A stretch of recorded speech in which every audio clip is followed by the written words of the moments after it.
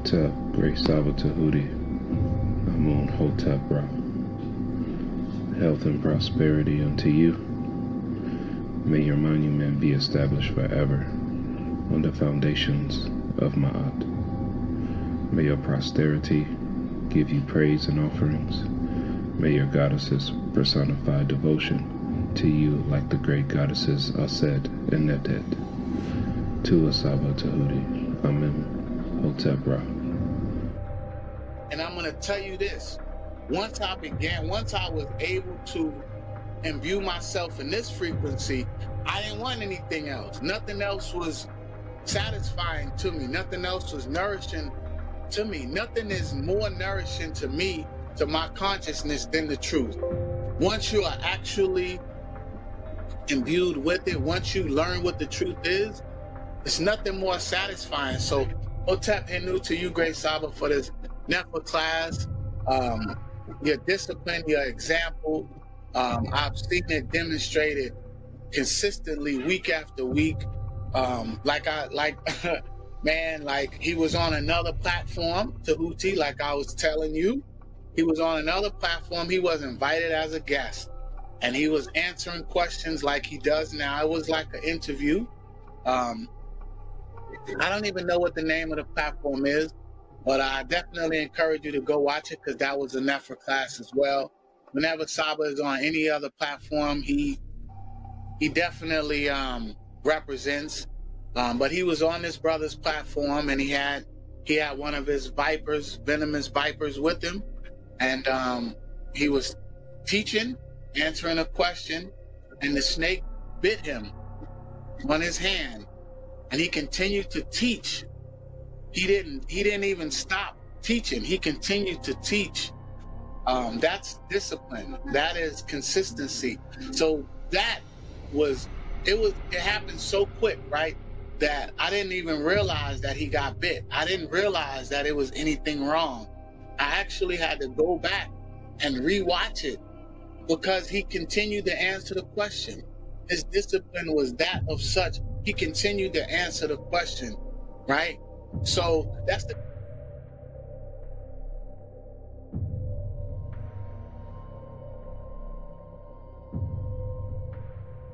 yesterday, you know what I said to him? I said, yo, Jabari, I said, it's because of Tehuti. He is now making me like being straightforward with people now. And they're going to be mad at you, too. They're going to be mad at Tehuti. Like, damn, Tehuti. I'm going to be straightforward with people. Because I can't do it no more. Say that again. It's because of Tehuti. Now you have to be straightforward with people. And yesterday, you know what I said to him? I said, yo, Jabari, I said, it's because of Tehuti. He is now making me like being straightforward with people now. And they're going to be mad at you, too. They're going to be mad at Tehuti. Like, damn, Tehuti. I'm going to be straightforward with people. Because I can't do it no more. Say that again. It's because of Tehuti. Now you have to be straightforward with people. And yeah, I have to be straightforward with people. I appreciate that. Yeah, and that's a good thing. You made me come out.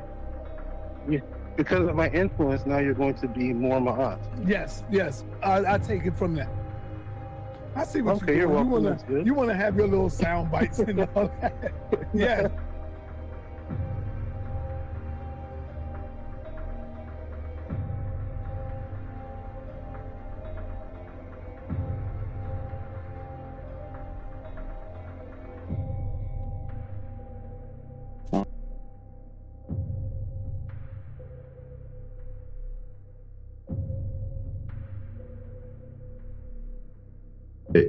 I have learned to understand how you teach. So you're a very directed person. So you put up how can I say, you every time you speak there is there's a sword and there's a shield, right? So there's something behind that, right? It's very directed. So you have a very controlled thought process.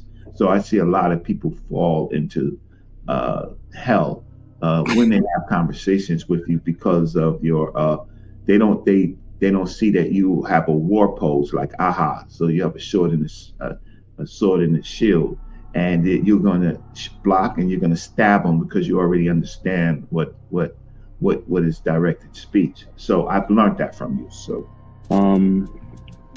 I just want to say Hotep, Henu to Saba. You definitely changed my life in so many ways, and I'm thankful. Since our first one-on-one, my whole circle, I just did a whole circle of my whole life. I just feel so different now. My dejed been hurting me, so right now I'm doing good. I'm doing better. Yeah, so I just want to say, with the hyperhidrosis thing, all I got to say is no sweat. You know what I mean? And a lot of people saying that, this is a scam, and, and it's definitely not a scam. I could say Saba scammed me in the good way, you know what I mean? So, I've been taking, my remedies, my rosemary, my sage, and it's definitely working for me. So I just want to say peace and love and Henu to Saba, and I'm forever in your debt. Forever in your debt. Thank you so much. Tua. So peace and love. The deepest parts of me that yearned for something I felt I was missing in my life has finally found what it was searching for. I now continue to find the answers to the deep, unanswered questions in my life because of my teacher, Tehuti. Who am I? What is my purpose on this earth? What happens after death? What is the truth, and how do I know this is the truth? Why have I been lied to so much in today's society? If I were to convey what Tehuti is giving me, it would take infinity to explain to you. Yet one word may encapsulate it all. Tehuti is giving me life, and I hope that one day you will walk through this door with me too, to see and feel the experiences of what life is, to receive a new love that you have never experienced before.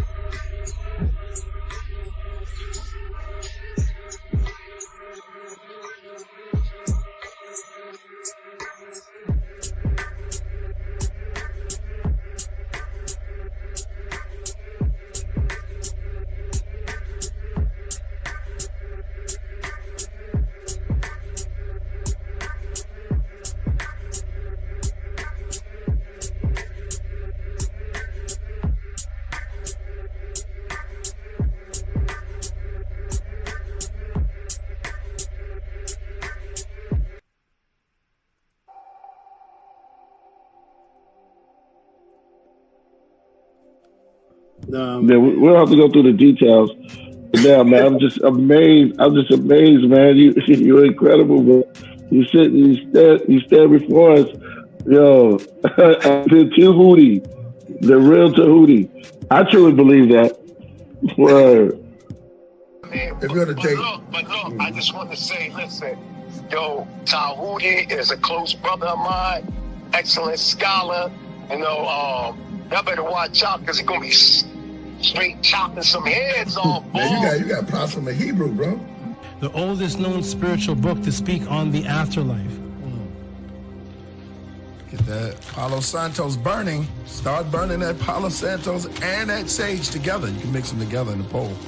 They gonna together. need Some frankincense oil in there. Oh my goodness. What's going on? What the blood seed, Lord? Brought out the holy tablet. Oh man. It's on. The Per M. Haru.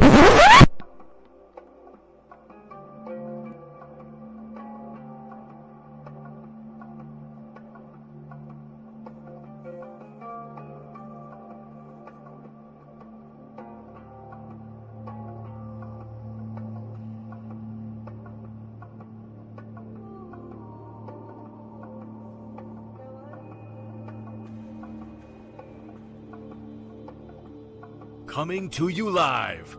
He has been teaching for over 20 years. A 9-0 record in official public recorded debates. You've heard many teachers out there before in the so-called conscious community, but none with the demeanor, calmness, and detail as Tehuti Amun-hotep Ra on such topics as breaking out of the matrix, truth on religious origins, underground conspiracies, secret societies, mental, physical, and spiritual health, the Anunnaki, the Neteru, Kemet and the origins of Mad, meanings and symbolisms of Meduneter, the only one who will stand in front of question of this wide range of subject matters, answer, question, and debate. Some have podcasts, but Tehuti is the teacher, so he has a pod class. Subscribe to the channel for updates, classes, and much more. Join the chat, call in, participate live. Get your notepads ready. Welcome to the Tehuti Pod Class. Open your mind.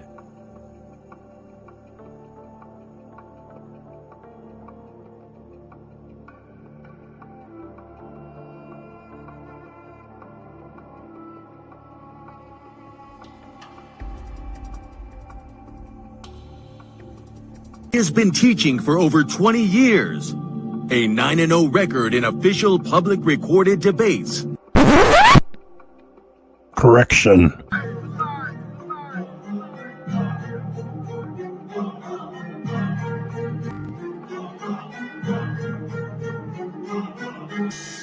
All right, man. You already know what it is. That's the anthem for the debate music. Y'all already know. We got our brother Tehuti in the building, and he is going up against a heavy hitter, you know, who have been featured on this platform for a while now, Vocab Malone.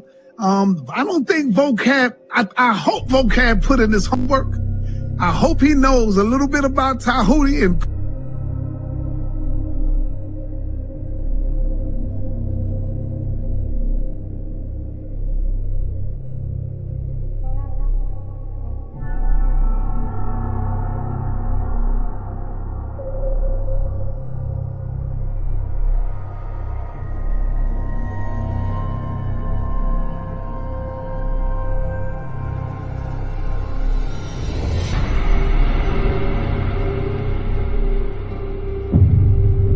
I appreciate everybody. Press 1 for Tehuti. Press 2 for JJ, y'all. Yes, I appreciate always being here. It's fun, it's educational. It's good to hear all these crazy views and just hear where people are coming from. Peace and love, everybody. Check me out every Friday, 7 p.m. Pacific on the Tehuti Podcast on YouTube.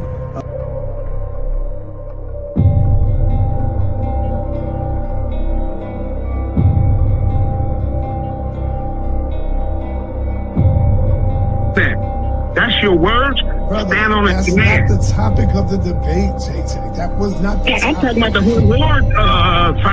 I'm talking about the whole misinformation. I don't give a damn about the topic of the debate. No, if you look at the community wall, I mean, damn, Tehuti is like dusting you on that shit. He killing you, Jay. And this is why you upset.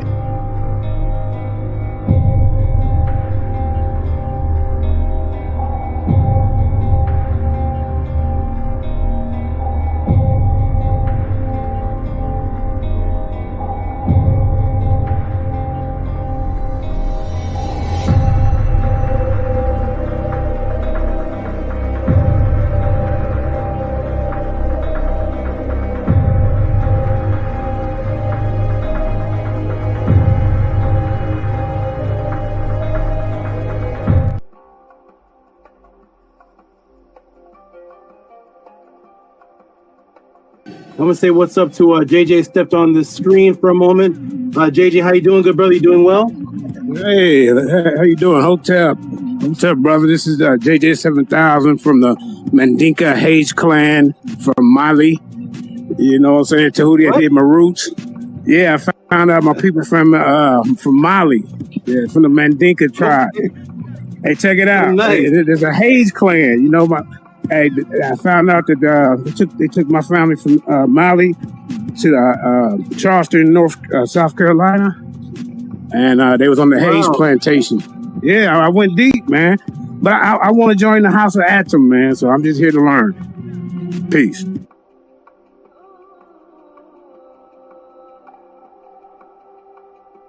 The correlation of her not being a literal person with having the sun on her head. I'm trying to link in why you're bringing up the sun is on her head.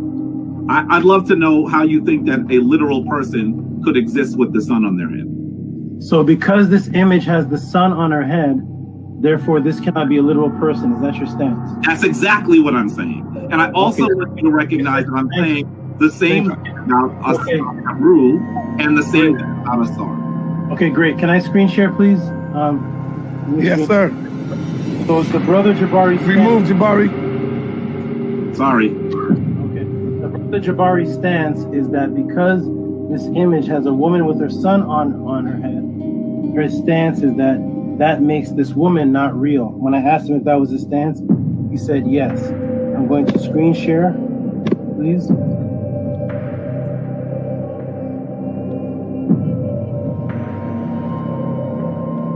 That is the premise that we are using.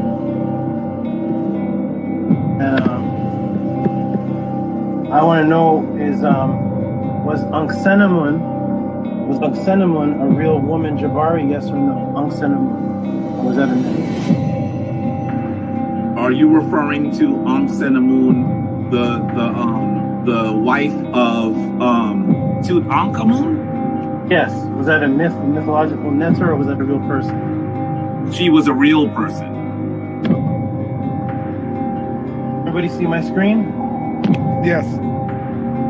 Everybody see Unksenamun with the same sun on her head and the same two horns on her head that the statue of Upset has? Everybody, can you see that sun in her? Yes, we see it. Okay, this woman is Unksenamun. She has the sun on her head, the exact same sun on her head, and she has the horns on her head that Osset had on her head. And I made sure I asked Jabari clearly, what is the purpose of bringing up the sun? Is it because this woman has the sun on her head? Does that make this woman a myth or untrue? And he said that is his stance. Well, here we have a real person that the brother Jabari just acknowledged as a real person with the exact same symbol on her head, and nobody's going to ask what's the temperature of the sun. So we need to erase. So wait. Let me see. I got to finish though. I got to finish. Go ahead. We need to remove, Jabari. You need to remove the statement that you made, the premise that because you said because, and you agreed that because this woman has a sun on her head, then that makes her unreal. When Unksenamun is a real woman, and can everybody see the sun on her head? That's a real woman. So yes, real women are depicted with images of symbolic suns on their head. Can I ask you a question, dear brother? But as soon as you acknowledge, my good brother, as soon as you acknowledge that having a sun on your head does not make you unreal. And you answered and you agreed with your stance. I think you're not my question. You are not answering my question. You are not, and I know you are. That's because you have a smirk on your face, because you know you're not answering the question. And this is a simple question. In fact, you asked me when we started to go back to the question. I don't know to watch the videotape of being beaten, but let me show you the videotape again. Because we could have started someplace else. But you asked the question. And I started by asking you how hot was the sun. All right. Let me say something. Let me finish on that. And I wanted you to explain to me whether it is possible for a literal person to have the sun on their head. And you are not answering that as yes or no. I'm not sure. That's your question. Is it possible? I've asked it like 7 times, brother. It's not possible, and that's why that is symbolism. I'll send one and I'll set one here. Answer the question. You're not answering the question. Is it Let me ask you again. It's not possible, but you set your premise already. This is 8. This is 8. I'm gonna ask it to you one more time, and hopefully you'll give me a clear answer. Is it possible? Is it possible for a literal person to have the sun on their head? No. Oh, good. Thank you. Thank you. Thank you. Okay. All right. Let me right quick. Yeah, sure. Now, Jabari, you know I love you, brother. You did get hit with a straight right on this one right here. If the brother asks you, Jabari, hold on. In all fairness, the brother asks you Now, I agree.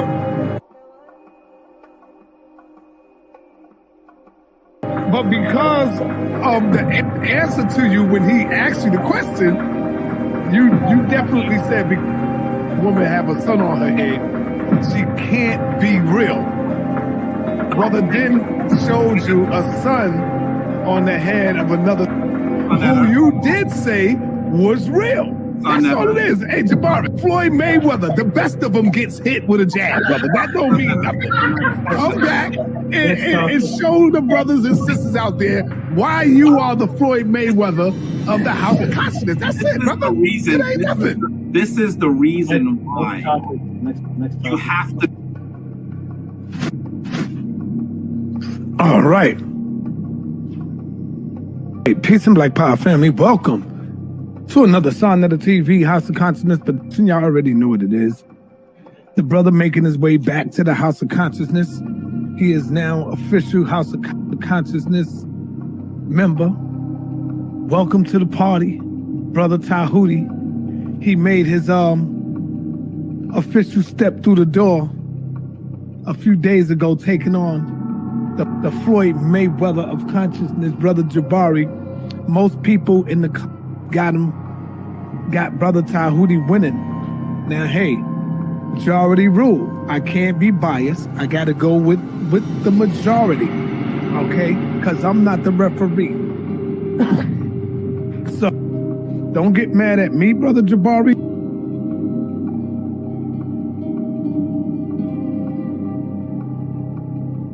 Oh, man. Well, I just got to keep it real. I'm going to keep it real, man. I can't be biased when it comes to this, you know. I got to show love to everybody because I'm bringing on the people on the platform. I got to keep it real. Check, right or wrong. So as it stands now, I'll have to go ahead and give the win to Brother Tehuti. Now, I know a lot of y'all might get mad, but I'm going with the majority rules. It's the people who is making the call. Don't get mad at me, Jabari. You know I love you. You know I love you, Dr. Anika.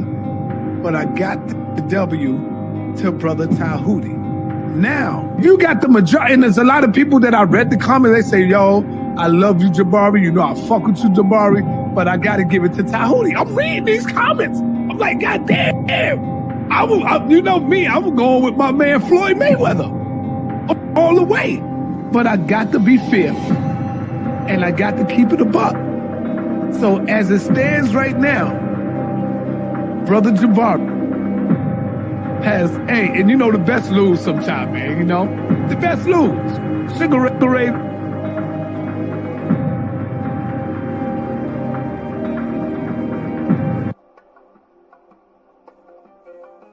See, when you look at Floyd Mayweather, in order to beat him, you got to knock him out. In Tehuti, you gave Jabari a little knockout hit. You know what I'm saying? Because you caught him. I'm going to be real. You caught Jabari in that opening argument when you asked him about the sun. I got to give you that. And then you caught him again later on when you asked him about something else. I'm giving you that. How could I be biased? Everybody know I fuck with Jabari. See, when you look at Floyd Mayweather, in order to beat him, you got to knock him out. And Tehuti, you gave Jabari a little knockout hit. You know what I'm saying? Because you caught him. I'm going to be real. You caught Jabari in that opening argument when you asked him about the sun. I got to give you that. And then you caught him again later on when you asked him about something else. I'm giving you that. How could I be biased? Everybody know I fuck with Jabari. I just gave Floyd Mayweather his first loss to this brother.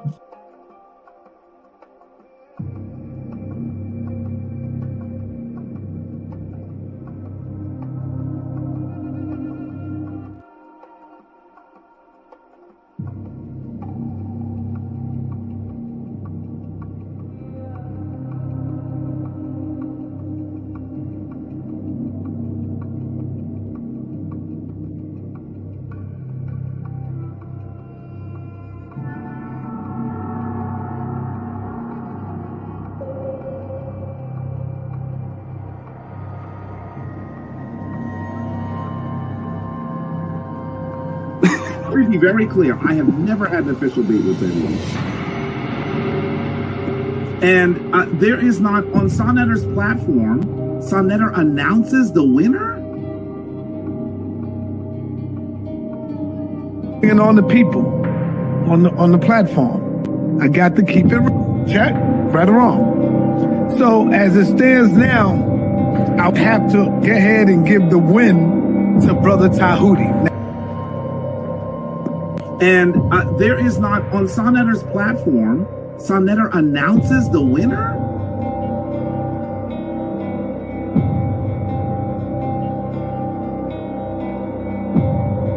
We got Zion the Lion, and of course, we got Tehuti making his debut, coming in the ring with Brother Jabari.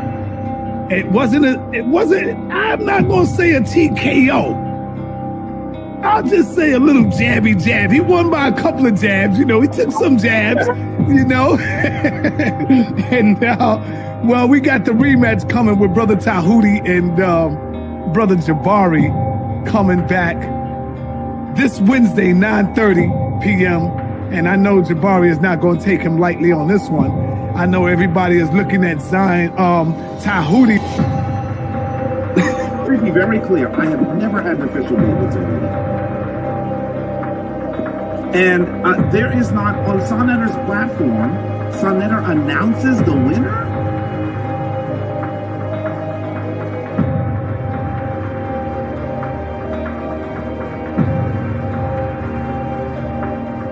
Damn, we have Tehuti and Brother Jabari is coming back. Brother Jabari will be back for a rematch coming Wednesday night.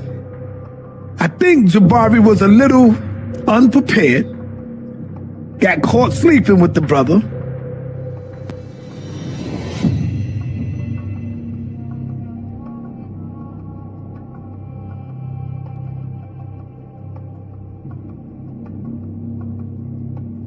Shout out to HOK. I definitely think it was an upset. I said Jabari did a good job. I just don't think that he won. I said Brother Jabari did a good job, but I just simply don't think that he won.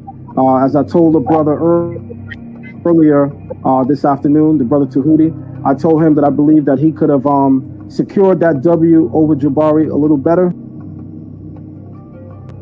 And there is not, on Sonetter's platform, Sonetter announces the winner?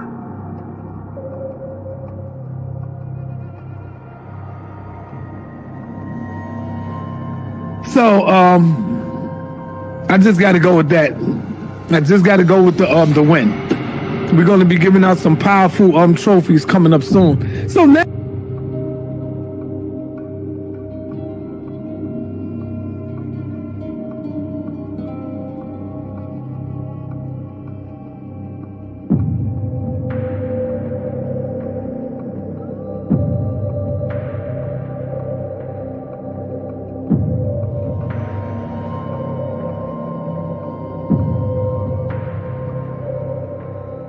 So, I just got to go with that. I just got to go with the win. We're going to be giving out some powerful trophies coming up soon. So now, Zion Lex is coming out. Tehuti is making his way. He's jumping out, going straight to the top right now. Brother Shaka gave me a call the other day. Yesterday, matter of fact, Sunday. Brother Shaka almost gave me a call on Sunday and said straight up, Sarnetta, yo, Sar, I think Jabari jumped out the window and he wasn't prepared for the brother's questions. Now, this is Shaka Utmost. And there is not, on Sarnetta's platform, Sarnetta announces the winner?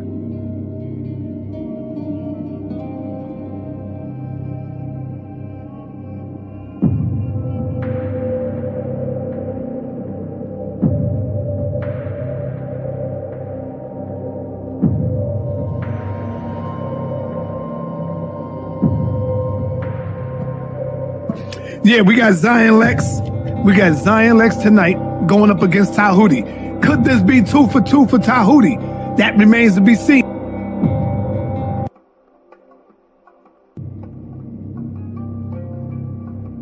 I've beaten people. The winner was announced by Sarnetta. The winner was announced by the judges. I have the certificate, the proof. I have Sarnetta saying I beat Jabari. I have all the judges saying I beat Kemet. You have me saying you beat Jabari. Right? Yes. You got me saying you beat Jabari. If I said you beat Jabari, he can't be Floyd Mayweather, bro. That is exactly the point. So shall I screen share again? I mean, I have to keep doing this to people. I must have been half asleep or some shit. I don't know. Go ahead.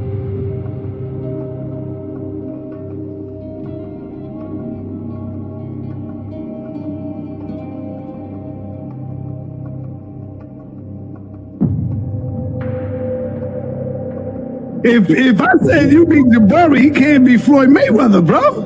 That is exactly the point. So shall I screen share again? I mean, I have to keep doing this to people.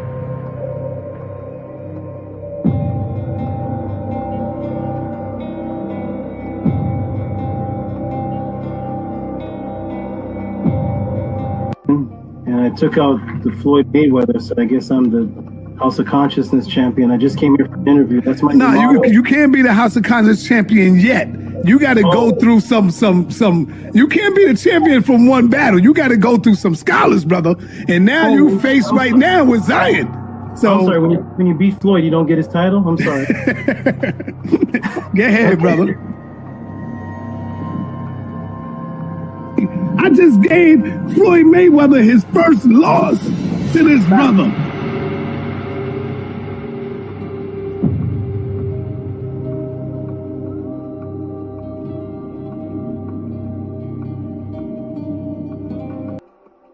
Let me ask you something. Where did you hear me make this claim? What event took place where you heard me making this claim? Have you ever seen me before on here? Yes, was it any kind of debate that happened where I was making the claim, or you just saw me on Senator TV? I think you was going at it with Jabari. Is that one? Yes. That's how you know. That's the reason why you know that I came in for my first interview and you immediately called it where the Natiru real, and then Jabari came in, and it was the first and last and only debate on that topic in all of the Kemetic since Dr. Ben till now. That's never been debated. Me and Jabari. So thank you for hosting, making history. That was the very first debate ever took place on that topic, right here on Senator TV.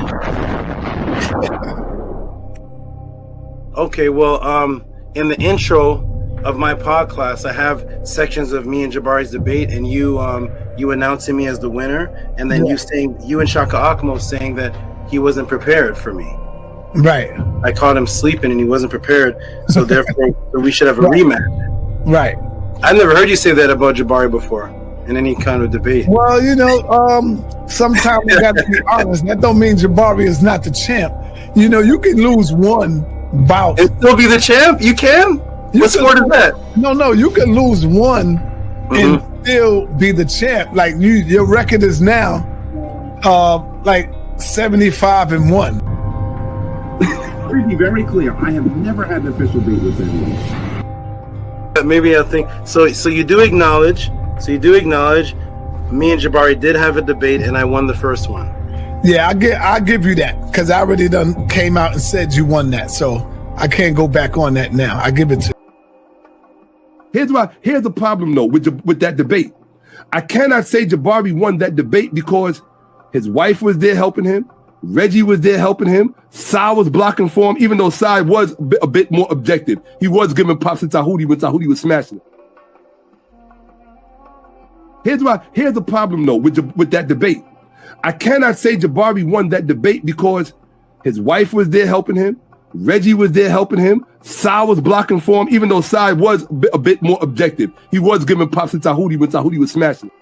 I discovered Tehuti on Sanetta TV. He was at the Jabari debate. He was a brutal one, very brutal. And I was one of the Jabari follower, and Tehuti won me over.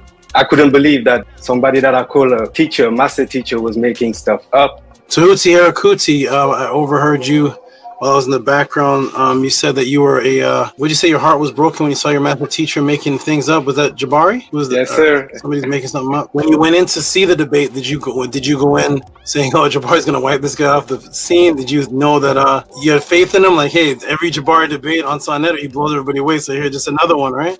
Yeah, I mean, I saw all his debate. You know, they claim him as the Floyd Mayweather. That time, I mean, it was just unbelievable. I was like, they need to give you the title, and until today, I'm still waiting. They still don't give you no title. I mean, in the same time, I feel this title is too little for you. It really was not a match. Hey, Mary Sekhmet, while I'm getting this ready for you, because I'm trying to fix something here.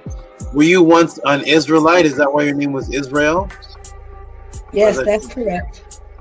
For many years. How long did you come out of it before you came across me? Just recently. It's not even been a month, sir, since I've had a full understanding thanks to you. So do I. Oh, so you coming out of the Israelite is a part of you attending the podcast. Oh wow. Were you in it over 5 years? Yes. A few decades since I was a young adult. Wow. Give her a round of applause, please, Annie. That's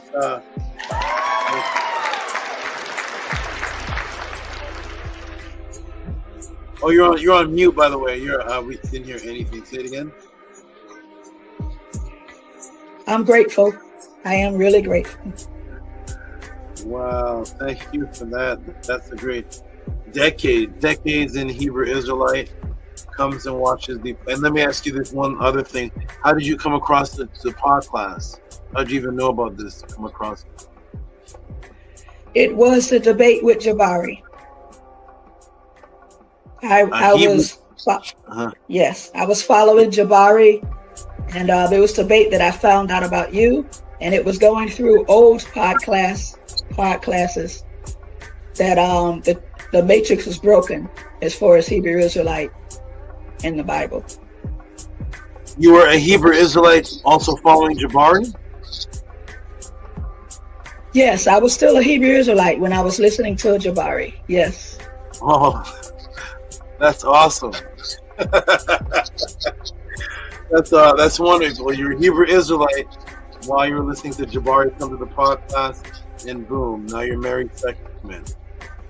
Wonderful. That's great to hear. Okay, that's what I'm talking about. Everybody, go out there, do your job, hit the people, break the matrix, bring them here to the podcast, save people's lives. Imagine dedicating yourself for decades to something, and then it's like, oh my gosh, wait a minute, this isn't true?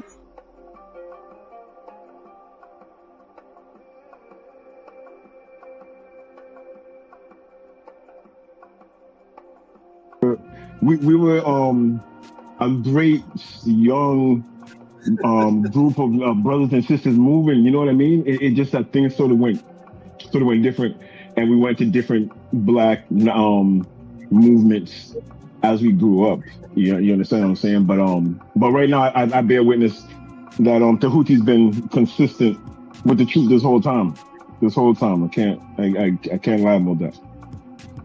That's a fact.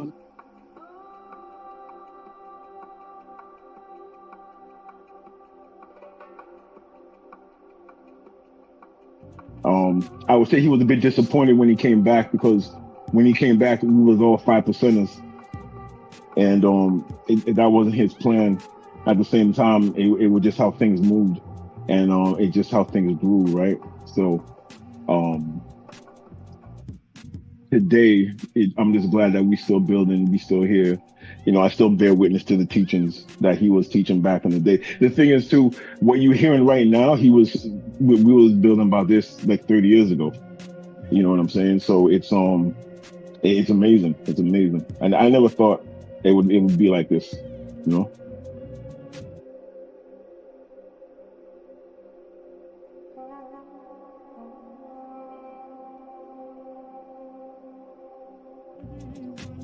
Let me know if you're here, whether it's on here or whether it's in the message system. I'll be back, everybody. Peace and love. Definitely, Dome Daily, you can stay on if you want. Build with the people. The people rarely get to see somebody who knew me from, what was it? Was it the 90s? What year was that? 89? It was like 89, 88 to 92. Yeah, it was just a long time ago. 89. Anu, what were you doing in 89? I was doing at the church. Oxafek, what were you building on in 89? What were you teaching on? I was a sperm. I was in my father's, area. Swimming in my daddy's big. Mm-hmm. Okay, maybe Primordial. I know he was the Primordial. He's gonna give up his age now. What were you doing in '89, brother? What spells were you breaking? What were you doing in '89? I was only 3 years old, running around, acting whatever. Yo, we were.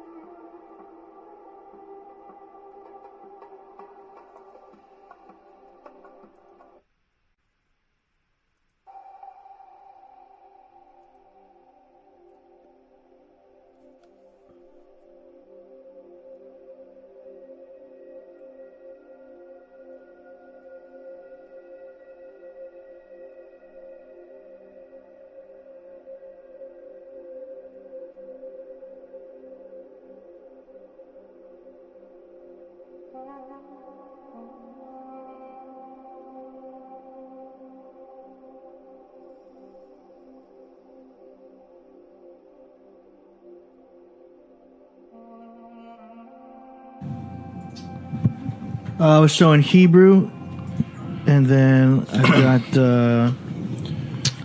this one right Hang on here. a second. This one's also Hebrew, showing the firmament and Sheol. Okay, this depiction right here, this is an ancient Hebrew tablet That's in a museum? This is an ancient Hebrew papyrus that we can date, or what is this? There's a few you can choose from. We've got the one that we were Egyptian- looking at, the one that I'm asking about, is that picture, that Hebrew picture. This one's Hebrew, yeah. That was found, this picture was drawn by the ancient Hebrews? There's quite a few drawings. No, I'm not asking if there's quite a few. Maybe I'm not being, can I be heard? Okay, the image that was on the screen, can we go back to the image? I don't know why I keep jumping. Because there's so many. 80, yeah, but can you stick to the one that you showed? That's why I like to do things step by step. I know everybody likes gish, gallop, and jump. Okay. I do things nice and slowly, and that's how you catch people. Nice and slow. Okay, catch me. The image that you're showing right there that's being called a Hebrew image, is this an ancient papyrus image in a museum, or that can be dated back to the ancient Hebrews? Just yes or no? We're not familiar with museums, so no. Can this be dated? This image that we're looking at here, this color image, this is an ancient. Why is it moving? Oh, okay. Everybody okay? It's the same one. No, okay, can we stick with the? It's all the same one. I know people like to jump. That's how you cause the chaos. You can forget the argument. This is why I win debates, because I stick with the one thing and I'm not moving. So the one image, I'm asking a straightforward question to everybody on the panel: is this an ancient Hebrew image that can be found dated to the ancient Hebrews? Just yes or no. This exact CGI rendering of it? No. Okay, on to the next person. Lord Jamar, is this your Hebrew image that you're presenting that can be traced back to the ancient Hebrews? Yes or no? That is an image that I understand to be an ancient. Their depiction of their cosmology. Where can we find this ancient image? Is that an actual one from some? I don't know, man. See.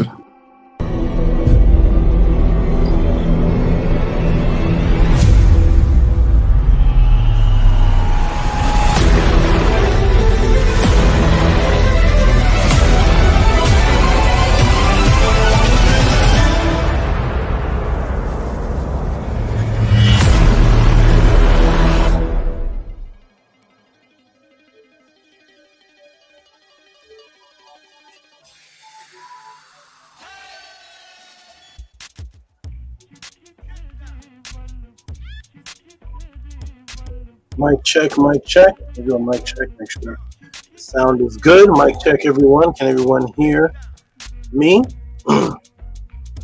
Screen looks clear, but I want to make sure the sound is good. Press a 9 if you can hear me. Press a 9 if you can hear me.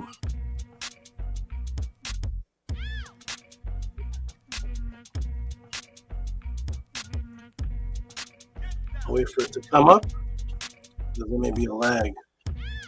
Peace and love to all the great students. Peace and love to everyone in the chat, whether they are new, whether they have been coming and attending the House of Attend for years. Hotep and greetings to you. Hotep is a reciprocity word. It means to give something for the better good and to receive something. It's a palindrome word.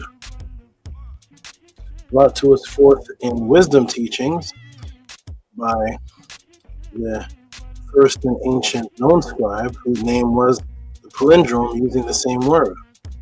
His name was Ptah Hotep.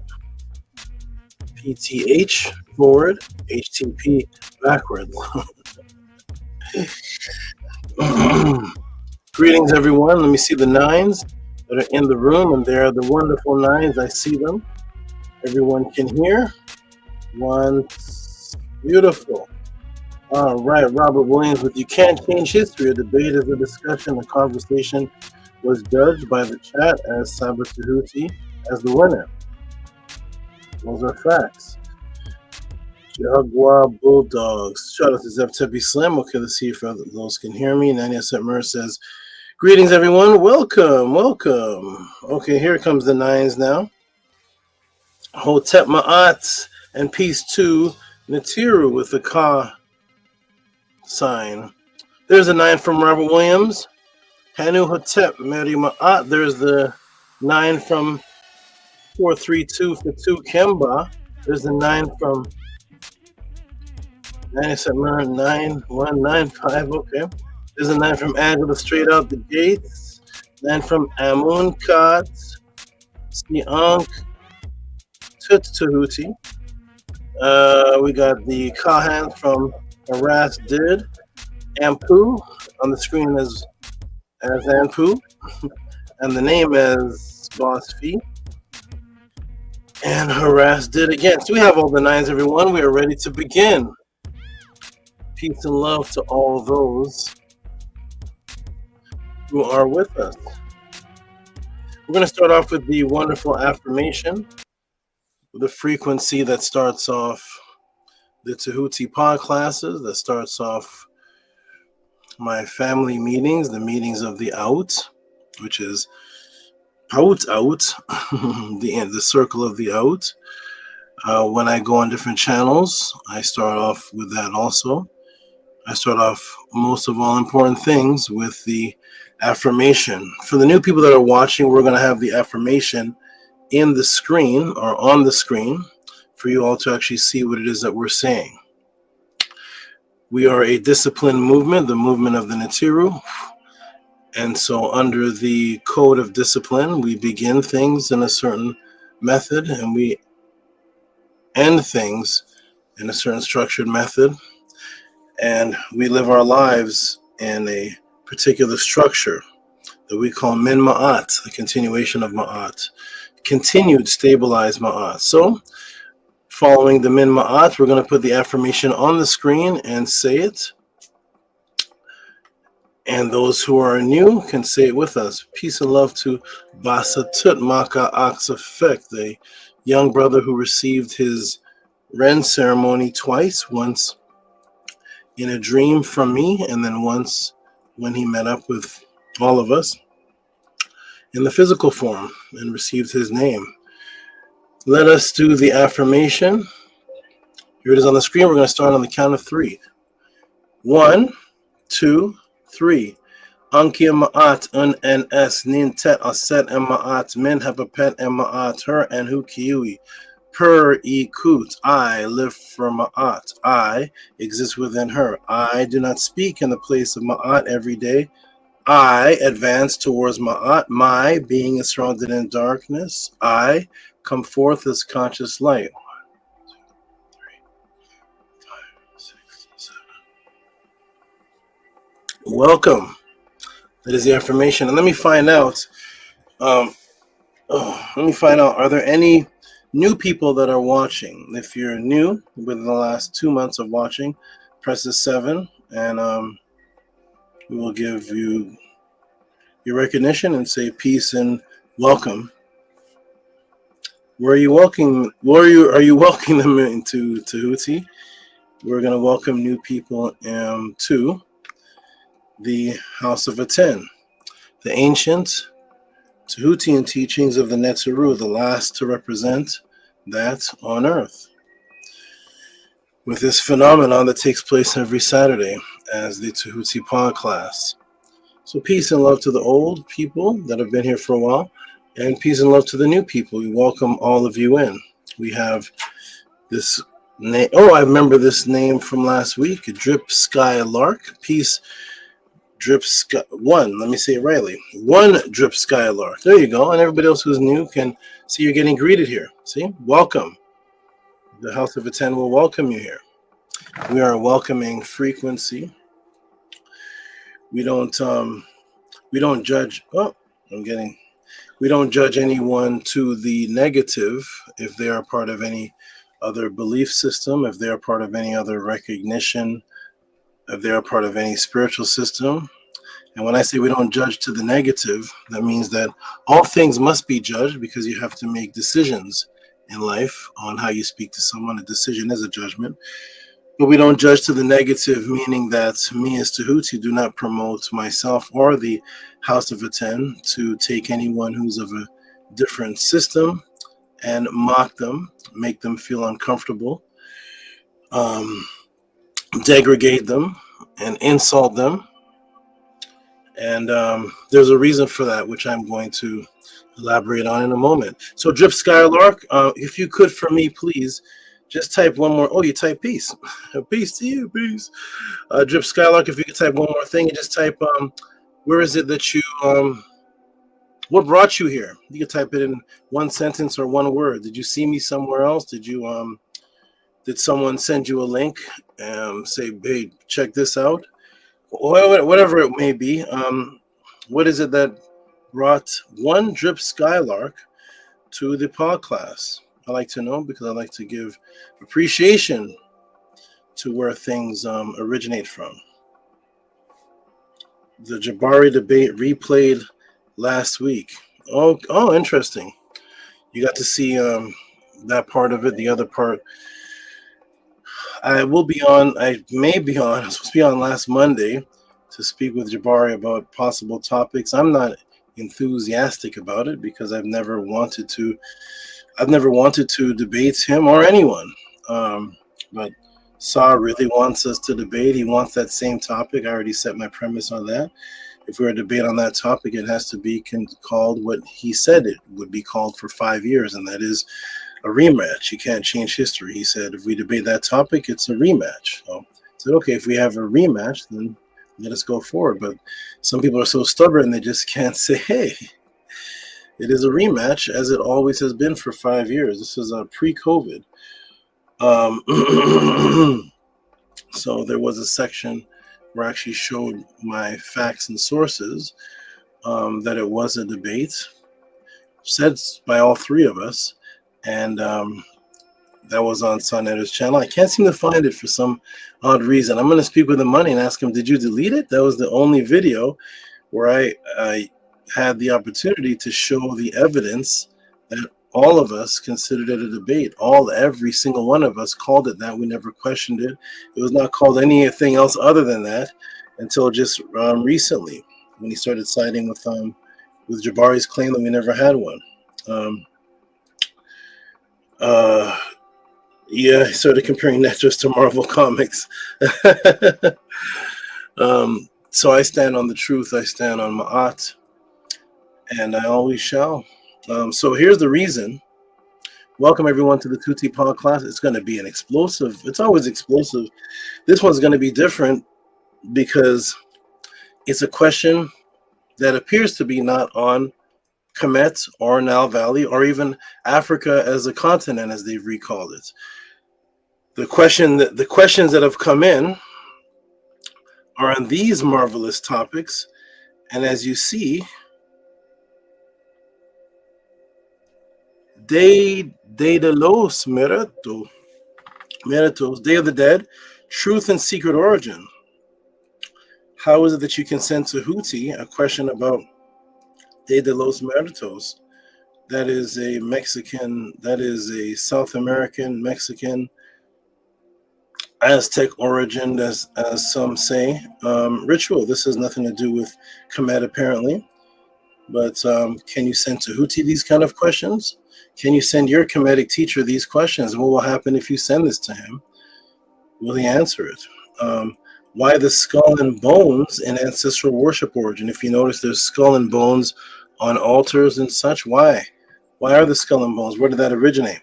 What is this Kemetic papyrus that's scientifically verified to atheists, that pertains to what happens to the human anatomy and trickled into these rituals? The actual aspect that happened to the human anatomy trickled into these rituals, and now they're practiced ritualistically, but the Kemetic papyrus from 1990 BC state that it happened anatomically, and thus it's echoed into ritual. Is the color black the color of death? Seasonal holiday psyops. What is that? That is going to be very interesting to reveal. What is seasonal holiday psyops? What is this person getting injected in the arm? What is that? How does that tie in? What's happening here? It's going to be a wonderful, wonderful pod class with many, many topics answered as usual. So let me go ahead and start by saying that the reason why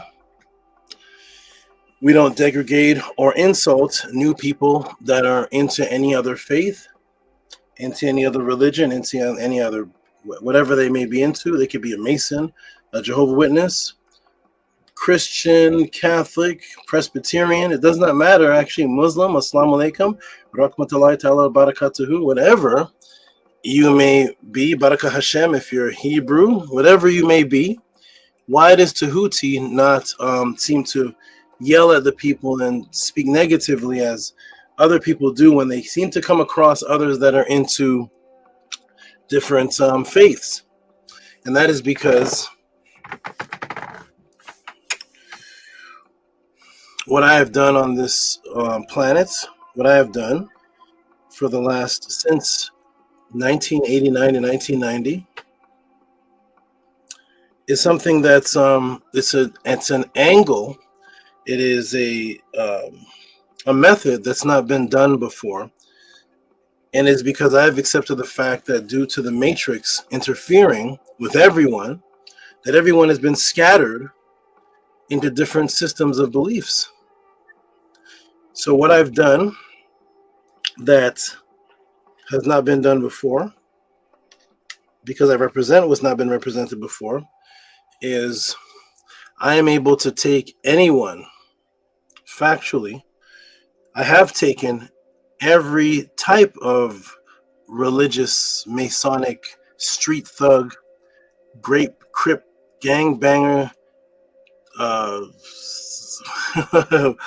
blood, Rastafarian, Muslim, Christian, Jehovah's Witness, Hindu, Buddhist, and done what no one has done before, and that is, has it ever been a case in history where there's been a movement where where someone has cleansed someone from all those spiritual aspects of the matrix and brought them into the acknowledgement of the Nitiru? If that's been done before, I would like to join with them so we can combine energies. So far in history, that has not been done.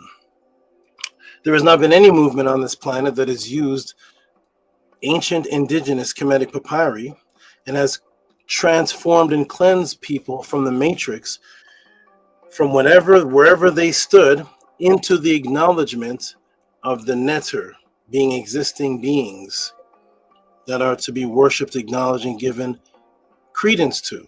It's never been done on Earth. If so, we need the movement that's doing that.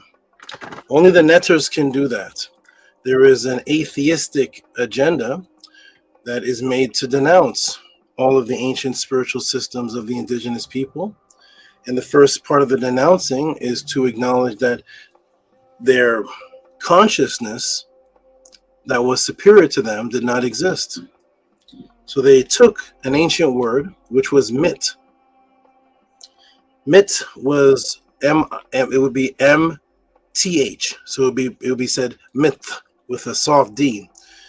T-H, like myth. And that word was the word for truthful stories. And the Greeks took that word and they continued with the tradition that myth was a word for truthful stories. By the time Eusebius and others, Christians, got their hands on this word, they transformed the meaning of the word. And the meaning of the word now means something that did not happen.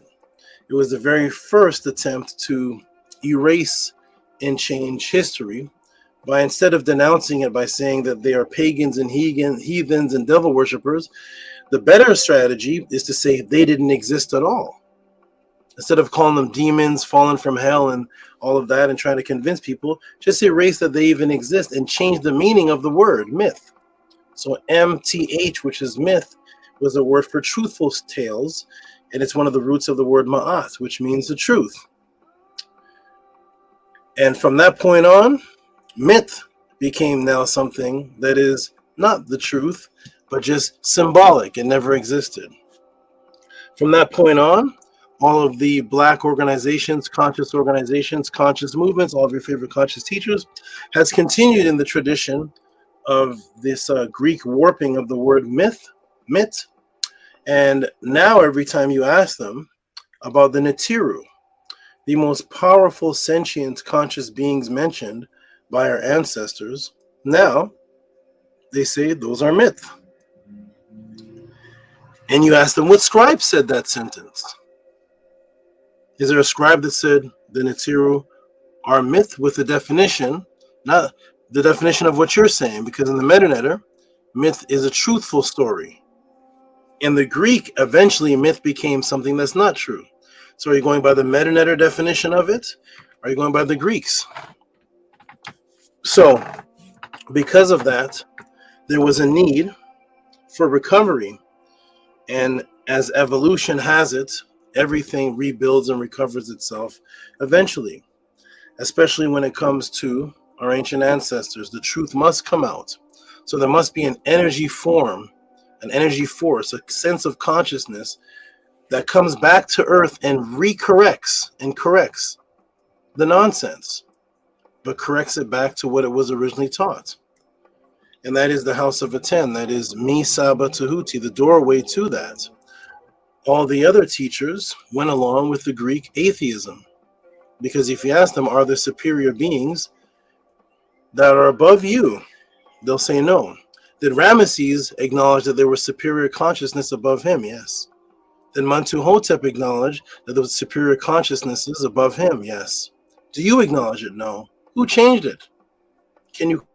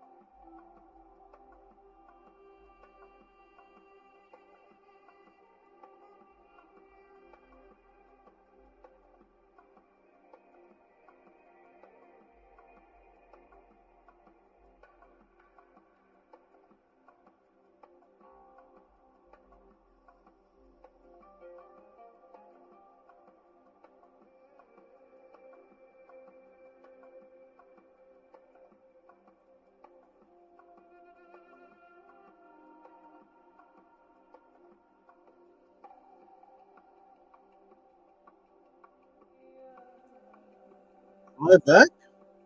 Am I back? Press the 9 if you can hear me. Everything went black on the streets, in the houses. Everything went black. For a couple seconds.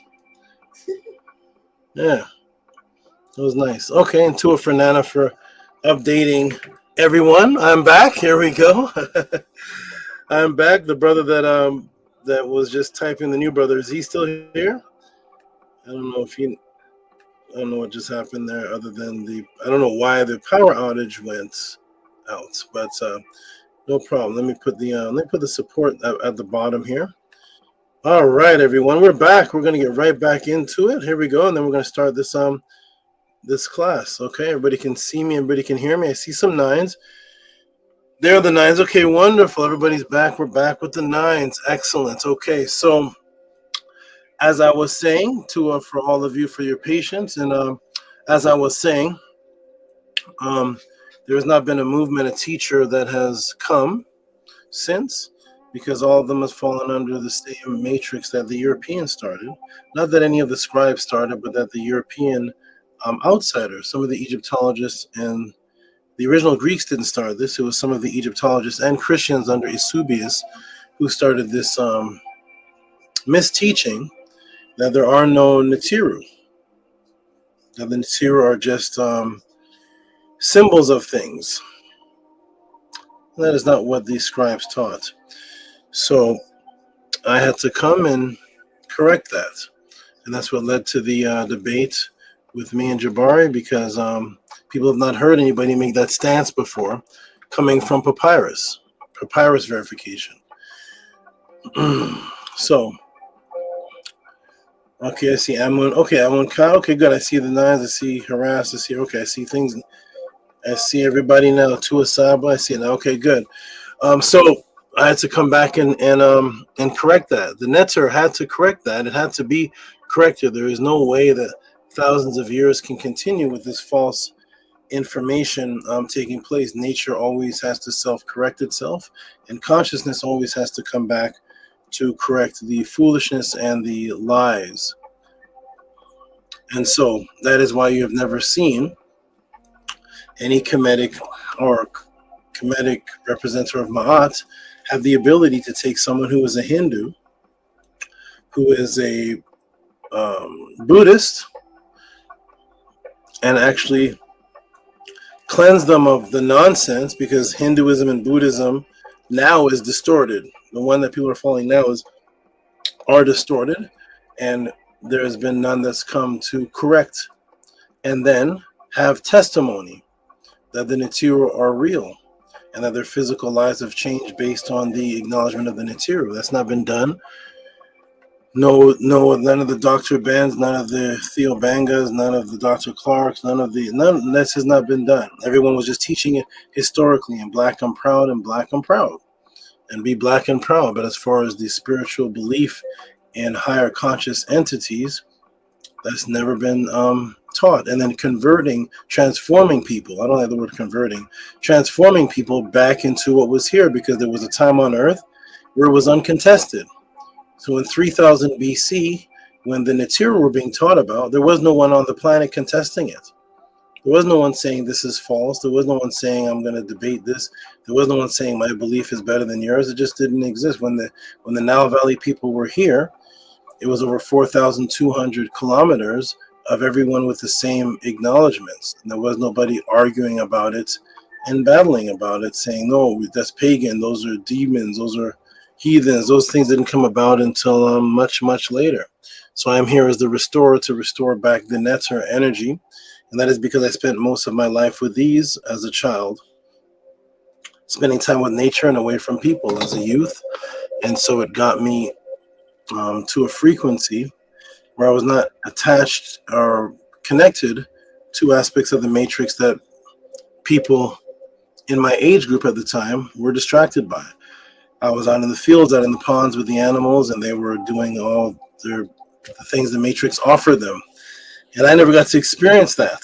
So because of that, my mind state never shifted since I was a child, since I was a youth. I never got involved in the things that were the distraction, and things that would alter your body and your mind, and all the out night clubbing and smoking weed all hours of the night and doing all these all the TV shows and going to the movies and all these different things. And I've never had that. Ever since I was a youth, I rebelled against the Matrix. I was thrown out of every school that I've been in. I've been expelled from every school. I would only break into the schools to hide in the library so I could go into the hallways and teach the students when the schools were on recess. And I did this for most of my youthful life.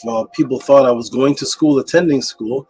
My report cards are not taken back home because there's no report cards, because I'm actually in non-attendance.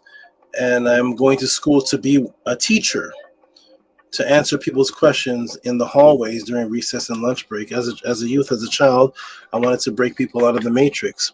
As a youth, I was using the term Matrix before the movie came out. Breaking people out of the Matrix was a term that I was using long before there was such Keanu Reeves or wherever. When the movie came out, I was happy. I was like, hey, that's great. The Matrix is a movie now about breaking people out of their. This is great. So I was raised up like that. My first interactions with people, I began to see what the ability was that I had, and that was, if I stay just like this and speak the truths, people become radical. And they end up off balance, and they end up shifting a frequency. They end up doing something that is completely opposite than what they were doing prior to. And I realized that the impact of words were affecting people. So I changed my name as a child, as a youth, to the Word. I used to call myself the Word. It was Kalim back in those days. And that was the Word, because I believed that word frequencies could change reality. And so I ended up in conversations and debates. And I ended up in a conversation and debate with my mother's pastor, because my mother was going to throw me out of the house. And she was the judge. And she said, if I lose the debate, I'm going to get thrown out of the house. And so I had a debate with him for 5 hours. She threw him out of the house, saying that he was an embarrassment. And then he put a restraining order on me. So this is my first interaction of the effect that I have on people by having people behave out of character. When you see people, even now you all are witnessing, when you see people that were once in the house of a 10, then all of a sudden they go and do a complete change of behavior, of character, a complete change of how, oh, yeah, I just saw that person. How are they gone now? What took place? Nothing in this tangible world took place. The transformation took place within. And I noticed that when I speak to people, I bring the hydrogen peroxide. I bring the nastiness out of them. You have to bring the nastiness to the surface like a pimple, or the hydrogen peroxide brings the germs to the surface. Then you clean that off, and then you repair the wound. Most can't get past the hydrogen peroxide stage with me, and they begin to zoop, zoop, and you see people behave one way, and you're like, how did that happen? I didn't see this coming. What happened? Nothing happened. Other than there is a frequency change that took place within them. So I noticed that when I talk to people, they would do things like put restraining orders on me from churches, and that's never been done in Earth's history. Has it been? If anybody could type it where it's been done, I would like to see, but I don't think that's been done in Earth's history, where there's a restraining order against the churches, not people, churches. So that's a complete change of character, because this pastor was in arguments with people all the time. Arguments with Jehovah's Witnesses, arguments with other religious people, arguing with Muslims all the time. He was a pastor. He was agreed to arguments all the time. But now he argues this little child, this little boy, and I'm just talking to him just like this, and I'm moving my head with his head.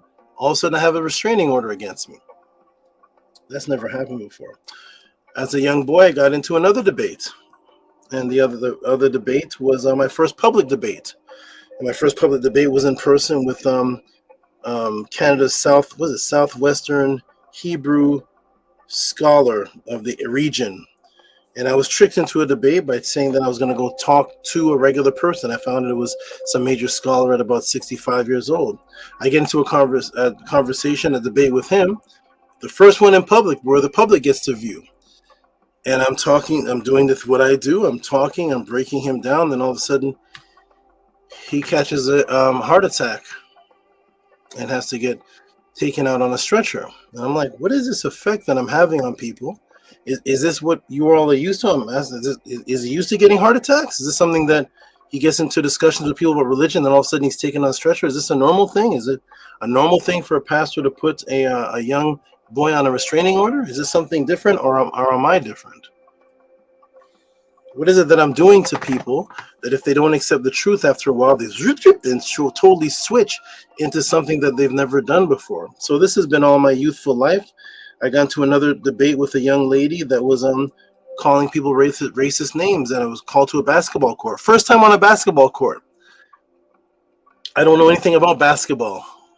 I don't know anything about whatever it is that I wasn't doing. I was in the ponds in the forest.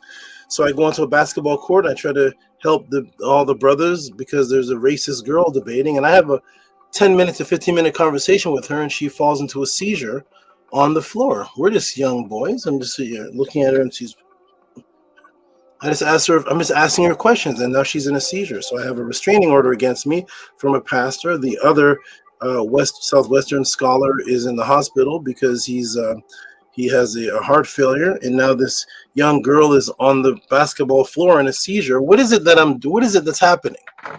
What is it that's happening when I'm talking to people and I'm transforming people to the truth just as rapidly? So either the people are transformed to the truth and they're changing their lives, or people suffer heart attacks or leave and do some different things that are very strange.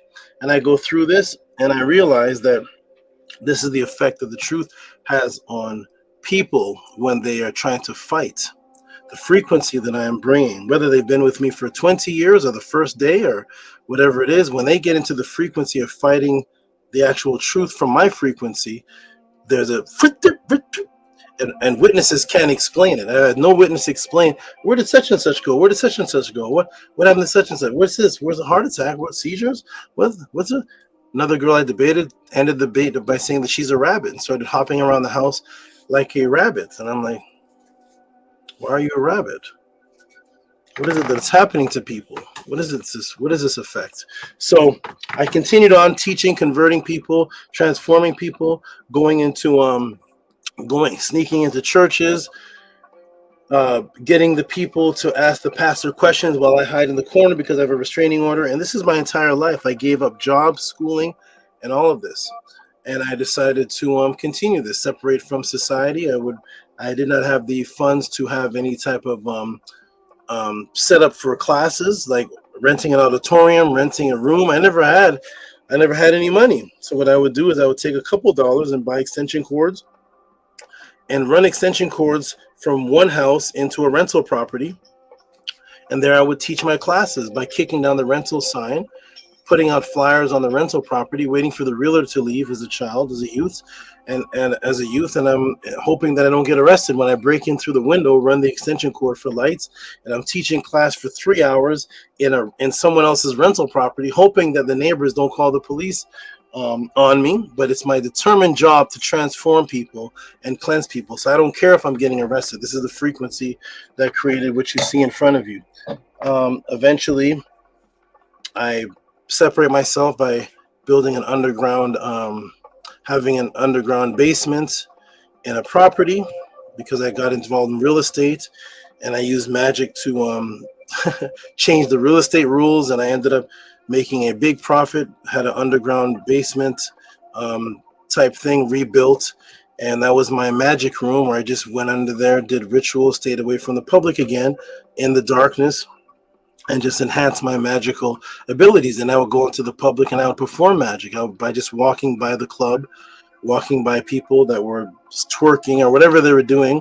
And I just walked by, and I'd have like a coin flying by my head around my body, paying no attention to it. And then people would ask me, what's that? What is that? And then from there start a conversation on consciousness. And I would just transform people by showing them magic and then transforming that into a conversation about higher levels of consciousness. And I would do this all around Atlanta, all around Canada.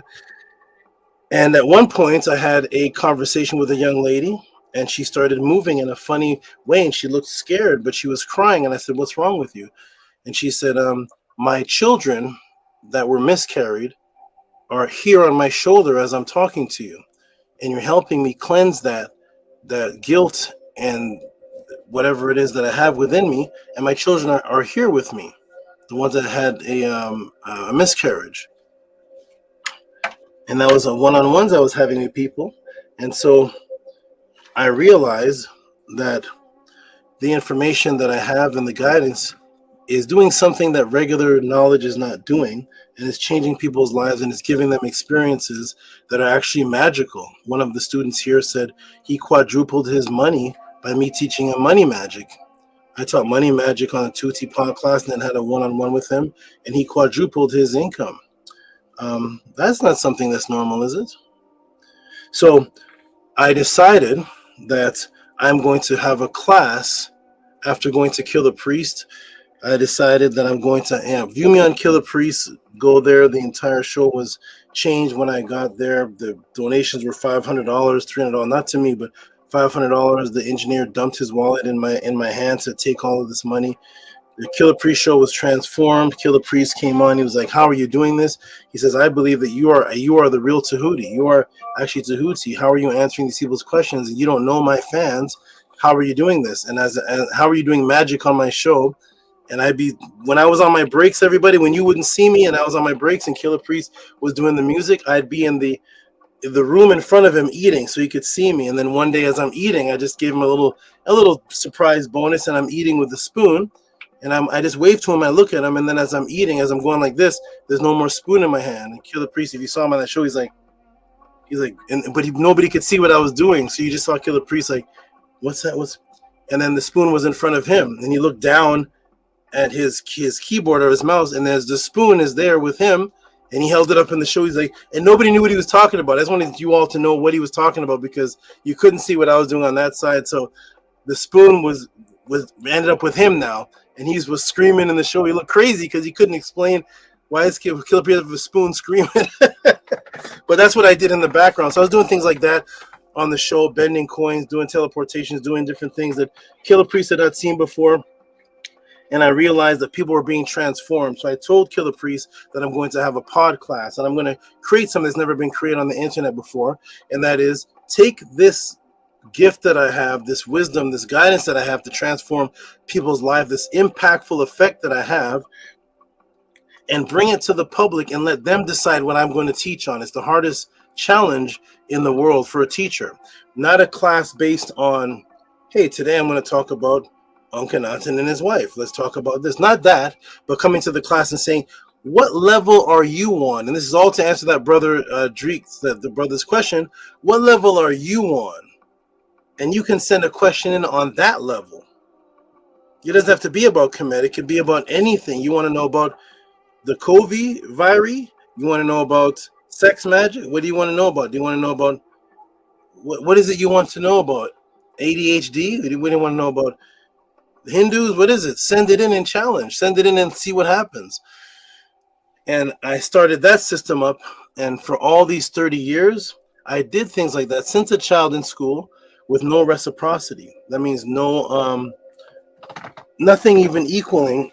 Sorry, excuse me. Nothing equaling the weed dealer. You know, weed makes millions of dollars a month in America. What does the weed man do? Not much advertising. You just know that he's there, and he makes a certain amount of money a month by giving you weed. Dunkin's Donuts. What do? They just let you know there's Dunkin's Donuts, and it's sugar-filled death for you. And Dunkin's Donuts has made billions of dollars. Not millions, billions of dollars. The cheeseburger and McDonald's that is so dangerous that I have a sign from McDonald's that says that you can become poisoned by walking into the store, not by eating the food. There's a warning on McDonald's that say you can receive poison by walking onto the premises. And has that ever stopped McDonald's from making billions? Absolutely not. Imagine I said to everybody, come to the Tehuti pod class, and by watching this, you can get a disease. Please support. I would be homeless. But McDonald's can do that and make billions. So I realized that there's an energy attraction that we have in the matrix to support and give reciprocity to that which actually kills you. That is the only reason a donut company can survive. That is the only reason a cigarette, what's it called, Miles and Blacks? I don't even know their names, Milton Black or Black and Miles. Black and Miles are making billions of dollars. On the back, it says it can kill you and give you cancer. If I told you the podcast could damage you, you would not send in one support, but they can. So the man that plays Jason and Freddy Krueger, they play killers. They are millionaires. Is it because Jason and Michael Myers are great actors? Can Jason and Michael Myers do anything you can't do in the movie? That actor? Absolutely not. No acting ability at all. But they're millionaires. Why? Because they play killers. So death and disease gets reciprocity. So I said, as a representation of the Netiru and Ma'at, can I, one person, change that frequency? Can I prove that our people don't just support death and disease, don't just support KFC, don't just support bubblegum and glizzies and glazed donuts, don't just support potato chips and cigarettes and drinking Hennessy, and our people can be transformed to support truth that brings them a change in their life. So I say, I'm going to give answers that are going to bring a change in lives. Not just an answer, but with the answer, there's going to be a testimony. And the testimony will have the person saying, these answers have actually changed my family environment. These answers have actually made me more healthier. These actions have helped me speak better and give testimonies. You see, because you have no testimonies for KFC other than, that chicken good. John, was it Papa John's pizza, the cheese? There's your testimony. But Papa John's is a millionaire. Popeyes is a millionaire. Every successful horror movie has made millions. Saw 3, Saw 1, Saw 2, billions, millions upon millions for death. So I wanted to disprove that. I wanted to take this ability that I have to have the type of impact on people that I've described and create a platform where people can send in questions and send in reciprocity and continue with their development and show that they support that. I don't have to be the weed man. Let me prove to the world I don't have to be the wheel. I don't have to sell bricks of coke. I don't have to. What are all these stories of drug dealers making all this money? The drug dealer making all it took to flip a brick and a flick of the flip and I don't have to kill you. I don't have to do these things. Let me bring life. Let me bring change. Let me bring enhancement. And I think that's better than the all these different things, spiced up weed and whatever it is, chocolate with, what is it? Chocolate has some drug. I'm not sure because I wasn't, the first time I saw marijuana was a few years ago. I don't even know what it looked like. So whatever it is that people are eating, cookie with weed in it, whatever it is that the weed man is driving around in a Mercedes, the weed man is good. The weed man has the latest Nikes on. The weed man, the coke man is doing good. He's flying out to different countries. He's having fun with drugs. McDonald's, Ray Kroc is doing great. He's doing great. The one who made the Chestos Cheezos and what are those sugar graham crackers, whatever those things are that are killing you, they're doing great. They're in the Bahamas relaxing. And you're in the hospital. They're in the Bahamas, you're in the hospital, and you're like, I gave that reciprocity good. My mom has diabetes, but it was worth it. Father has lung cancer. It was worth it though. He got them cigarettes in. The children sucking on all the what are those things called? The funnel cake, big lollipop, and a cotton candy. We're at the Six Flag and a cotton candied it up. We're doing good. And then age 50, he can't get an erection. Was it good? So I decided to transform that and prove that life can be brought. So what kind of questions can you bring to the Tehuti Pod class? Is there a limit? Absolutely not. Look at the topics in the Tehuti Pod class compared to what you see everybody else. everywhere else. Eczema, no known cause, no solution. The drug diagnosis, prescription, palindrome, Psyops. Can Tehuti give solutions for eczema? The Kemet and Nitiru were the first two, and then I left that in suspense.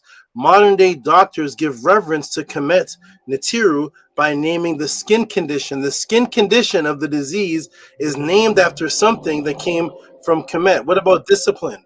Is discipline important? Do the people that study Kemet, do they have a discipline? Has any conscious Kemet more teacher told us the ancient word for discipline? What's the ancient word for discipline? You see?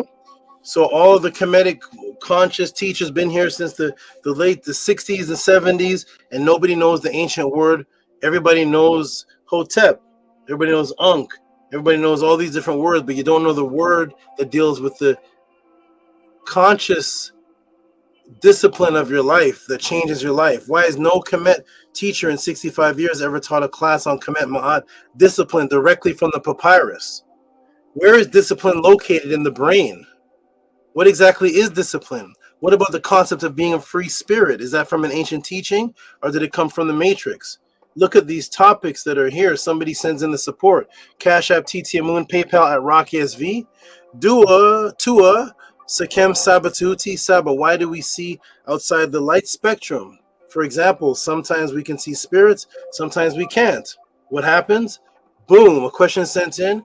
You get a complete pod class for an hour or two on your question. And these pictures are not coming from Getty Images.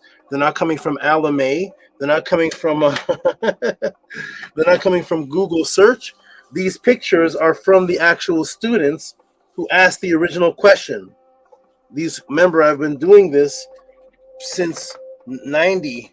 So I've had students that asked the same question, except for we didn't have the internet then. We didn't have the internet doing these things that we're doing today. So what I do, I would meet them and do a pod class for them in person, and the results would be there. So instead of me doing a screen share and showing images of spirits, I would give them the wisdom, and they would take the pictures of the spirits that manifested. That's different, isn't it? So those are the pictures of the spirit entities with their families' faces in it. It's hard to see that one with the blue arrow, but that's their family face floating around in a ball that was following them around from the park to the house because Tehuti taught a class to them in person. So the spirits came in person. Those aren't Googled up. That's not a PDF file. That is the student and the spirit and plenty other pictures and them manifesting them with witnesses. So we had witnesses back then before there was the Google, YouTube wasn't invented yet. We had the witnesses standing there, and they followed the guidance, and they would manifest the spirits by the hundreds that people would see, and those people didn't know what was going on because they weren't a part of the class.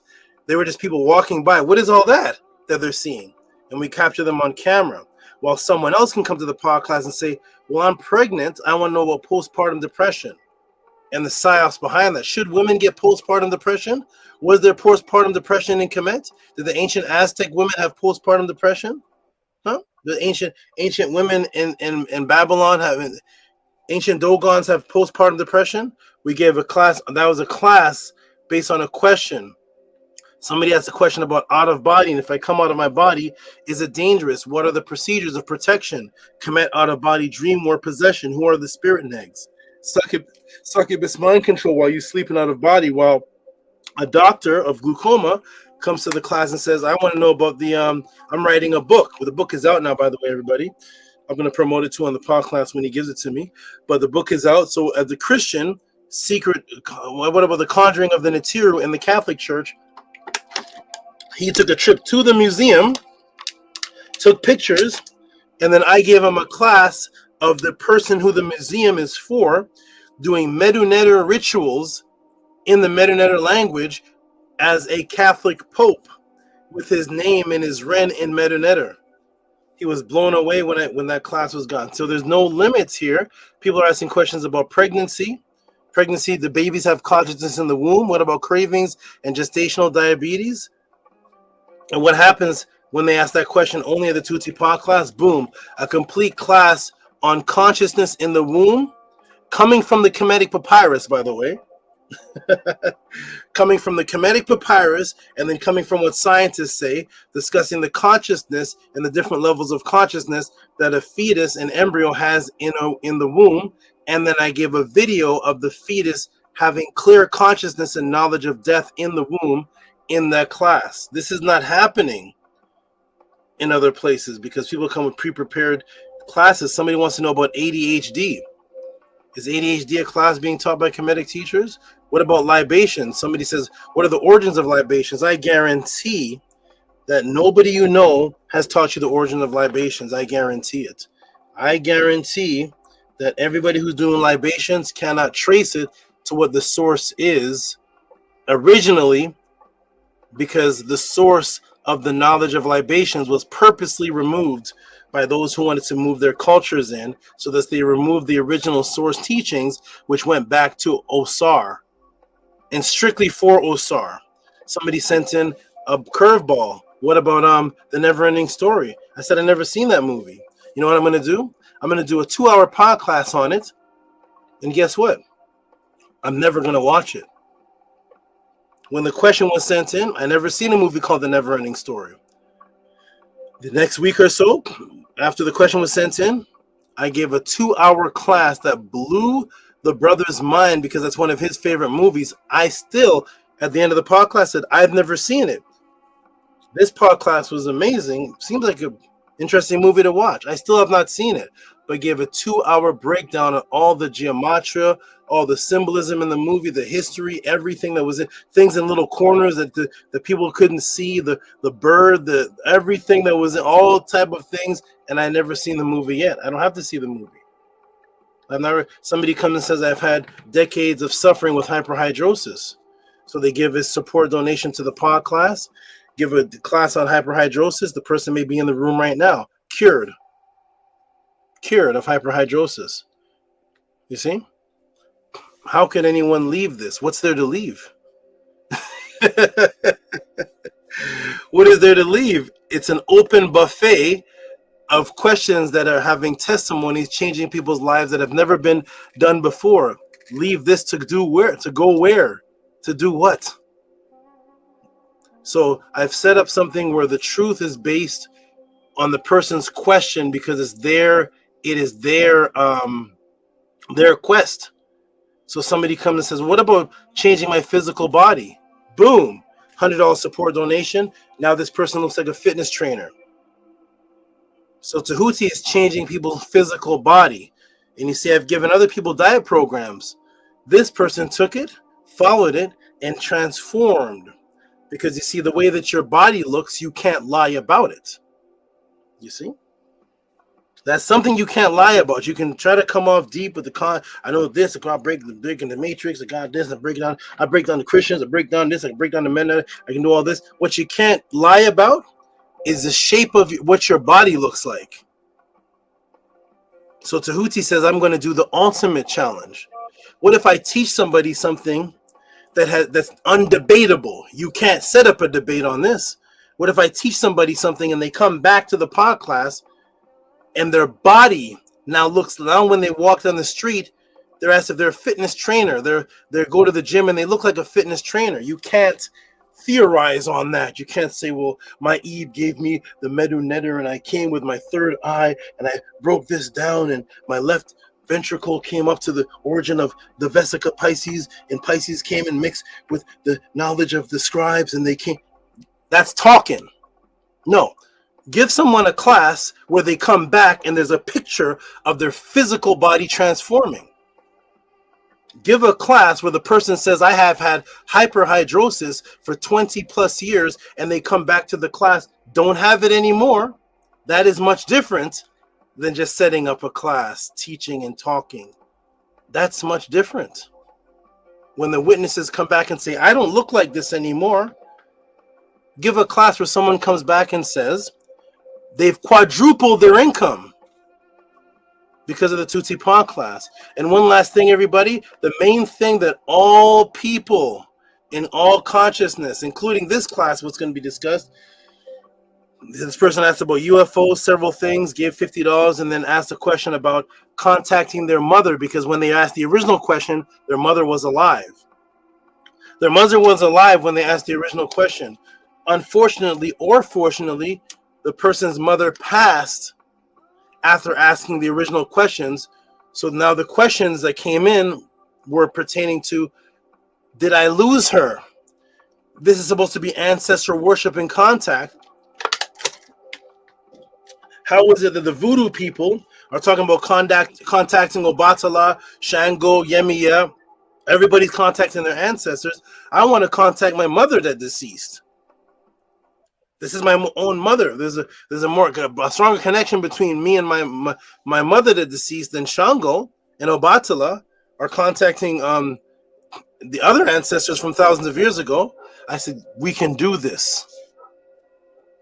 You got fixed with ADHD. You look like a bodybuilder right now. You have hyperhidrosis solved. Your family is better. You have a new wife now because of the teachings of the Tehuti podcast. Now we're going to do the ultimate thing. What are we going to do? We're going to teach someone how to bring their mother back into this realm to communicate. And that person may be in the class right now. And what happened? Bingo.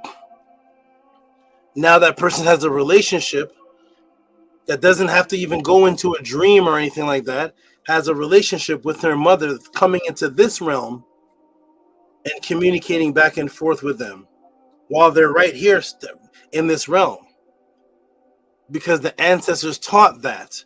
So anybody teaching consciousness who's not teaching that part, you can ask them, what are these altars and contacting the ancestors just happening in your mind? Is it just happening? Is it real? If they don't exist, is it real? And this person did that. That's what's happening here at the Tehuti pod class. The that is multiple that's.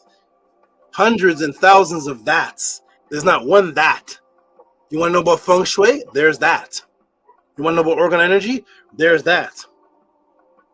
You want to know about knowledge that's going to help you build your family? So now your family is way better now than it was before you met Tehuti? There's that.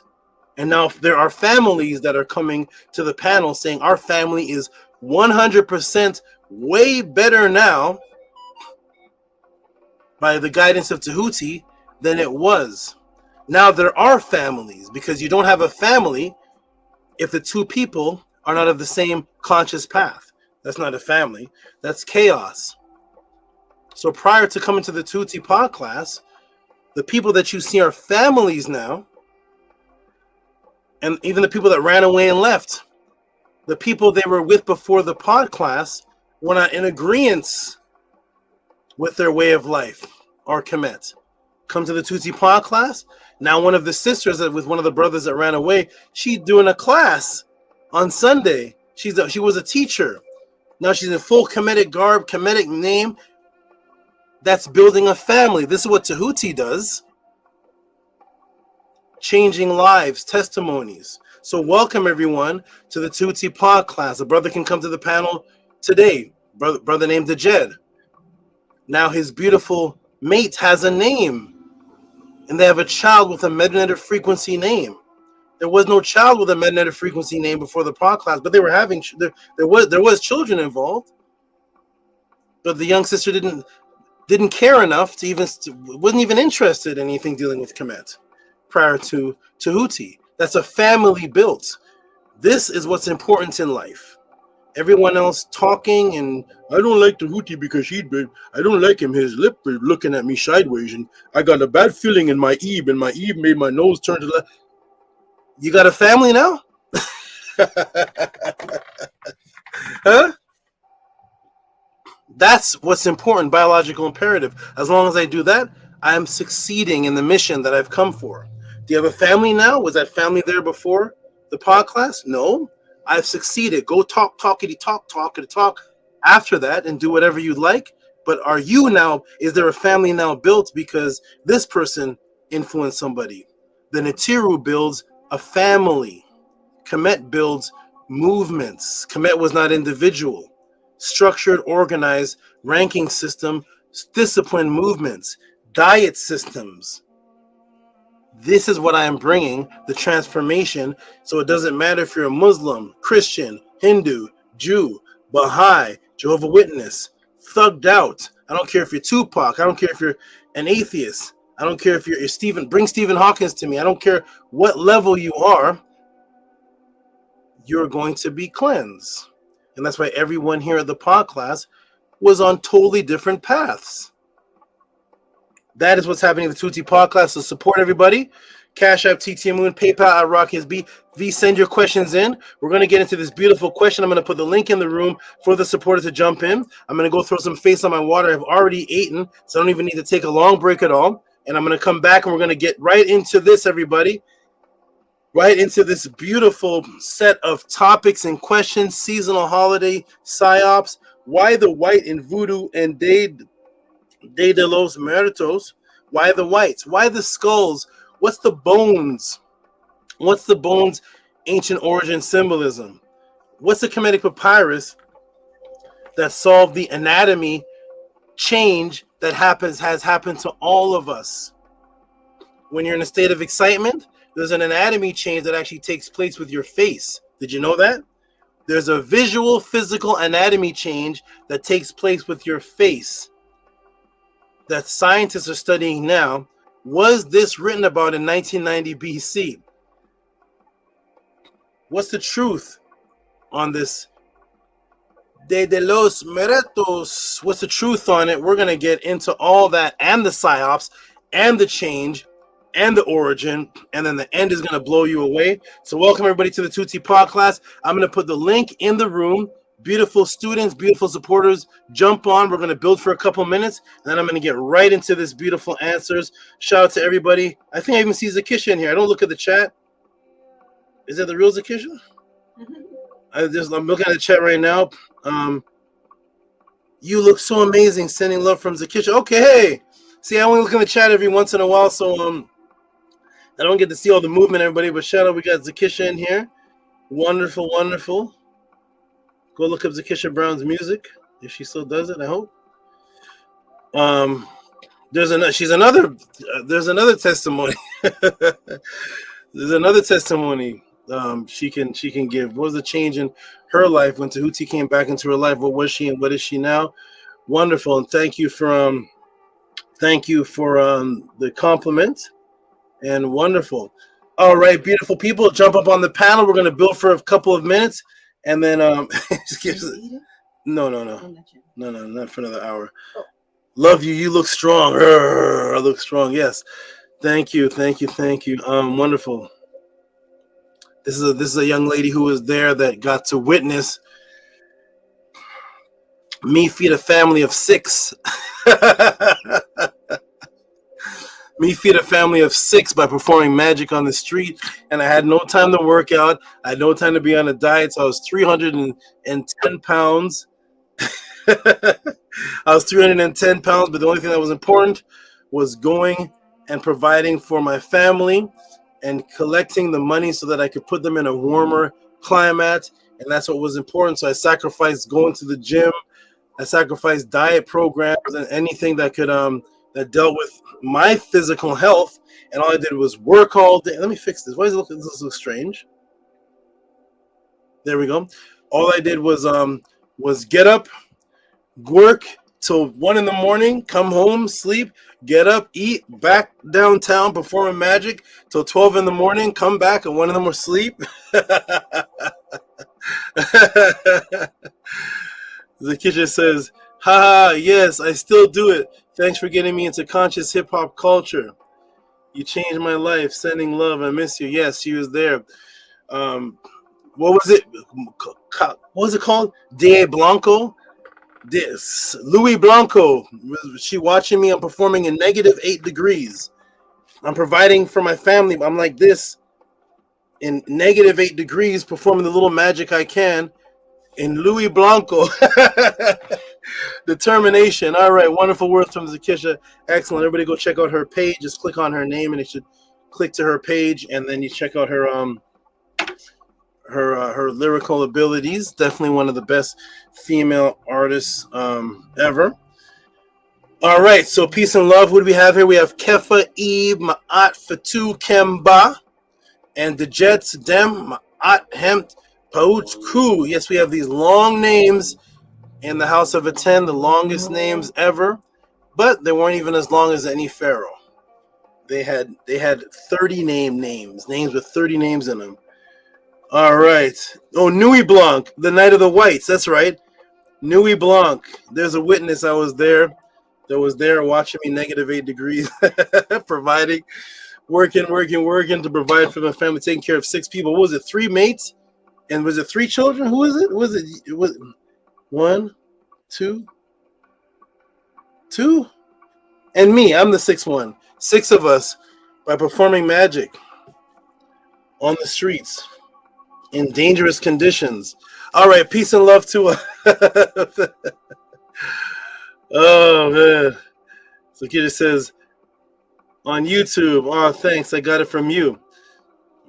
True, I turned how many rappers have I created, Zakisha? How many rappers? That's not even a part of the intro, right? I've created rappers too, right? Shout out to Rashdon, who didn't know how to rap. Shout out to rappers are created. I'm creating. I forgot about that part. Yeah, I influence people to be rappers. 3 mates and 2 children and 6 people. She was a witness. All right. Shout out to you, Zakisha. She's wonderful, excellent. Today's class is going to be excellent as well. The Jed, peace and love to you. Peace and love, Kefa. And if you can talk and give your greetings. She's a witness of hundreds of people. Do you remember Zakisha? Do you remember Samson, who I gave that lesson to? And were you there when he had the out of body on the street? Where I gave him the lesson, he started walking on the street, and he came back and told us that his dead brother was I don't even know if you're there for that. His dead brother was above him because he couldn't wait to get back home to do the out of body practice. So he practiced it on his walk back, and he was walking around like this, and oh my goodness, those are the days. All right, anyways, yay, the Jed and Kefa, how are you all doing? I go to Hotep Marima. You could see me? No, I just see a black screen. Let me go out and come back in. Yeah, I ain't know what's going on. Okay, wonderful. I'll talk to the Jed in the meantime. Yeah.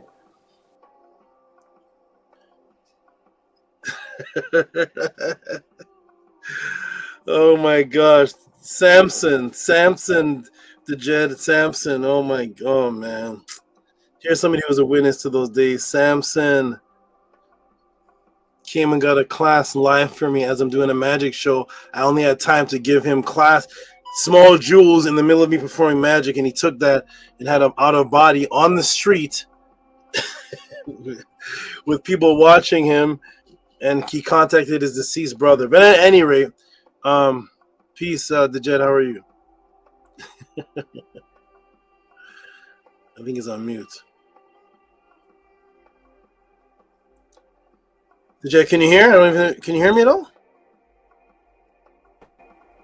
What's up, Saba? Can you hear me? Okay, now, yeah. There you are. What? Hold on, the Jed. I'm gonna do something. I'll be right back. You talk to the people for a moment. I'm gonna do something on my side. I'll be right back. Hold on.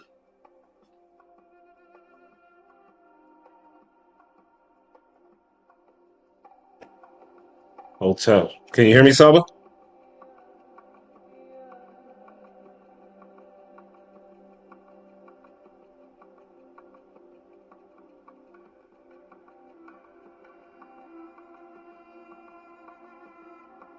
Can you hear me, Saba?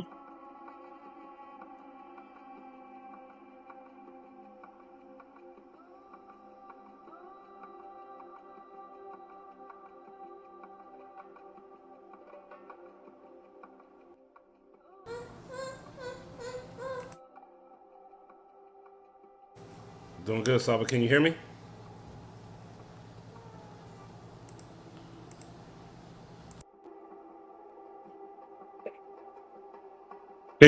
Can you hear me? Can you hear me? Yeah, there's like a big delay.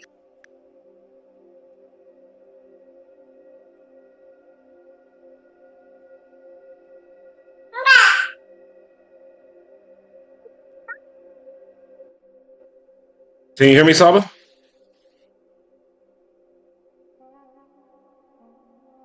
Hotel, can you hear me?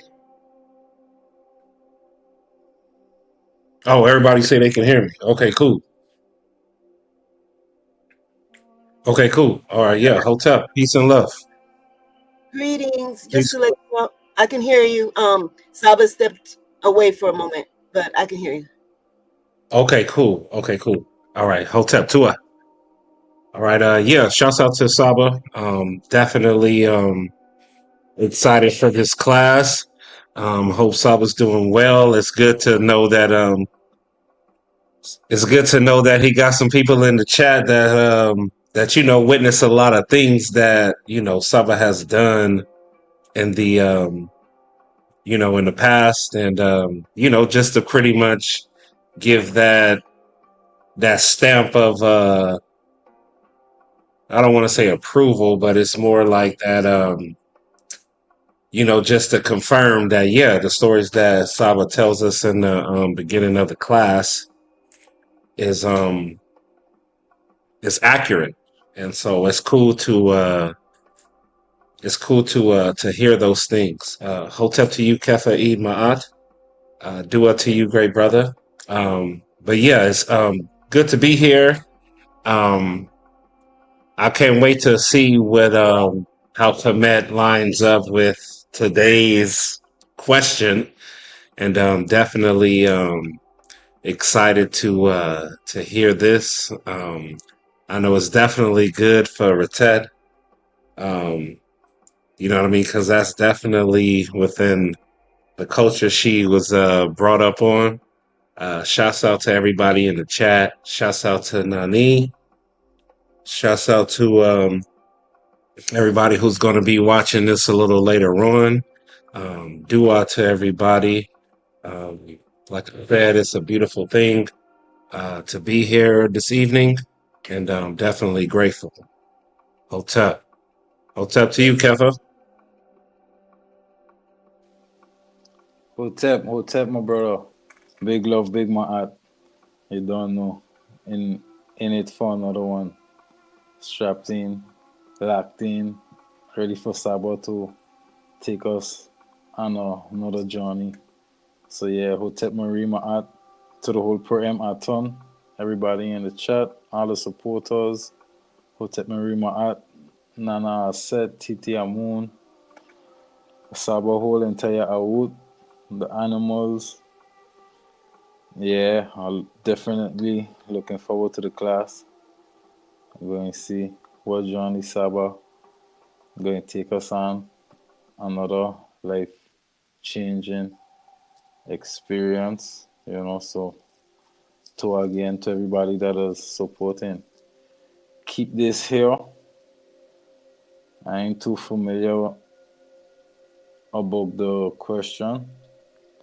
I remember when the question was sent in, so yeah, it's gonna be never, we hear a lot of spiritual stories about Africa, Matrix Africa. Yeah, so definitely looking forward to see what this whole Muerto thing going to be about. So yeah, see what kind of hecker this is going to tie into, and Saba going to tie it back into the root, the origins, the background details of where it come from. So yeah, Henu, big man to the whole program Aton, big love. Appreciate you for leaving me be here, and appreciate Saba with the consistency and the main art and keeping it going every Saturday. So definitely grateful to be here. Hotel Big Ma'at. Yeah, big love to you, great brother. When that next album coming out, man, we ready. We ready to hear something from you, man. When you dropping that next CD? I'm working on some things. I'm working on some things. I don't have no recording equipment at the moment, but I have my YouTube channel now, so I have it with a couple things drop on there, but with the prayer marathon and all this empowerment from Saba, it enhancing the music. So I ain't too proud of the old music, but the new music got my art in it, so that definitely feel better. But they coming slowly but surely. I drop a little EP there on my channel once a month, twice a ghost. So from there I want to follow up with some some words, some tones, some spiritual flows, you know what I mean? So yeah, tour for accent. Yeah, and I'm coming with it, you know what I mean? I'm going to just keep creating, keep them coming. So yeah, tour for accent self. Yeah, of course, man. Most definitely. You definitely talented for sure. Right off the bat. You gotta message me your YouTube channel. I didn't know you had a YouTube channel. So I'll definitely go and check that out. And I'm excited to know that you even have a YouTube channel um to showcase your wonderful talent, man, that gift that you have. Due out to you, great brother. So it's always good to hear that. Um, I know it's a different time frame over there where you at. I can see you got the tiredness of sleepy in your eyes, man. I know it's a little tough out there where you at. So tour to you for being here on the panel, man. Definitely grateful to see you. Everybody, don't forget to hit that like button. Don't forget to send in your support. Saba never leaves anyone disappointed, man. Breaking down and building up within these pod classes, and like the great brother Tef say, support what supports you. So it's definitely good to send in that reciprocity to show forth that love. And like I said, you won't be disappointed at all. And for anybody who's new, who's watching, you know what I mean. Don't be afraid. You're definitely in a great environment. It's definitely full of ma'at here, and you won't be bashed. You won't be like judged all crazily. You know what I mean. If you come in with the eve to learn,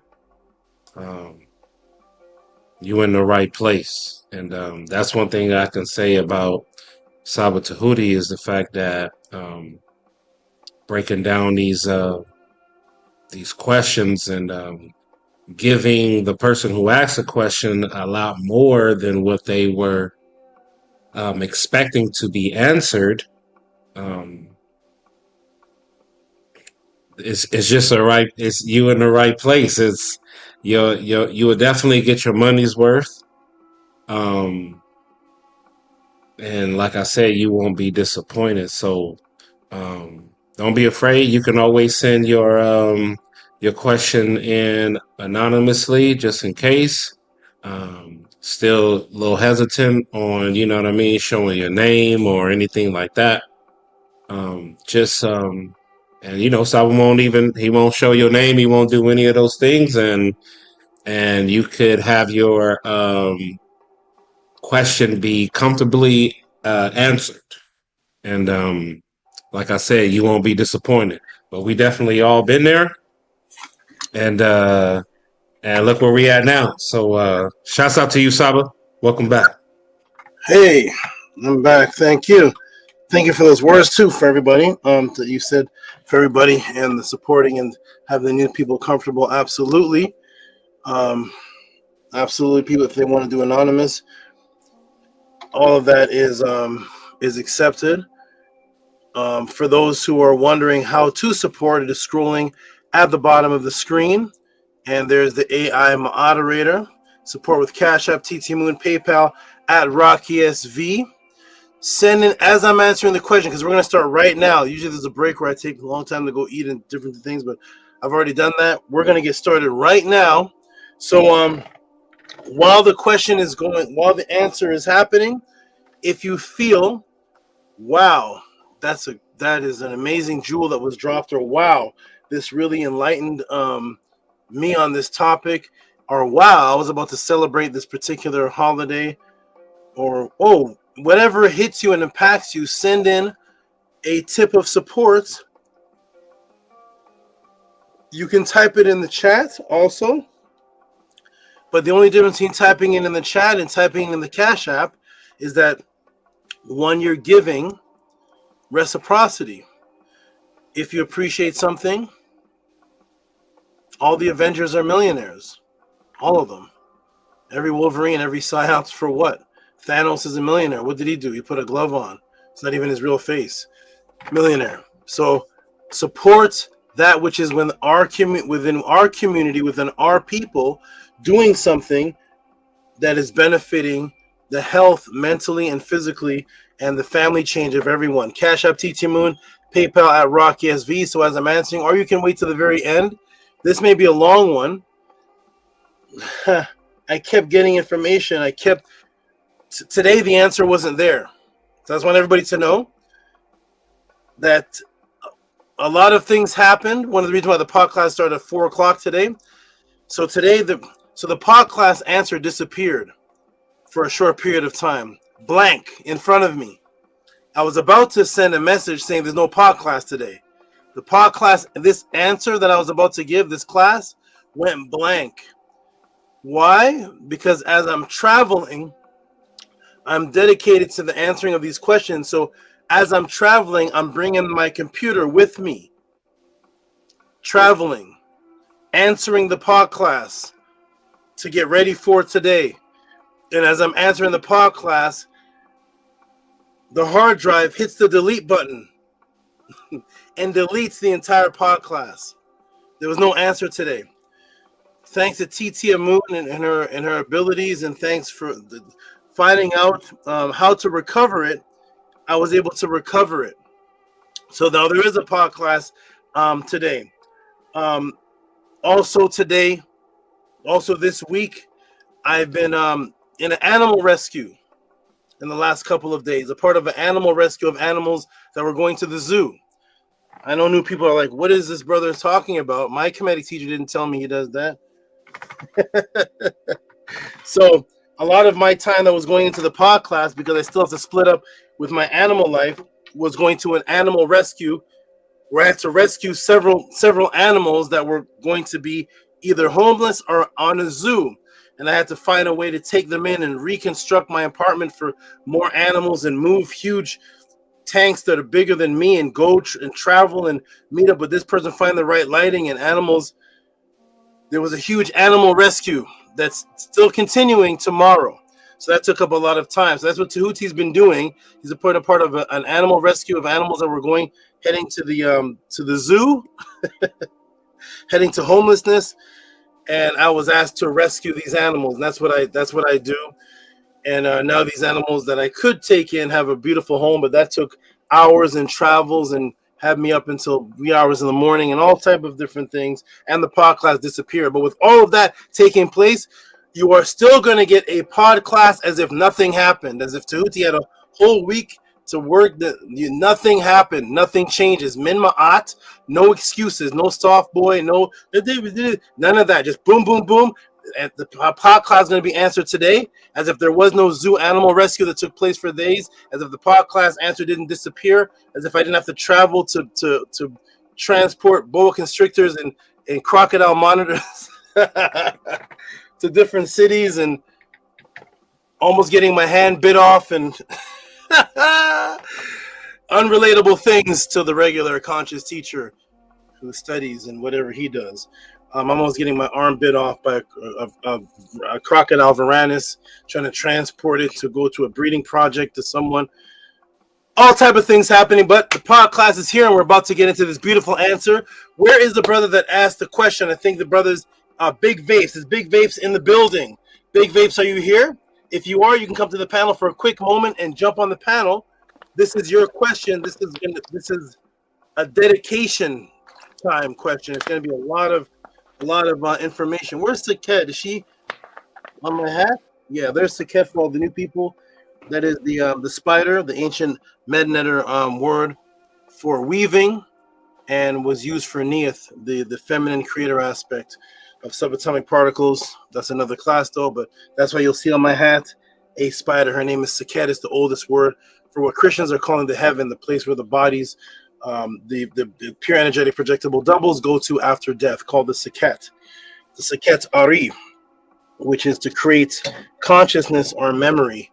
Ari, mental creation, and Saket, the field of memory and power.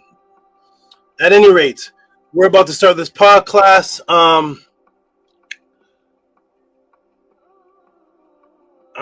me see. Is Big Vapes in the room? Big Vapes in the room? Okay, we'll wait from the. Well, I'm not gonna wait. He can come in the next break. There will be a break on this one because there's over 3 pages. So I tried to stop. I kept getting more information. I'm in the shower. I'm getting more information. I have to run to the computer and add that. That's how the pod classes are put together. 4 in the morning, I wake up. I get more information. I have to run to the computer and add that at 4:30 in the morning. If I'm in the shower and I get more things, I have to add that. Where if I'm driving, if I don't drive, but if I'm being driven around, I have to come back and add that. So that's how the pod classes are put together. I don't know the time of when they're going to be put together. I go into a zone, and whatever happens, happens. When I got this question in, I said, how can a question about Day de los Muertos be interesting to people? Who woke up this morning interested in that? You will be interested in this. So all the people that are of the Native American descent. Is Sheshayat here? Is Gabby? Was Gabby Retetua? Was Retetua ever part of de los Muertos? It's a lot of South Americans and Mexicans are a part of that. Do you remember her? I don't know if she's there listening, but if she ever a part of that practice? Maybe this class. Yes, most definitely. Okay.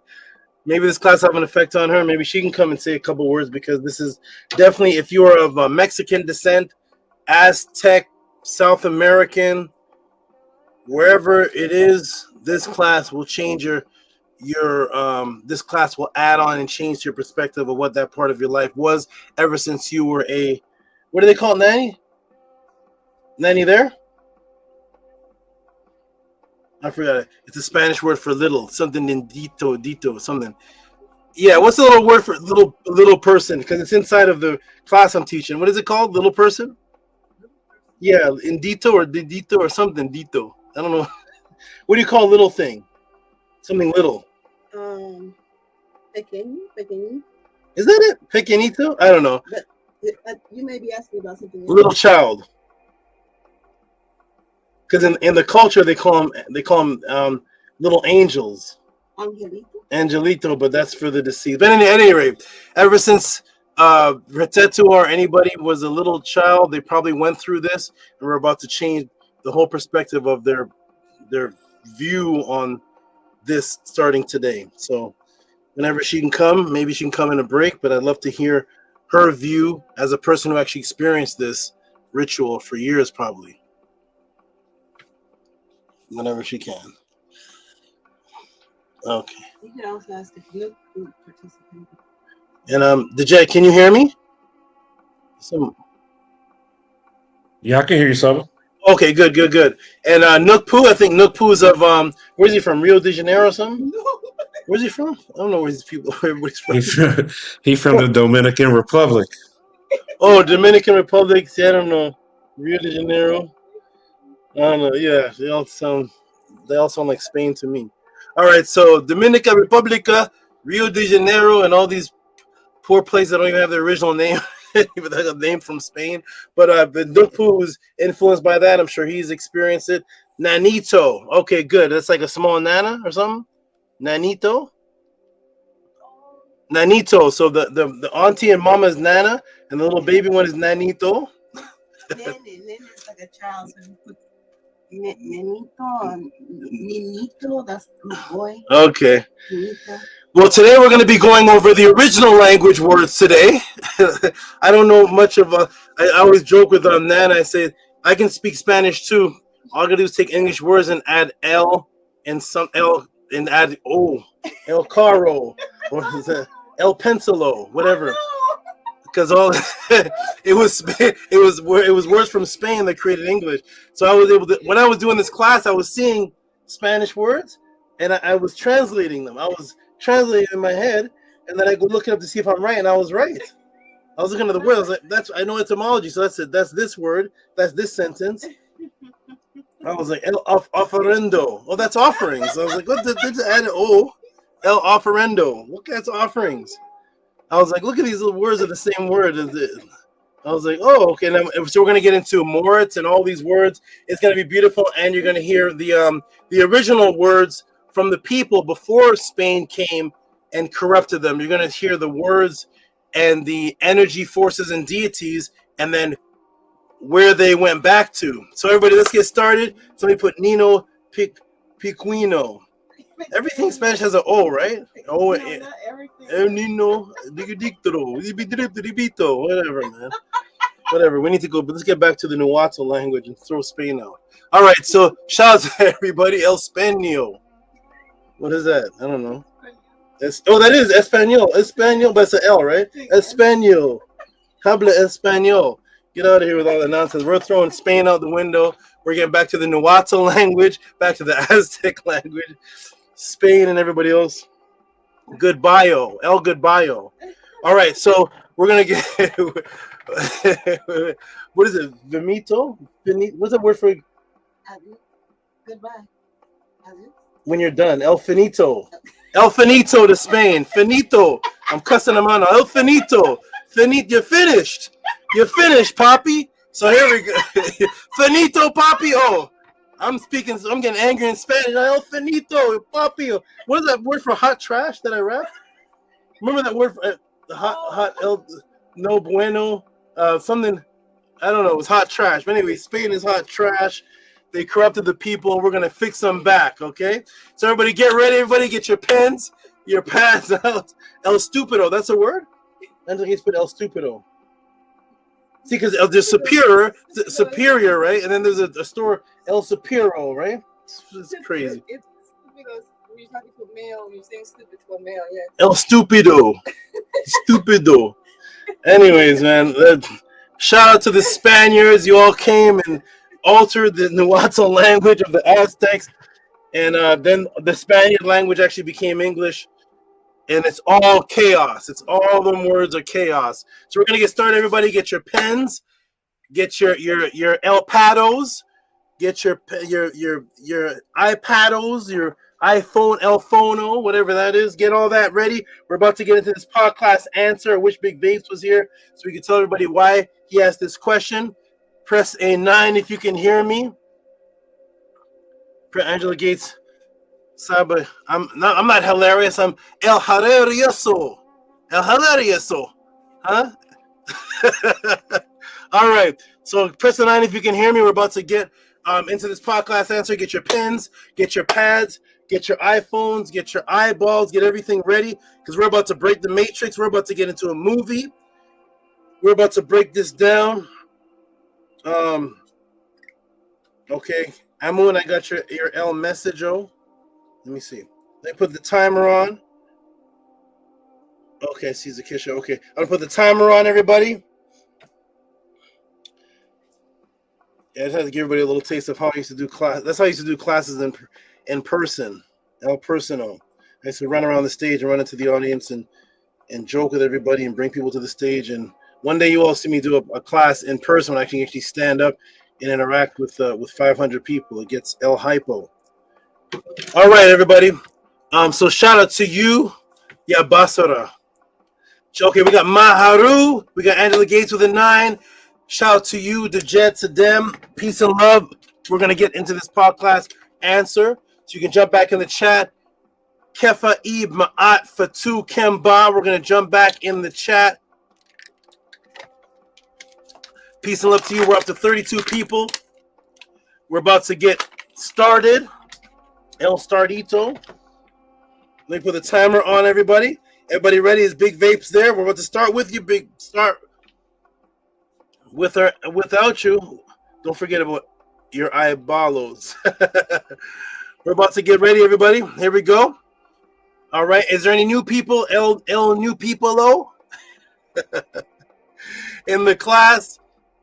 Press a 7. Peace and love to you. We're about to get ready. I'm excited about this. We're gonna see if we can make. There's a Mexican. Voodoo's gonna be in this. A Mexican holiday. How is that going to be interesting to people that came to learn about whatever was on their mind? Can this become interesting? And now Nayo was his first letter said Nayo. All right, here we go, everybody. Ready? We're going to start on the count of 3. Let me see if all the tabs are closed. We're going to close YouTube Studios. We're going to close new tab. We're going to go over here and close MSN. We're gonna see this. Oh, also, the Jed, come to the screen real quick, please. I need you for is your sound working? Is your sound working, the Jed? We're gonna put the support on the screen for the question. We're gonna put the question on the screen because that's what we do. We put the question on the screen, the support that the person gave for the question. We give them their respect and props for supporting the Tehuti podcast, and then we get started. So if the Jed is here,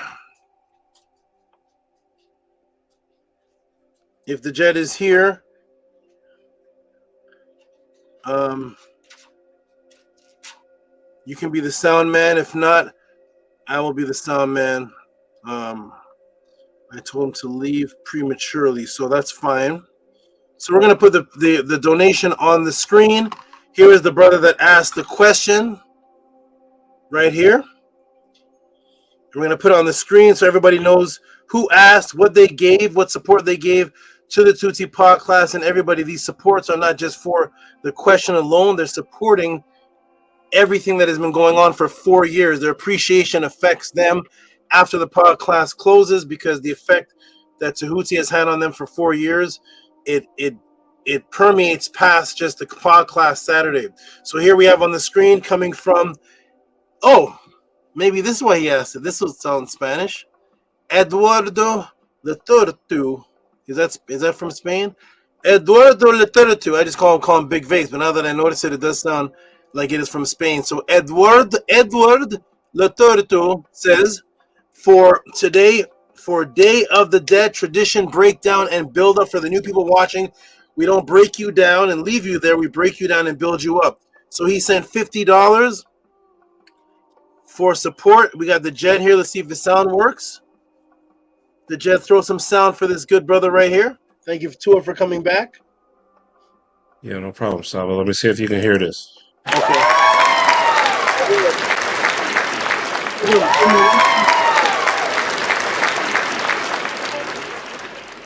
Give him a couple.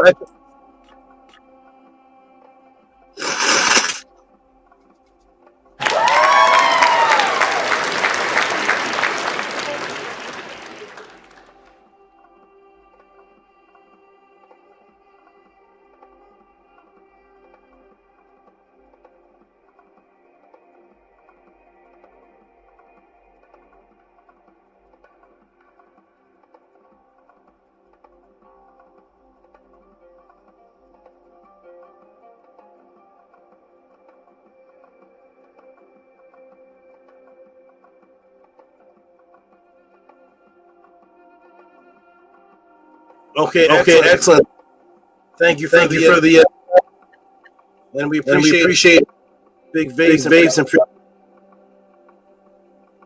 okay. All right, everybody ready? Yes. Meet yourself. Okay. All right, everybody, about to get started. Here's the brother, by the way, that asked the question. Big Vapes, if you're able to come up to the panel, come up now. You can come up, and then the next time I take a break, and let everybody know what sparked this question. So we're about to get started right now. So the Jet jump back into the chat, and we're about to get started right now. Big Vapes, this is for you. Every question he's asked has been a blockbuster. We have the Never-Ending Story blockbuster. I forgot what else was asked, but I remember the Never-Ending Story blockbuster, and now this one. So here we go. We're good now. Netzer first says good now. It was echoing. Okay, that's from the Jed's mic.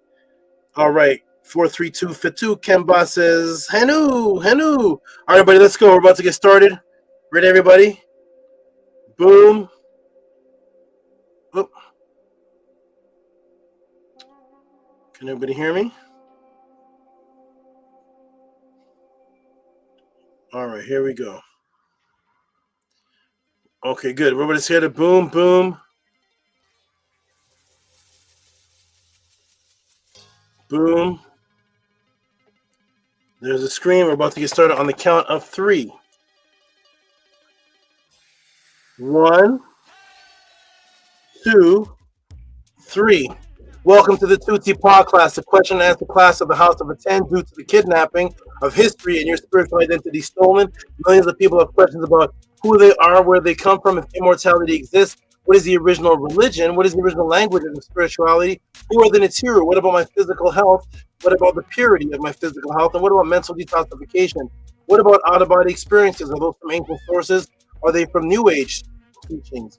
What about government psyops? Do they exist? Are there government conspiracies that actually exist? What about telepathy, quantum entangled consciousness? Fortunately, that you have left Christianity, Islam,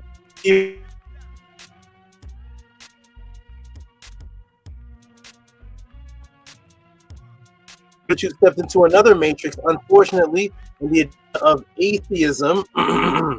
Unfortunately, the agenda of atheism, now hidden in disguise itself and infiltrated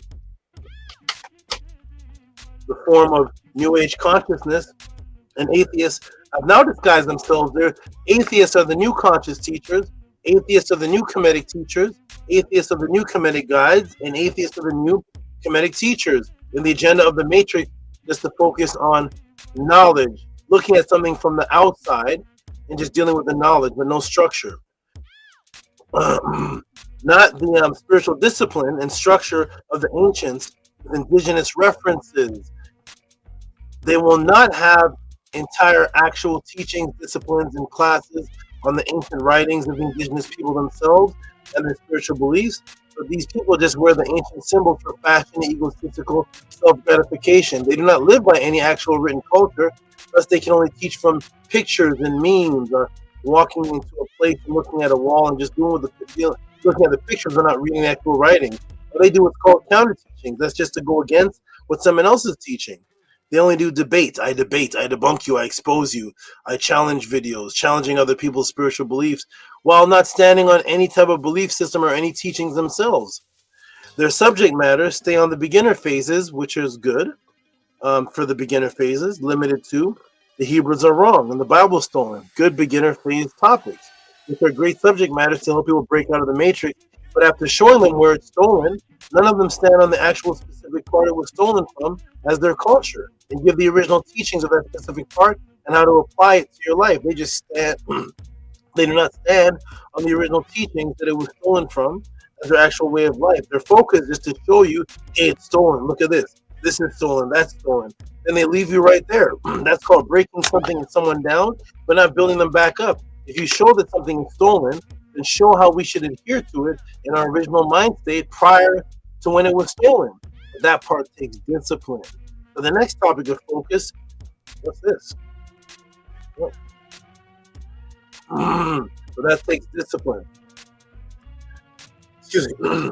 For the next topic of focus, let me find where we were here. The Hebrews are on, the Bible's flowing. Let's take discipline. For the next topic of focus, which is usually the Egyptians are black. Focus on the racial aspect of the ancient Egyptians. And then once they prove they're black, they just go back and live their regular life. Nothing changes about their life. They just prove they're black. But at the same time, they're saying, I won't follow any of their teaching. I'm just proud of what they look like. But as far as the discipline aspect, forget about that part. Or they tell me, let me tell you what's wrong with this other group. They have videos about other groups. All their titles are argumentative. If they're on the Native American side, the Native American, the woolly-haired, melanated people that say they're natives, all their arguments, all their talking points have arguments in it, have comparative arguments. Pyramids in America are older than the ones in Egypt, or it has that word older. We are the American Indian, not. It has the word not African. But never just on what the pyramids in America are for, or how they can enhance you, or what are the disciplined, described ways of the Native Americans that can be lived by and that can enhance you spiritually. These people can only do what's called counter teaching, which is when your popular teacher cannot do full videos on the actual culture they claim our ancestors lived by, that one should be disciplined in, like the ancestors were, because he or she does not truly have confidence that any African or Ma'at or Kemetic culture can actually stand on its own and hold the people's attention. They need the contention, the arguments, they need the shock value for views. They themselves are not disciplined or stand on anything, never giving you any indigenous written spiritual disciplines in its place of what they adhere to on a daily discipline that they and their family practice when the computer shuts down. When the debate is over, those quote-unquote conscious teachers are really just atheists in disguise. They're individualists in disguise. They actually don't believe in anything. They just have the urge to argue and have discussions based on contention. Thus, to hide that they cannot answer, they've made you feel uncomfortable to ask any of these questions, and then you're laughed off of the stage, mocked, or insulted for the above inquiries, because their hidden agenda is really just individualism. It's actually to disunite under the disguise of knowledge, but with no structure, no unity, no system, as all the ancients did. Thus, they have no movements, no leaders, no ranking system, no group discipline, no spiritual rituals, as all the ancient ancestors lived. No accountability to any one culture. Thus, they can do anything at any time and just jump from culture to culture, from movement to movement, from group to group, to justify whatever their feelings are for that day, with no accountability or obligation or accountability to anyone telling them, hey, you're wrong right here in this system. You slipped up, brother. You slipped up, sister. And the elder wants to speak to you about it in this cultural way.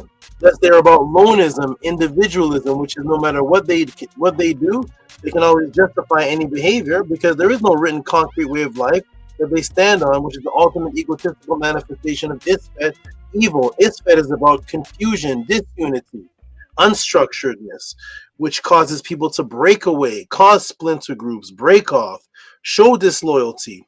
Unlike the bees in the beehive or the ancient people of Kemet, Isfet will cause their mind to find a reason to disunite, to break off, to become individuals without any witness-proven reason, which is why the word introvert only exists in the colonizer's language and in no ancient culture, because we always move as a mental unified group, not individuals hiding behind a computer screen teaching, I follow no man, I follow no one way, while simultaneously teaching you need to get back to your roots and your cultures. But every time you go back to those roots and cultures that they teach on, every single one of those roots and cultures are a unified group of people with structure, leaders, and accountability. Ask them who is their leader, what is their structure, what is their specific way of life in the system that they're a part of. This unity is the New Age conscious teachers community's goal, to mirror your consciousness with that of the European Egyptologists who were outsiders.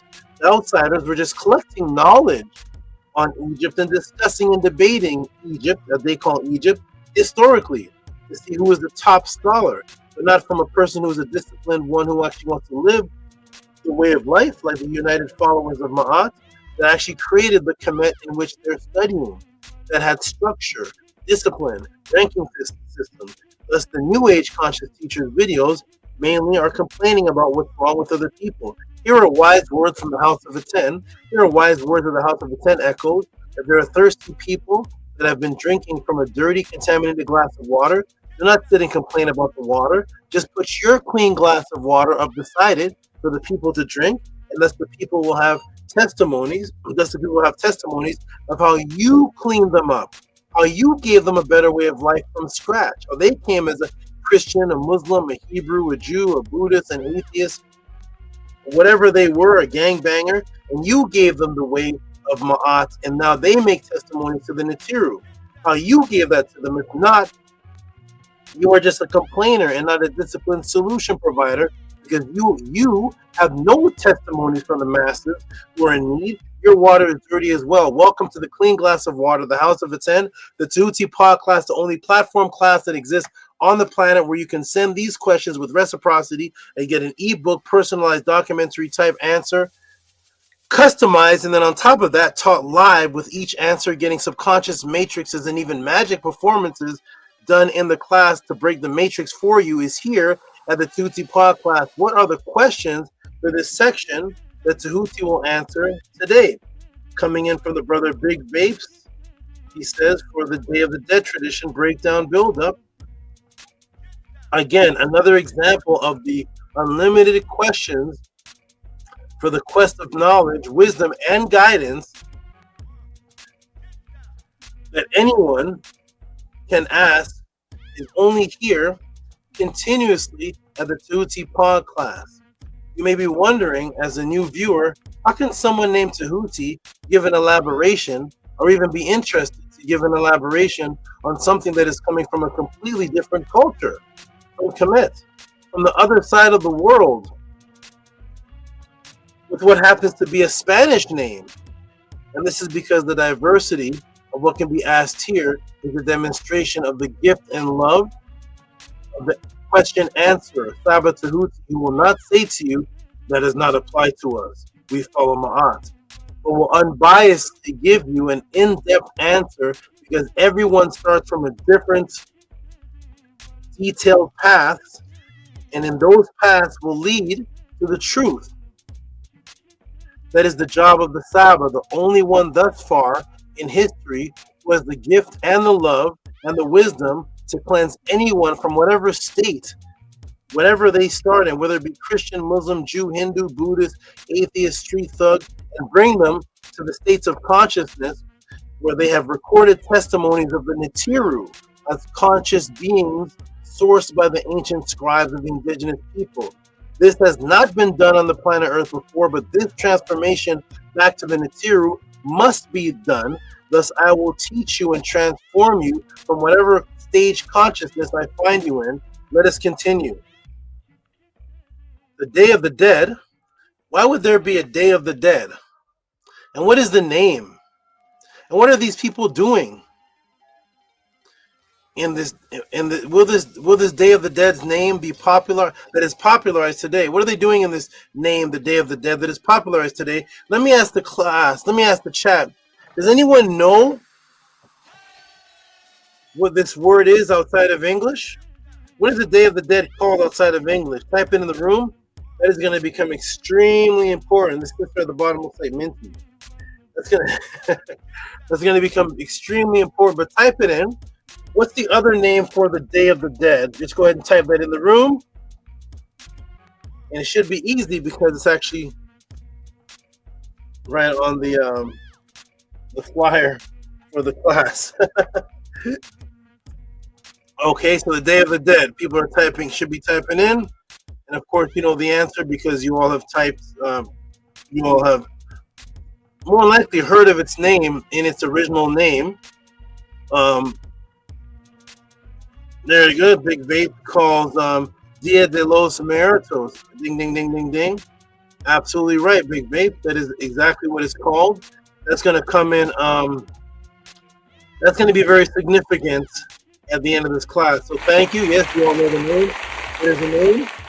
Dia de los Muertos. that name is going to be very significant at the end of this class. Here we go, everybody. Ready? So, boom. So, Big Vapes is the one that asked the question, knew the answer. So, yes, there it is right there. Yes, everybody, you've heard of this day, or most of us have, especially here in California, wherever there are large Mexican or South American population, especially Mexican. Yes, Dia de los Muertos, which is Spanish that translates to as Day of the Dead. Day of the Dead begins, and you'll see people with these clothing, these cultural clothing, which are a mixture of the clothing that they were met with and the clothing that was given to them by those who altered this this day. You'll see them in a mixture of both clothings. Here we go, everybody. So, boom. This leads us to the culture in which it derives, who were forced to speak the language from Spain due to conquistadors, so that today many of their festivals are found within that language. I will eventually get to its original name in the original language of Nahuatl. It's really Nuha'atl. I left the H out, but it's Nuha'atl, surely, to demonstrate the important missing elements in the English and Spanish title.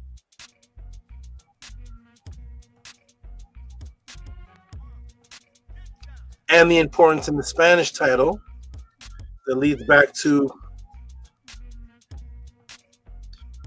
an even older origin. Here we go, everybody. Boom, boom, boom. Let's continue. All right. The oldest account and explanation of Dia de los Muertos goes back to 1577. Here we go now. Now we're starting. Here we go. So the oldest account and explanation of Dia de los Muertos goes back to 1577. What happened in 1577 was called the Florentine Codex was created. This is a Historia General de las Cosas de Nueva España, which is composed of 12 books. It's actually 12 books. The Florentine Codex, also called the Historia General de las Cosas de Nueva España, was written by, this is a conglomeration. This is a groups got together. It was written by the Spanish Franciscan friar Bernardino de Sahagun between 1545 to 1590. It's a collaboration. He was in collaboration with the indigenous Nahua elders, scribes and authors, scribes and artists, and grammarians. So this is a collaboration of the culture that infiltrated and the original culture that was practicing it, or practicing something when they got there. And these people were of the Nahua elders that spoke the Nahua language. And here it is right there. So here is your oldest documentation of Dia de los Muertos in the Florentine Codex, back from 1545 and put on 1577. And they kept working until 1590. Okay, so there it is. It comes fully illustrated. It actually comes in the Spanish language. And then it actually comes in the Nahuatl language as well, side by side. And then the artists were of the Nahua elders, drawing what was happening in the culture, which you may make note if you're of a Mexican descent, and you look at these images. One of the first things you may say to yourself is, wait a minute, in my Day of the Dead, we don't do anything that's in these images. What culture is this? What images are these? I don't remember doing any of these things. We're going to find out. Here we go, everybody. Boom. So the books that focus on Dia de los Muertos are books 2 and 3. So there's 12 books, as you can see. 1, 2, 3, 4, 5, 6, 7, 8, 9, 10, 11, 12. And the two that we're going to be focusing on that I have here in the picture form are book 2. So this is book 2, Del Calendario. That's what I was talking about. the calendar, calendario. All right. So Del Calendario and fiestas, which is festivities, coming from eating, from the word feast. Festivities comes from the word eating. Festivities of the calendar and feast. That's book 2. Book 3 of Dia de los Muertos is de los Dioses, which is the book of the gods. Okay. From Dios, Spanish, and actually from the Greek, from Zeus, and Zeus. Zeus and Dios. So yes, Dia de los Muertos, which is Spanish that translates to Day of the Dead, and the Dia de los Muertos is broken down into 6 phases. 6 phases of preparation and reverence. Today it is 6 phases. So there's phase 1 and 2 combined. Why is phase 1 and 2 combined? Because this is the preparation, La Noche de Almas. So this is the preparation process, which is phase 1 and phase 2. The Night of Souls, which includes phase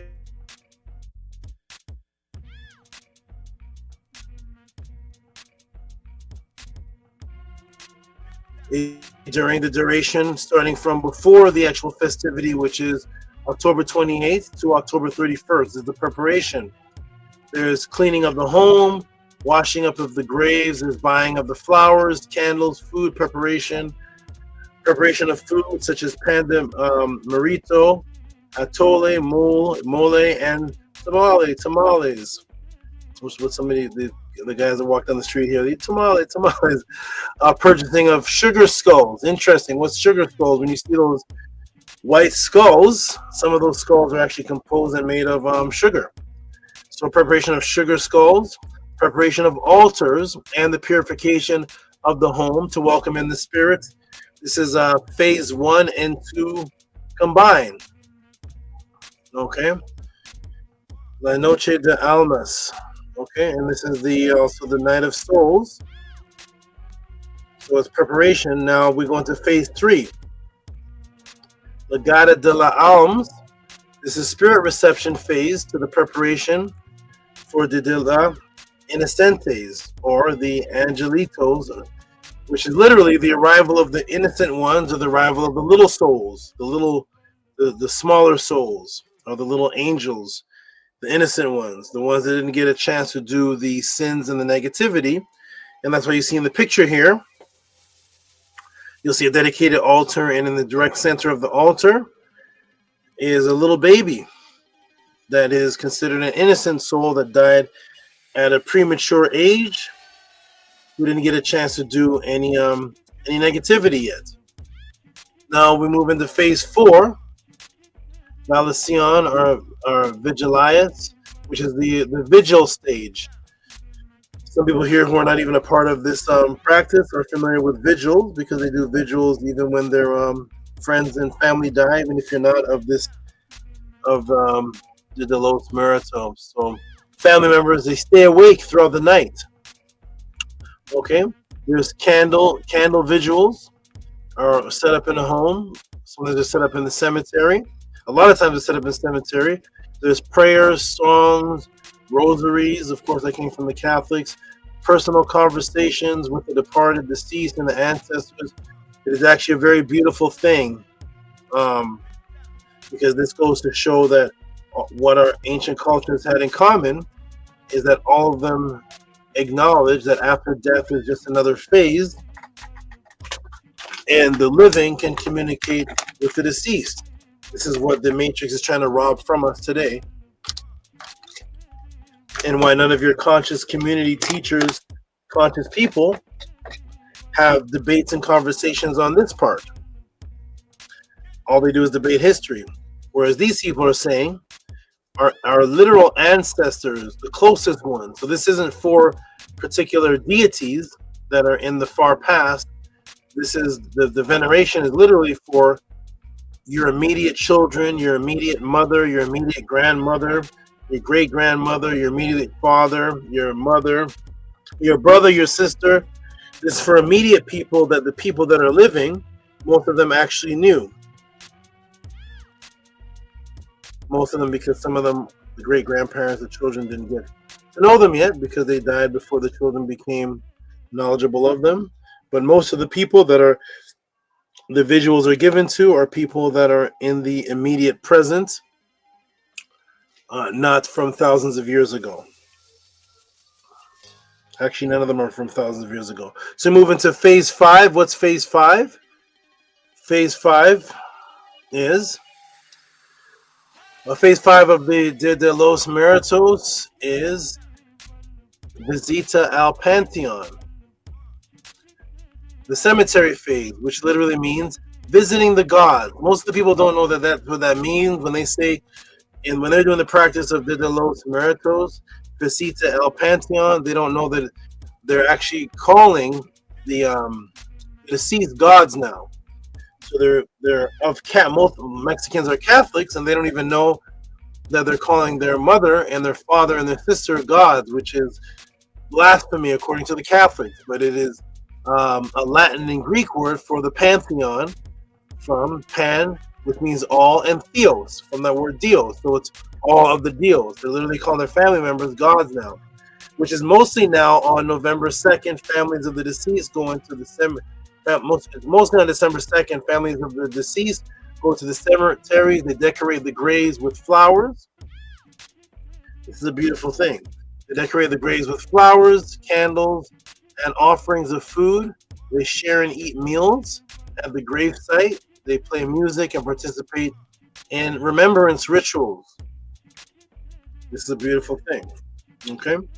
That's phase 5. There's one last phase, and that is phase 6. Despedida de las Almas, which is literally, most people don't know this either, but you'll learn this in the Tutti Pa class. What is this Despedida de las Almas? It literally means the feet with the means away feet with charity. Okay, so those who are given charity, or those who are given gifts, are now leaving. That's why you see despedida. Des is in the anti of something, dis opposite of something, and then pedita from petty, ped from feet, pedos, or pedals from a bike, or pediatrics from feet. So it is literally to move away the feet that were given the gifts to, because they're leaving now.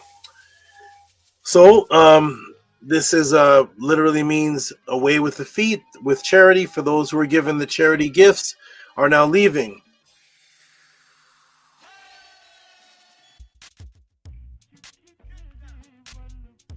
Ancestors, extinguishing candles, taking down or partially removing the altars, and then they do an imbuing ritual. The imbuing ritual is called, oh, there's a typo there, restos de ofrenda, which literally means the rest of the offerings, which are literally the leftovers. What's left? What's the rest of it? Which is left. Ofrenda that was given to the ancestors that remains is imbued into the living relatives and friends by eating it yourself. So the offerings that were given to the deceased are still there at the end of the 1 or 2 days, and now the people start to share it. They start to break bread and share the food that they offered their deceased, and now they're eating it. It's an imbuement ritual, becoming one. You gave food, and now you're taking it back, and now it's like you're eating with your deceased family members again, whatever they left over. So this interesting part about this is that this restos word, which means the rest of something. So the rest of something, the restos ofrenda, means that they acknowledge that the ancestors, their immediate family, were eating parts of it. They acknowledge that the spirit energies eat some of it, because if you put food down, all of it should be left. It shouldn't be called the restos offerenda, or what is remaining, what's left. So they acknowledge that some of it was eaten, maybe not visually eaten, but some of it was taken, and whatever is left there, they're going to eat that. Okay, so that's acknowledging that they acknowledge that their ancestors exist in the pure energetic projectable double state, in the Ka state, the double state, and the ancestors are not eating the physical food. There's no physical bites out of it, but they're eating the energy, and now they're going to eat what's left. Okay, here we go. All right. So now the question is, so is this an ancient practice? Were the indigenous people always celebrating ancestral veneration on October, particularly the end of October to November 2nd, which is the cold seasons? Well, actually, the Aztec, the Mexica, and the other Nahua traditions honoring the dead, that's found in the Florentine Codex, Book 2, Rites of Ceremony, Book 3, the Sahagins, Informants, and Codex Barbanicus. Was this found in there? Annual feasts of the dead were held during what's called the Pan Quetzaltzi. Hard to say this word. Quetzal is Tili cycle, and specifically in the 9th and 10th month. Okay, so according to the Florentine book, the original was held in the 9th and 10th month of the Aztec solar calendar. This would have been a completely different time period. It would have been a time in the enjoyable summer Sundays of life. This time period would be equivalent to July to August, not November, not October, November. There was two important feasts: the Michahu Tonatl, Atli, which is Feast of the Little Dead, and the Hui Mecca Huitl, which is the Feast of the Great Dead. Completely different time periods, from October the 28th to November the 2nd. This was held in the 9th and 10th month in the summer season. So why are people who are descendants of the Aztecs now they're celebrating in October, November? If you'd like to know, if you'd like to find out why there was a frequency shift of the date of Dia de los Muertos and what the original date was and how the dates aligned with European adaptation, while simultaneously finding out similarities in the origin of De los Muertos and voodoo and the Kemetic spiritual colorization, color system, imbuement, while simultaneously and eventually finding out how one of the words in the name of De los Muertos comes directly from the Meru with the original spiritual palindrome imbuement. What is it time for, everybody? Type it in the room. What is it time for? I'm going to get some water. What is it time for? If you want to find out all that, what is it time for? We're about to step it up another phase. What is it time for, everybody? Let me come back to the chat and see, what is it time for? What could it be time for? Ready, everyone? What is it time for? Rigo's popped up, of course. Rigo's here. Uh-oh. Rigo, you ready? What is it time for, everybody? I'm just going to put the chat on the screen. What is it time for? Uh-oh.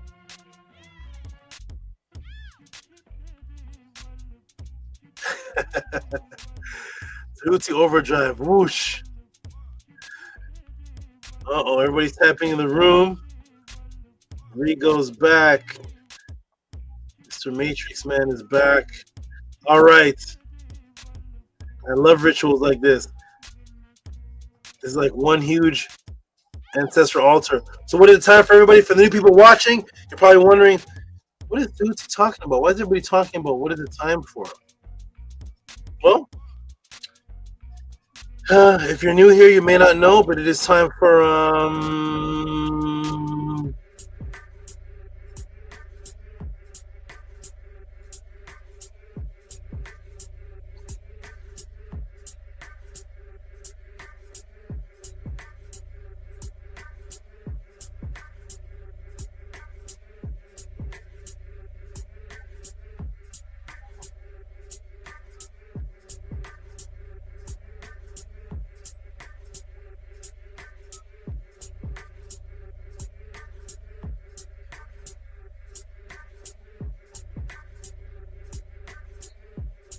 Ready, everyone?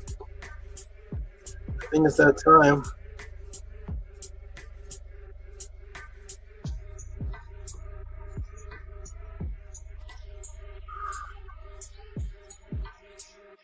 Tehuti Overdrive. Ready, everybody? Are you ready?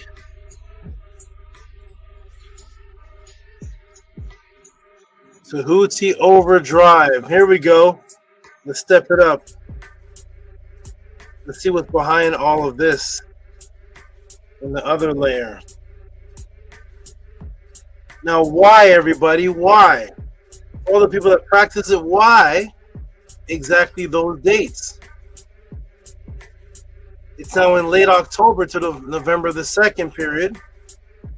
My screen is locked for some reason, you see?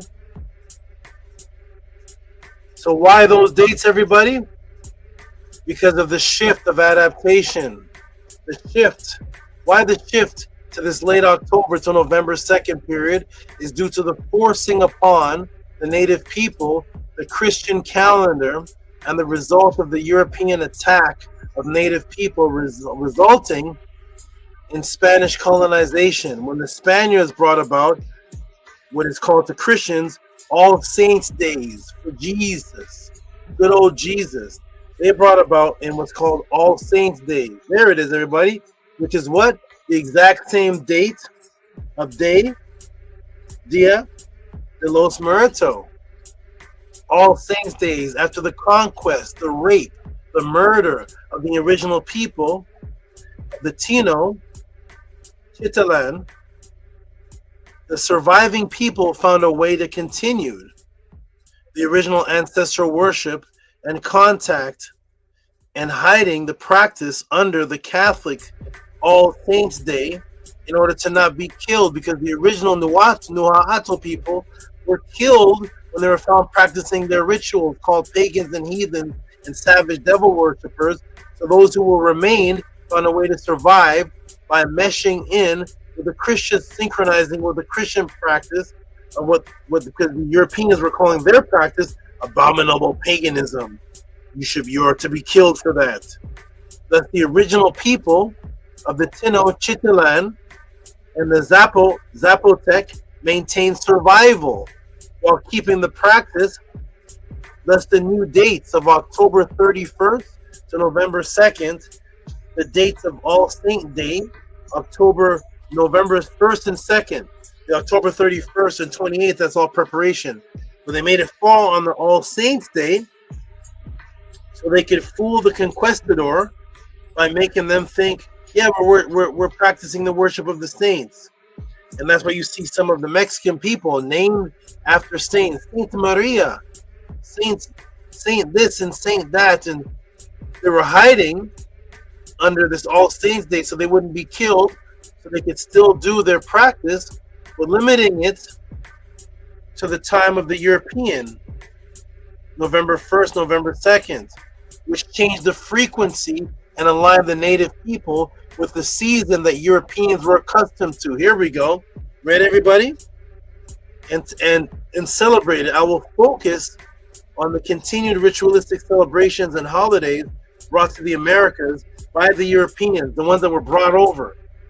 Not the July 1st, not the ones that were made when they got here, but the ones that they brought over from their ancestors. So I'm going to focus on the continued ritualistic celebrations and the holidays brought into the Americas by the Europeans when they brought them over here, that they were following for thousands to hundreds of years prior to them entering the Americas, and then continued the lineage frequency. Let me ask the class, what do you find familiar with all the dates of these European celebrations? Let's go through them. Here we go. What do you find familiar? Here we are on the date, one of the dates closest to Dia de los Muertos, the one after it, because the one close, of course, would be the Halloween date. The following one after it, Thanksgiving, November 27th. And I'm going to ask the class, pay attention and tell me, what do you find familiar with these dates of the European celebrations? So here's Thanksgiving, November 27th. Okay? the date of the actual celebration of the conquering of the Aztecs. So the next celebration that the European had was the celebration of the conquering and killing of the people that were trying to blend in to the holiday before, with the All Saints Day. They're blending in with the All Saints Day, and the very next celebration was the actual celebration of the serial killers conquering and killing and raping the Aztecs, and the transformation of the change of the date, Dia de los Muertos, to All Saints Day, what is now, that's what it is now. So there's the next date, November. Tell me if you see anything familiar with All Saints Day. Here we go. Let me go again. All Saints Day is what, November 1st?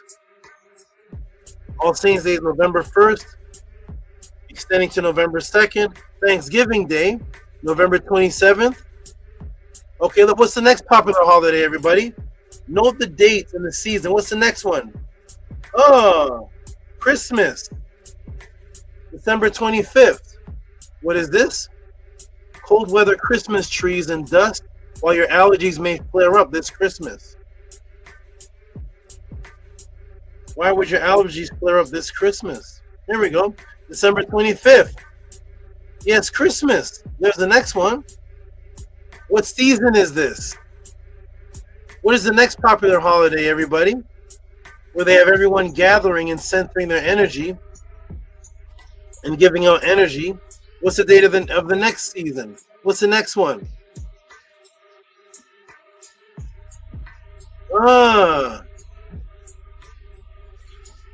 There's actually one before this. We're going to get to that one though. But the next family day, Valentine's Day, return of the winter, Valentine's Day. Here it is. How are the people dressed? What's going on here? Valentine's Day. What's that? February 28th. Okay, let's go to another one. So boom.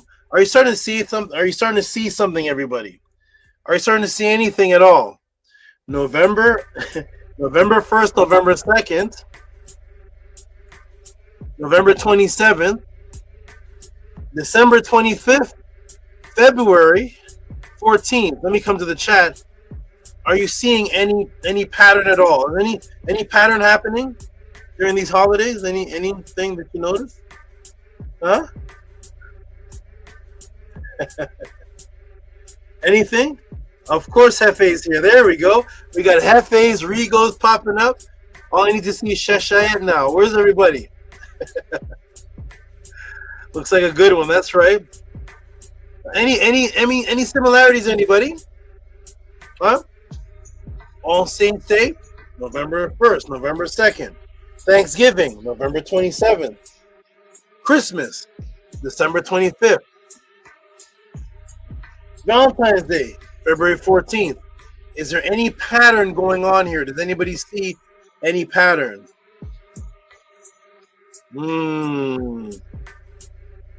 Uh-oh. Majority of these holidays are in the cold months. Colder months. I'm blurry, everybody?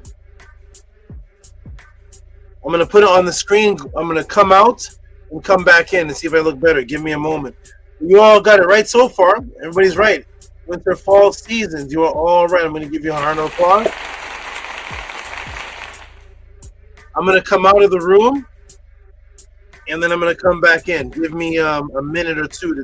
I'm going to fully remove myself and come back. One moment. I'm going to put the screen up so you have something to look at. Then I'm going to come out and then come back. Here we go. Boom. Entire screen. I'm being trolled by some that I am blurry. Let me fix this then. I'm going to come off the screen and come back. Here we go.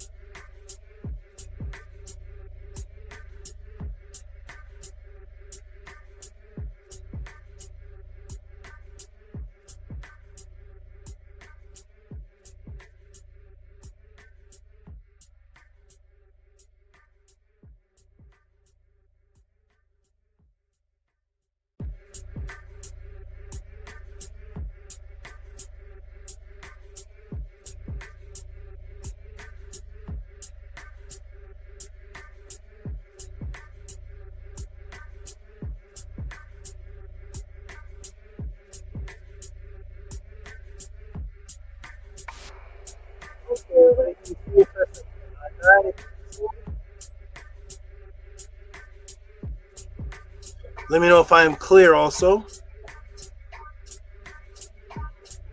Am I clear? Press a 9 if you can see me and if I'm clear.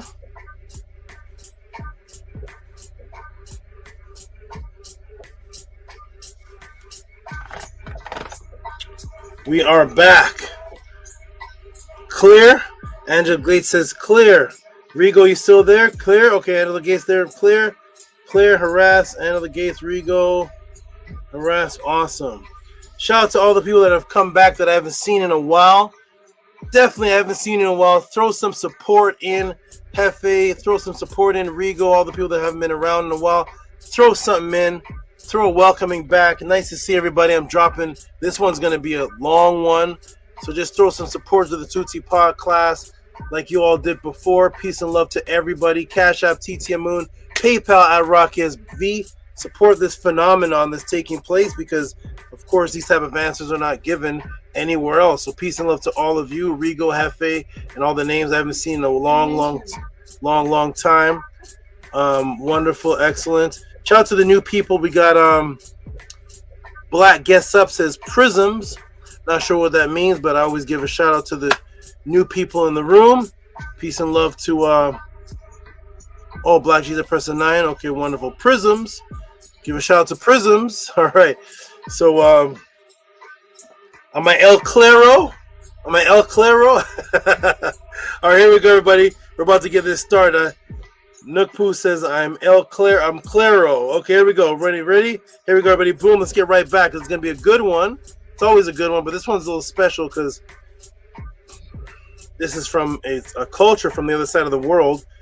What is going to happen? What's going to be revealed here? And Tehuti's going to throw in something about voodoo, and then when it gets is Tehuti going to throw in the pyramid text too? Oh, not new piece. Okay, wonderful. Black guess up.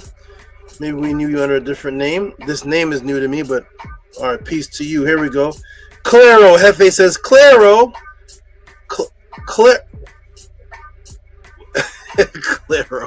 Claro. And here's another new name I haven't seen. Lincoln Hetep Perry. Peace and blessings, Saba. Is that Elmiro? I don't know. Shout out to Lincoln Hetep Perry. All right. Here we go, everybody. Boom. Lincoln Hetep. Let me say the full name. Lincoln Hetep Perry 11-11. Here we go, everybody. Ready? I'm El Claro. And we're ready to go. Here we go. Boom, boom, boom. I'm going to go to the climax of this and then take a break in a few moments. El Momento. Here we go. Boom, everybody can see. Are you noticing something? You all got it right? Yes, right. They're in the colder months. Huh? What season is the next popular holiday where they have everyone gathering and centering their energy? What is the date in the season? Okay, so we got Valentine's Day, February. There's your holiday. There's all your popular holidays. Return to the winter. February 14th. Woo!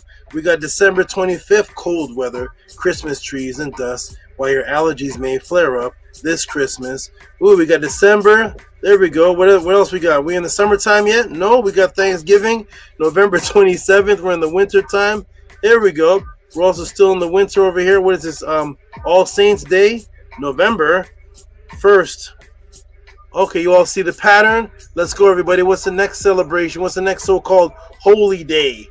What's the holy day that we've all been celebrating in these seasons that happen to be all in the cold season? We're going to find out why that is, but here it is. What's the next El Seasono? Where they send you outside. So let me go back over here, everybody. I got to El Shrinko the screen. Move over here real quick. Boom. See the screen turns white and then back. Okay, so again, everybody, for those who just came, to keep the momentum coming up. So what's the next popular? So what season is this? The next popular holiday where they have everyone gathering, usually outside now, usually children outside, centering their energy and giving out their energy. What is the date of this season? Where now they make sure you're outside. It's not even like Christmas or Thanksgiving or Valentine's Day where you're inside in front of the fireplace or at your dinner table. This one now, they make sure that the children are outside, walking around for hours. Let's send the children outside. Is it a warm, beautiful season? Uh-oh. Everybody's outside. The Halloween parties, the children outside. Halloween Outlook Tuesday, November 31st. America and European. Here we go. What is this one here? Make a flu shot your Halloween tradition. There's a needle going into a pumpkin. Happy Halloween. Huh? There's all the children out walking around in the cold. There's all the outside Halloween parties. A lot of them are outside. As you can see, they're outside with big pumpkins and lights and different things hanging and things hanging off of trees and all type of stuff. They're outside. The children, all the children's Halloween celebration is outside. They actually can't celebrate Halloween unless they go outside. Right? Make your flu shot your Halloween tradition. Huh? There's the nice needle going in to the pumpkin. What's going on here? Are you noticing a hypnotic pattern yet?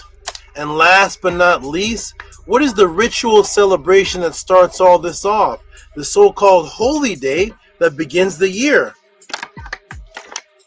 It's the door opening, the double-sided door holiday of the two-faced European god Janus. What is the first day that births all these holidays? It births the entire year to them. What time of year and season is this one? What's the next one, everybody? The holy day. Let's celebrate. What's this? They're outside. Happy first day of January.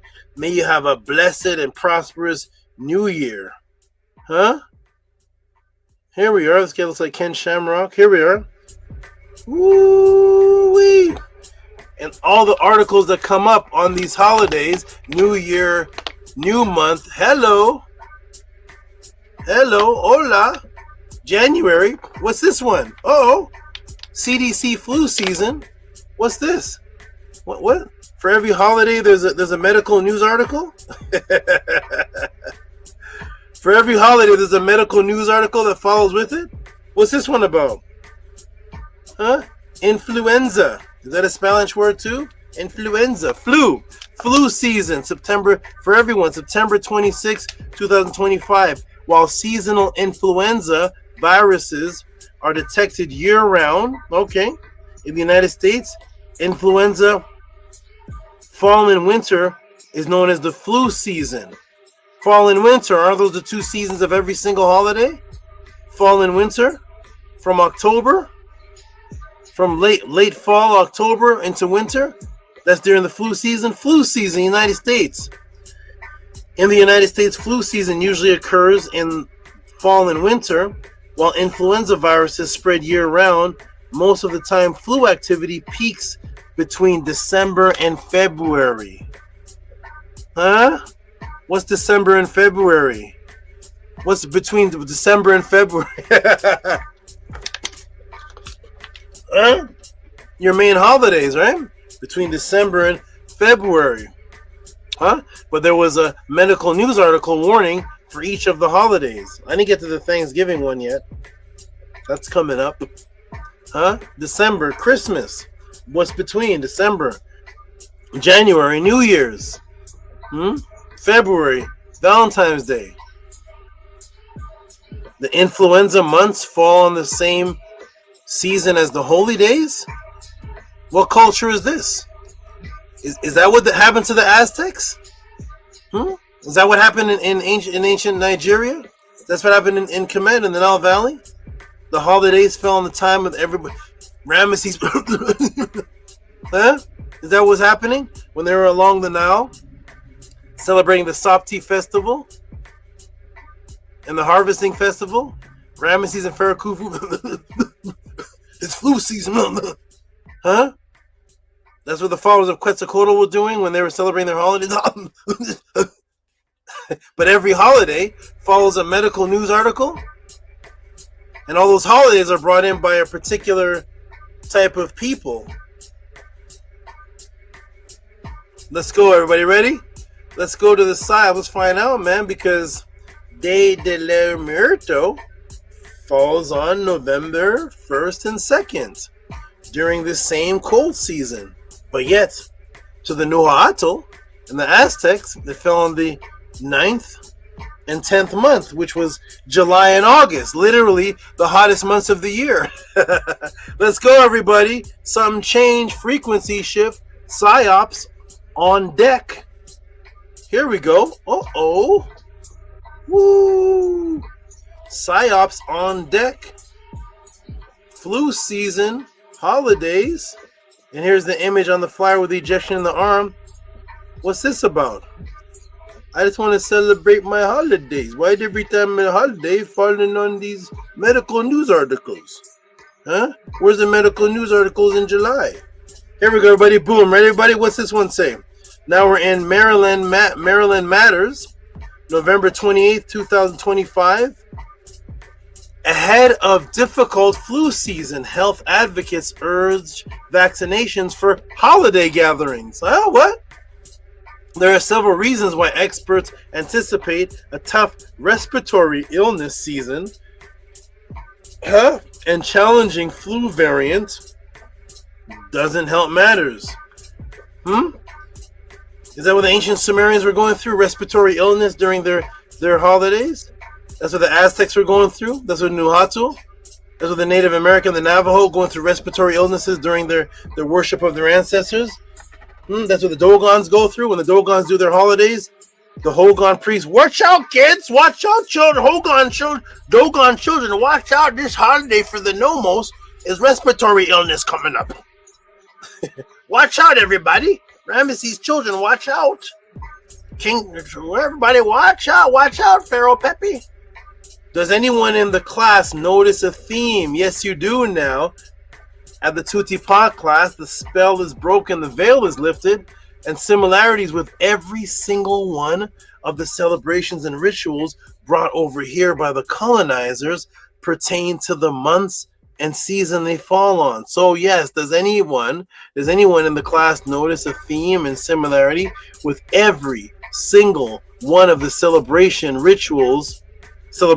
rituals that were brought over here by the colonizers pertaining to the months and the seasons they fall on? Do you notice a pattern? Ooh. Huh? Shall I show it all together now? There it is. Huh? There it is. Christmas medical news article. Here we go, everyone. Every Halloween, Thanksgiving. I don't know if I put Thanksgiving in here. The Thanksgiving had a crazy one that's worse than all of these. Valentine's Day, everything, single one of these. The cold months. There's all your holy days. Boom. Yes, every single one of them based around the coldest. Not only when it starts to get cold, all of these holidays are based on the coldest months, and every single one of them being the height of illness and sickness, as we can see here in today, November 26, 2025. This is updated information, everybody. This is just last month. You want to hear the update of last month? Then I'm going to break down the source of why this is. Then I'm going to take a break because we got Dia de los Muertos taking place in the cold months. There's a shift that was made. to match the other people and their frequency. Let me move down. Here we go, everybody. Let's move down. Move down. What does it say? Health news. Oh, I did put the Thanksgiving one in here. Uh-oh, yes, I did. Here we go. Here we go, everybody. Talk to him, Caroline Key. November 26, 2025, just last month. These are the top reasons people get sick on Thanksgiving turkey with a side of food poisoning. Here's why Thanksgiving is a prime time for foodborne illness and spread. How to keep your dinner free from germs. It's holiday season, everybody. Time to get happy. Spend time with your family. In the U.S., which means more gatherings with the loved ones and a lot of food. A lot of food. It also means many illnesses will go around, from respiratory viruses like the common cold and flu to foodborne disease, also known as food poisoning. Foodborne disease occur when you eat and drink something contaminated with disease, causing germs, including bacteria, parasites, or viruses, which can lead to an unpleasant bout of diarrhea, stomach cramps, and vomiting. According to the U.S. Center for Disease Control and Prevention, I remember when I first taught about the CDC years ago, I said it's called the CDC. It's the Center of Disease Control, right? All of a sudden, recently, now the P's added, prevention. I said, shouldn't they be preventing disease? Do you all remember that back in the Killer Priest days? Remember that? I said, are they controlling it? Are they stopping it? Now it's the CDCP. If you all remember years ago, it wasn't called the CDCP, was it? It was called the CDC. Now the P's added. Thank you. Common cause of illnesses on Thanksgiving. We know that outbreaks of foodborne illnesses can do and happen around Thanksgiving. Laura Ford, PhD, epidemiologist in the Division of Foodborne, Waterborne, and Environmental Disease at the CDC, tells Today.com. The CDC does not collect data specifically related to holidays, but some foods people enjoy during Thanksgiving can lead to serious foodborne illness if those foods aren't prepared, properly handled and cooked, stored and reheated, says Ford. Turkey often the centerpiece of Thanksgiving, turkey often the centerpiece of a Thanksgiving, is a common culprit. Raw turkey can be contaminated with Salmonella, Campylobacter, and Clostridium perfringens, and other germs, say Ford. So there's every holiday comes out with a medical article. Yes, because understand, everybody, why is this? Why are they on the winter seasons? Does anybody know why? Because understand, where are the European invaders originally descended from that have them attracted to doing celebrations in these types of weathers that make people that they encounter immune system vulnerable, and now even themselves. Yes, when people say Caucasian, that is a particular landmass. Guess what Caucasus means? Does anybody know what Caucasus means? What does Caucasus mean? And what's the temperature, everybody? Uh-oh. What's Tehuti about to do? Uh-oh. We're about to break the spell. Uh-oh. What is Caucasus? Uh-oh. Did anybody go look it up? Caucasus, mountain range between the Black Sea and the Caspian Seas, separating Europe and the Middle East from the Latin Caucasus. From Greek, Caucasus, said by Pliny, Natural History, Book 6, Chapter 17, to be from a Scythian word, similar to Caucasus, literally the mountain, ice shiny. The word Caucasus is known means ice. When people say they are Caucasian, Caucasus, that means they're from a region that is ice for thousands of years. If you're surrounded by ice, climate in the Caucasus. Let me blow this up. What's the climate over there in the Caucasus? Let's blow it up and see. What were these people used to when they were developing their original civilizations before they migrated out of there? What were their bodies and what were they used to in this icy region, Caucasus? icy. What's the climate up there in the Caucasus? Well, we're gonna go to Geographic Bureau, and the area is actually called Mount Elbrus. Mount Elbrus, and what are the temperatures there? Negative, probably too small for you all to read. -2 to -5, and higher up to -6, -16. This isn't 1 degree. This isn't 2 degrees. This isn't 3 degrees. That's freezing. Have any of you ever encountered 3 degrees? You say it's cold outside when it's 50. When it's 50 degrees outside, you all are not going out without a jacket. If it's 45 degrees, you're probably not even going out to work. 45 degrees is cold. It's a few degrees from freezing point. Well, in the Caucasus Mountains, where these people lived for hundreds and thousands of years, it's -16. -21. Not 21. I really want this to get this in your mind. It's not 21 degrees. 21 degrees, you all would be you'd be dead. Has anybody here experienced 21 degrees? When it's 49 degrees outside, everybody's like this with jackets on. Holy crap. Woo! 50 degrees. Turn up the heat in the house. You're freezing at 50 degrees. 45 degrees, you're about 13 degrees from freezing point. That's 32 here. Woo! 30 degrees, you all are not going to work that day. 30 degrees, you all are free. You all are, car's not started. Car's probably not starting. 30 degrees. 20 degrees? I'm not at 20 degrees. 20 degrees, you're crying. You're not going anywhere. Your children are going to school. This is -21 degrees. How do you survive? And what does your mind, your food adaptation, your consciousness, and your physical makeup have to be to survive in -21 degrees for thousands of years? What do you eat? What do you grow? How happy are you?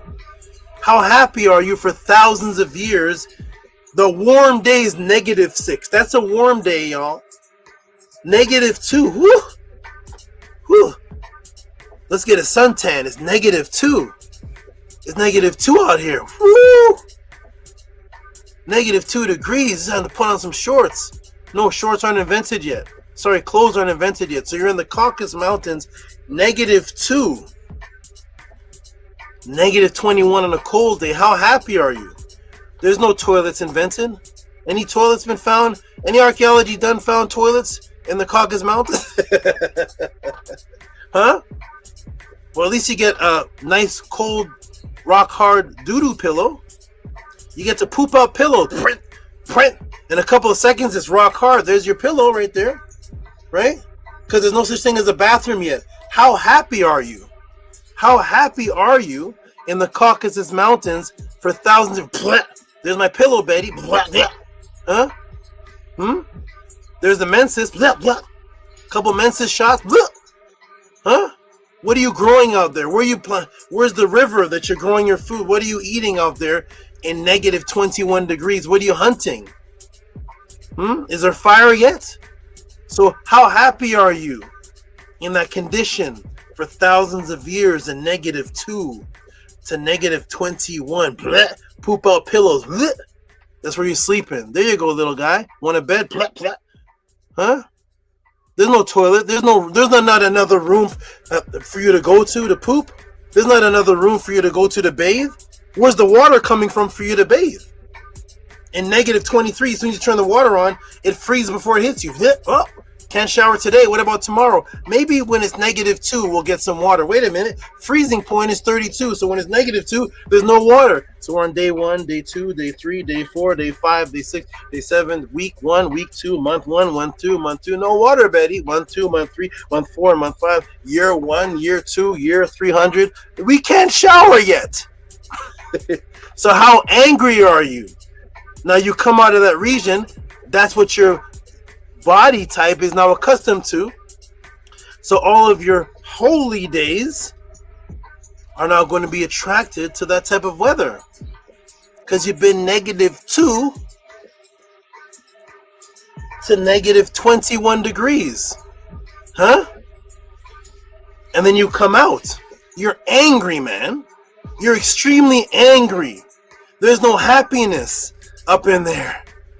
You're biting into ice, fur cakes, burger what? You can't, there's no fire. Fire in negative 21? Have you invented fire yet? You're angry. But at least you can quote cannabis. At least you can say you're better than the Africans you met.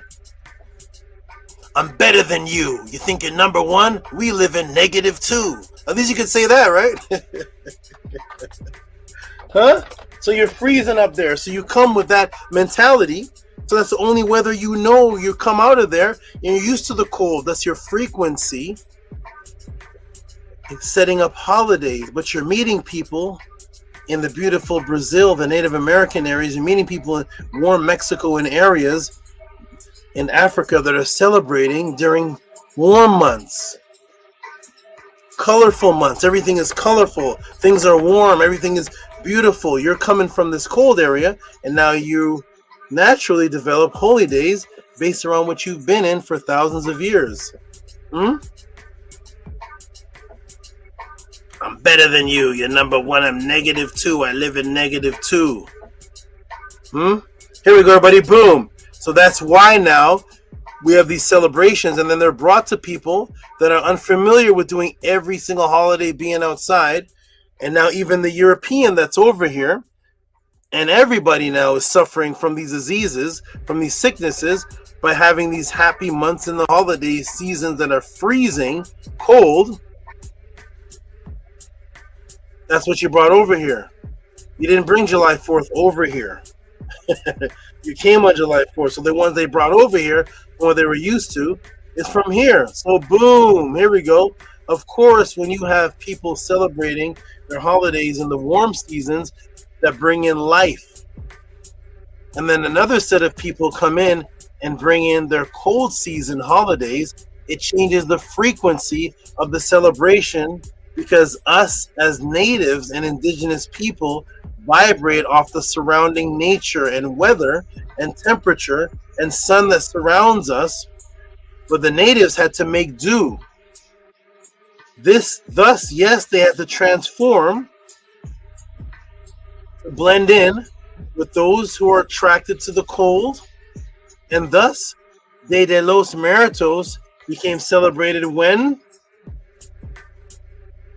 From the 9th and 10th month to the cold months. It's very cold in November in the Americas. But remember the phases, and some of the phases of the Muerto deals with being outside, staying up all night, visiting the cemetery. So here they are now.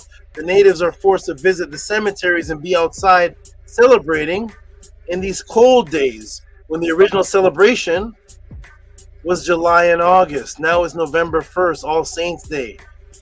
November 2nd. So boom, back to the cold frequencies that matches all of the other holidays and ritualistic celebrations of the Europeans brought over here to the Americas. But the natives were persistent and loyal to their culture. So yes, they had to change to celebrate in the cold climate, unfortunately.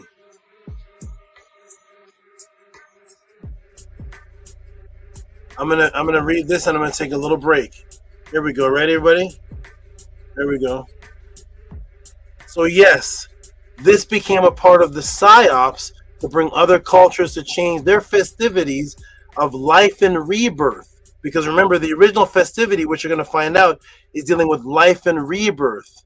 Rebirth of the souls coming back, which matched the rebirth of the season of spring and summertime, and the rebirth associating holy days, which is where you get the word holiday from, associated with now the cold death seasons, when fruitful, luscious, life-giving plants and trees and fertility appear to be dead, rushing Africans, Mexicans, and those who were conquered by the European, now rushing them to change, and even other Europeans, causing them to get sick and cold because of the focus of depopulation, to run outside and celebrate, to be neurologically associated with the winter seasons that are causing them to be exposed in the heightening of illness. Tehuti, you're making that up. There's no organized psyops.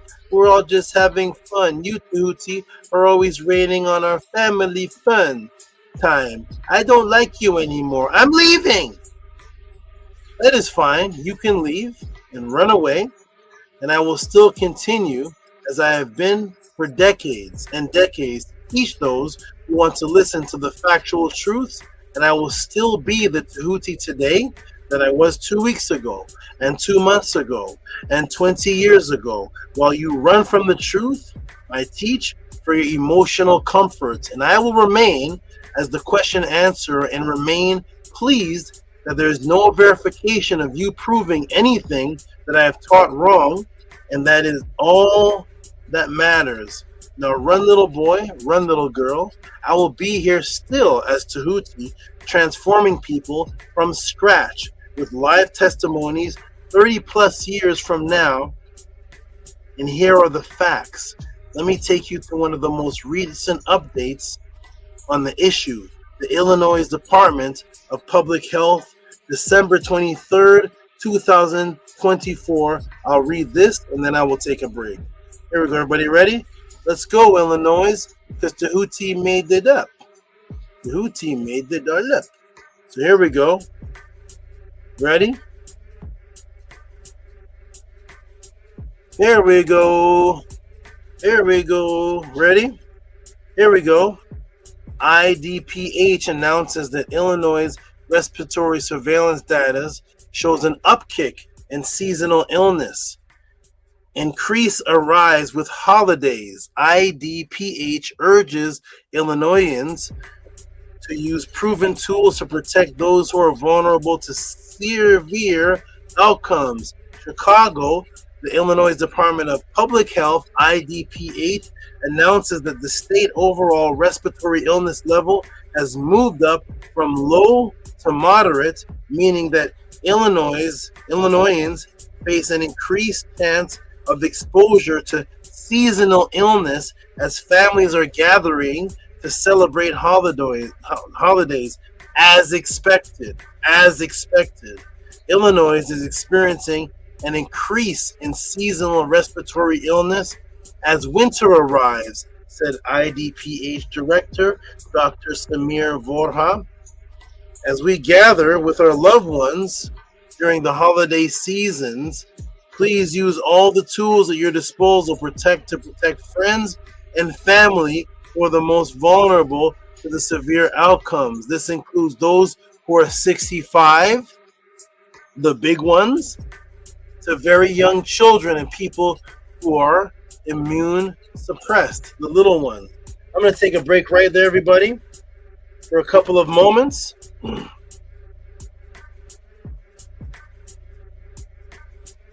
It's about to get even better. I'm going to take a little break right there. I'm going to put the link in the room for those that jump on the panel, build. Let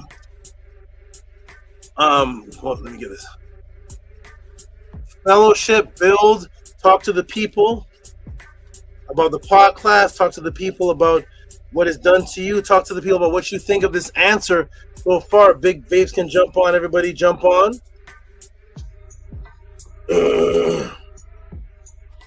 And then that allows me to take a little break.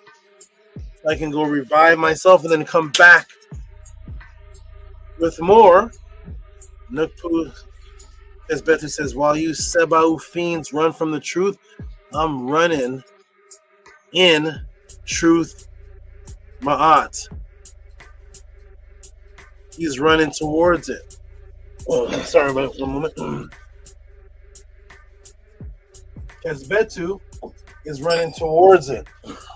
He's not running from it. He's running towards it. All right. Jump on the panel, Kesbetu. Jump on the panel, everyone. And while Kesbetu runs towards it, that's what that represents. Boom! All right, everybody, jump on the panel. Congregate, fellowship with the people. And let me go take my break so I can come right back and continue what I've been doing since '89. But on a extremely more intricate level now. I was giving little mini versions of this to the high school students. Peace to Jed. How you enjoying the class so far? What's up, Saba? Can you hear me? Hey, great, nice and clear. Yeah. Hey, they keeping everything in the winter. I didn't know that caucus meant ice. That's another bar right there. Boom. Yeah, that makes a lot of sense that they would all the major holidays are from October to February. 1,000%. And yeah, Tua, this is good. This is really good. Retetua is she's watching it as well. She's dealing with our set right now, but she's watching.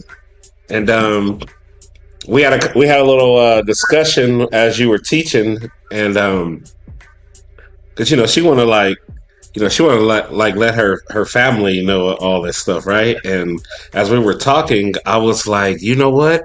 As she said that comment, I was like, you know what? I don't think so you made me realize something. I think I said most people the reason why, in my opinion, they buck against the truth is because not enough people follow it. So can you imagine all of your nation celebrating things on October doing this, and you found out the truth, and it's like, no, we do this in July and August, and you're the only one doing it. I said that's the reason why most people are afraid of the truth, is because not enough people do it, and people like to stay within that herd and move as one, right? So, but to you, Summer. Shouts out to you. Nini, I'm glad you appreciate it. Wonderful. And okay, I'm ready. Okay, I'm gonna go in a minute. But here's the man that started all this. Is never-ending story, man. The man sending these questions to blow everybody's head off. There is a Big Vapes. How you liking this so far, Big Vapes? Learn anything new about what's happening? What's up, Ma'at? Henu to Saba. Tehuti, Amenhotep Ra, Henu to the panel, Henu to the people, in the comments. Yeah, as usual, I did not expect this breakdown so far. Definitely snake style, so I definitely appreciate it. Ooh-wee, it's gonna be good, Big Vapes. You're gonna love it. Wait till we get into the. Well, first of all, let me ask you. I'm glad you appreciate New York, everything you appreciate me for. Do you have any type of Spanish influence background that was doing any of this? I noticed that Eduardo was that Spanish?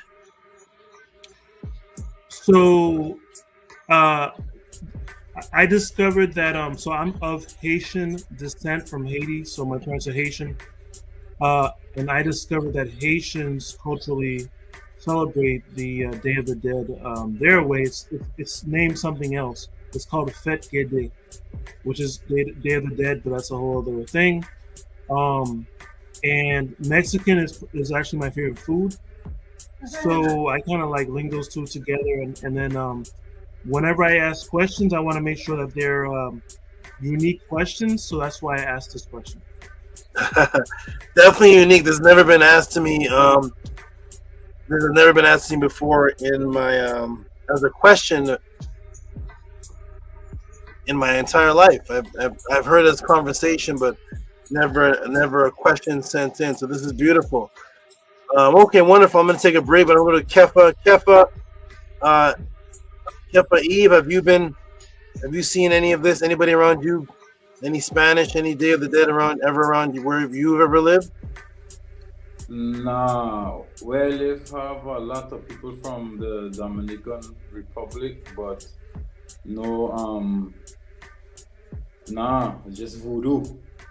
Okay, voodoo's coming up soon in this too. And wait till we get to the section of the bones. Where'd you see the origin? Bones. Where'd you see this? The origin of why? It's gonna get good. It's good already. It's gonna get even better and better. Okay, I'm gonna take a break. And what do you say? Dominican Republic? What do you say? What's the place you said? Yeah, and the Dominican Republic, right next to Haiti, the same island. And where's Nookpoo from? He's from something that sounds like that. Dominican Republic too? Okay. All right, everybody, I'm going to take a break. You all build. I will listen out to see if there's anybody that tries to... Actually, the Jed. You have the ability to let people in the room, right?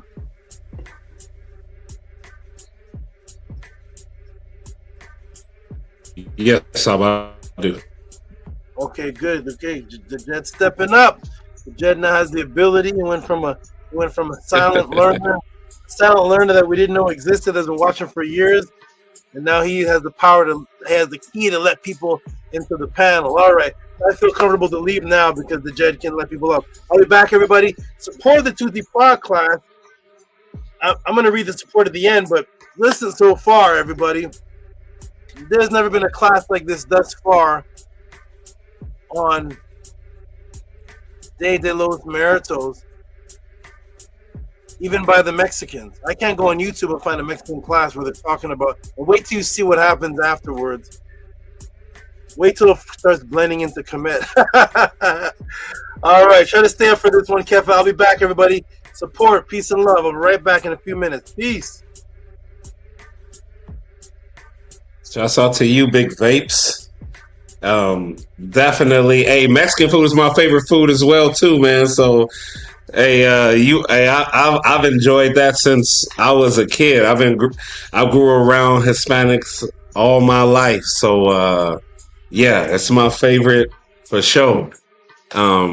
This is a big change. Like I was telling Saba before y'all jumped on, I'm like, man, having a discussion with Ratetua, and she want to tell her family and everything, and I'm like, yeah, you can. It's cool. Like, hey, do your thing. And it just made me realize that every person I've been telling different things, especially to my family, you know what I mean? It's not really necessarily the truth. It's just, they don't feel like enough people follow it for them to stay within that gray area, right? To be able to move a particular direction. And, for this household, for this I don't need a Christmas for me and my out to get together to enjoy each other and have a good time. I don't need that. I don't need Thanksgiving in order for us to have a good time. We should be able to do that any day, and not have that dictated on a particular herd and sheep movement to come together. I don't need those festivals and things of that nature of what's going on in the Matrix, right? And to me, that is definitely important. So, yeah, man. Hey, if you're anybody right now that's watching this and you're not in the chat, but you're just watching in the back, and this is something that you celebrate, yeah. Can you do it like how your ancestors did it, celebrating it in July and August, and not do it in October, right? Because you're not doing it for the people that's around you still living physically here on this earth. You're doing it to show love and adoration to those who had already transitioned, and you give. So can you start that journey on your own, knowing what you know right now and what you watched, and it's still going. It's not even done. So can you take on and continue that tradition of July and August, and them warm days, and give adorations to your ancestors? So I just kind of want to leave that right there. Hey, dua to you, Big Vapes. I'll let you talk, man. This is your question, so let us know how you feel, great brother. Hanu to you, the Jed. Thank you for your words. As far as what you just said, I definitely agree. I aspire for, well, more people in general. So before I even say that, whoever's watching right now, please like, subscribe. You can save your favorite Tehuti pod classes on the YouTube. So I've been doing that. So save your favorite classes, rewatch those.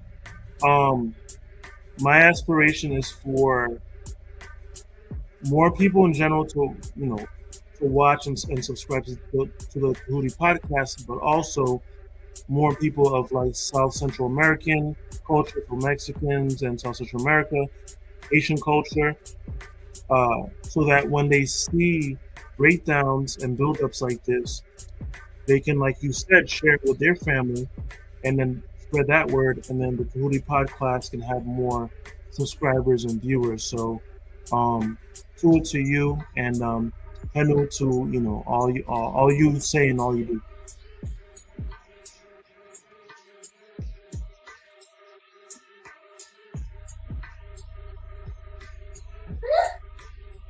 Careful, Hotep. What's on your Eve, great brother? Mind-blowing answers again and again. It's like a walk in the park for Saba. Saba is just coming enlighten us with, I know it is like just a crumb of what because Saba does have so much, and it's really never so to get the information from Saba is really never for Saba about our life. So everybody they just talk a bunch of things, but Saba does live it. So to get it from Saba now, it really never. Again, I gonna have to go back over it so I could get some more gems, because some of the classes you miss 30 seconds of it, you miss too much. So you might as well just go over it again and get what you could get. It's 5:24 by me, so like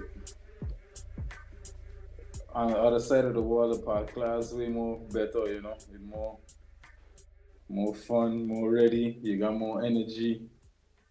But then when it like this now,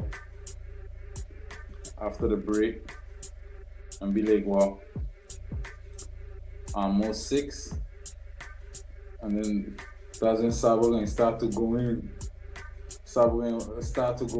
And then now I have to catch up on the park class tomorrow.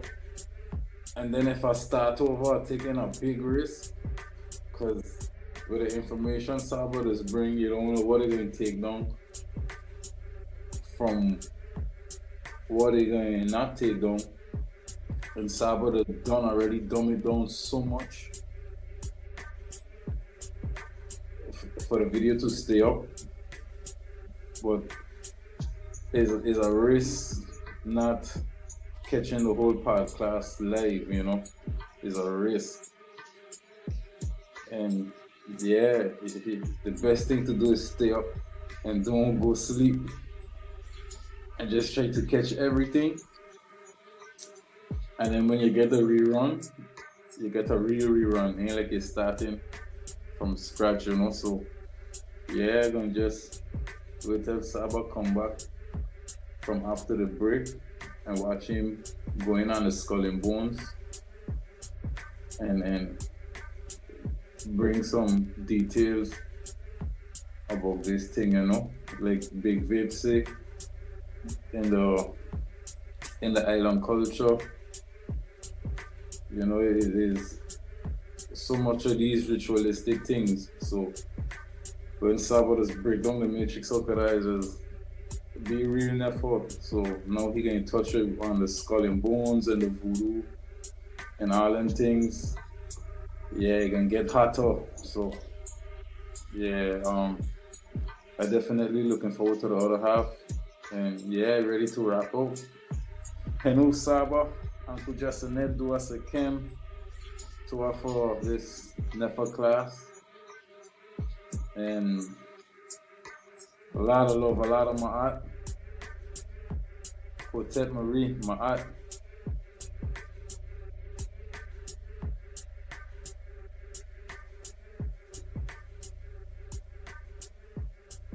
Hey, you know what I wanted to say? The gentleman had asked me about the music thing. Since I get my urine, like before when you put fix, it would have a rock and roll band. And then when you scroll all the way down, then you would see my music. But now, since my name is Kefa Ma'at for Tukemba, I never try Kefa. But when you put Kefa Eid, my things just pop up to the top, you know? So that then been working real good for me, you know? Yeah, so I just wanted to throw that in there. Because that's one thing I never mentioned about the rain, you know what I mean? I meet somebody and I ask them what the name is, and I check like, it's Kefa, you know what I mean? Yeah, that was, that reading there for me, son, is the best feeling. Yeah, to accept again for my rain.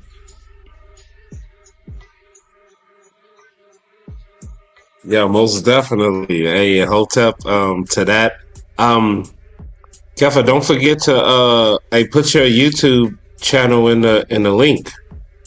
Don't forget to throw that in there because I was asking for it and I think someone else was asking for it. I think Robert Williams was asking for it as well. So make sure you try to throw that in the chat so everybody can click on that and check you out, man. Yeah, shouts out to Saba, man. This is why I've always said, man. This is why I always said, like, you know, what a child is birthed into this earth. They pretty much adapt to what they're around, right? And they're usually not around this information, right? So whatever their environment is, that just becomes normal for them over a period of time. So to hear these things, to get these teachings is definitely, you know, it's an effort thing, right? Because you know what, it's going to start with you, and then that will transition into your per, right? And within your per, your out get to grow from that standpoint. So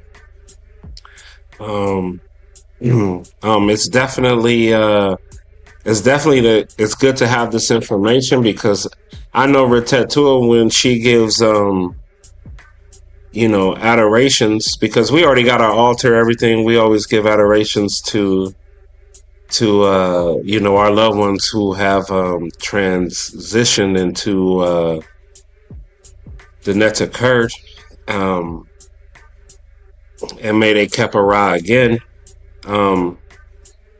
It's always good to have this information, man, because that celebration can definitely be done in an earlier stage instead of October. So I like that, and I'm interested. I'm interested to see where Saba takes this with the ancestors of the Natiru. I mean, you can already see it, right? Already giving adorations, already respecting those who have transitioned, giving food offerings. You can already see that trail and that type of tradition, right? To never forget those who transitioned on. So I'm curious to see where Saba breaks, because, you know, Saba always gonna give you a little something extra, something that you know what I mean. Whatever you thinking now, it's always some more on the top of it, right? And even if you see the trend of offerings, yeah, he's always gonna give you a little bit more, and for some a lot more. right? To where you wasn't even thinking of that particular concept, right? So I'm definitely excited to see where Saba takes this. And once again, for the new people who are watching this in the background, just know that, and I've had this conversation with a few friends of mine.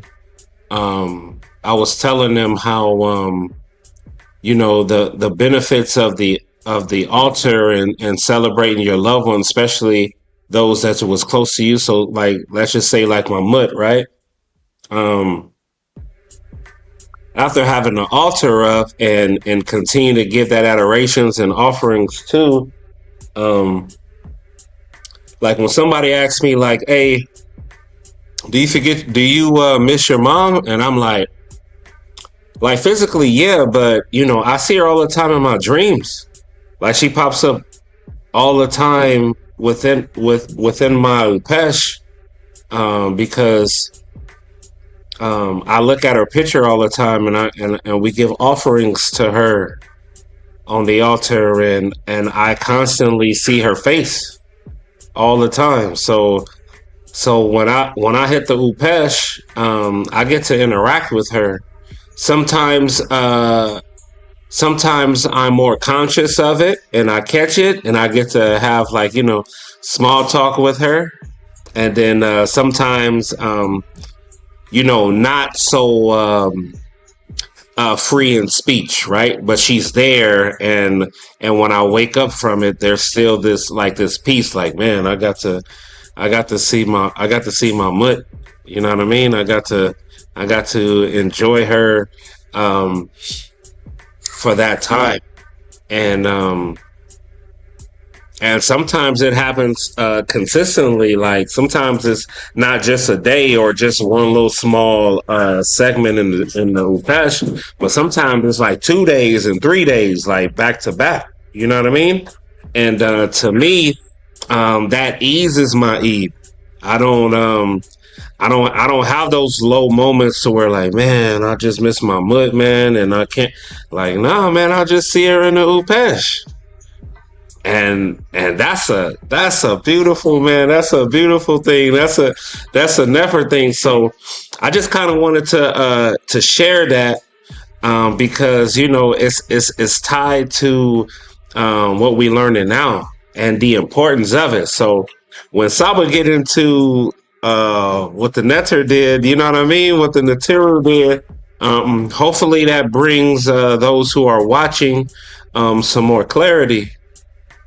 And hopefully it gets you to come in over here, man, and spend time with the House of Atun. You know what I mean? Just spending time here, and for you to learn and to continue to better your life experience, and hopefully you can grow. And that's why we say. That's a part of why we say, like, hey, give support, give reciprocity. It's cool. It's cool, man. Even if you got $5 to your name, hey, man, send your dollar. You know what I mean? Hey, whatever you can. And that's what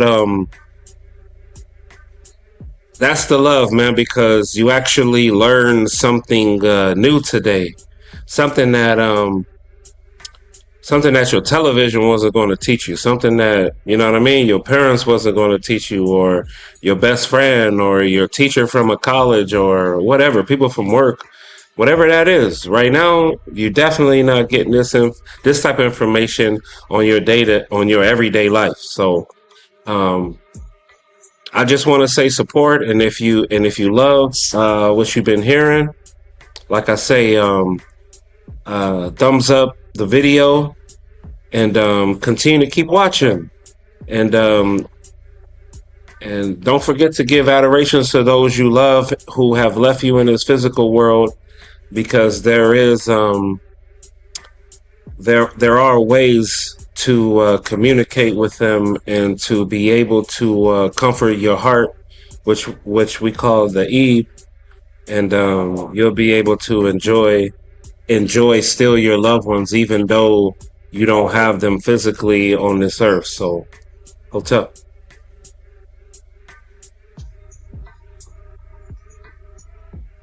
Hey, you know, Saba's a doorway, you know, so yeah, but the things what Saba does provide is never, you know, because a lot of things I didn't have. I know because, well, I can't say I don't know because now that I understand reciprocity, I always how it does work. But if you ain't involved in it, you ain't gonna understand how it does work because you're on the outside looking in. But it's just to pick and cool, wash away the BS from yourself and comfort us. Conscious light, lead with the left. Lead a heartbeat, rhythm, run the soundtrack, and operate in that frequency, you know? Because I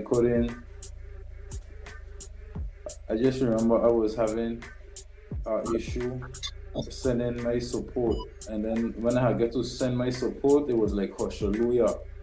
I was happy because I never get to send Saba support in the Killer Priest podcast. So the first time I get to send support, it was like the neverest thing because no my card was working and I would be able to keep sending support after that, and it was the neverest thing, and I get back crazy results from that. So to our Saba, welcome back, Uncle Justin.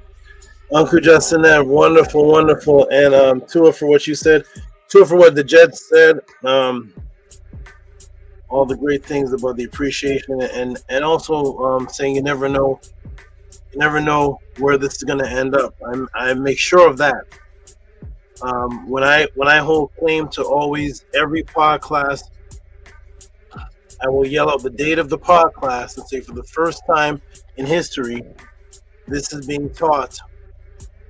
I hold proud that I'm able to do that. That nobody knows where this is gonna go. Nobody knows where this is gonna end up. It's gonna end up somewhere that's very familiar to everybody here that studies Ma'at. And how it does end up like that, you're gonna say, "Wow, whoa!" It's like, "Oh, that was right there in front of us the whole time," but it's hidden if the celebration is no longer focused on what was in the original book in 1577, 1545 to 1590, and what the Nuhato said before the Spanish got there. So it's going to be a beautiful thing. I like that. I like Hush Nation that you said you received something by giving reciprocity. I forgot how you worded it, but you said you received great results. Is that how you worded it? Great results? Yeah, because I couldn't find a word to explain the results, you know. It's like boop, boop. But then the only thing I could think on is it happened from time. It's from time I start operating in your frequency, it start to happen. Oh, okay, yes. Which last? But it's only it's only later on in the future is when I backtrack and I was like, and when I start to learn about reciprocity, then I was like, hey, that's what happened. I was like, because sometimes I just be thinking if these things was happening before you, and then I was like, nah, these things start happening the same time when Saba come in my life. So I was like, it got to be that. It can't be nothing else because it's the reciprocity that I learned about in the same part class. So the longer the classes go on, the more I just understand what I've been through, what had happened. I just understand the process more. Excellent. Absolutely true. And when I tell people that I am alive because of magic, I'm alive because of Hika, I'm alive because of the real meaning of Hetep. The aspect of me being here, being able to do this, is because I'm giving first. That's the science behind what's actually happening here. Because I gave first. Because I stepped into that frequency to give first, resulted in the domino effect of my survival and support that I get right now. When I went on Killer Priest, I gave first. I received not one penny. Other than AD dumping his wallet on me, I never made 5 cents for that year on Killer Priest. All those jewels, all the answers, the fighting Rasul and debate, everything I was doing, I gave first. I didn't know any of you. You all were watching me. I didn't know who I was helping. So I said, I'm going to give first. Everybody in my life that I come in contact with, when I met Nana, I taught her first. She didn't cook for me. There was no intimacy. There was no relationship, no happening. I gave first. When I met TT, I saw her on a bus. I played a video behind myself. She was sitting behind me. And I just played a video and I was like this. And then from there, she asked me questions and I started teaching and breaking down. Everybody, Ahati, I gave first. He didn't give me anything. I taught first. Everybody that you see that's here, everybody that's been in the pod class, all the runners that have ran away, I taught them first before I received one's reciprocity. I didn't receive 1 penny from any of you before I started changing your life and breaking you down. That's the magic that I actually live on, is that I have a vow that I must give first. Whatever risk it may come with. The person may never give me anything. Nothing may happen out of it. But I have a vow in the magical life that I live that I have to give first and see what happens. Where I could have started the Killer Priest show by saying, hey, Killer Priest, if I'm going to be on here for 5 hours a day, I'm going to need some pay first. Hey, I don't do that first. I give first. And then what comes about from that is the hikka that I live. So that is what happened to you. If you're on that frequency, it's the frequency that I am on.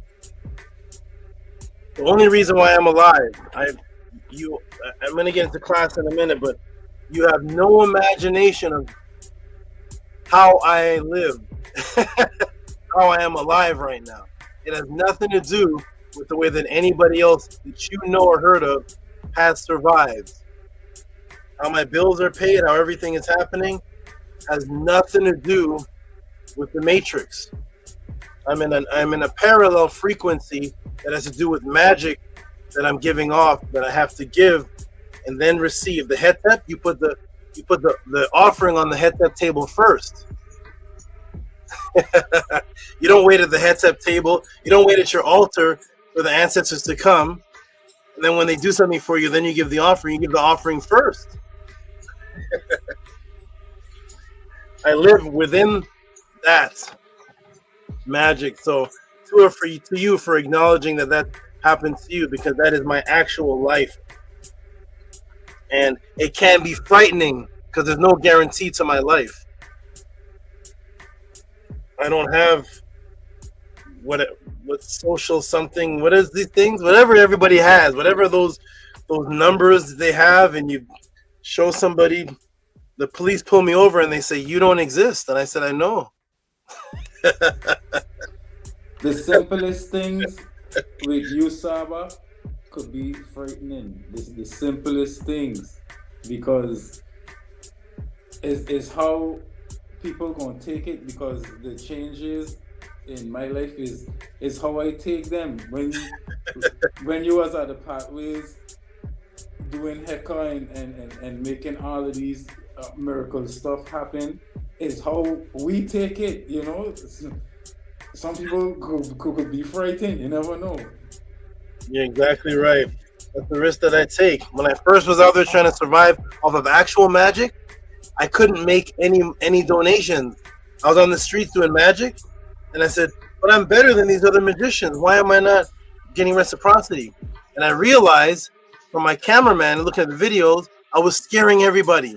The magic I brought to the streets was scarier than David Blaine's. It was scarier than Chris. It was too much for the people, so I had to dumb it down. And I said, I'm doing better magic than there's a guy with a deck of cards saying, pick a card. He moves a little P. Which card? Which number? This, and he's doing all this with his finger or something. And I'm like, you love your boyfriend? We broke up. You want him back? Yes. Okay, everybody. And the phone rings, and it's her boyfriend she hasn't talked to in a year, and he proposes to her.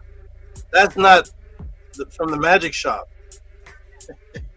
Yeah, because I see a lot of cool, like super cool magic tricks, but when you see somebody actually do it, it's different.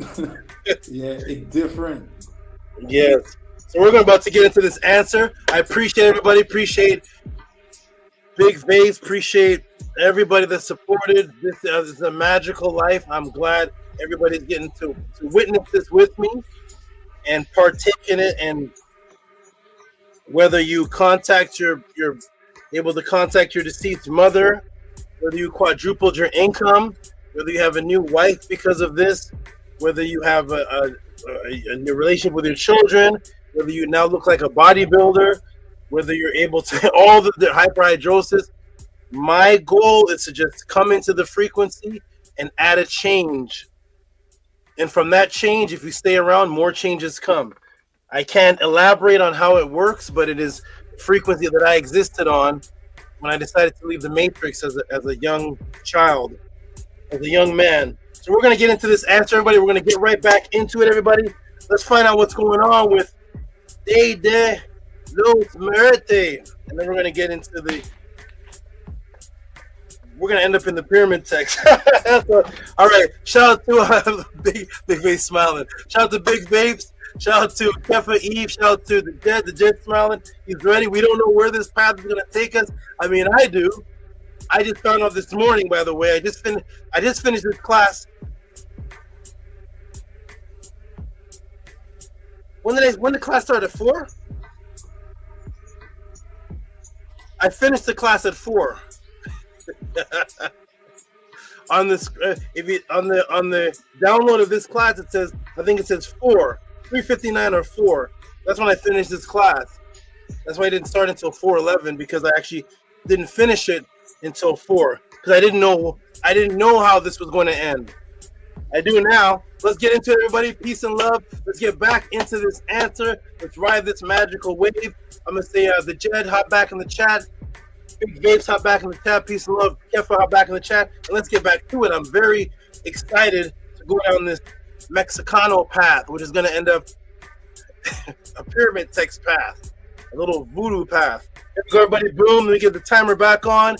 Support the Tehuti podcast. It's not happening anywhere else on the planet. If it is, put the link in the room. If it's not, appreciate this more than we appreciate Dunkin' Donuts and Little John's Pizza and a little bit of weed.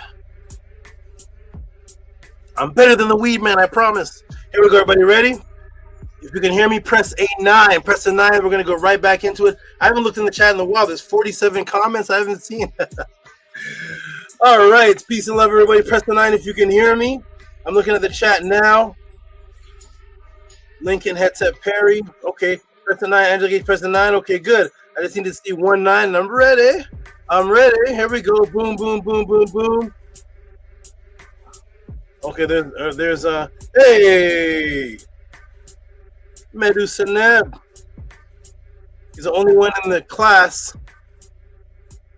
He's the only one in the pod class that has the name that was my name when I was in high school breaking people out. I call myself the Word, and now this brother's name is the only one that got my name. That would have been. He's the only one in the pod class that has a name that I would have taken for myself and added it to Tehuti. If I wasn't Tehuti, my name would have been Medu.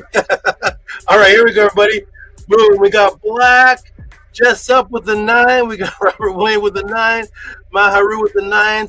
We got Titans Debate League. That sounds like a Coliseum of arguments. Shout out to Titans Debate League, the Coliseum of arguments. All right, I love the new names in the room. Shout out to all the new people. Titans Debate League sounds like a strong thing happening. Shout out to Uben Medusanev says love and appreciation. He came on Stein and said Tehuti's the truth, and then disappeared from the screen. I'm not sure what happened, but shout out to Lincoln Headset Perry. Titans Debate League puts up this. All right, wonderful. I remember when I used to be excited to debate. They wanted to debate, pick a debate on this Monday with Jabari. I'm like, look at what I teach on the pod class. Like, look at what I teach on the pod class. What do I teach that's a debate? That's a debate with. Oh man, I debate you. You didn't cure hyperhidrosis, Tehuti. Let's set up a debate. You didn't turn Empu to look like a fitness trainer. Let's debate. What is it that I teach? This? Here we go, everybody. Ready? Boom, boom, boom, boom, boom, boom. The lessons are better sometimes. Yes, right. It is, man. You get to relax. Like, yeah, arguing all the time. Gosh.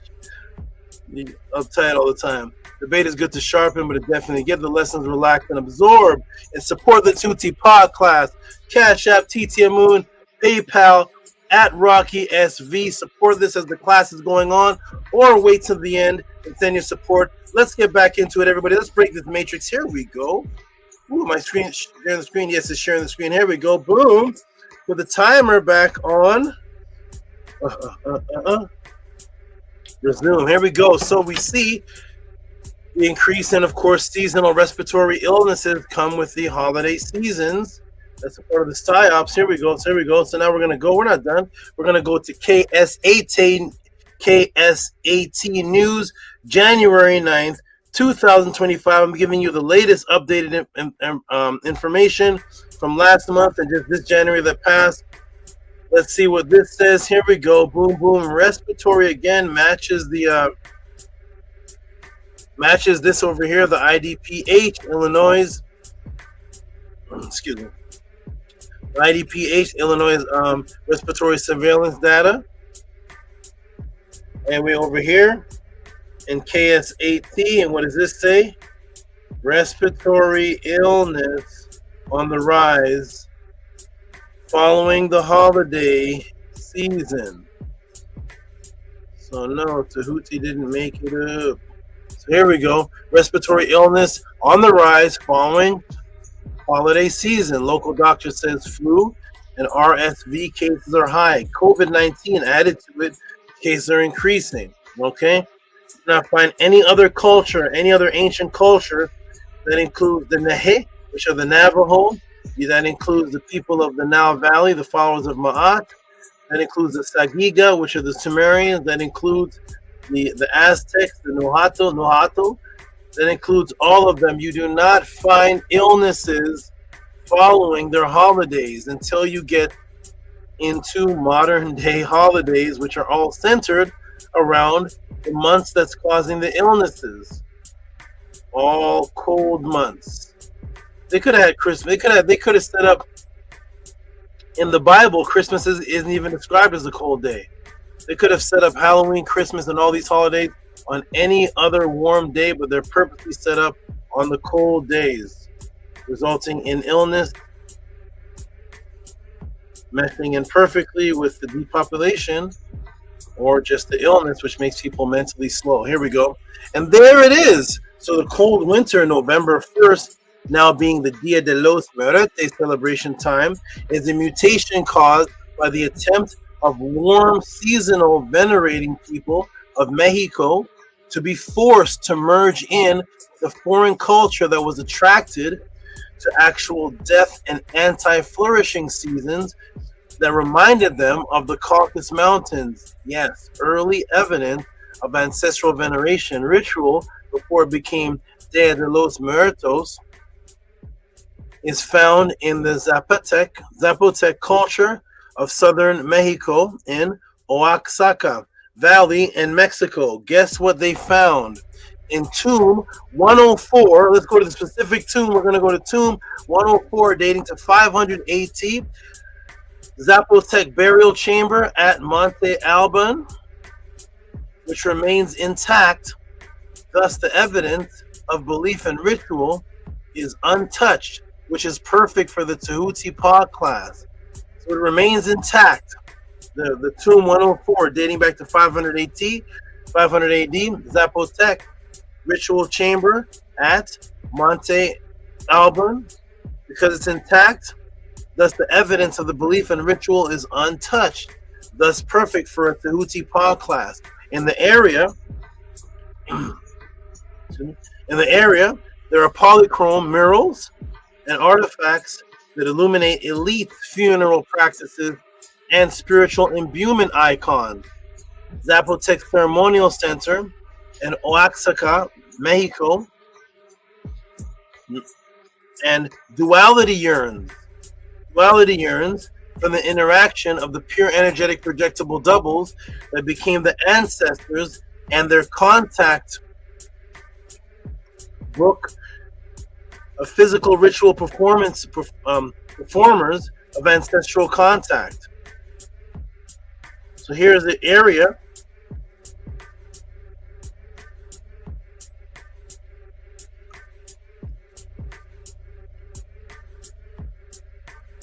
So say, and their contact with the physical rituals. Look at the typo. So here it is. So here's the whole area. And then we're going to zoom in from this area to the tomb of the deceased ancestral contact and veneration, tomb 104. And I believe it's called Tomba. So tomb 104, 500 AD, before the Catholic influence of De los Muertos. Well, yes, this tomb was known as Tomba, which shows some of the earliest evidence of the deity ancestor impersonation. In other words, ancestral imbuement and possession veneration. Ancestral impersonation is when you become one with the ancestor that you are summoning. They call it in voodoo, and they call it writing, where something is imbued with you. You impersonate it until you become one with the frequency. Then it becomes a possession veneration, where the others are looking at you and you are acting out what the ancestor is doing through you, and they're looking at the ancestor through you. So some of these are impersonation tools and devices, and this was found in the Athuaca area before invasion. And guess when the original Day de los Muertos was celebrated?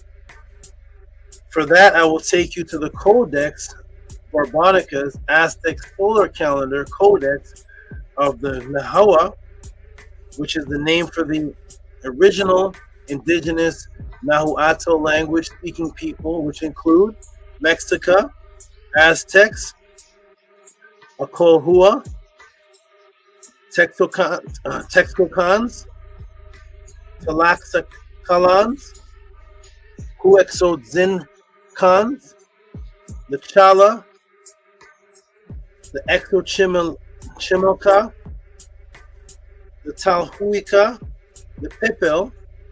So when was the original Day de los Muertos? Here's the original calendar of the people. These are calendars of 365 days, but they're broken up into. Actually, I'm going to save that. Okay, here's the original calendars. It was during these 2 months,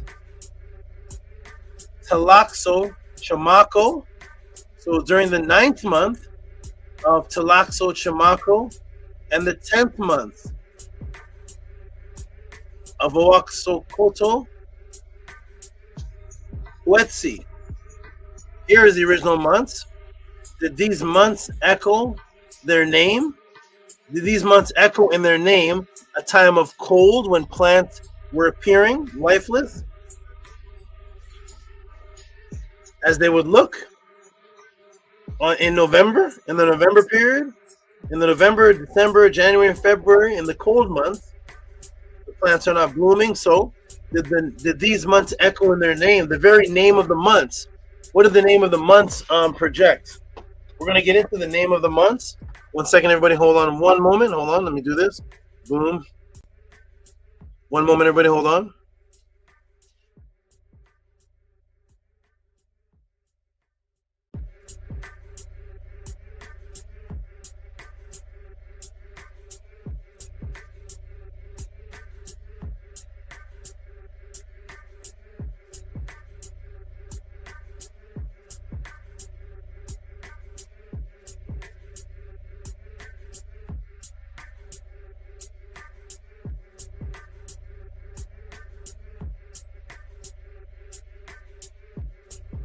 Okay, I'm back, everybody. I'm back. Here we go. So we're going to get into the name of the month.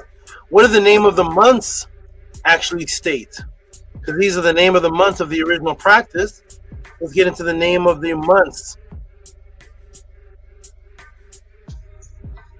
Here we are, everybody. Boom. Am I on? You can hear me. Okay, boom. Here we go. So, and did these months echo their name, a time of cold, when plants were appearing as lifeless, as they would look in November, the day of All Saints? Well, again, guess what time of year the original ancestor revival was, and guess what the name of these months actually meant. What do the name of these months mean? What are these months?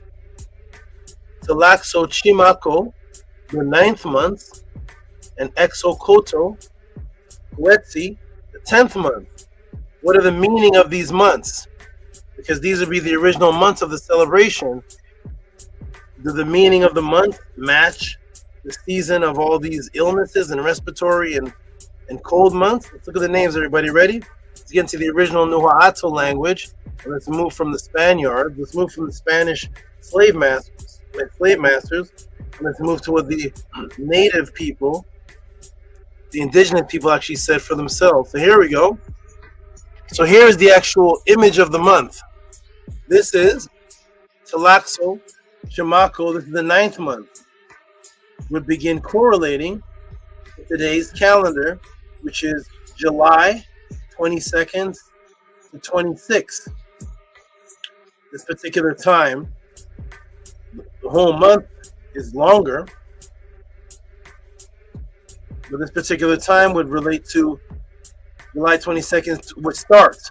It would start in today's time, in Conquistador's time. July 22nd to 26th would be the starting point, not the length of the month. Length of the month is longer. It would start there. So boom, that's summertime. Not November in the winter, but summer when the sun is shining for the rebirth of the souls. It's summertime when the sun is shining, when the flowers are blossoming and blooming. As a matter of fact, guess what the month of the original Dia de los Muertos, Talaxo Chimako, means in the indigenous language of Nuha'ato? What does the month actually mean? So starting July 22nd and 26th, what does the month mean? Let's see if it matches this November cold month by the meaning itself. And let's see if the month of celebration matches the life of plants in nature. My computer is locked up. Let me see. There we go. Oh, what is this? There we go. Let's move up a little bit.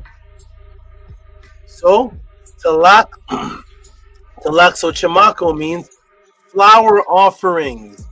As you can see in the Aztec image itself. Look at the Aztec image where I have the arrows pointed to. What does he have in his hands? Flower offering. The month of the celebration was based on flower offering month, as you can see in the Aztec image itself. So no, you're not collecting flowers in November. This was a warm month of flowers, fruition, and rebirth. Not the cold month of November. It was a month of sexual rebirth and feminine frequency and sexuality, as we see here demonstrated in the Cara Zone, Mexico. The Cara Zone, Mexico. So what does the month of Talaxo Chimako represent? We're going to go to the Cara Zone, Mexico. Here we go. Talaxo Chimako, bouquet of flowers. All the way to August into September. So starting in July, end of July, and August, these are summer months. So Talaxo Chimako is the second to last of the ceremonies of Exopan, the seasons of rain. Its name means bouquet of flowers for nearing end of the Metzin of rain. The flowers are in bloom, and life blossoms and flourishes. As a ceremony of flowers, it is also fittingly devoted to Exochiquetzel, the plum, the blossom, who is Teotl of love, embroidery, and the female arts, flowers, and sex workers. Therefore, during the Lexochamaco, we celebrate Quetzalcoatl and the qualities of flowers and desire, poetry, love, femininity, and sexuality. Does that sound like November? Huh? Here we go. Ready? Boom. Let's continue. So there we see the flower offerings. We can see it again.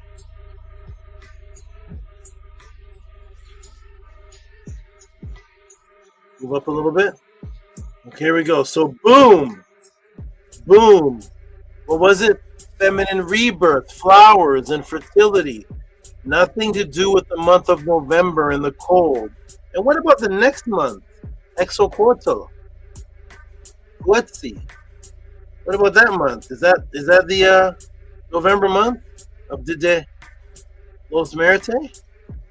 Here it is. I see more plant life. Uh-oh. What does this one mean? Here we go. Let's go to what the natives say. Let's move from Spain. Here we go. Exocotel Huetze, which is the great falling of the fruit. Huh? Each one of these means flower and fruits. Here we go, the great falling of the fruit. When in August, sunny, warm weather again. We're in August, sunny, warm weather again. And why? Because August to September.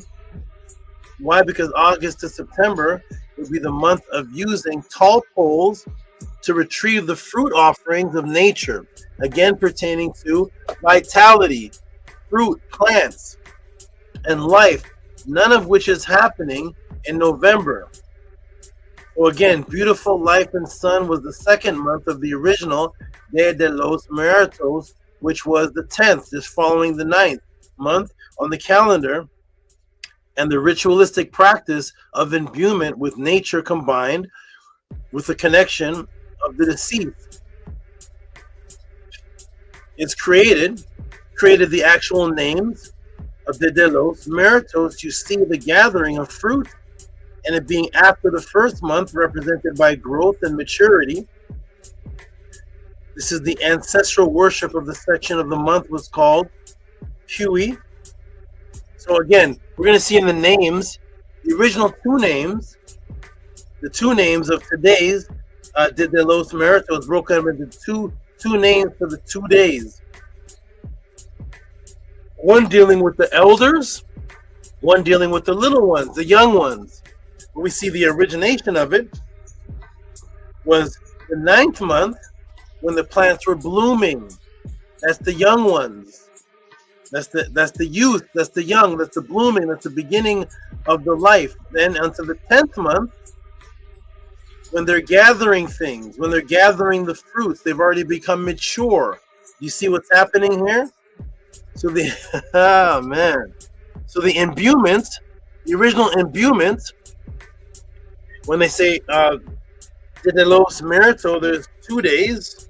One is the day of the little ones, and one is the day of the grande, the bigger ones, the bigger deceased, the elders, and then the youthful ones, the innocents, the one of the small angels and the innocent.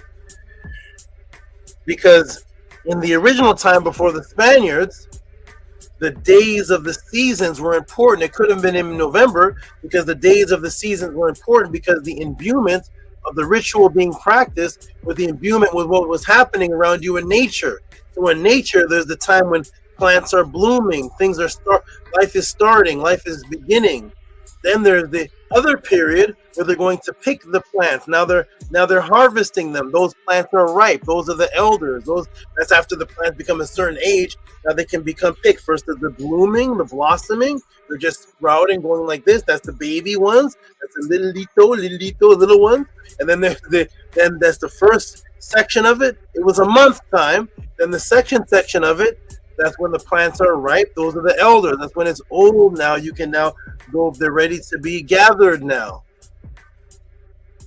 The days of the commemoration and the veneration to the deceased were imbued with what was happening around you in the nature months. Thus, changing it to November cuts off that frequency of the imbuement, because you're no longer surrounded by what's happening to you in nature. What was happening in nature reflected what's happening in the ritual. Let's go, everybody. Here we go. Now we turn it to 2 days of November. Okay. That'll substitute it. Here we go. So, Huey, the worship section of the month was Huey. Mekahuato.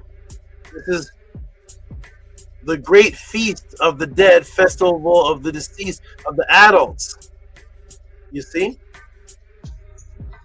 Because we see the 10th month on the calendar and the ritualistic practice of imbuement with nature combined with the connection of the deceased was created the actual names, the original names of Dia de los Muertos. You see the gathering of the fruit, that's the young ones, and it being after the first month represented the growth, and then the maturity of the ancestral worship section month was the Huey, Mekaihuato, the great feast of the dead, festival of the deceased, that's the adults, that's the elders. And to complete the Psyops, then interfered not only with the time of the seasons, the Spanish adapted to the Spanish, completely interfered with the momentum of the ritual. Now the De los Muertos is only 2 days. Guess how many days the original ritual was? Because the more days a ritual means to do something over and over again. So the longer period of time you do a ritual, the more energy and momentum is built up, and the more energy is developed. And then now today, the De los Muertos is 2 days. What was it originally? Let me take you directly to the Nuhato Cultural Dictionary itself. 2 days. What was it originally? Talaxo Chamaco. What does it say here? The name of the month of 20 days. 20 days. And what was the next one? Exequato Huetze. What does it say? The name of the month of 20 days. 20 days and 20 days. Now today, Day de los Muertos is 2 days. What was that original practice originally? That would be 20 plus 20. That would be 40 days. So imagine the natives now have to turn 40 days of building up momentum where you're surrounded by nature that represents what you're doing, to minimizing it to 2 days and turning into the cold months. Let the Psyops begin. So now this 20 plus 20 equaling 40 days of spiritual ancestral ritual momentum generation is now limited to just 2. That's a complete difference of momentum and seasonal change, changing the frequency of the original ritual, weakening it. 40 days of ritual, 2 days of ritual cannot be equivalent to 40 days surrounded by warm fruits, flowers, and plants. Now, is the other psyop that has been psychologically implanted into your mind when it comes to the deceased? Now, what is the other psyop that's been psychologically implanted into your mind when it comes to the deceased? Let me ask the class, what is the color you were told to wear when you see people, when a loved one dies or they go to a funeral? Let me come into the chat. What's the color, everybody, you're told to wear?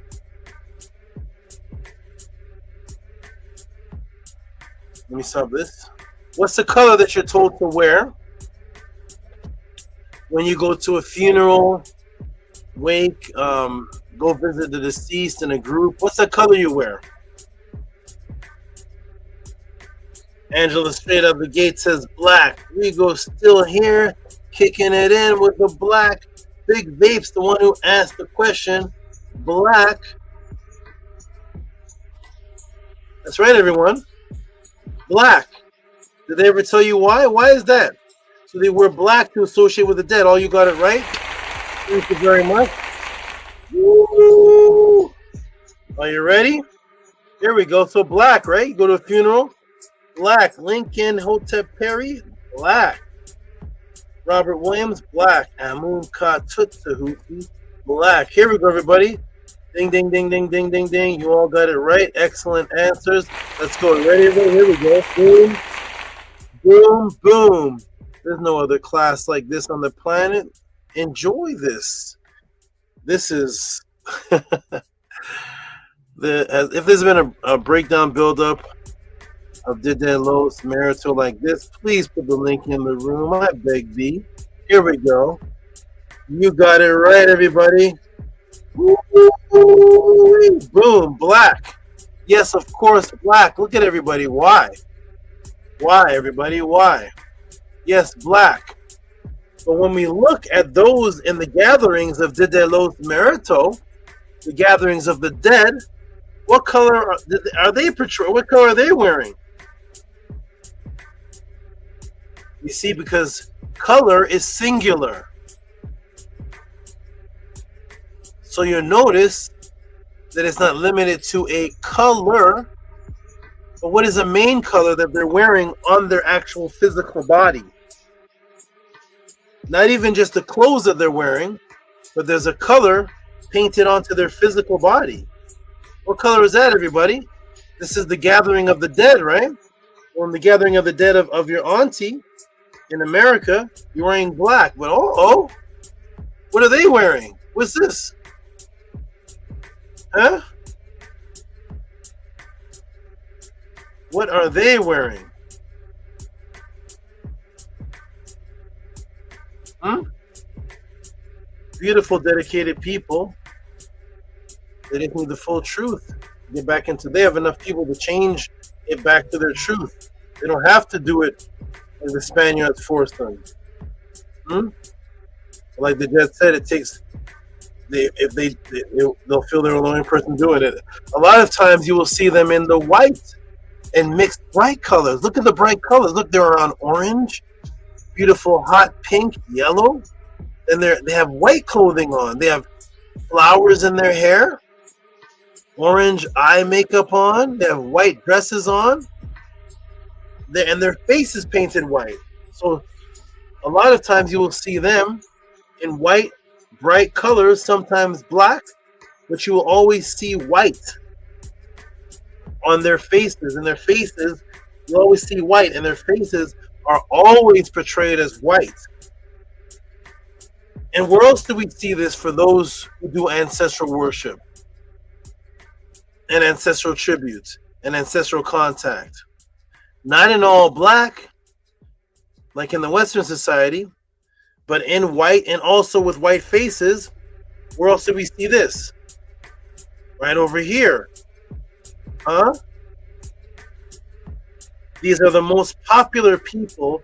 This is the most popular religion on the planet for ancestral contact. And while they're doing their ancestral contact, what colors are they wearing? They're in white. And even the one that's wearing black has white chalk all over him. White on the face. Why is that? In the native cultures, the white is associated with death. Where does that concept come from? So yes, voodoo and the ancestral worshiping rituals amongst the Ifa, voodoo, and other ancestral tribes worship throughout what people call today the continent of Africa, what people call the continent of Africa. They do not seem to be wearing black to represent the deceased. They're not wearing it either. So where does the concept come from? And today in European society, we're taught to wear black and everybody's sad. These people are wearing white, doing ceremonial rituals for the deceased, and they don't seem to be too sad, and they're dancing. Much different from a funeral. How many people have ever been to a funeral and heard a beat? Nana, you heard it? Nana's in the room. How many of you have ever been to a funeral and heard a beat? Anybody heard a beat at a funeral? You ever been to a funeral and heard? Huh? Have you ever been to a funeral and?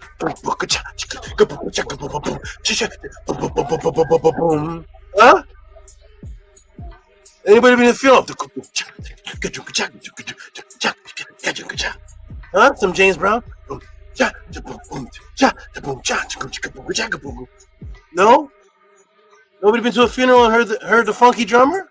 Huh? Well, these ones and those images there, they have drums there, and they're all dancing. There's music there that they're dancing to, and they have on white. It seems to be opposite from the funeral today. Right? Rigo put white, right? White. Huh? Angela Gates like fire. They're rejoicing. Huh? You ever been to a funeral? Huh? And Freeway's there saying, put the beat on.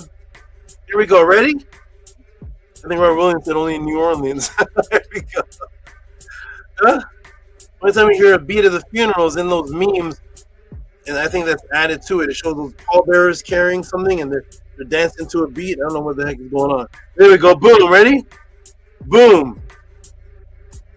Boom. They don't seem to be wearing black. They seem to be dancing, and they're wearing white, and they have the white makeup on their face.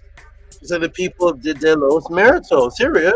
Well, this was first depicted as far back as 1250 BC. Like, in the Tehuti podcast, you never know what turns and leaps and bounds is about to take. We're about to take a bound and a turn. Here we go.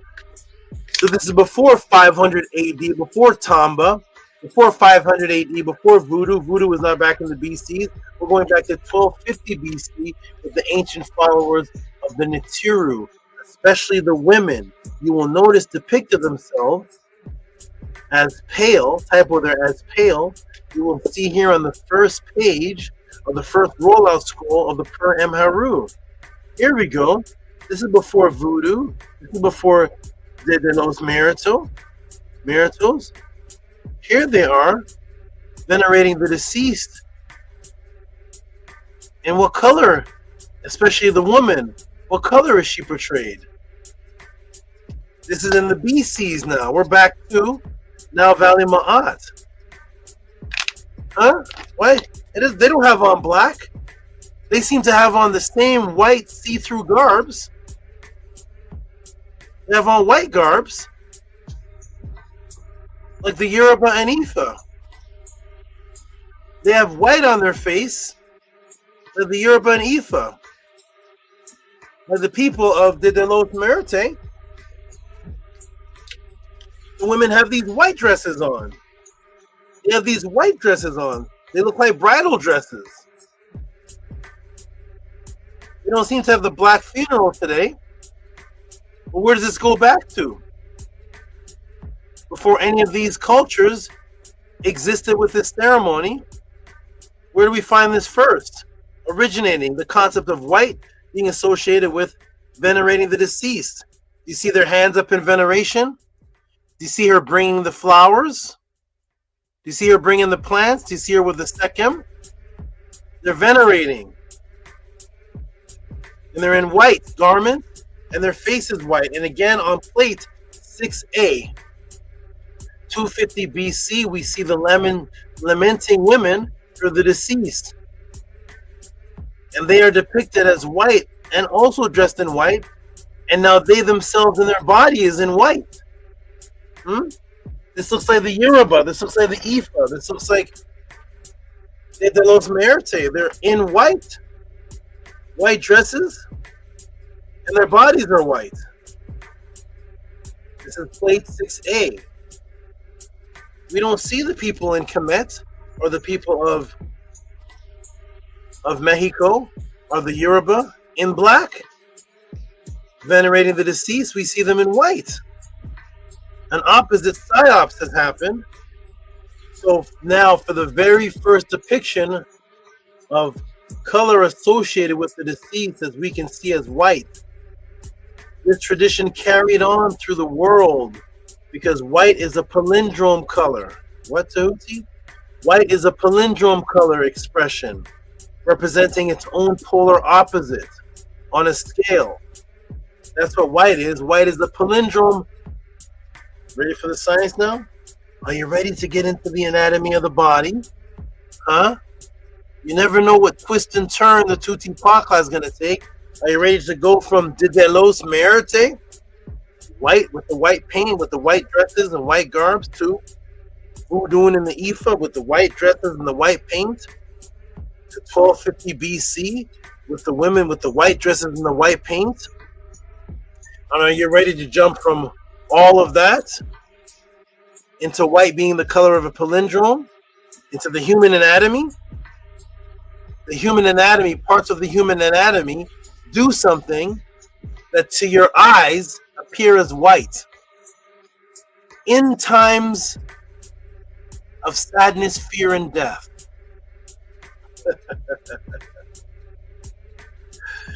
Huh?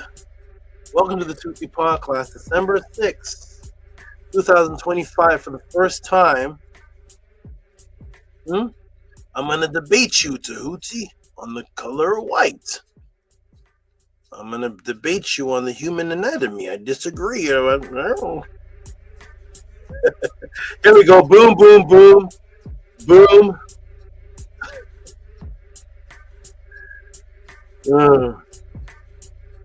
Here we go, everybody. What's going on here? Uh-oh. Let's get into some more Kemetic papyri. The origin of this white dress, white suits, white face associated with the deceased. Let's get into the origins. White represented fear and sadness. And the initial feeling of the palindrome when your biological imperative is being threatened and when a loved one that is close to you has perished. Let me take you. So here's the first part of the palindrome, white with fear and death. Let me ask the class a question. When people say, man, look at you, I can tell you're scared. How do they describe your complexion, everybody? Huh? People say, yo, man, did something scare you? You look, well, how do they describe your complexion? Even if you're melanated like me. How would they describe everybody? Type it in the room. I don't care if you're from Britain. I don't care if you're from Jamaica. I don't care if you're in California. I don't care if you're in Toronto, Canada. I don't care if you're in Brazil. I don't care if you're in Rio de Janeiro. What you've seen across television, movies, everything, when they say, man, yo, you scared? You look a little what? Uh-oh. Boom, pale. Boom, pale. Boom, white. There it is, everybody. Huh? You look a little white. Good answer. But have you ever actually seen that? What is it that you're seeing? What is it that your eyes are picking up? Because you've never seen a person like me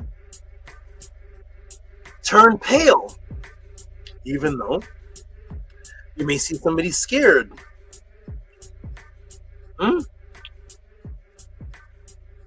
You never see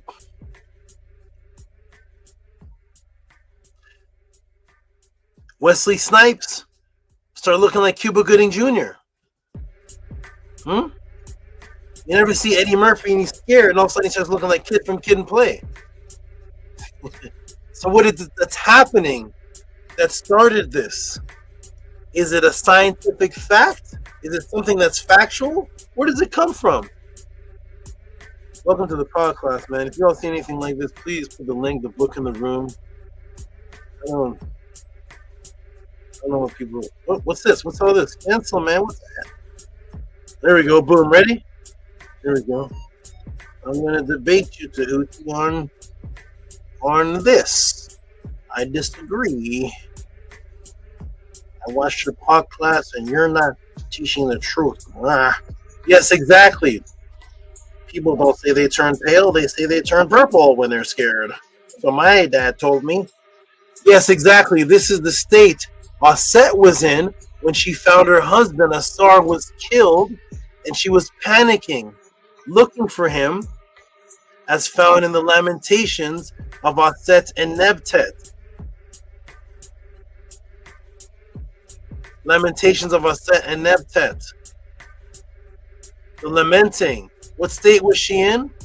Her sister, his sister, was his guard. She who drives off the foes, who stops the deeds of the disturber by the power of her utterance. The clever tongues whose speech fails not, effective in word of command, mighty Aset, who protected her brother, who sought him without wearying, who roamed the land lamenting. There's the word right there. Not resting till she found him, who made a shade with her plumage and created breath with her wings, who jubilated, joined her brother, raised the weary one's inertness, received the seed, bore the air, and raised the child. In solitude, his abode unknown. So what happened? She was lamenting. What's the state of lamenting? Lamentation, to wail, moan, weep. Moaning, wailing. She's moaning, she's bewailed. She was, in other words, she was extremely sad and frightened and sad. This is the first stage, the unhappy stage, when you first hear a loved one has passed. You're weeping, wailing. And what's the color associated with that? We're going to go into that papyrus that I spoke of in the beginning of class that they call the Shipwrecked Sailor, 1990 BC. We see the literal term white associated with fear of death. Here's the papyrus, 1990 BC. Here's a picture of me holding the book, holding my book. I have certain words underlined. Your Kemetic teacher will never read from this papyrus. Please press 8 if your Kemetic teacher teaches you from this papyrus. Talk to me about this papyrus. Kemetic teachers, run from this. Behold me at your side. Then when I was brought to the island of Ka, by surf of the sea, he said to me, do not fear, little one. Do not turn white. Huh? Do not fear, little one. Hey, little one, do not turn white. You have reached me indeed, allowed me to live. It is brought to you on this island of Ka. So here we are, for the first time in written history, we see somebody who is afraid being associated with turning white. Do not turn white. So white was associated with fear of life. Here we go. Ooh. So why am I saying it was originally taught as a palindrome, which means something that is the same thing backwards as forward, but appears to be that you're moving in opposite directions. And that is because the same area in your brain that is responsible for lamentations, which is sorrow and misery, causing you to cry, is the same area that causes the same tears of climax, which are called tears of joy. And this is shown, and this I've shown, which I've talked about thoroughly before, is shown in the ancient genius mind of our ancestors by having the word for misery, pain, and grief and sadness as the word ah. So here's the word misery. This is the first state you're in when you hear someone has passed, and when you're fearful of something, and you're in a state of ruin and destitute and woe, or poverty, miserable, trouble, all those negative terms. Debility, when you're in grief, the word is ah. That's pain and grief that causes one to cry and be sad, as you do with a loved one. And how is it a palindrome? As I have taught before, the same climax that one reaches when they are at their heightened emotion of happiness releases the same tears from the same area in the brain as lamentations and sadness is also seen throughout your anatomy in the form of tears, and it's its own palindrome, and it's its own happiness, and that our ancestors knew this. Yes, because what did I teach you months ago was the word for cries of joy. Does anybody remember anybody? What's the word for cries of joy? What's the word for cries of joy? Does anybody know? My students would more likely know if you remember. Type into the room, everybody. What's the word for cries of joy? We have the word for sadness and sorrow and grief, which causes one to cry when you're miserable. But what's the word for cries of joy? Does anybody remember? The word for miserable and grief and sorrow and sadness, which causes you to cry, that word is ah. So what's the word for cries of joy or being happy? What's that word? Does anybody know? What's the word for shouting and joy and being happy? Let me go to the chat and see if anybody typed it.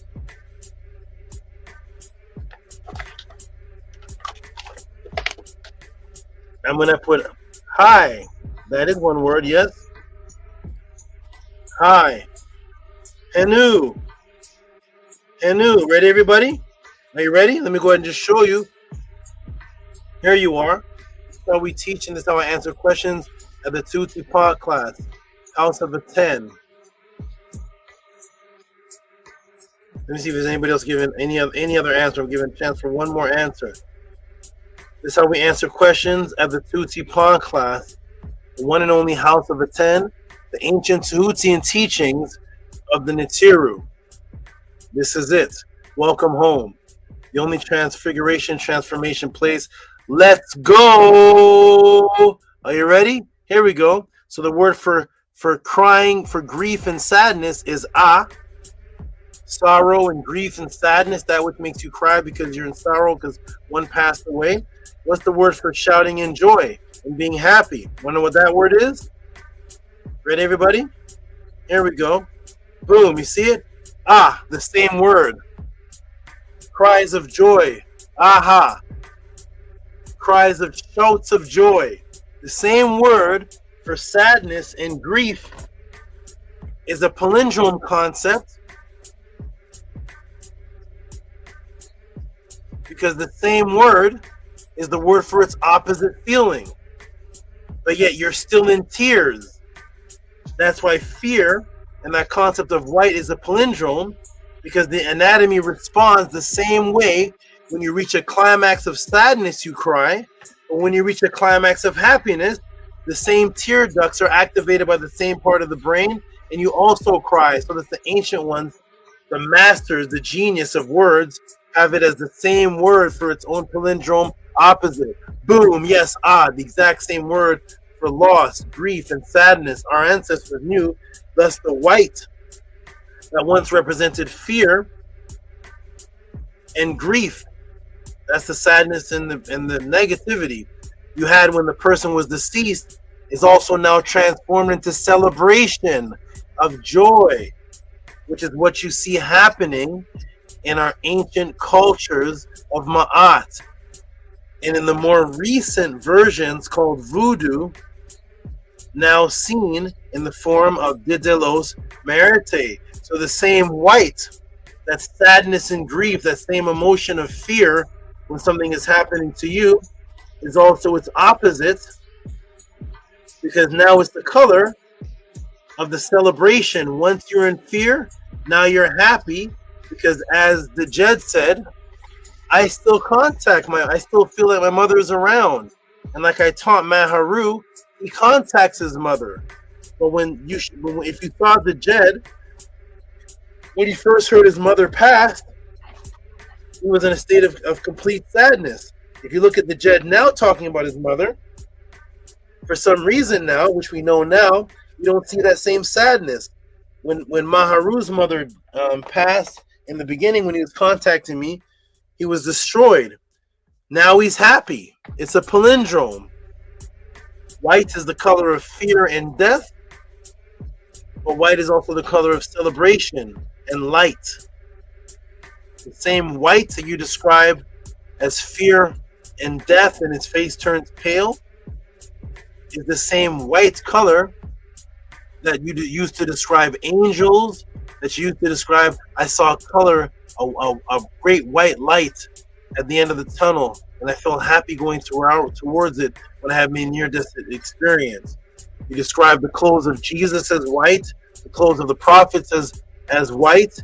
You say white is purity, but yet your face is being said it's turning white when something sad is happening. It's a palindrome color. I hope you understand. Welcome to the Tehuti podcast. Now back to the shipwrecked sailor papyrus from 1990 BC making the claim, typo, they're making the claim that when in fear, they turn white. This papyrus is 4,000 years old. Does this really happen in reality? 4,000 years ago, our ancestors were wise enough. Remember, these were people of Sudan area. This island of Ka, this is in the Sudan. This in the people where Wesley Snipes was light skinned. So now the people in the Sudan area, Eddie Murphy is Sinbad over in Sudan. So they're saying to these dark skinned melanated people, do not fear, little one, do not turn white. Did the people actually turn white? Or did something happen to the anatomy that the ancients knew that scientists are just figuring out now? How genius were our Netiru ancestors? Well, guess what scientists are discovering and studying now? Let me reveal the intelligence in the advanced statements made thousands of years ago upon thousands of years ago, thousands of years ago upon thousands of years ago, before their time, to show you the wisdom inside of our ancient papyrus for the first time here at the Tehuti podcast, HOUSEOFATTON, on this date, December 6, 2025, is where you are going to learn this first. Let me take you to the National Library of Medicine, July 28th, 2015. What were these ancient Kemetic people talking about when they were writing in 1990 BC, do not fear, do not turn white? And why do we say it today? You look like you're pale, man. You're pale. Are you scared of something? You guys turn pale, scared. Why do we say that today? And why are they saying that in 4,000 years ago? What do the scientists say about that? Mr. Atheist, let me talk to you. Let me talk to you. Uh-oh, Mr. Atheist, man. Uh-oh, National Library of Medicine. What does it say? July 28, 2015. Control of cutaneous blood flow by central nervous system. Hairless skin acts as a heat exchanger between body and environment, and thus greatly contributes to body temperature regulation by changing blood flow to the skin. Cutaneous vascular bed during physiological responses such as cold or warm defense and fever. Cutaneous blood flow is also affected by alerting states. We go pale with fright.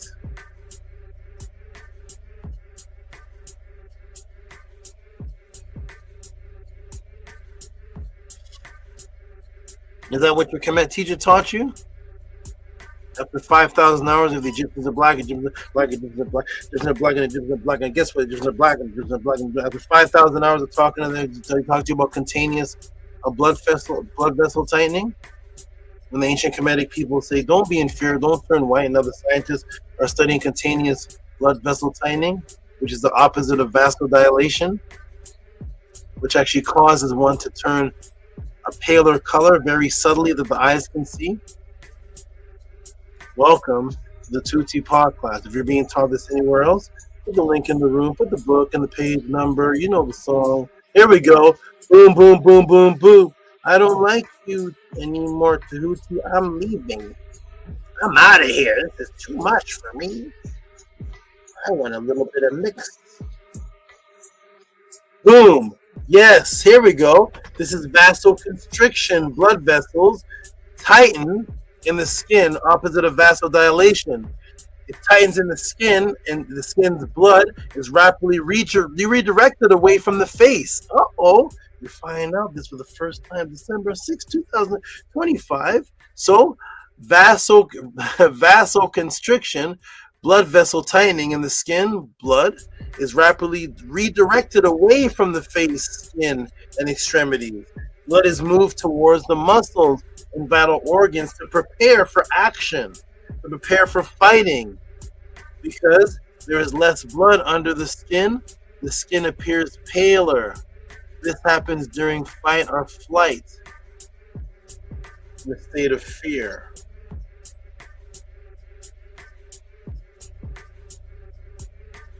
Do not fear, little one.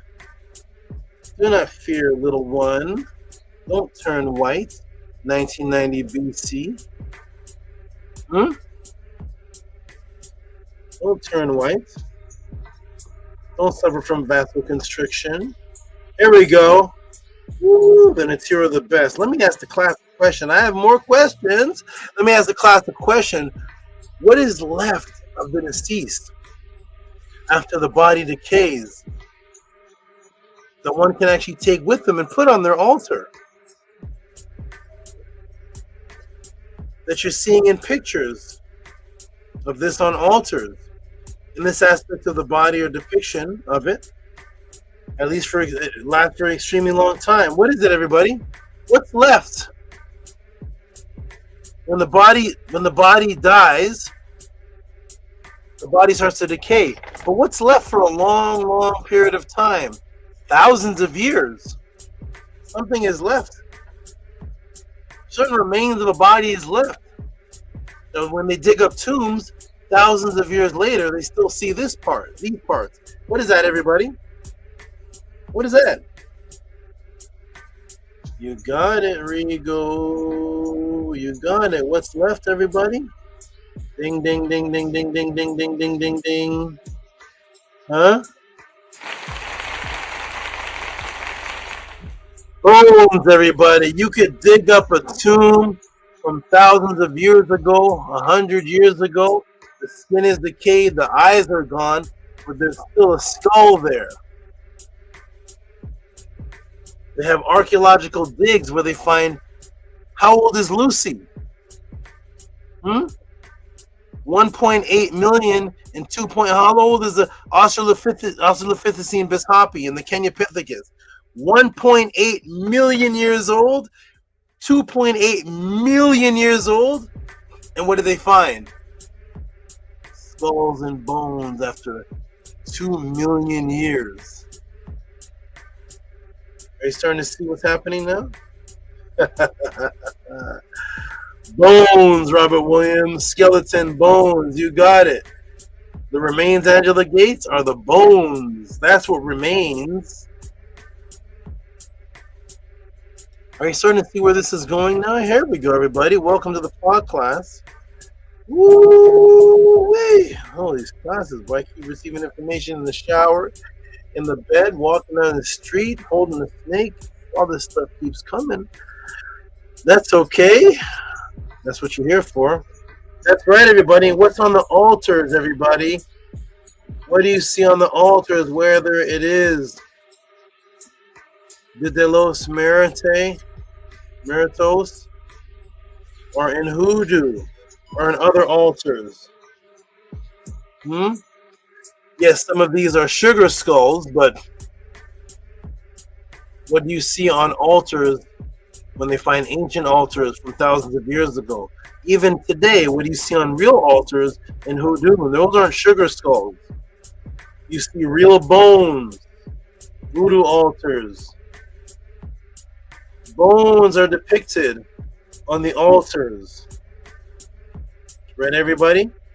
Yes, skulls that represent that which lasts, min ma'at, that which is consistent, it stays preserved from the deceased ancestors. Of course, the color of bones are white. You see where this is going, everybody?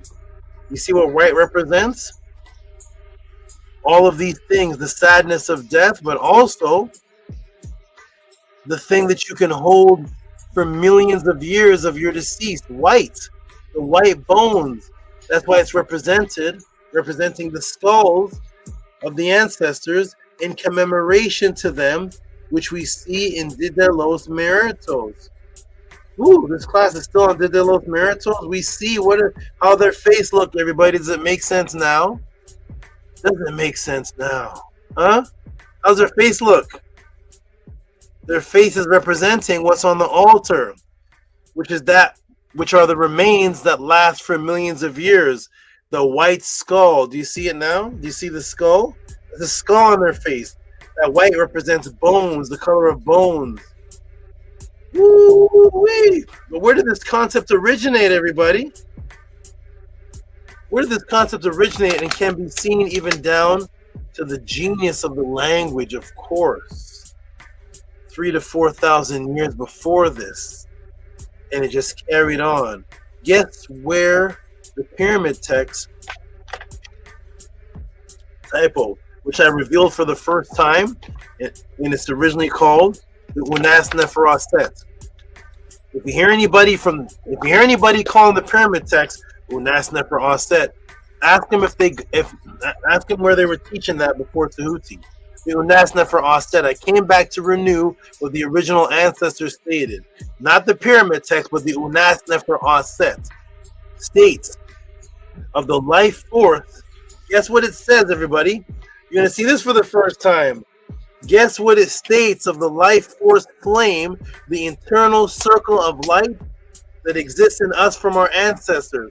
Let me show you for the first time, typo, known in history since our ancestors, the true significance of the bones and the circle, the flaming consciousness, and its representation to us on this date, December 6, 2025, for the first time in history here at the Tehuti Pod class. So you ready, everybody? Are you ready with the concept of bones meant in writing to our ancestors? So when you see the voodoo people, when you see the Dia de los Muertos, when you see anybody with an altar and they have bones on their altar, ask them, where are these bones? Where's the significance of the bones explained in ancient indigenous writings? Not what somebody you know told you, not some hearsay, but where are the words of the ancestors? What was the significance of the symbolism of bones in writings to our ancestors thousands of years before the De los Muertos, thousands of years before voodoo? What did the original writings say of the reason of the significance? Are you ready, everybody? That's right, Robert Williams. Unas Neferoset is the first record. Woo! If you hear anybody talk about Unas Neferoset, Pekka Mku, whatever you're talking about, Tehuti Pod class, House of the 10. Anybody talking any of those words, please give tribute when you say those words. Say, that came from my master teacher, Tehuti. I didn't know anything about Unas Neferoset, Pekka Mku, and all these different terms that Neferu Passion. My master teacher, Tehuti, taught that.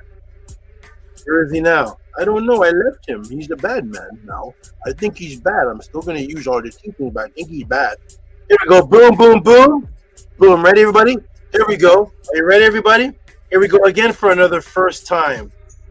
Unas Neferoset, that they're calling the pyramid text in the writings of our ancestors, 2400 BC. What does it say, everybody? I'm going to blow it up. Here we go, everybody. Ready?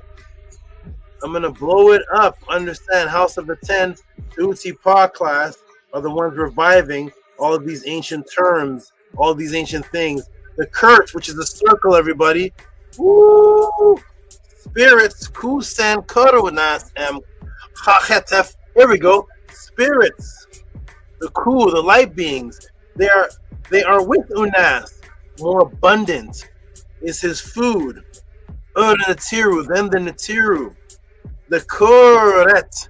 What's that? That's a circle, everybody. I don't know if I ever taught you that before. I'll teach you in another class. The Kuret is a circle flame. That's an everlasting flame. The Kuret of Unas is in Kesu Sen. Remember I taught you about the Kesu for the first time in history in the Mednetter class? Huh? If you're out here talking about Kesu bones, and then remember Mincy used to always say Kes, and people didn't know what she was talking about because of the other meaning of Kes. Kesu Sen, their bones, behold, their soul is with Unas. Their Kaibit. Their Kaibit to Sin. Sin is there. Kaibit to. So Kaibit, singular shadow, that's singular. U is the plural. Sen means that's to them, it's theirs. Are with their forms. Unas is with these, rising. Ka'a. Huh? The circle flame of Unas is in their bones. Whose bones? The ancestors' bones. Ooh-wee. There's your first reference of ancestral writings to the significance of bones, and you're going to see why that word bones is significant. Here we go. Huh? My teacher taught me this already. Post the link. Huh? Post el linke. Here we go. Boom. The circle of light flame that is in us is in the netter, and vice versa. Their Ba light is in us. And there you have it, for the first time in your learned history, the association of the everlasting circle of light, consciousness, and its association with bones, which is Kes, spelled Q-U-S or Q-E-S or K-E-S. This is the same thing.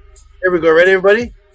So here's the word for Kes, for bones, like regotype, skeleton, El Skeletone. Here we go. El Skeletos.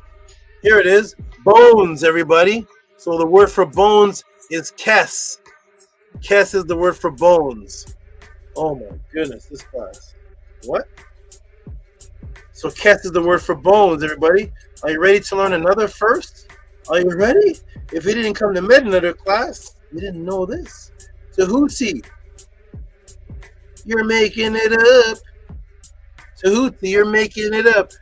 Our ancient Kemet ancestors did not associate bones with our ancestors. My Kemetic teacher did not tell me that. He told me the Egyptians are black, and that's it. Well, that is why I am here. So let me tell you for the first time, December 6, 2025, the other two meanings for this word, bones, also spelled Kes. Are you ready? If you weren't in the Mednetter class, you'd get one of these meanings. Ready, everybody? Here we go. What's all this? Huh? So Kes is bones, and the circle flame is inside the Kes, the bones. The flame of the ancestors is inside the bones of Unas, and vice versa. Ooh-wee. Kes is what, everybody? Times of the ancestors. Oh my. Oh my. Huh? Look how deep our language is. The times of the ancestors. Bones, skeleton. What is it? Always, every time. Always, every time. What does that mean? Always, every time. That means it's consistently there. Huh? Huh? Always, every time. That's what lasts. That's what remains of the body for over 2 million years. The bones of the ancestors. So it's the same word for bones, Kes, is the same word for the time of the ancestors, way back then. But that time always remains. Some of this is stuff I don't teach in Mednetter class. This is Mednetter class warm-up coming up. Class 66 coming up. One of the brothers that left, he said, I left the Mednetter class because I have all the books already. I have all the books already. I'm like, what books? Mednetter class not coming from books. Silly boy. I have all the books already. Kes, the same word for bones, is the same word for always. That doesn't work in English, doesn't it? Your doctor doesn't call your bones always. But in the Nile Valley, in the original spirituality, we called our bones always. Because that's what always remains past any time that you could do rituals for. Because there's been no set of rituals that has been going on for 2 million years. But there's been sets of bones that are still here from 2 million years ago. They're always there. They represent the time of the ancestors. The word is kest. It means bones. And the Nefer Aset, Nefer Unas Aset, pyramid text as you call it, those bones hold the circle of light of the ancestors. Because what is a circle in Kemet? Something that's always kepara, revolve, volve is a circle. It's a continuous thing going on. It's a circle of light. That's why you can't point to the beginning of a circle. Draw a circle, there's no beginning of it. It's a continuous thing. It's always there. Just like the light of the ancestors that dwell within you, it's always there. So thus, it's in the bones, which is kes, which means bones, which means always there. We don't like you anymore, Tehuti. We found a better teacher. Here we go. Huh? December 6, 2025. If you're getting these teachings anywhere else, please put the link in the room. Please put the book number, page number, the name of the book. Please put the documentary. Let me hear the breakdown of chest and bones and always there. That's what they were. They were always there. You could always go back to them on your altar because you're going to take the only thing that remains from the altar, the only thing that remains from the woo, boy. Listen, man. Support the Tutsi podcast. Cash App, TT Moon, PayPal, at Rocky SV. If this is not better than weed, then type it in the room. Type it in the room. I need to see so I can quit. Type into the room. Type, this is not better than marijuana. Just type it. My marijuana is way better than this. It gives me way more. If this is better than marijuana, if this is better than sugar, support. Cash App, TT Moon, PayPal at Rocky SV. We're still going. Huh? I never smoked weed before, so I don't know. Only all the smoked it can type, if it's better than weed. I only smelt it, and it smelled horrible to me. I don't know what it tastes like. Huh? Black people spend thousands of dollars every couple months on weed. If this is better, support the podcast, huh? There we go. Now you understand why there's bones on your altar for the first time in written history. Not what your teacher made up. Now, see, the bones represent the bones represent bones. No. What did the ancestors say they represent? They represent the Kuraret, which is the circle of continuous light. It's never ending. It's continuous. It's in the bones, because bones is a word that means time of the ancestors, always existing. They can always be on your altar. That means the same bones that you have, you can pass on to your son, pass on to your son's son, your daughter's daughter, for over 2 million years. Let's go, everybody. I get this from my teacher, too. Here we go. Boom. What are you going to debate me on? I'm going to debate you. That's not what bones means. Let's debate. I don't want to debate. Here we go. Boom. Time of the ancestors. There's the bones on the altars. So boom, bones, time of the ancestors, because that is exactly what we are doing in the depictions, whether it's the origin of ancient Kemet or whether it's voodoo or whether it's de los Muertos, which has the bones. The bones represent us having the last of our ancestors to pay homage to. As you can see, what are they doing? They're going and paying homage, paying tribute. Huh? That's the purpose of going to the altar. And what's right there? What's the tallest thing on the altar? Some bones. Oh my. Oh man. I'm gonna go sell donuts. Bones. That's what the bones are, what you're giving tribute to. So the word kes means bones, and kes means times of the ancestors, something that's always there. Oh, guess what else? Kes meant over 4,000 years ago, the originators of this bone understanding brought by Ma'at. Guess what the other meaning is? Brought to you December 12th, December 6th, 2025. debate this. What else does Kes mean? Boom. To bow down and give homage. What? Huh? Is there anything better than this? My class is better than this one. Never. Kes means bones. Kes is always the skeleton. It's a time of the ancestors. It means it's always there. A time period that always exists because you're putting the bones on the altar. Why? Because that's the only thing left after hundreds of years that you can give homage to. So we're going to take the word Kes, spell it a different way, Kes, and now that means to give homage to. So the word for bones is the same word to give homage to. Huh?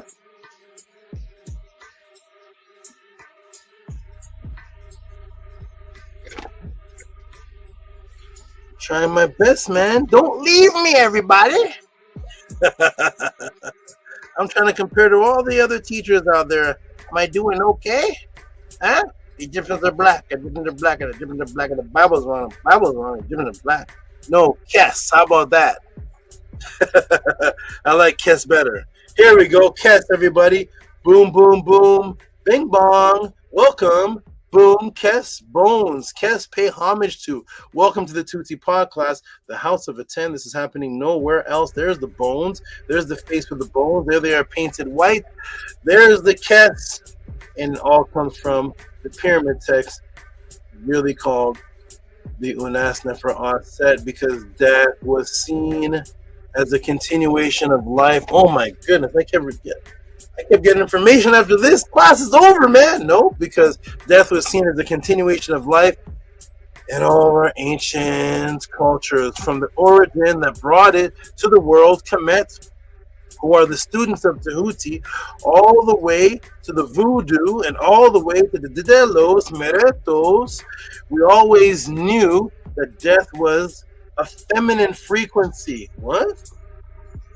Because it led to the rebirth, which was that which was done by the female. So guess who is one of the main deities venerated in the original De los Muertos? Are you ready, man? How are you supposed to know this, Tehuti? I thought you were Kemetic. We're going to go back to...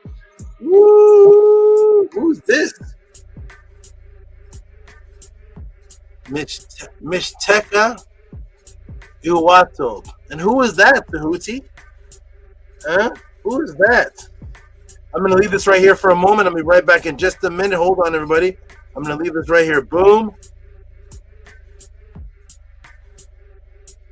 I'll be right back in a minute.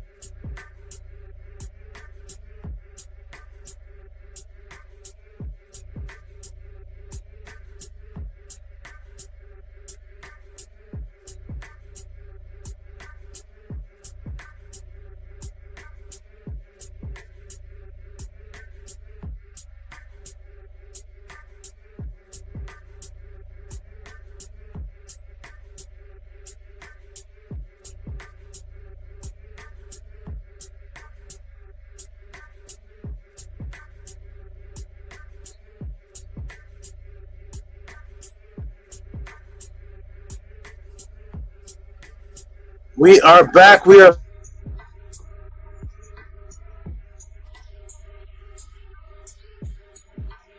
back. We are back. We are back. Let's go. I'm back like I just woke up. Are you ready? Here we go. Cast, huh? Let's go, everybody. Boom. We're back. Tehuti. And who is that, Tehuti? Who is this? Huh? Is that mentioned in Did de los Muertos? Huh? That's not mentioned anymore? We abandoned that? Okay. Who is that? It's a feminine energy right there. Here we go. You ready, everybody? Woo-wee. That's what the feminine energy represents right there. Here we go. Woo, woo. So, Mishteka Tehuti translates to as Lady of the Land of the Dead. It was found in the Florentine Codex that I introduced in the beginning of the class, and the Codex Borbonicus that I introduced in the beginning of the class as well. Lady of the Land of the Dead, huh? Woo-wee. That's what the females represent. Well, let me take you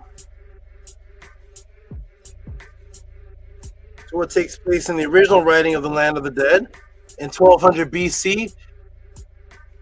Here's how the original guide of the afterlife was depicted.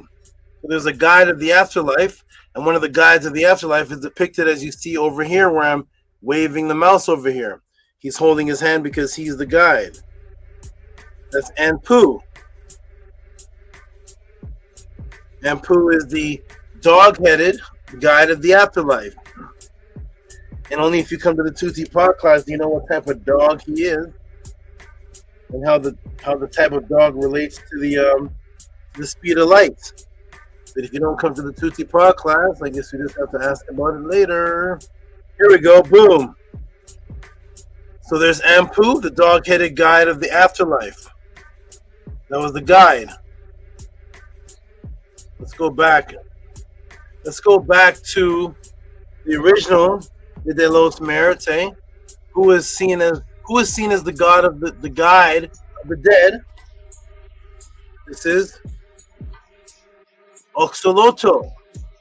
Oxolotl is the guide of the dead in the original Did de los Muertos. How is he depicted?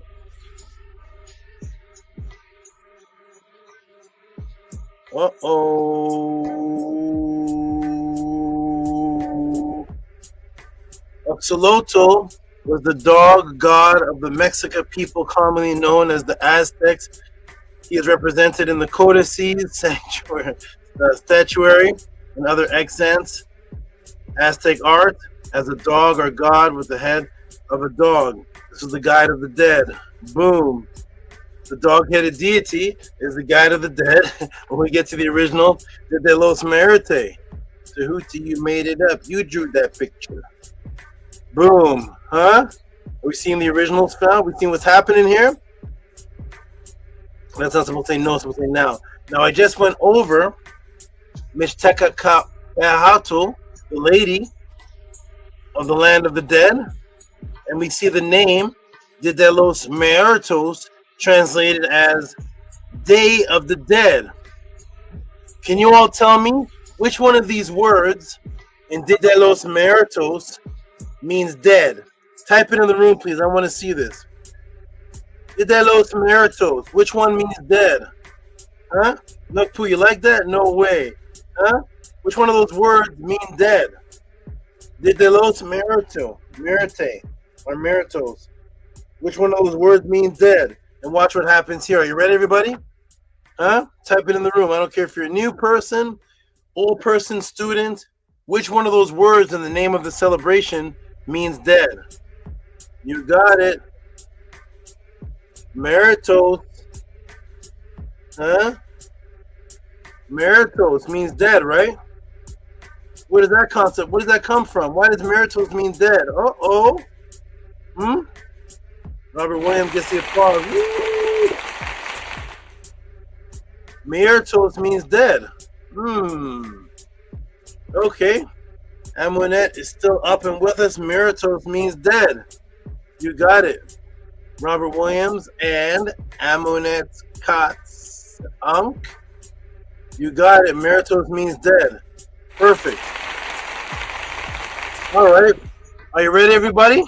Let's finish this journey up and get to the origins of things. Here we go. Woo-wee! Nukpu is clapping. Kesbetu clapping with stars. Here we go. Everybody ready?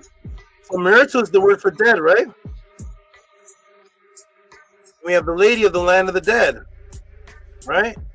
Woo! Angela Gates typed something, but it's not showing up on my side. It's just showing up as a bunch of rectangles. I can't see it. Shout out to Angela Gates. If you can see on the screen, it's a bunch of rectangles. There we go. Boom. Now I just went over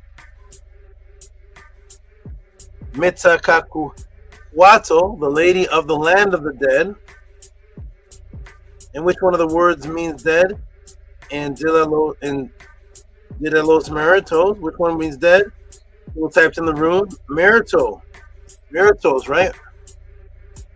Let's probe it. And let's see some origins of where things come from. We have the lady of the dead. Here we go, everybody. Here we go. So, well, in Kemet, in the Nile, we had two ladies of the dead. There were also the ladies of life. There were the ladies of the dead and also the ladies of life. Because death is the beginning of life on the other side. So we had two ladies of the dead, and there are also ladies of life because they brought life into existence. One name was Aset, also called Mur, and the other one's name was Mut, which was a word that meant mother. So let's look up the word in the Day of the Dead for dead and see what we come up with.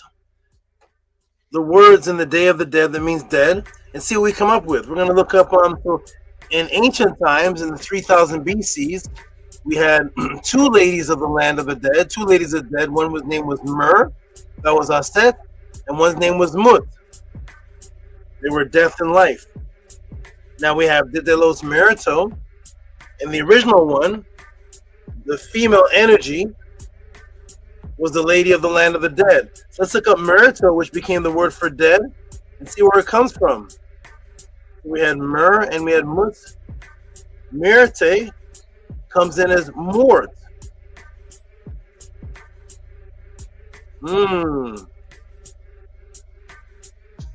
Mort, from dead. Italian morte, Moors, death, from this ancient word mur. To rub away, harm, die. So there's an ancient word which is Proto-Indo-European.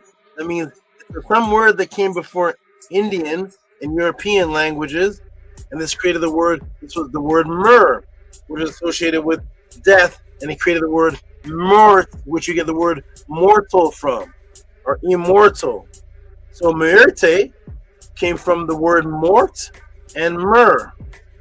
Where's this mort pronunciation? So boom, mort and mur. That's interesting. You also had two ladies of the dead in Medunetter. One was mut and one was mur. So now what mort is in actuality is just a rendition of the original word mut, because as time went on, the U developed sometimes into an R sound. Like when British people say the word support, or when a Tef says the word support, you don't hear the R sound. The R sound turns into a U sound, eventually sounds like support, support, support. When you hear British people say support, you don't hear the R sound, you hear support, support, support, support, because the U sound became a sound that the R sound was making. The U sound replaced it. That's why you hear a U sound in a lot of the British accent for an R sound. And here it's so mort. If you say mort, originally it was said it was a U sound, it was mort. It wasn't an R sound, it was mort, from the word mut, M-U-T, but of course there was no letter U back in the ancient times, it was just a sound. It was mut. And mut was the feminine deity of death, and Kemet was a vulture image of life and death cycle. That was Mut. That's where you get the pronunciation Mort. Mort comes from Mut. So you had Mer and you had Mut. There it is right there, Mer and Mut. And there's Mut, who is the vulture. So I want to ask the question, guess who's depicted together on the ancient temple of Kamambo? Who's depicted together? Because in the translation they say Muerte are morto. Muertos comes from Mort and Mer. Now we say that in ancient times, Mut and Mer were the ancient female goddesses of death and life. Now we're going to go to the temple of Kamambo and see who's depicted together on the temple of Kamambo. Uh-oh, there they are, both as two vultures. There's Aset and Mut. There's Mer and Mut together, also called Nekbet, Mut. So there's Mer and Mut together, both as vultures. And I don't think most people knew that Aset's bird was also a vulture. So there's Aset. Aset and Mut together, both as vultures, because they're both the ladies of life and death. The vulture is the palindrome animal of life and death. One is called Mut, one is called Mer. So boom, there's Mut and Mer, there's Mort and Mer, the goddesses of life and death, from where they get Muertos, the nectars of the land of the dead. And now you have Micha Tehuti, the goddess of Mort, which is the goddess of the dead, the land of the dead. So here she is right here. So in that culture, the death goddess was associated with birth and death, and it was a female. So this is Michtekaka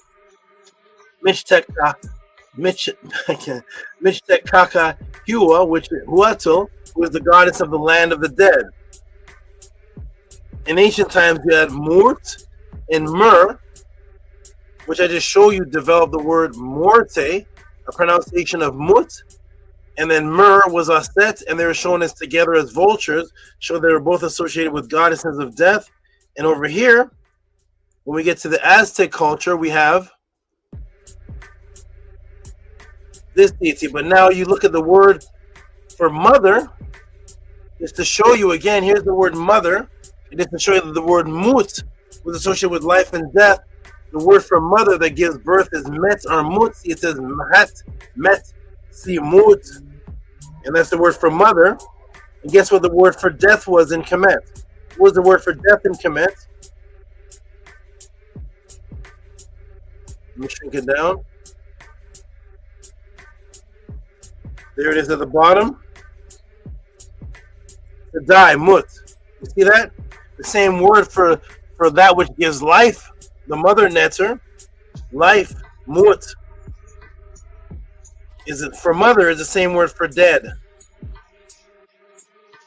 Because the feminine energy in both cultures of the Aztecs and the ancient people of Kemet was the feminine energy that represented life and death. Only the woman can provide or represent that. So yes, Met or Mut is the same word. That's the concept of the great mother of the living and dead has its origins in the Medu Neter over 4,000 years ago, as seen in the Per Amharu in plate 18. We'll go to plate 18. What do we see? Ray and Pert Amharu of the living, there's the life. After death, there's the Met, the MT sound, or pronounced also Mut, Met, Mut. So Met is death, and Met is also mother. But you can see coming forth by the day of the living after death. You see that? Mhet, Mket. Because life and death were synonymous, because the living are those that exist after death. Coming forth by day of the living, Ankh Mket Mut. After death, then they're living. So that's the mother goddess. Mother or female is associated with life and death, because the word Mut was mother, which is that which births something, and it is when your physical body dies, then your Mut birthed into the Ankh, birthed into the living world. So this life and death were synonymous. Let me ask the class, what is the name of the person that takes care of deceased bodies? Type it in the room, everybody. You should all know this. What's the name of the person that takes care of deceased bodies? You all know this. The mortician. There it is again. Mort. The mortician. Where are you placed? In a mortuary. All these words, mort, are from the word death, which was mother in ancient times. Mort. Mortuary. Called the undertaker or the embalmer. So boom, yes, from Muerto. Muerto, which came from mut, which is a word that meant death. You have the word mort, muerto, or mort, or mortician, which is a word that means death, from the ancient Mennonite word mort. That was the word for death and birth.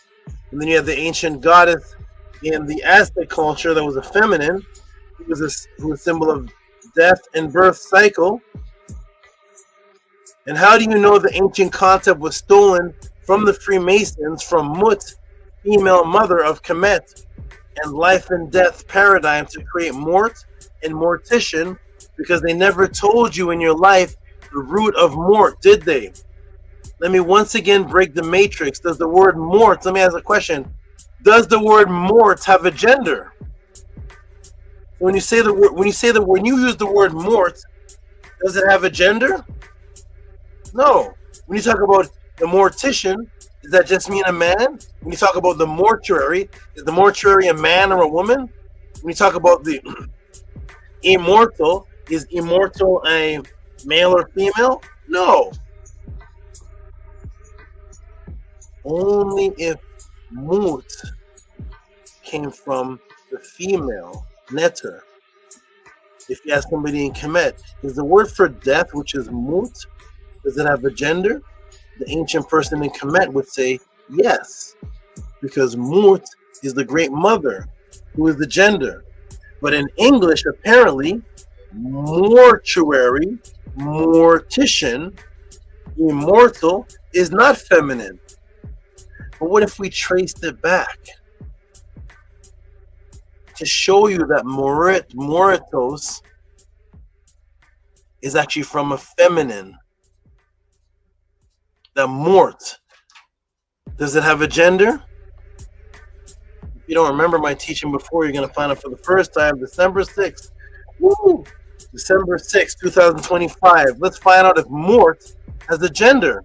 Because if mort has a gender, then you know for sure it came from the original word mort, which had a female gender. Does mort have a gender in English? Uh-oh. Mort, girl, woman. Huh? What happened? Mort is feminine. The word mort, the same word for the word death and muertos. The word meant girl, woman at one time.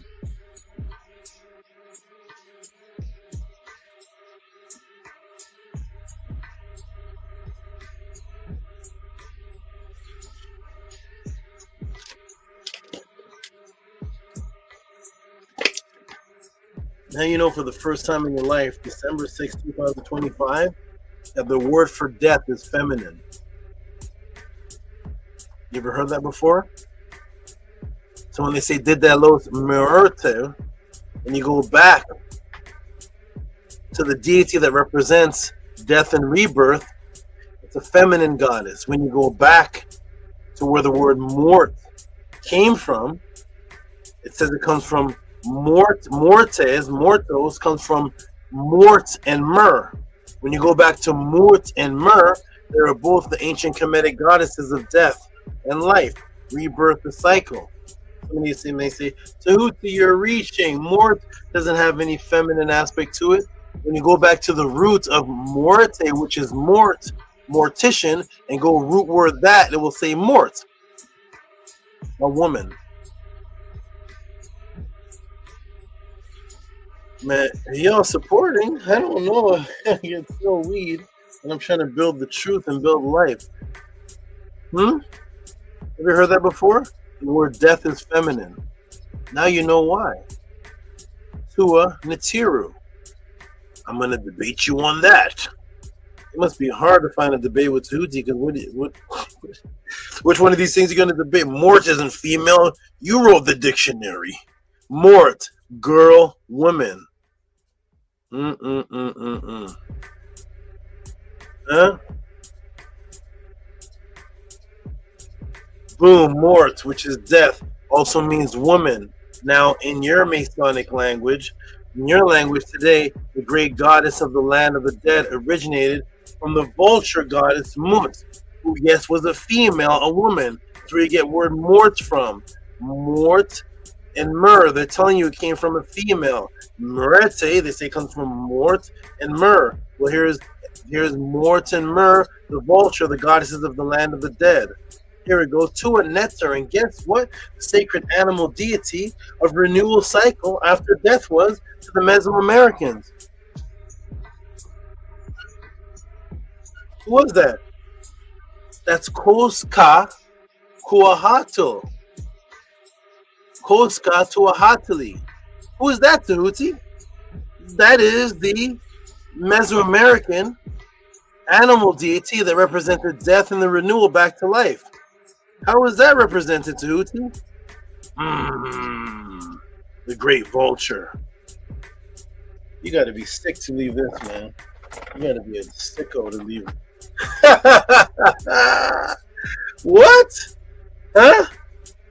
You made it up, Tehuti. Koska Kuahuatli, vulture, day in the Aztec calendar. That's the vulture in the Nuato. The deity, introduction, decay, purification, and the sacred cycle. The sacred cycle, decay, death. Huh? Tunal Puhu Ali, after the soaring clarity of Kuautli, eagle, Koskahuawatli, brings us back to earth, the realms of decay, transformation, and cosmic renewal. Koska Kuaatli, day in Aztec calendar, is not about death, but about what follows it. But about what follows it. But about what follows it. Amut, the vulture, purification through nature's own order. Boom, the great vulture.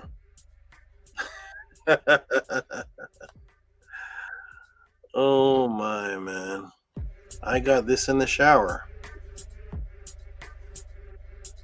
I was just trying to wash up. Huh?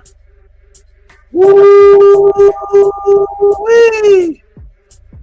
It's not about the Mesoamericans say the vulture is not about death, it's about that which comes after it. Book of the Dead, plates 18, chapter of coming forth by day of the living, which is what comes after death. The living that comes after death. What's the word for death? Mut, mit. Chapter of bringing charms to Osiris. And I am Temu Kepara, who produced himself upon the leg of his mother, Mut. The South Americans say the vulture deity is not about death, but it's about what comes after it. Unk Mket Mut.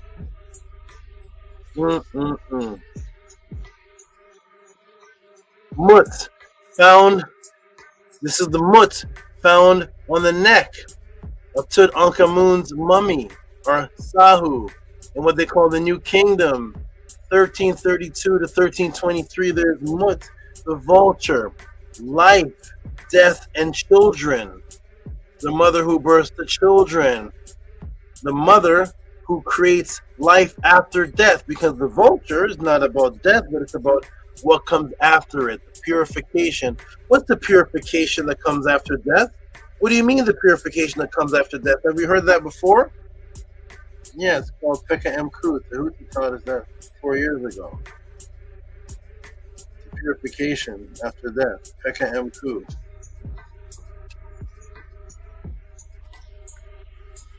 You gotta be psychotic. You gotta be psychotic to run from this, man. It's pure evil. And no way. No way, everybody. This right here, are you seeing all this? Huh? It's not about the death, the vulture in Mesoamerica, but what comes after it. Yes, that's what we taught. Ankh Emket Mit. The living comes after the death. The vulture, the Mut, the mother birther of life. And let me ask the class, how many, am I still teaching? Oh my gosh, I'm still teaching, right? Did I answer the question? Let me ask the class, how many months are there in pregnancy to become a mother? Everybody already knows the answer. How many months are there? Of course, 9. The number of femininity and motherhood. 9. And do you remember, everybody, when I started the class, in the middle of the class, when I talked about what month started the original? Michahui Tonati, the little feast of the dead. The original Dedelos Merite, which was, of course, dedicated to the little ones, which are the children, of course, because the children come from the mother, the ones that will come after 9 months, the little ones. Remember that, everybody? Well, the word is nanomes. Talaxo, Chamako, is the 9th month.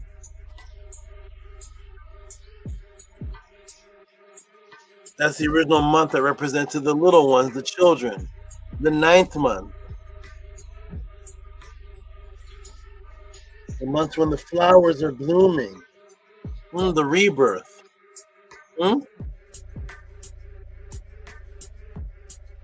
That's the 9th month. That's the feminine energy. You know, for a woman to have a child, she loses her virginity. What's the other word for losing your virginity? Oh, deflowered? Yeah, man.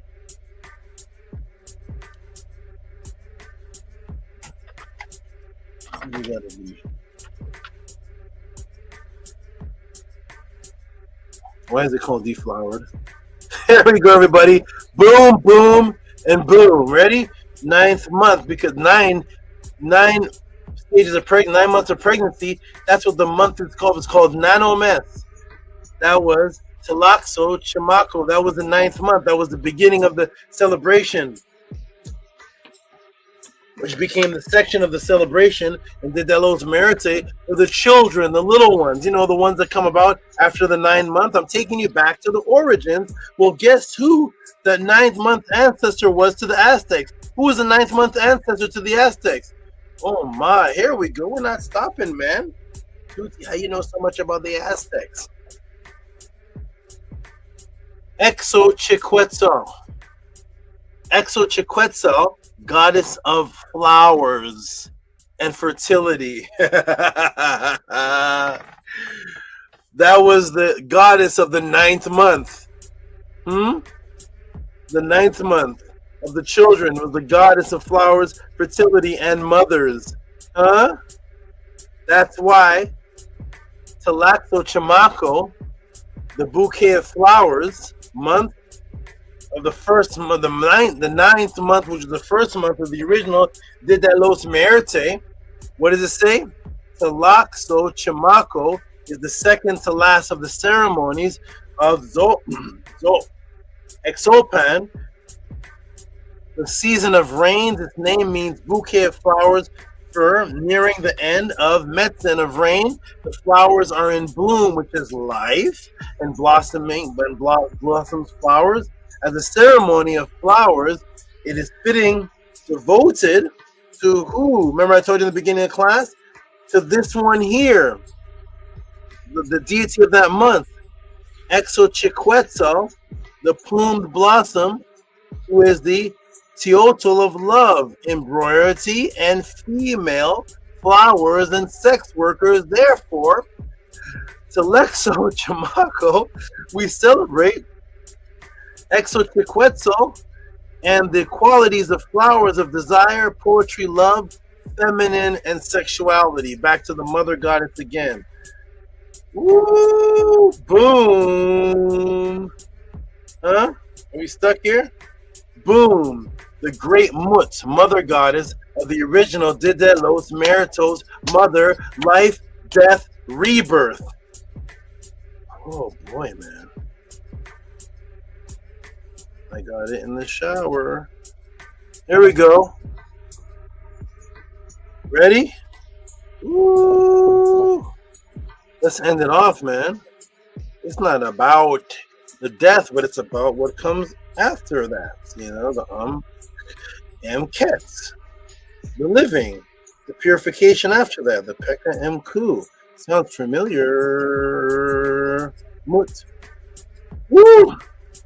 We, as indigenous spiritual people that believe in life after death, all carried a similar frequency when it came to communicating that energy of immortality. It is just that it began with Ma'at.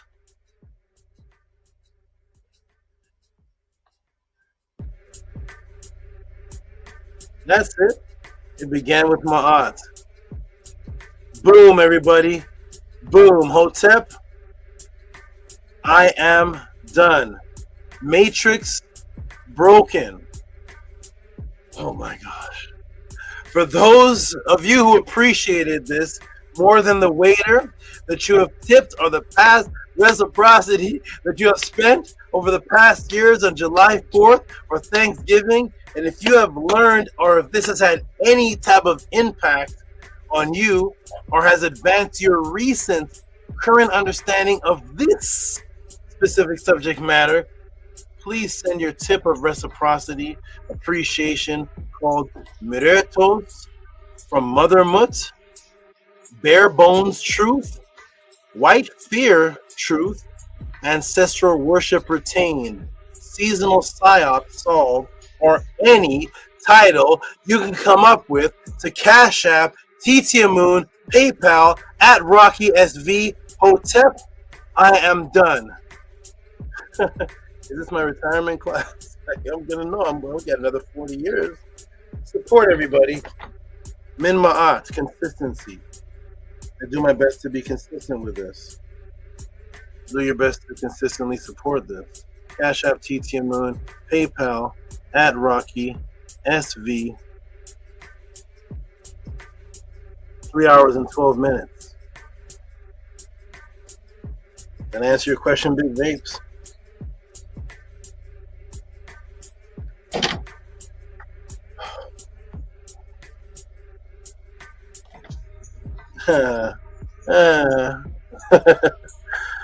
Let's see what the chat says. We see fire, fire, fire from Robert Williams. This was an explosive class from Amunet. Medusineb giving fire. I'm going to the Apesh. I have a lot to dream about. We see Kets coming from Robert Williams. We see about 22 fires coming from straight out the gates. Cash App, TT Moon, PayPal at Rocky SV. For those who watched this, who appreciated this truly more than donuts and the Weed Man or whatever the Saw 3 Thanos.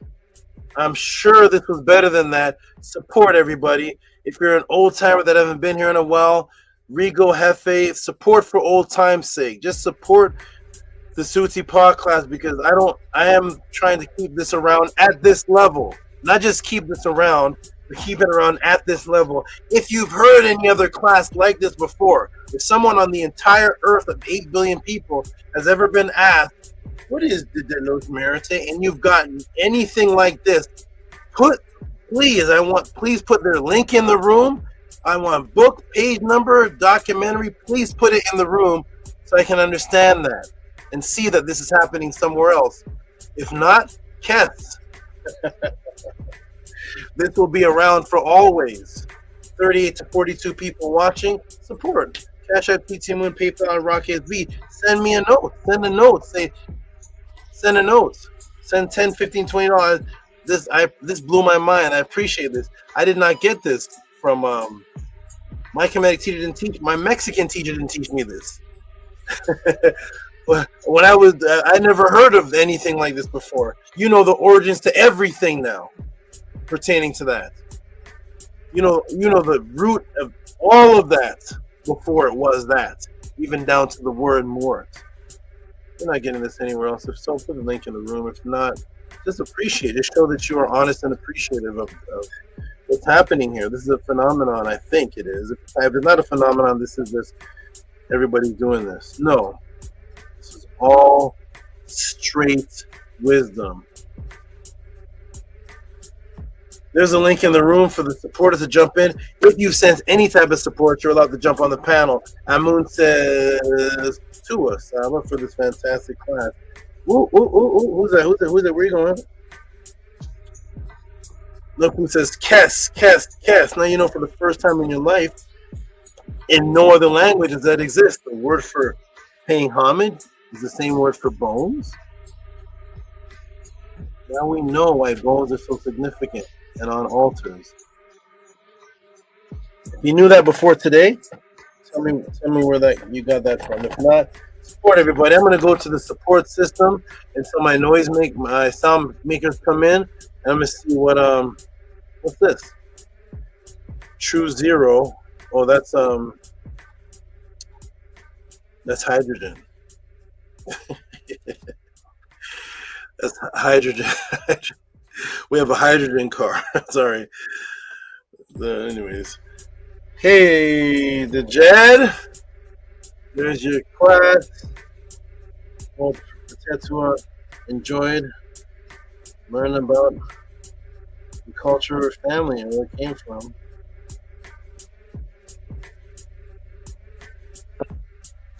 Hey, Sava, can you hear me? Now I can. It was funny because we were sitting there watching, and when you got to the beginning portion of Morate, and then you went to that etymology, and you got to Mort, and I was telling Ratet, I was like, oh, Mort. I was like, hey, that's like mortician. And then I was like, I told her, I was like, oh, do you remember the mother's name from Adam's family? Her name was Morticia. And I was like, man. And then when you start getting into the mut, I was like, man, that's why they call her Morticia on the Adams family. She was the mut. And it just all started going on from there. And then when you started breaking down how like Ampu and then their Ampu was the same, right? And then even the vulture, I was like, there's no way they didn't know about Kemet. Like somebody came, like they knew something. They all came together on something. Something that there was this union somewhere in there because it's just way too similar. Way too many of the same aspects. And there's no way that there wasn't some synchronicity in this. And yeah, that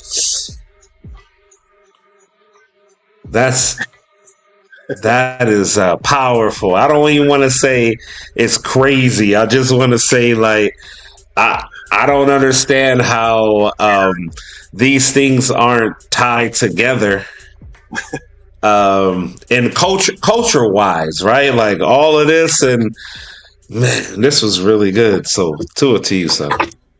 Nini Uk. The reason why it's not is because if it was, then we wouldn't argue. You see? If it was, I could easily walk up to somebody of the Aztec faith and they would say theirs and I would say mine. I'd say, let's party.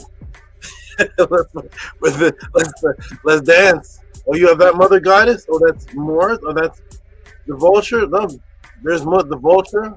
Oh, that's from Muertos. Oh, that's the little children. Oh, okay, that's the birth. Oh, that's the dog. That's the dog-headed guide of the dead. Oh, Ampu. Oh, purification. Pekka Amku. All right, what are we arguing about? You just have the same understanding and principles based on the land area that you had to match around you. Okay, you see, it's only the other cultures that are. It's only Christianity and everything that argues about religion.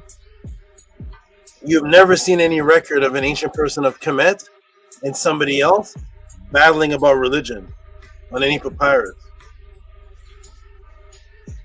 That's true.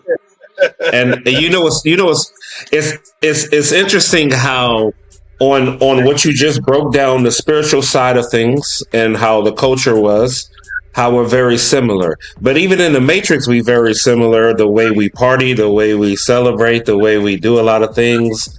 They're very similar to each other. I had a question when you were breaking this down. I was thinking as you were getting close to the end, I was like, well, I want to know if does Saba already know these things, or then when he goes into his his trance and are you learning as you going to go find this? I know you know I know you know a great portion of it, but do you know all of it before you go and get the answer, or are you learning as you're developing the podcast? You said before you shower, you were showering and then the answer came. I caught that part. That's a good question, brother. Okay, hold on. Let me do this. So first, we're gonna read a couple of the supports. I'm gonna show the new people. So shout out, peace and love to Medu Seneb, who just jumped on the panel. We're definitely going to what just happened? We're definitely going to shout out the couple supports that came in, starting with Medu Seneb, because I want all the new people to see what type of system we have. It is a reciprocity system. If you see the class and you support it, just like you go to the movies. Actually, it's not just like you go to the movies, because when you go to the movies, before you watch this Spider-Man slinging on a web, you actually have to pay first. It's actually not like that. There's a trust system. Before you watch some crazy doll named Chucky destroy somebody, you actually have to pay first. This is a reciprocity system of trust. So we're showing the new people here, when you appreciate it, this is what happens. This is what you show, this is what you do. And so we're going to go to the first support donation that I see. It's not the first one sent, but it's the first one I see. Coming from, who's this coming from? Is this coming from Medu Seneb Seka Upet? What does it say, good brother? For the bones equal forever. I really love that one. Got to use that in rap. And then Unk M Cat Moot. And if my notes are right, you say that's where we what follows death. And, yes, and I'm very much interested in that. The older that I'm getting, and it makes me, I want to tell stories to my family. But yes, sir. Excellent, wonderful, and I wish the brother was around, the one that you like, the one that I know, and I wish I could teach him these things to add. Imagine if that brother, for those who don't know what I'm talking about, the brother I went to visit, his name is Bobby. People probably don't. I don't know who knows by now, because it's a new age now, so he may not even be in the brain. But a brother named Bobby Kemet, he would talk about a lot of things and just throw a lot of things together, but he never had the sources of what the ancestors say. So something like this he would love. If he found out that bones, I went to his house was full of bones. Right.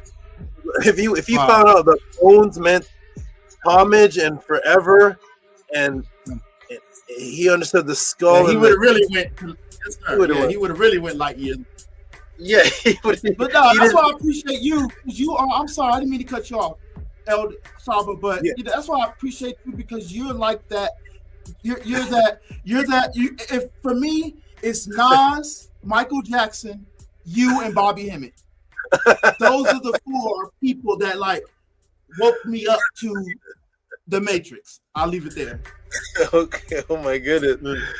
Michael Jackson, who? Who are the people? Michael Jackson, Nas, you, and Bobby Kemet.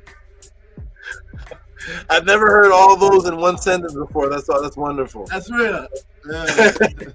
But yeah, Bobby Kemet knew of this and the circle of light inside of the bones from the pyramid text. It would have been good. We vibed at once. But I think he left. I think he left all this alone because it was just. Anyways, shout out to Bobby Kemet for when he was here. It was scattered, but if you listen close to the scattering, you'll find a whole bunch of jewels inside of he was a whirlwind of a bunch of stuff thrown together. Yeah. But he actually did. I went to his house and we did magic.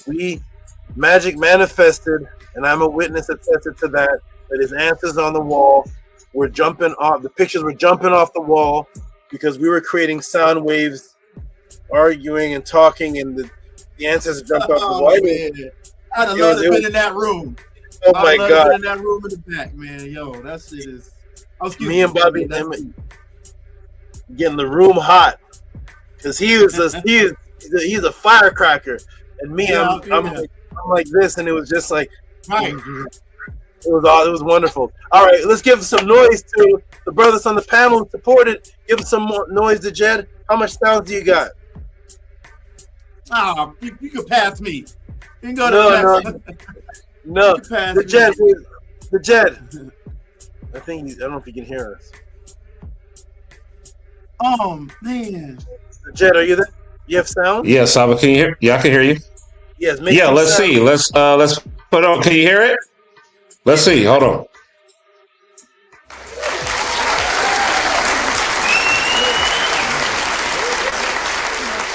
Can you hear that? Yes. What else do you have? Oh, I got all these. Okay, good. There it is. Okay, thank you. DJ.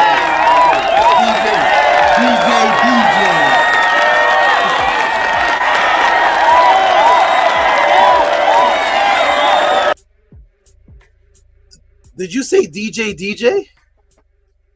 Medu? Yeah, DJ. That is, oh man.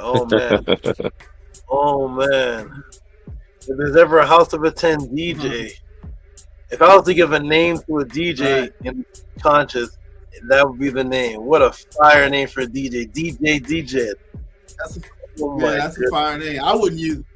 But you gave me a great name. I appreciate it. I actually thought that Ubin Ra Nini Ook was the name that you gave before the ring ceremony. So that's why I went with that. I was like, oh, that's it. And then I used it, and I was like, okay, I'll just stick with it, and then found out later. But y'all appreciate the time. I appreciate y'all. I'm always watching. I'm there. I'm with you, family. Thank you. What an awesome group that would be when hip hop had DJs. A rapper named Medu Seneb and the DJ named DJ Dejed. That would be. Let me go back to 89. I'm going back to 1992. That's Medu Seneb and DJ Dejed. All right. That'd be crazy. Oh, there we go. What's the next one, everybody? We got one. We got Angela straight out the gate. I'm gonna read a few more, then I'm gonna take a little break. I know there's a lot coming in this class. I want to see some support from the young brother Rigo that I haven't seen in such a long time. We miss Rigo in the days that used to come around so consistently. Rigo gave $100 support one time just for me to show my frog. It wasn't a podcast question. It was just for me to show a frog because I did a class on Heket, the frog goddess. And I said I have a magical frog that I use in my magic performance. And he actually does magic. And Rigo's like, boom, $100, bring him out. Those are the good ones. Those are the days. Those are the days. The magic tip. That's what I used to get at serving. Used to get that magic. Say it again. When I first, came into the pod class, I was serving then. And I used to get the magic. So, and I just had to change. I wanted to change what I was doing. I thought I was gonna be serving forever. And so long story short, I got out of it, but I hear what you're saying. I can understand that. I appreciate those days. For those who don't know, Medu Seneb used to watch the pod class live.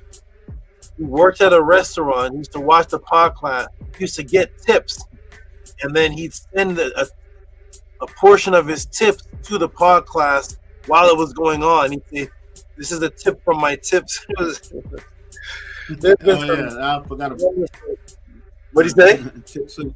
No, I just said some of those days slipped my mind, but yeah, it was fun. You kept me going. This class is definitely something that it's not, the 1% is on here in my mind. The 5%, not even the 5%, is because I'm not into that. I'm not from New York, even though I kind of know all about it. I didn't really, gravitate to that so much because, like you said, you want to find truth and answers to these wonders of the world, and no one talks about it. So I just appreciate what you're doing, sir. That's it. Thank you, Tua. Okay, I'm gonna read this one. Goddess of Flowers, $25. Give Angela Gates some big noise, please.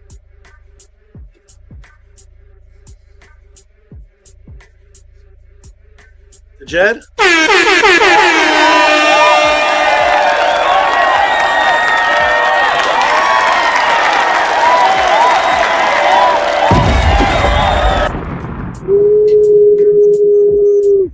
Thank you, Angela Gates. Hey, is this Rigo here? Hold on.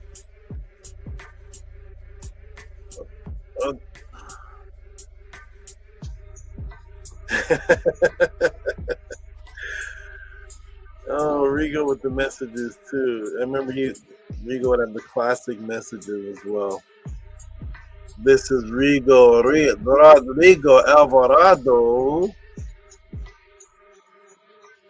Rodrigo Alvarado.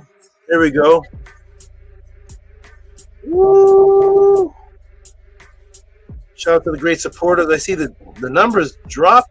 Viewers, if you're 42 people viewing, and as soon as I'm finished, it drops to 26. I hope of those people that dropped off, I hope you left sending support and showed your appreciation. Nanny, how many meals I have left? 2? Okay, I'm gonna show a couple more, then I'm gonna take a little break. So we have Rodrigo Alvarado. The Jed, could you read this? I'm gonna read this one because it's for old time's sake.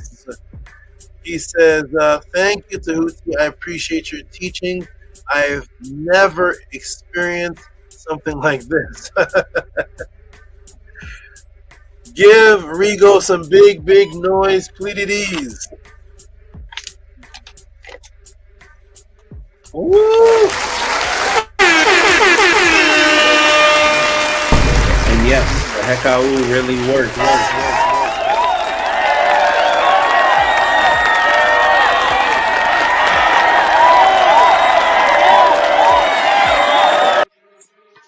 Thank you, great supporters. I see lots more support coming in. This will remind me of the good old days when people truly, really appreciated what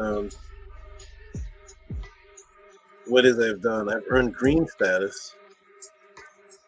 Hey, who's that? Uh-oh. Hey, hold on a second, everybody. Hold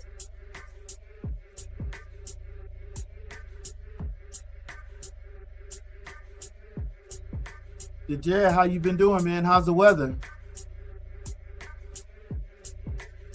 Man, it's pretty good, man. It's been a little cold out here a little bit, but nothing too crazy, man. We in Cali, so it don't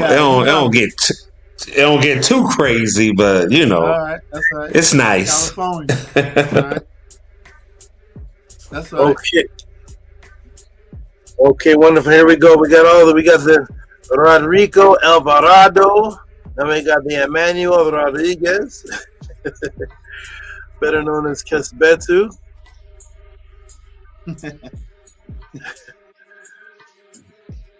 All right, we got a couple from. You had me playing some Selena, talking all this Diles Muertos. Oh my goodness! All right, we got Oh, it's not showing up. Let me try to fix that. Everybody, hold on. We got Kesbetu. I have to show it manually, so we're gonna go boop, boop, Nana. Oh wait, where'd it go? Oh, File Explorer. Where did it go? Okay. Oh, wait a minute, everybody. Let me see if it's saved.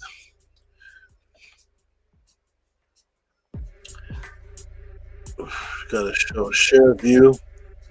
View. Extra large. Okay, Israel Hurley, Angela Gates. And where's there it is. Alright. Rodrigo Alvarado, and then we got Emmanuel Rodriguez. Kesbetu. Here we go. Boom, we got Kesbetu here. Angela Gates says happy Upesh. Alright, there's Kesbetu. Medu, could you read this for us, please? Right away. Let's see. For Hotep Saba Keshbi to Kiskia Min Maya 999. How did I do? All right. You did pretty good. That's his name. His name is Kesbetu. Okay, Keshbetu. Okay. Okay, wonderful. Oh, it says, okay, yes, sir. Okay, give him some noise. And he gave a ice face, blue face, eye, blue face. All right, give him some noise because he gave a couple of these.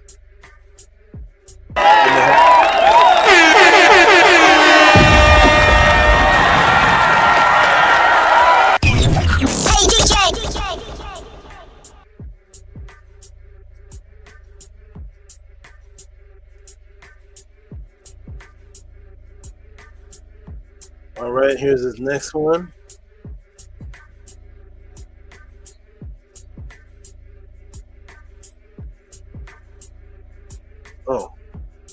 Oh, the 5 button doesn't Michelle work. Obama's got a podcast. I think she's leading into the name and calling it like I see. Okay, we got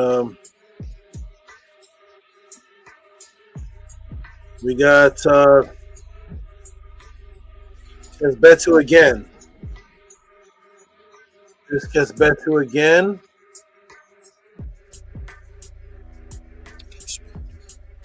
Keskayu is where you're from. I'll let him elaborate on that when he comes to the panel. Here we go. We got Kesbetu. So Kesbetu again. Read that one for me again, Medu, please. Nana? For Hotep Saba Dua to your background image, Mir Min Mayat. Okay, wonderful. Mary Min Mayat. I'm sorry. Yes, with the blue eye. Thank you for reading that, Medu. And give Kesbetu some noise. Give him a hand clap again.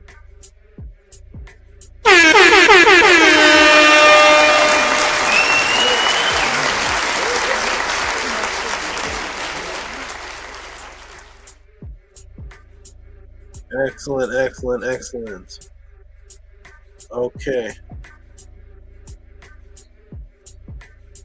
So we have all right, where are the supporters? We got Kesbetu again. Kesbetu again. Ooh-wee. It's been a good year. That's good. A good year. Yeah. Okay. Kesbetu again. I don't know why it's not showing up. It's so strange. Let me do it manually. Okay, let me do it manually. This is Kesbetu, Merriman Math. Okay, not that one, but we're going to do the new one manually. Okay, here's Kesbetu again. And Medu can read this for us again, since he is the Medu.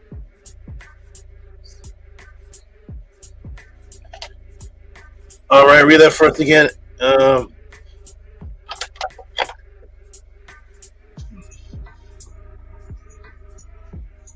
For Hotep, Day of the Living, Dua Mary Mayat. Heart, a blue heart. I can't make out that middle image. And maybe a star and a feather. Yes, that's exactly what it is. Oh, nice. Okay, man. Okay, thank you, Medu, for reading that.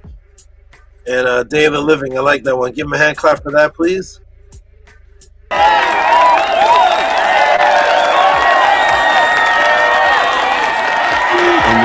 Hekau really works. Oh my God! What is that? Okay. Nukfu says, I am gonna drop a bag next week, Saba. I got you, Dua. Thank you, Medicine Neb. Okay, I guess you're right, Medu. It's been a good year. Yeah. Okay. And next up, everybody, where are the greats? Ooh, don't do that. Where are the great supporters, everybody? Let me scroll down.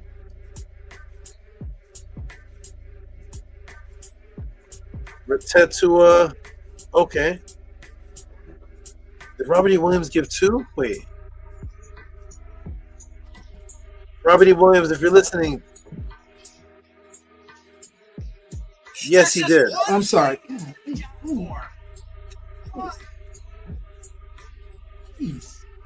Oh, okay, we got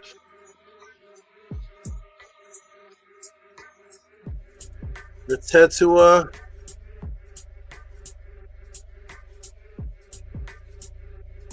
Hey, the Jet, can you hear me?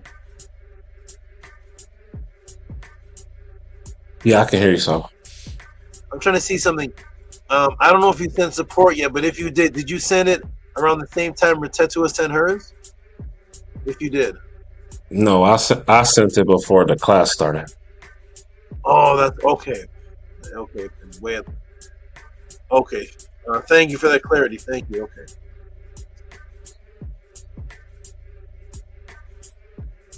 Okay, so we have Retetua.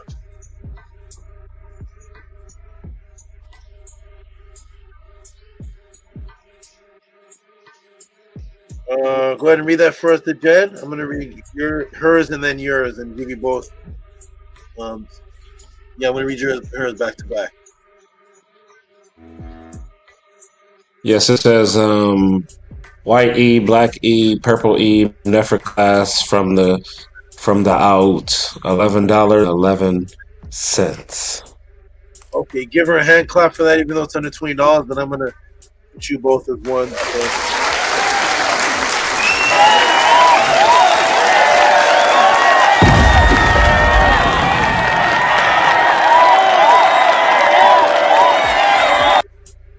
Let me see where.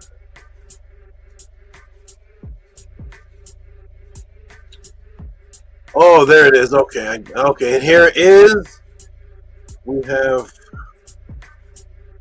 Kai and Hempty, husband and female companion, female confidants, Retetua, and I'm going to do it back to back with her great mate.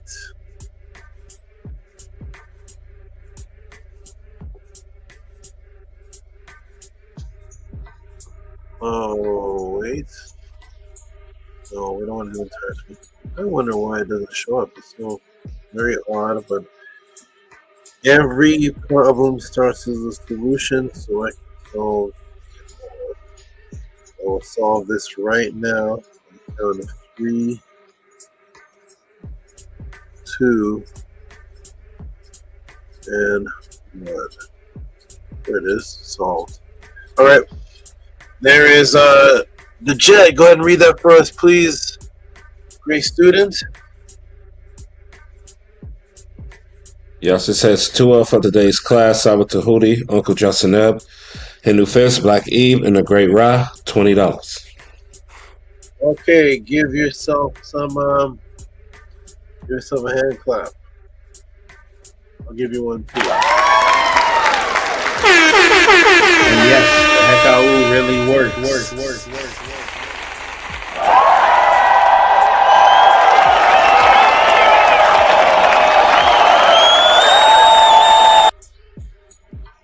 All right, excellent. Okay.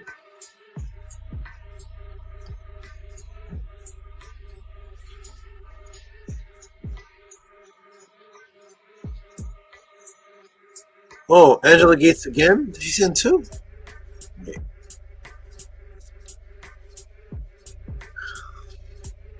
Okay.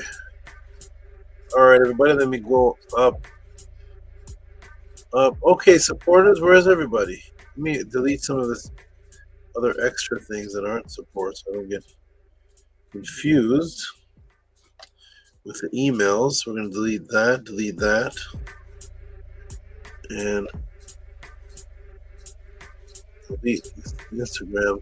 This. Okay, we got Amun and Amunette. Come on, great family. Everybody who watched the class, 42 people watched the class, and it's the same beautiful supporters in each class.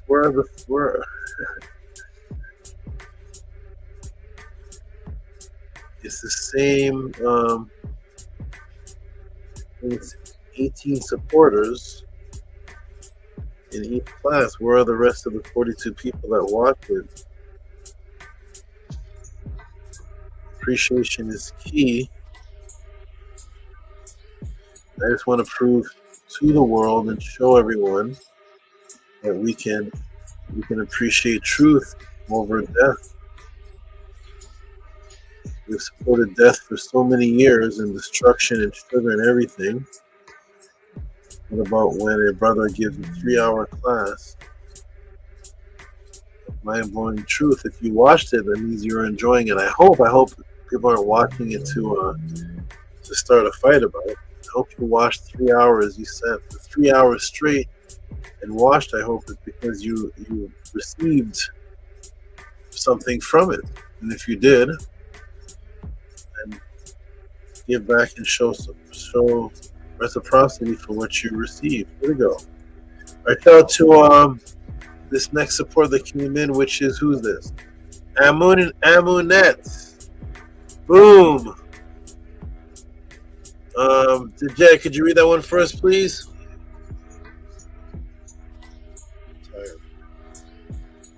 Yes, it says for breaking down and building up the Day of the Dead, $45.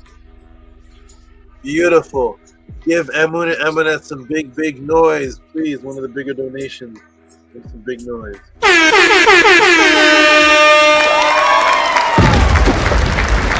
There is no spoon. Yeah, we're here, and we're the best. They are the grandest creators. There is no room for debaters. Step to me with your whack knowledge, and I'll split your head like equator because I'm full of different flavors.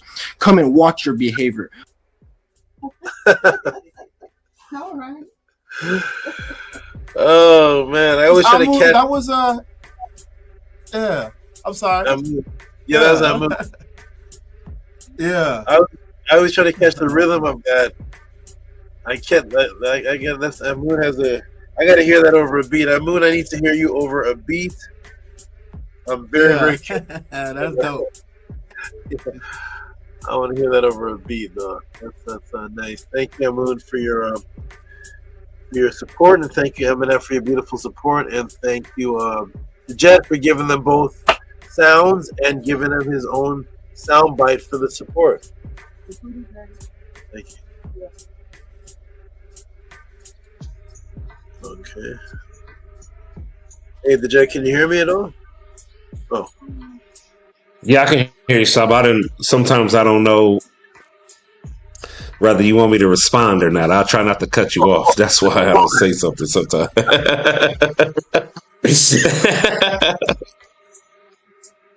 Okay. That's why I gave him the name The Ear, right? Because he said, I think the Jet is more of a listener. He's like listening more. Okay. The Ear Man. All right. The Ear Netter. All right. Yes, so we got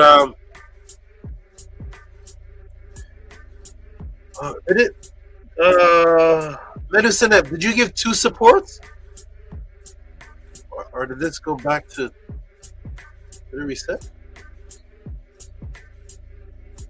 Medicine? Yeah. Yes, you did. Okay. Yeah. I thought I accidentally, you can mark something as unread. Okay, so it is the tech support. Thank you. Okay, here we go. Medicine M. I'm going to read this one, another one, then I'm going to take a little break, everybody. Ooh-wee. I need to recover myself.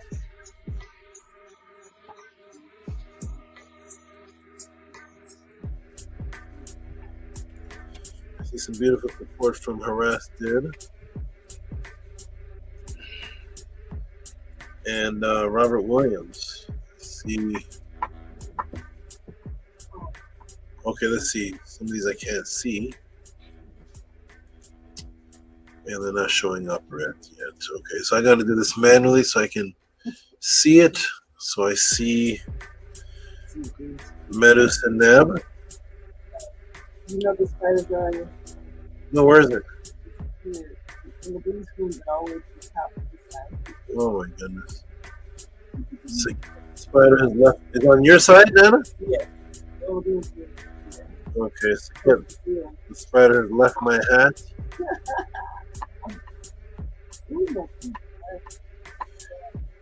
Okay, we got Medicine Neb. Go ahead and read that for us, please. For support.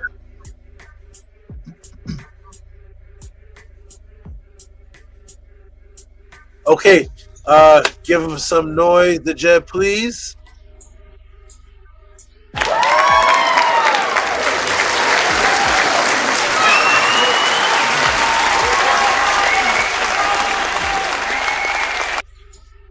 Do you want to know what it is? Best trilogy movie ever made.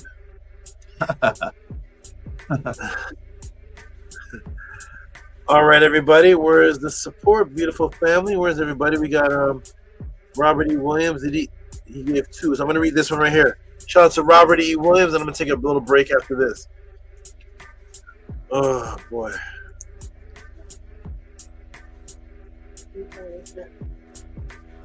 What's that? What does that mean? Oh, no, I don't know what that means. Okay, shout out to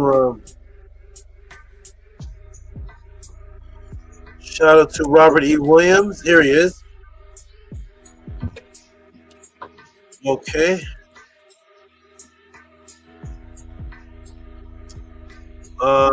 Read that one for us. Manu, are you still there? I don't see on the screen. Yes, sir. Okay, thank you. Read that one for us, please, Robert E. Williams. For the cold colonizer is melting away. Mayat wings. 3372. Thank you for reading that. Manu Sineb, I appreciate it. You're welcome. And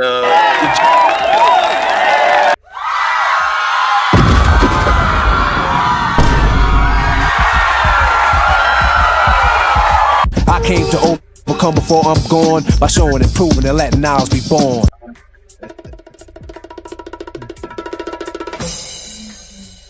Nice. DJ the J. You gotta make you one of those tags. Yeah. Yeah, you gotta make him one of what? You gotta make that tag, or make you one of those tags. But you know what? Like you said, Saba, to put the whole name in there, because through your teachings, I was able to break down to my family about how the energy moves when you actually change the name and how it feels to say it. Especially because we don't come from a dual language family. Neither one of my sides of the family, the Hoyles or the Robinsons. And so it's just, I love it. I love breaking it down. Like I said, they look at me and they want to say something, but they don't. And I'll be like, yo, if you think I got it, I know somebody that got it. Because Bobby Hemmett, like you said, he spoke in their language, but he just went, he was everywhere. And if you couldn't stay focused, he'll lose you. And so I'm like, yo, Saba, stay cool. And the Jed them, that y'all stay cool, man. And I'm working on that myself. Sometimes I get riled up and start, I took too much from Bobby, probably. Excellent. Okay, everybody, I'm going to step off for a minute. Thank you for those words of Jed. For those who are watching, I'm just going to step away for a few minutes, revitalize myself, refresh myself, and come back. If you saw this amazing class, Cash App TT Moon, PayPal at Rocky SV. Support the movement, support the podcast. Keep this happening. Keep this phenomenon going at this level. The class that you may have missed if you just tuned in, the most intricate, longest class in Earth's history on Dia de los Muertos, Day of the Dead, Truth and Secret Origins. Why the skull and bones in ancestral worship, taught for the first time in history. The origins going back to 2400 BC. The Kemetic papyrus scientifically verified to atheists. Why is associated with fear and why it's a palindrome that was taught here first today as well. Is black the color of death? Seasonal holiday psyops, something that everybody can relate to. Attracting you to get together with family and friends, and all of this under the guise of actual depopulation and sickness, purposely making the so-called holidays for tropical indigenous people and brothers and sisters that were taken from Africa, one of the warmest places on the planet, and forcing them to have holy days in the coldest month and gathering together and sending children out in October. And you have to drive to your mother and your father's house in the snow and the cold and for Christmas and eating the turkey, and everybody's getting sick and the world is being depopulated, all under the guise of fake holidays that are all actually based on death. Every holiday is actually based on murder. And we get together for that, but we don't get together for our own families that did for us when we say we should. So why white in voodoo and Dia de los Muertos? And so much more was elaborated on today.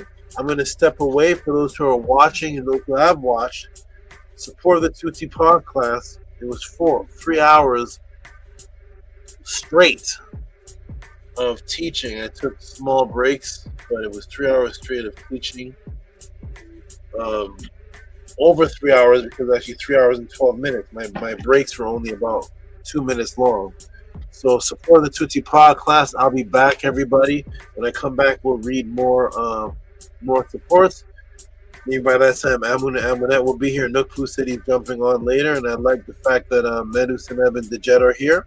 And the more the merrier. The more that come on the Pod class panel is the more momentum that's built up.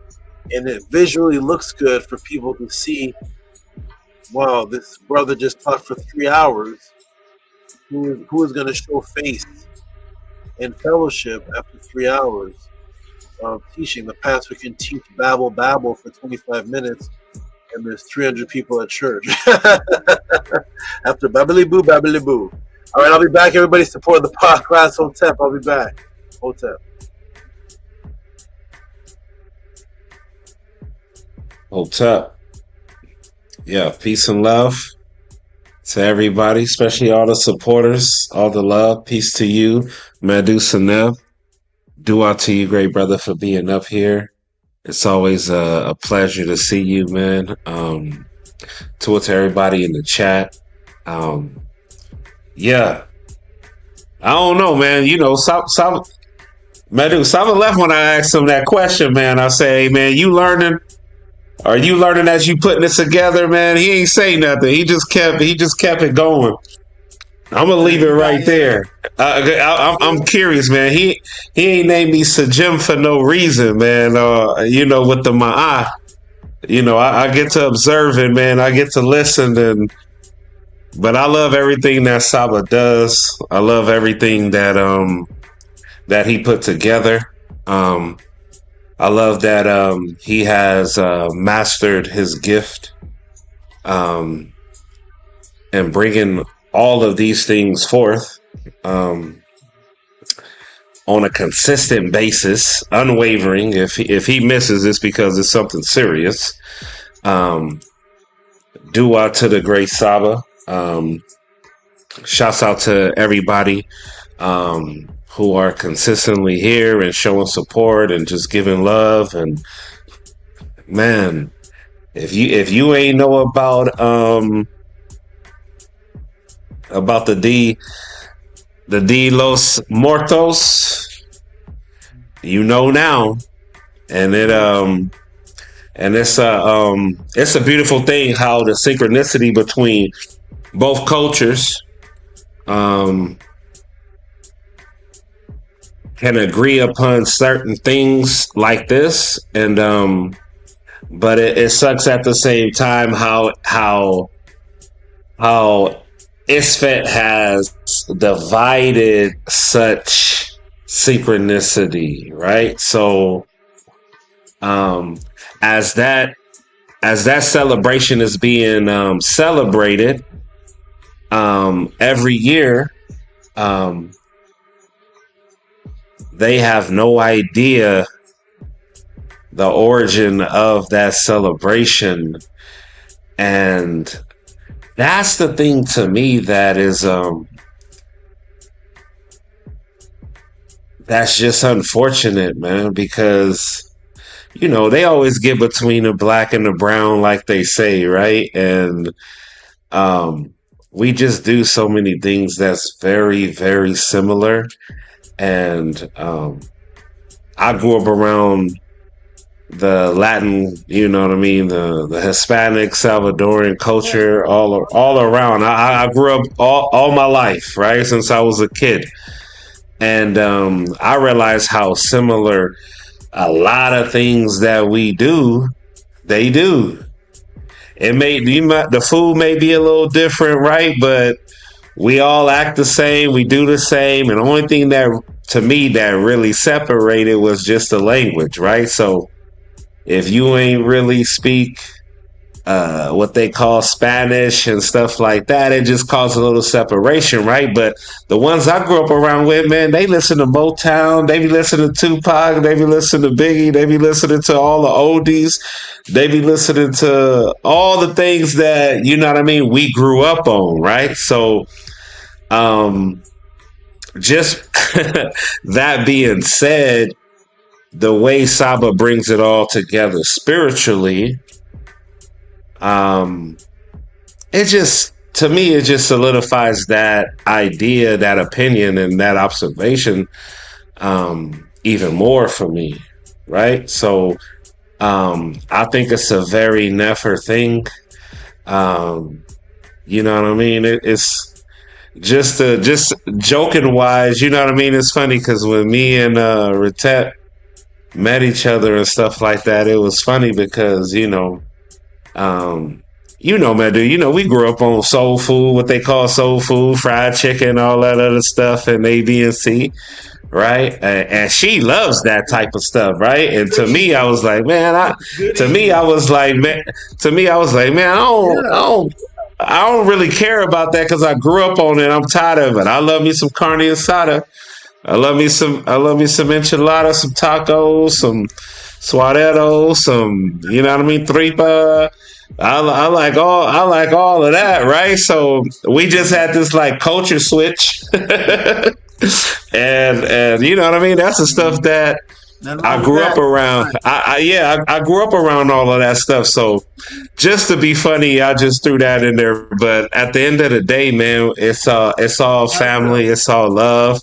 It's all family. It's all love. It's, you know what I mean? Those what they call step pyramids and things that you see over there, compared to what you see with the Unas Nefer Aset, right? And the other Akus.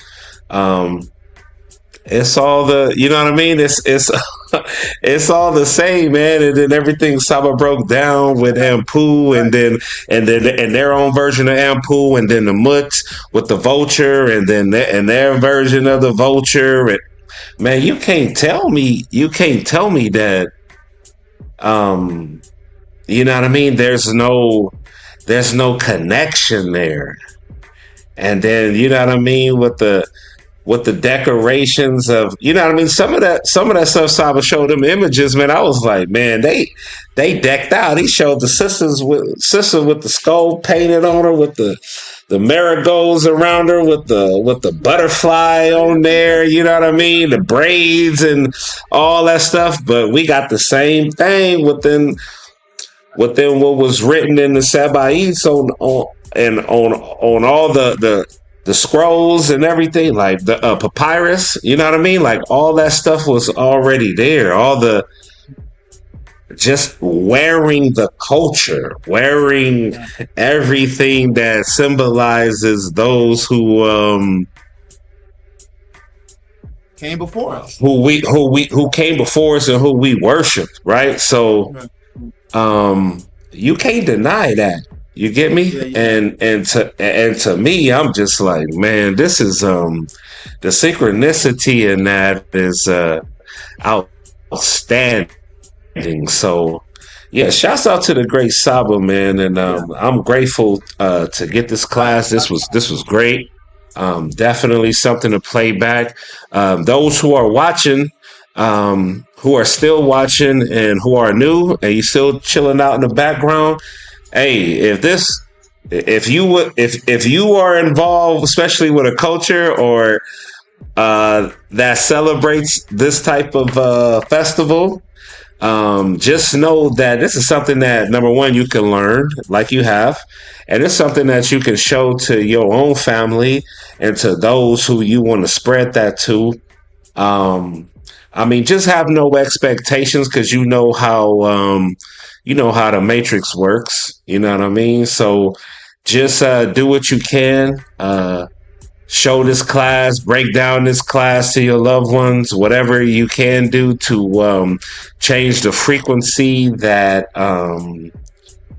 this matrix has taken from you, and continue to just, build on this, right? So shouts out to the great Tehuti Amun Hotep Ra. Like I say, you never know where it's gonna go. You may think one thing, and then, you know what I mean, he gonna hit you with that 1-2 back. You know what I mean? And then it's just it's just gonna rock your mind, man. So yeah, like I said, shouts out to the great Saba, to you, Hotep Anu. Madu, what you think, great brother? I think I like the part where Tehuti talked about switching the traditional to a 2-day thing and having it, what did I say? Switching the seasons, right? And then taking it from 40 days to 2 days. Well, this is where I just came from tonight. I mean, you can't see it. There it is. Hold on, let's see. You see it? It says Parade of Lights. Yeah, so I can see it. Security down there tonight. Got down there at 3, and you can see the babies are cold, man. It's 42 degrees here. It snowed yesterday. 2 days ago, it snowed, and then the snow started to melt. And like you said, this is how the respiratory system gets damaged, because they sitting outside 6 hours waiting on an hour parade to come by. And they probably waving at us, looking at us like, look at these fools. They don't even know we finna get more money come January and February. So, I'm a fool. I'm out there, trying to get, security guard, and nothing transpired, without incident tonight. So everything was cool, but it's just funny. Right when I get home, it didn't click to me until, like you said, he just taught about it 25 minutes ago and said, they got us in the cold now. And like I said, all the babies, man, everybody, nobody having fun really, because it's cold for the youth. So hopefully, everybody makes it out fine. But, like I said, I just appreciate his teachings. I appreciate y'all and y'all's discipline. And it's making me work on mine, especially as far as showing up. Like I said, I would always be in the background in the cut. That's kind of always been my thing. I don't speak until spoken to sometimes, but Anyway, yeah, I really love just like I said, this past class, and I really want to start asking questions in the new year. And mine are really gonna be about what follows death. You know, I kind of wanna, you know, get a better visual of that. You know, that particular idea and concept. So, but no, I'm here, man. I always Madu, I swear to you, I swear, bro, I swear. Ratet just before this, I mean, she's been talking about it for the last maybe 2 weeks. She said that exact same question as you. She said, "I want to know what follow. I want to ask Saba what follows after death." And it's mind blowing the fact that you just said that right now. Yeah, that's a big question, right? And if you feel that way and she feel that way, hey, that could be the next podcast right there. You know what I mean? And the way Saba been breaking down certain things, you know what I mean? You know he gonna lead you down. He gonna lead you down the path. You know what I mean? You know, hey. I'm not all the way there, but you know, I'm trying to. You know, I want to be able to, you know, satisfy my own ego, I guess. You know, because like you said, we out. If it wasn't for the Wi-Fi, we'd be out here alone almost. Especially us on this particular wavelength or vibration. You know, and like, you know, it's just, you know, we just what is it? 1 out of 100 people you meet, you know, be on that type of thing. And you know, like I said, I'm not trying to I am trying to convert people. Just be like, hey man, give this particular information a chance. You got to give it a chance. If you don't even give it a chance, man, you know, the young kids gonna look at you like a zombie. That's how the youth look at us. They're gonna look at us like a zombie. So, but back to you, brother. What else, man? That's real, man. Oh, DJ. Hey, man. Look, hey, you came up with that. So, you always had a credit. You always had a credit for that right there. That's yours. In the collective consciousness. If I don't watch this, I don't say that. You know what I'm saying? And, you know, if I'm not watching, yes, sir. Teacher, on the real, I don't watch. Not to name drop, but I'm going to because you only live once. I don't watch. I like Shaka Atmos, but I'm not. You know, I don't tune in. I look forward to Saturdays. You know, I look forward to Saturdays, and so I don't really watch them because they just kind of still on the pictures. They just looking at the pictures, and you know, and they're not like, oh, this line means something. This line means something, and then like you said, those what do you call it? When he unveils these things, it just opens up in my mind. It's like, oh man, where do I start? It just seems like it's so much. So you know, I'm just trying to remain humble. This is how I think we probably preserve some of our youth. I try to keep a childlike outlook in life, you know, and so I'm just appreciating it more. That's all. But I want to know more about the afterlife, though. That's what I want to know about, you know, and what can I do? Because like you said, in the dreams, we halfway get there in the dream. And then I wake up and you know, I've been having some good upeshas, you know, and it's just, you know, in the last couple of weeks, man, you know, for me, man, you know.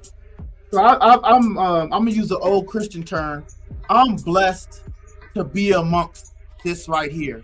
Because I thought after Bobby Hemmett left, I was like, man, there ain't nobody gonna drop. Even though he was sporadic in his information, I was like, man, ain't nobody dropping like that. They like really trying to get to the core of this thing, opposed to just want to get, like you said, views and you know, it's like, I don't want to hear that no more. I don't want to hear y'all arguing no more. I'm tired of hearing the Hebrews and the Christians argue. So my last point. I tell my aunts, y'all need to become Gnostic Christians. If you ain't gonna want to leave it and come right straight to Kemet, at least get into that particular. And I mean, that could be a, you know, something fake and made up, but you know what I mean by Gnosticism, the knowing, the deeper understanding of the teaching. And I think once they get into that, then the bridge to Kemet in the Nile Valley in the House of Aton is much easier for them to grasp. So that's what I'm learning. No, yeah, that's respect right there. Yeah, dua for those words. You're absolutely right. Yeah, that's interesting because when I started getting into Kemet, Shaka Amos was the first person that I was like, yo, who's this dude, man? I'm like, yo, who's this dude? Like, hey, I liked him over everybody who I was running into at that time, right? And then after Shaka Amos, that's when I got into Mawuta Ashby, and I just liked the way how Ma'at he was. He wasn't about like the debates and all the arguing and all that other stuff. He was just about just that peace within oneself and echoing that out, right? And then that's when I ran into Saba. And I started watching him for like 2 years, and I'm just trying to find the consistency. And why I got into that whole like consistency things, and I want to see if he practiced what he preached, is because, you know, I started seeing little shortcomings from Shaka Amos, right? Like I started seeing the ego thing. I started, you know what I mean? Because when you on the Sarnetta thing, I've seen people who start off good, and then once they're in that atmosphere for a particular amount of time, the egos start to kick in, and then that boasting, and then that hoorah, like I'm him, and I'm A, B, and C, and you don't want to mess with me, and all that. And then I started seeing the Ma'at kind of like, you know, leave from them in the heat of the moment. So I didn't like that, right? And then when I ran into Saba, I saw that he was very consistent in what he was teaching. He was very consistent in his debates, very calm, very poised. He never got rattled. It was just this, and that's what caught my attention first. And I'm like, man, like, hey, he different. Hey, he different. I gotta see what he all about. And that's what got me into everything, watching, you know what I mean, you know, Killer Priest and everything like that. And my very first question that I sent Saba was my very first time on the panel, and I've been here ever since, right? Because if you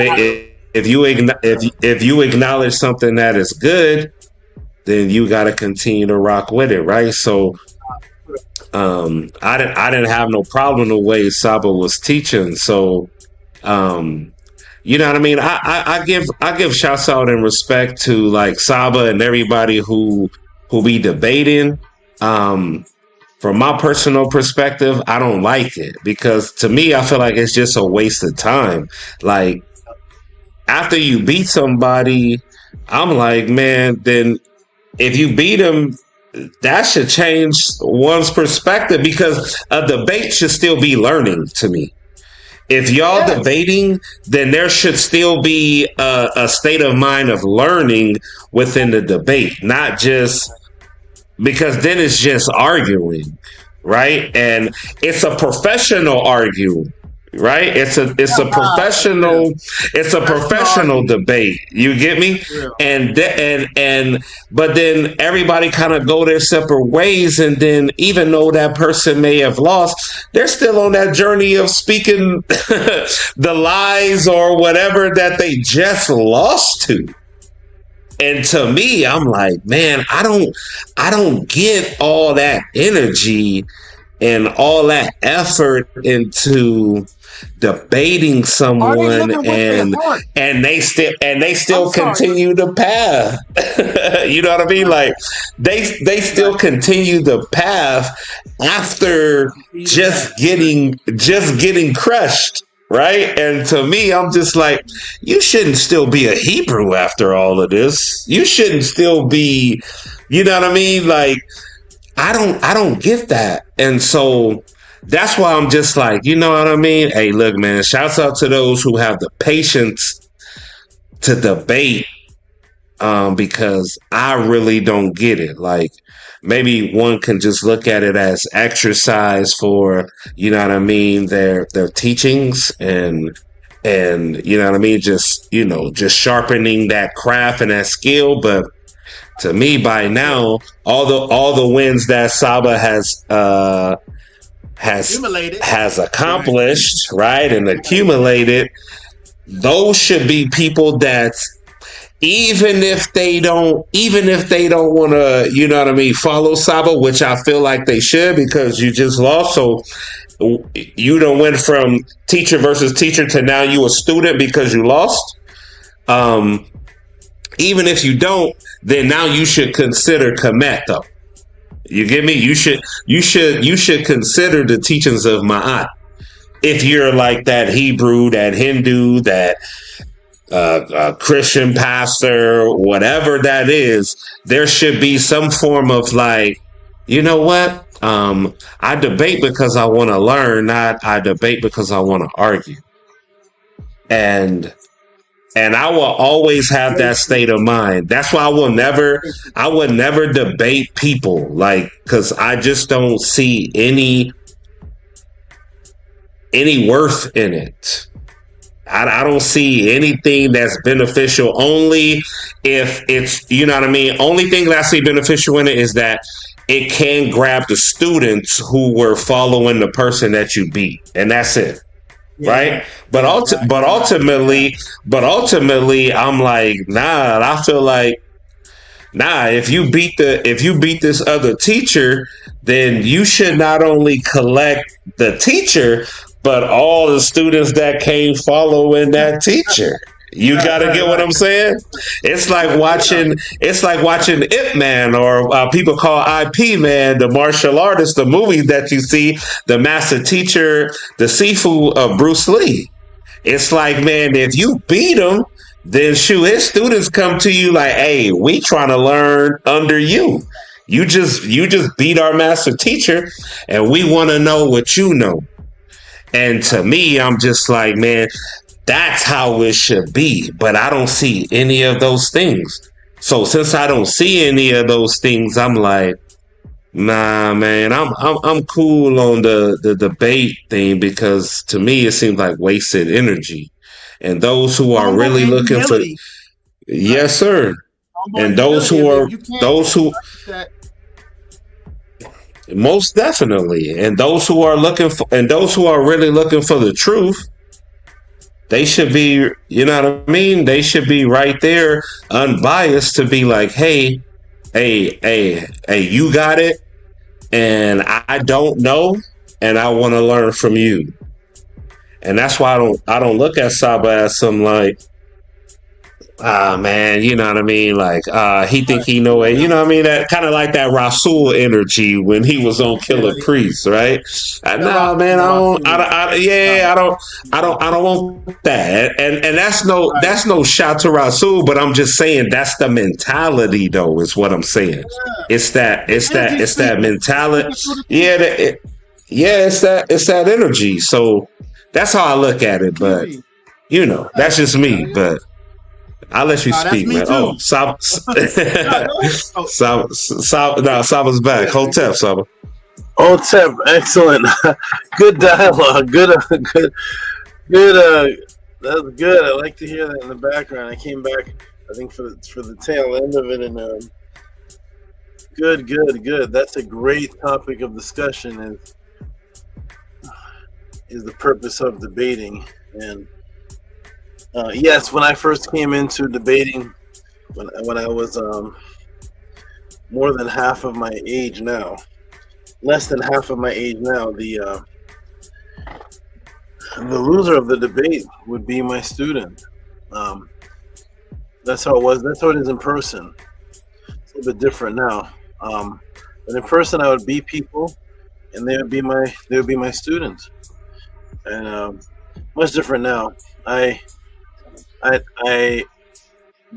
know that when I debate somebody, the person I'm debating on the internet is not going to convert or conform, because they live off of the lie.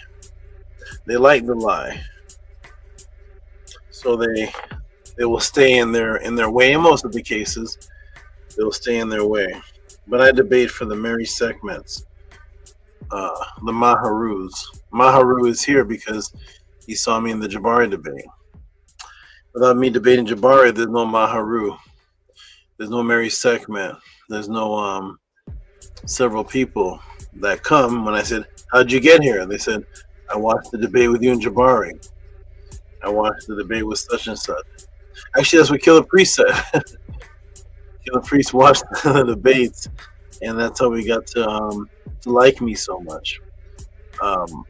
And then he found out who I was. But yeah, the patience it takes to debate, to know that you're doing it not for the person in front of you. You're doing it for the invisible watchers that you don't know yet until they come a month later and say, "I was there because of such and such." And also the debating skill of being able to defend yourself.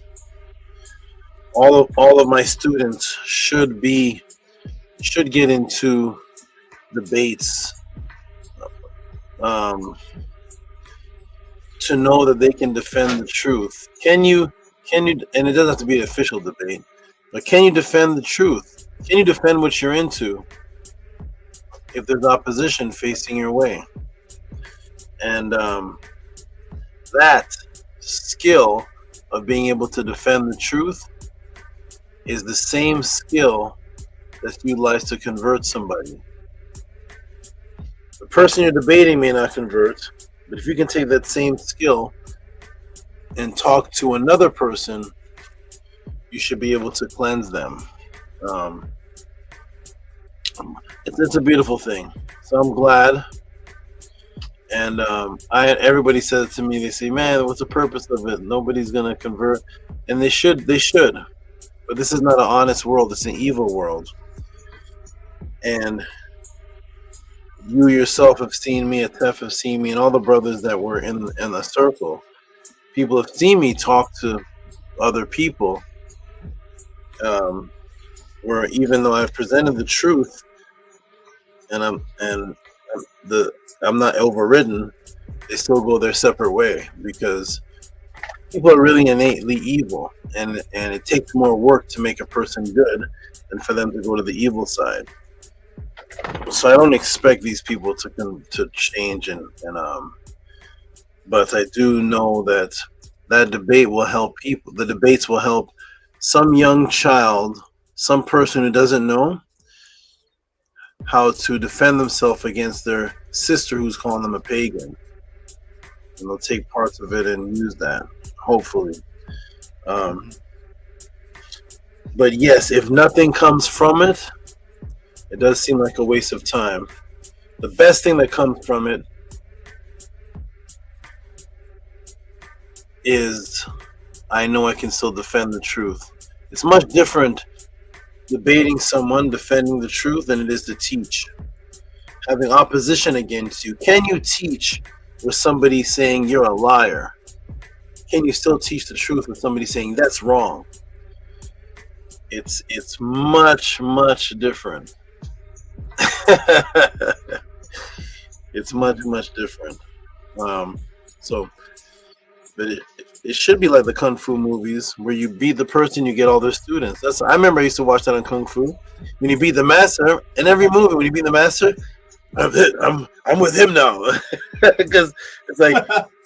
But that's the urge to be. That's the urge to be the best. Most people, not only are they into Isfet, but one of the deepest matrices is you're taught in the society subconsciously not to want the best. So when you're talking to somebody, you're like, "Man, why does this person keep rebuttaling the truth?" It's because they actually don't want the best. Not that, "Man, I'm better than this person. I'm better. This knowledge is better. It's better than Hebrew. It's better. How come they're battling me?" It's actually because they don't want the best. It's a natural instinct to be self-sabotage, self-suicidal, to not want the best. Because if everybody wanted the best, then most brothers would debate with their shirt off. So they're not debating with their shirt off. That their fridge doesn't represent their healthiest diet. They know that being out late at night is bad for them. Most people do things that are bad when they know what the best choice is. Is smoking marijuana the best choice for your health? Everybody knows that it's not. So that's the struggle. I want the best. I'm not going to settle for second best. I want the best, and the debaters, they want comfortability. So, but shout out to you, Dejet. That's definitely good conversation. I want to see more of that. That's great. That is wonderful. Remember, you said, Dejet, that one of the things that attracted you was that I kept my composure when with Rasul in the opposition. Yes, correct. Yeah, that's an example of that. So those were debates. Those were somebody speaking against what I'm about and me keeping my composure, and you seeing that and saying, I like how he keeps his composure. Why? Because I'm going up against opposition. And if I never went up against opposition, that part of you that's attracted to me wouldn't exist.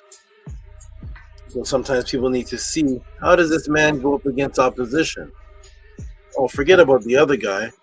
He's keeping his cool. What is it that he's about that he's not getting angry like the other person? And that right there, my goal's accomplished. So, wonderful conversation, though.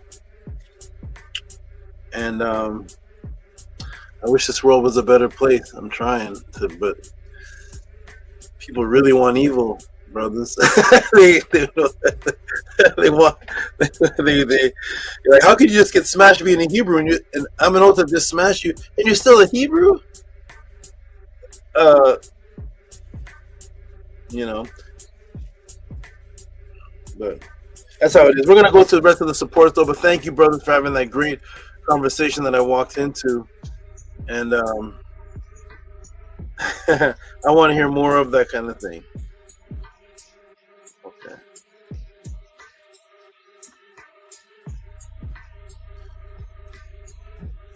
And okay, we're gonna go to Custom Made Tees. He's the next supporter that I see here. Let me see if it's a men under class or if it's support. Oh, well, both are support, but it's support with other men in the class. And the Jet asked me a question if I learn. I don't know, has the Jet gone? Okay, I'm gonna do this. I'm right here, Sal. I'm right here. I want to hear this. Sal. I'm right here. I actually forgot that you asked the question. I got caught up in other conversations, and you reminded me when I listened in the background. I was like, "Oh, the Jet did ask."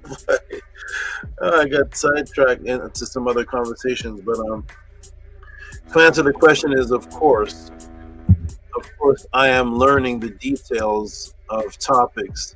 When I do a pod class, in most cases, I have the answer already. Little things like the news articles and things that match what I'm teaching, I don't know those. I don't know those, but I know that I need them to show all of you. So I don't have the news articles memorized, ones that just happened last month, last week, different little details, but I have the answer that I could mostly just talk the answer. But names of scientists and different things, that all comes to me as I'm answering the question. In most cases, I have the answer. But the menu, the details and the little special pictures and things that I take from the internet, I'm like, hey, wow, that's what I'm learning more is that I'm right. It's like I'm like, oh, yeah, that's what I'm going to teach. Oh, okay, that's the news article is what I'm going to teach. Oh, great. Oh, I didn't know that was specifically. I'm reading the news articles and finding little details in there that I didn't know before I was asked. When I was first asked this question, my first thought is, how am I going to make this interesting and exciting? And then things just come. Most of this answer, it's hard to explain, but a lot of this answer I knew, with little details on what certain Mesoamerican names mean that I come across. No, some of that I don't know until I come across it, and then I translate it. Some of those words for the phases of the Los Muertos, I translated those. I looked at it and said, can I figure out what this means? Oh, so nobody that practices those cultures that I know who's Mexican knows that despedite means away with the feet. They'll say it's a farewell ritual, it's a farewell day. But I look at it and say, oh, it means away with the feet.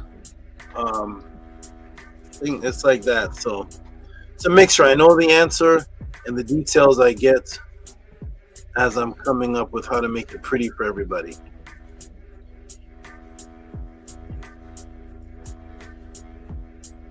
No, that's good to know, Saba. That's good to. I think people need to hear that more, Saba. That you still be learning as you go, and even though, like you just broke it down the way you did, it's cool to hear that. It's cool to hear that. You know what I mean? That you be learning just even the small things. Right. Yeah, like even just the small things that you still right, but like you said, those details. I think it's definitely great for people to hear that. Yeah, NASA teacher Saba Tehuti is learning the small details that. Right. You know what I mean? To me, that I think that goes a long way. But that's just me. Yes. Mm-hmm. That's what makes it exciting. I have to be excited too. I'm bored with a lot of things because, 1989 is a long time ago. So I hear these questions and I'm like, oh yeah, I remember this question in '94. Oh yeah, this question from 2001. Yeah. Oh yeah, remember this in '92. Okay. So the new stuff that comes about gets me excited because there are articles and things that just happened. So I'm like, this is I couldn't have known this in '94 because this news article just came out last year. Oh, the scientists, especially the new discoveries. Oh, the scientists discovered this. Oh, wonderful! I didn't have that in 2001 because the scientists didn't discover it yet. So it gets me. I get excited with the new things, and I am definitely learning. Absolutely, it makes it exciting, even if I have the answer. Because if I don't learn, it's mundane, robotic. I want to be excited with you all. Like, I can't. Oh, look at this. I'm in it with you all. I just have the core answer, and sometimes I learn. It's not from the research, so I'm learning, but it's like at 3:30 in the morning, and I wake up. I have the information that wasn't there when I went to bed, so I guess that is learning, right? Okay, so we're gonna. Yes, I learned. I'm learning. I love it.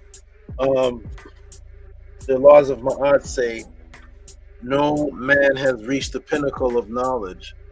As long as new things are brought into this universe, something is happening right now that I'm going to teach about 10 years from now, and I don't know it yet.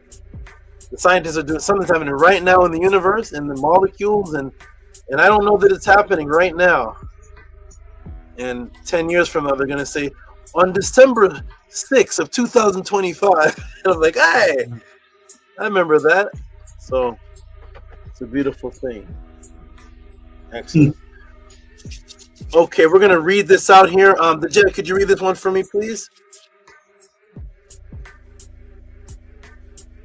Yes, it says custom made tees, $24.42.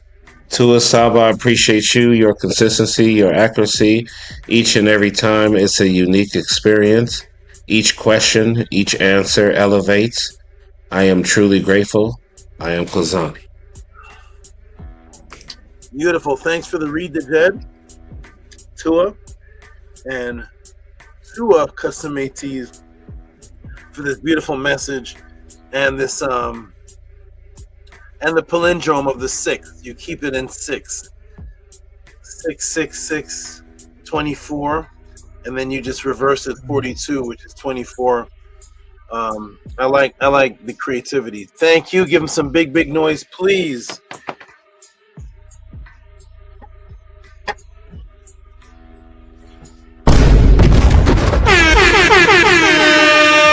Give it to me.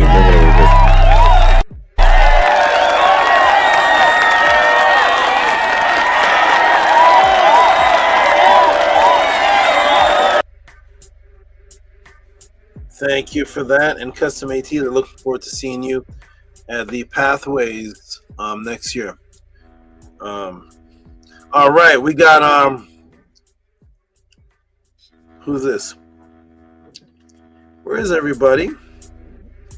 Angela Gates again. Here we go. Angela straight out the gate.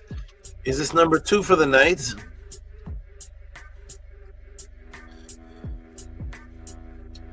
I love Angela Gates' transformation. She's a different being from when she first came. A truly different. Her consciousness and her way of seeing things through Ma'at is I love that Angela Gates has a foundation now. She has a foundation that's beautiful. Shout out to Angela Gates, straight out the gates. I don't know if she's still awake. And Medu Seneb, could you read this for me, please? Yes. For Akur Saba Tua. $25. Okay, thank you. I think that's maybe that's actor. Maybe that's Oh, I'm sorry. Okay, for Akur Saba Tua. Yeah, maybe that's a form of perfection what she's typing. Shout out to Angela Gates. Peace and love to you. Give her some big noise, please. Yeah, we're here. And we're the best.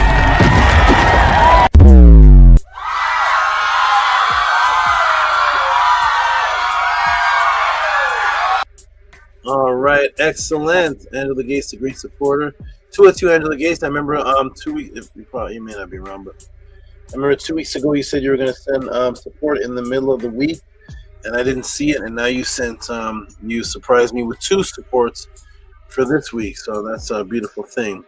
All right, we got a big support from Tehuti. I'm going to read that in a little bit, but we got a big support from him. We got Robert E. Williams. Here we go now. Okay. The monster supporters. Here we are. Monster supporter because he gave two big supports. Here we go. Robert E. Williams, Mr. Appreciation. Mr. Appreciation. Let's see what his beautiful message is. He always has a great title that directly applies to the class with a little riddle in it. Let's see what he put this time. Robert E. Williams. I'll do it manually. Very interesting. Okay, Robert E. Williams. Here we go. We're going to do it manually. Robert E. People in the Tehuti podcast who are watching, I'm down to maybe 2 questions. Go ahead and send your questions in. I think I'm down to no. I'm down to the Tehuti's questions are like 6 each. So I'm down to sorry. I have a lot. This question has 6 questions per question. That's 12 questions for 2. All right, shout out to Robert E. Williams. I'll read this one. did that Los Muertos brings me back to Ma'at with fire. Beautiful. Give us some big noise.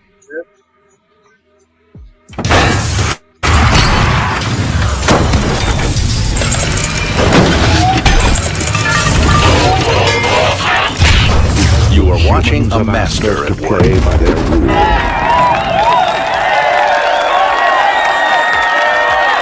And yes, the Hekau really works.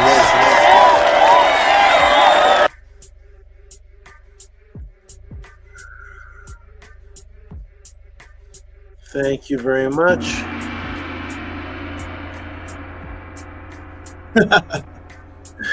And everybody, Saba, was that you? Was that you right there? Yeah, who did that? Saba had that low going at the end. Yeah, that was me. I have the sound edition now. I have a soundboard on StreamYard, so I can now do sound without cutting the music off. That's a great StreamYard. That's a great edition. I only have 5 sounds now, but I'm about to load it up. Everybody, a little update. So last week,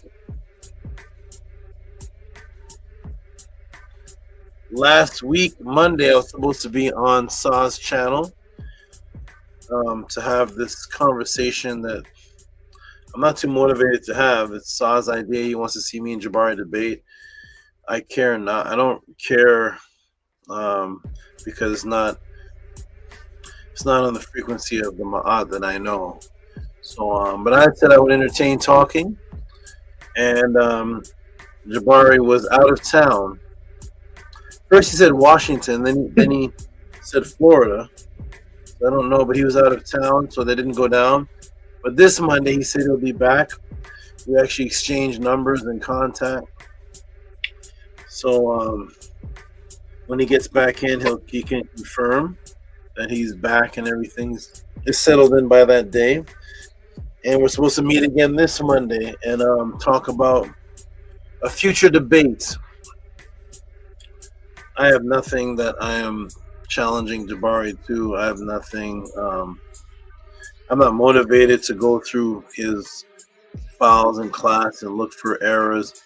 I don't have that I don't have that energy anymore.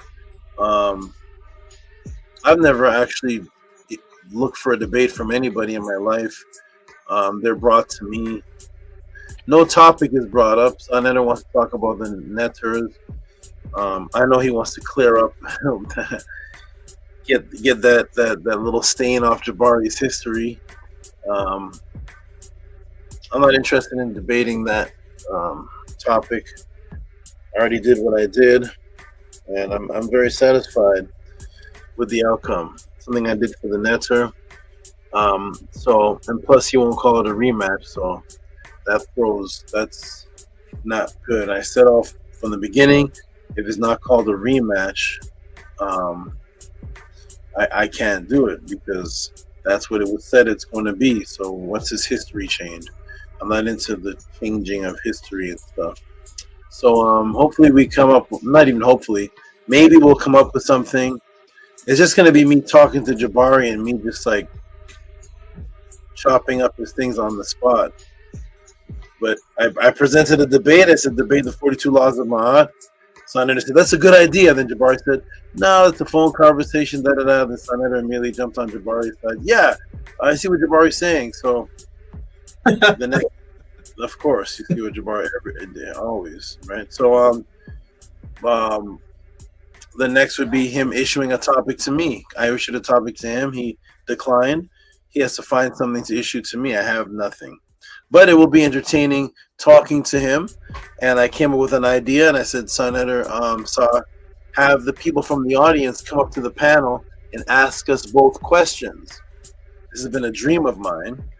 Ask us both questions, and we'll see how we answer them. The crowd will see. And then from those answers, something's going to be a disagreement. But really what's going to happen is they're going to ask questions. They're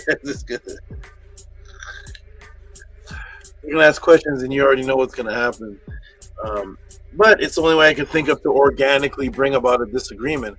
How can we have a debate if he said he doesn't know what I teach? I don't really know what Jabari teaches. I just know he takes people to Kemet and he teaches the Netters of principles. And I don't know what Jabari teaches, actually, to challenge him. I don't know what he is. I don't know what.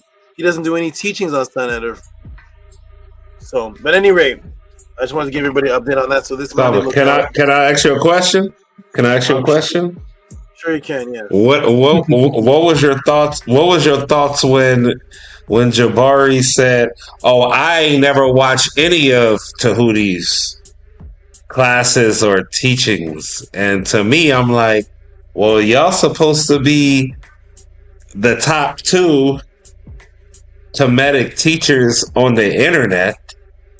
And he's never seen any of your things, and to me, that strike the heavy like question mark for me. I'm like, come on, Jabbar, you tell me you ain't never seen anything of Tehuti, no matter the intro you've been playing for all these years. You telling me now one time on your personal time, like, hey, let me just see what he talking about really quick. Like, let me just tune in. And you telling me that's never happened? I was thinking cap at that time. So, but that's just me. But I just kind of want to know. I just kind of want to know what your thoughts was when you heard that. But that's just me. I just kind of want to throw that out. Good observation. And I'm going to read the support, but good observation. But so how you see it and how Jabari sees it is, I look through the eyes of how he sees it. So you see it as, hey, the 2 top Kemetic teachers. Let me check them out. He doesn't see it like that. He sees that he's the top, and I'm just a pseudo guy running around. He doesn't see me like how Reggie sees me or how people see me. He doesn't. Of course, he's seen something that I teach. Of course, he has. But he doesn't look to me as that. So he doesn't look to me like we're some kind of arch nemesis and I am a threat to him. He thinks he beat me in that conversation. So I don't even exist as somebody that he cared about. I'm just a person he had a conversation with that he said he beat by pulling up Spider-Man. So, but he definitely knew where to find. He definitely knew the website of you all was called the HOUSEOFATTON. I don't know how he knew that. He said, "Yeah, look at the YouTube HOUSEOFATTON with 2 T's." And I'm like, the HOUSEOFATTON. Okay, so he's seen it, but you could have seen it. You got to go to Tehuti podcast before you go to HOUSEOFATTON. You have to. That's the root. That's the root of it.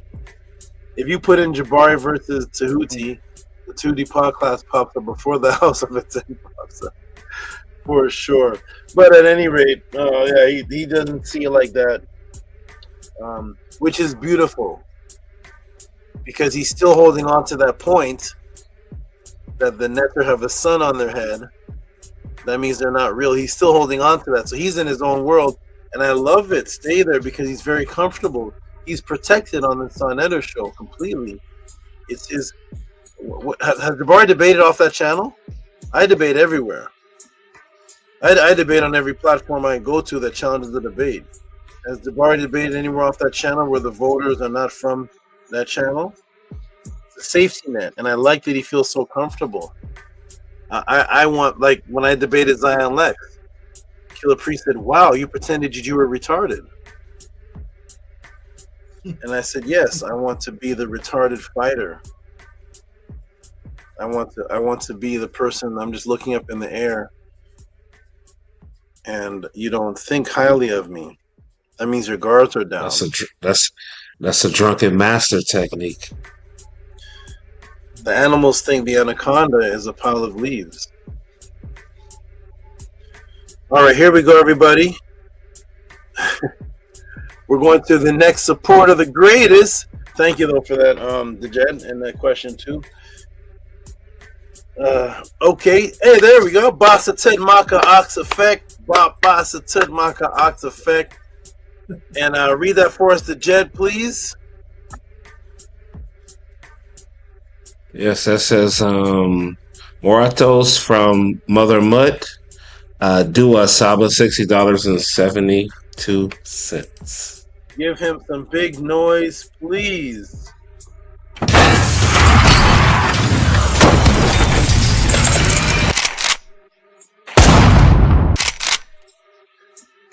And yes, the Hekau really works. To overcome before I'm gone, by showing the truth and letting all be born. Then after that, I'll never ever. You see, that's how it's done.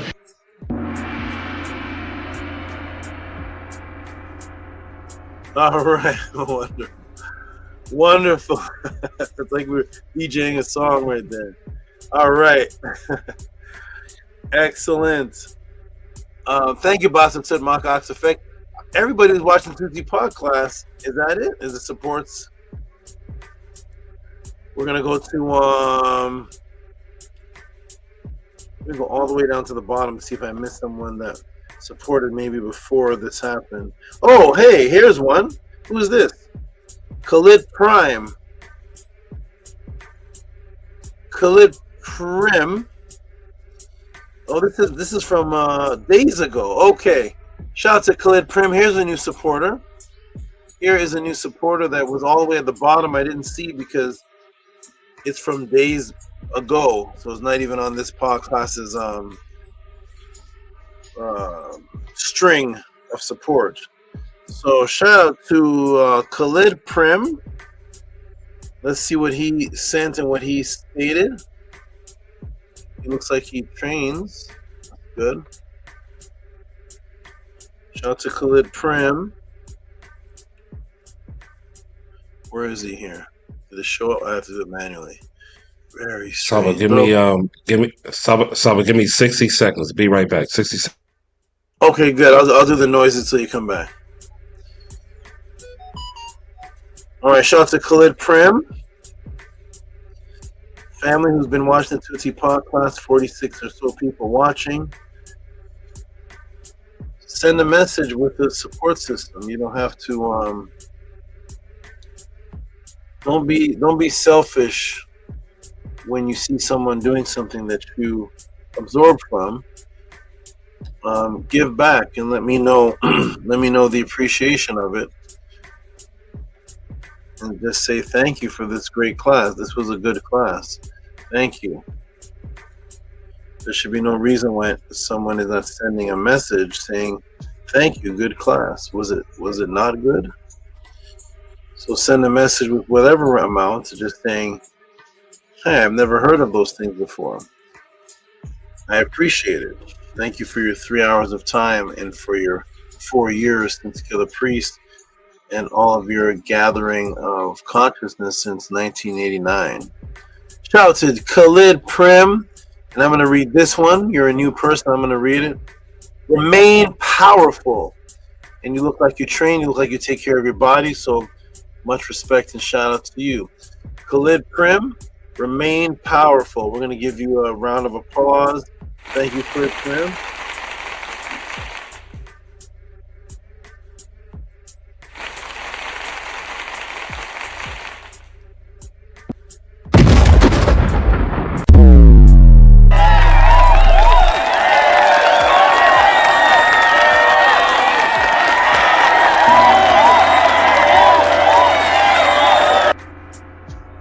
Thank you, Khalid Prim, as a brand new support. I've never heard of you before, but that is beautiful. I appreciate the new support. Maybe we can come on the chat and let us know where you heard about the Tutti Pod class. What is this? Zelly. What is this for? Oh, the $1. Okay. The $1 test. Okay. Shout out to who is this? Okay, we have Gavin with the Gavin. This is before the pod class started. This is from the morning time. And this is a smaller support, but everything is appreciated within the means of the people, what they feel that they can give. So, Gavin. Okay. Where are you, Gavin? So Gavin gives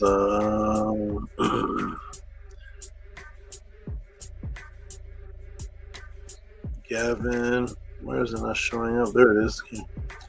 So Gavin gives $4, and he or she, I don't know what this name was broken down to, Gavin, $4 and gives the cost symbol. Okay, thank you, Gavin, for that. We're gonna go now to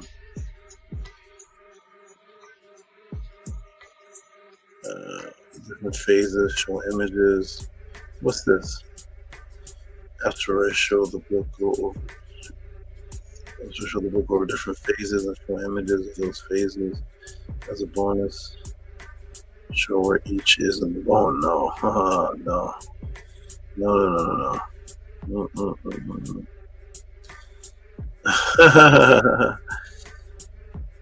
I'm coming across I'm coming across extra notes that I emailed myself that I would wake up with that I'm going to put in the pod class. It never made it though. Oh, thank you. Class would have been 3.5 hours long.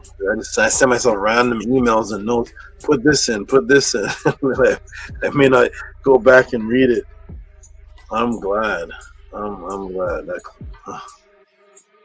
When I look back at that class after I was done, go ahead, Jed. Would have been 6 hours long, Saba? Yeah, at least 3.5 hours long. It would have been too much.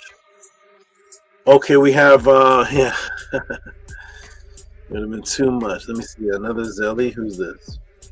This is Ricardo. Who's Ricardo? Oh, I got it. Okay. Ricardo.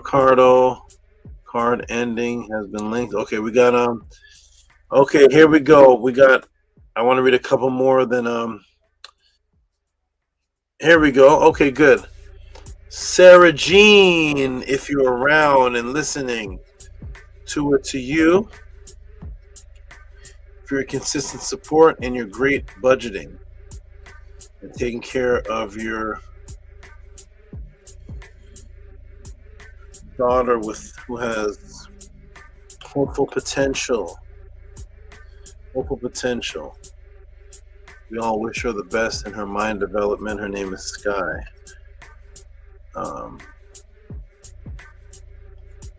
Okay, shout out to Sarah.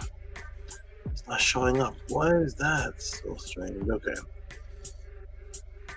If you're in the room listening, peace and love to you. Appreciate the consistent support, and Tua for your messaging me, sending me messages when there's change with certain things that we've discussed.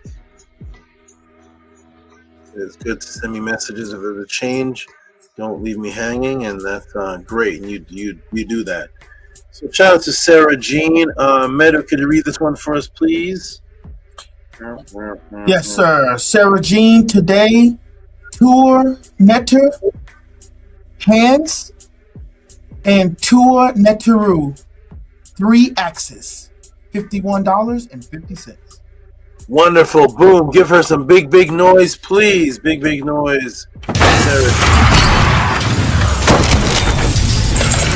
Yeah, we're here. And what you got? You see, that's how it's done. Masters to play by their rule. And yes, the Hekau really works. All I'm offering is the truth, nothing more.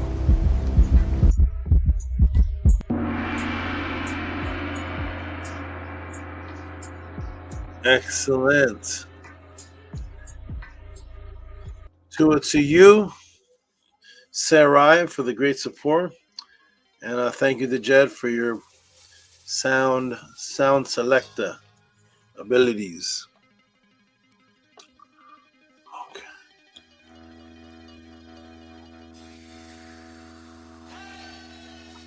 Okay, what do we have, everybody? Is there and Daryl? Daryl pops up.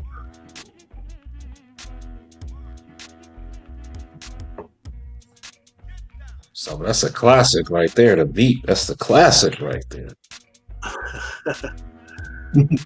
That's the Tehuti Pod class. Right. Original.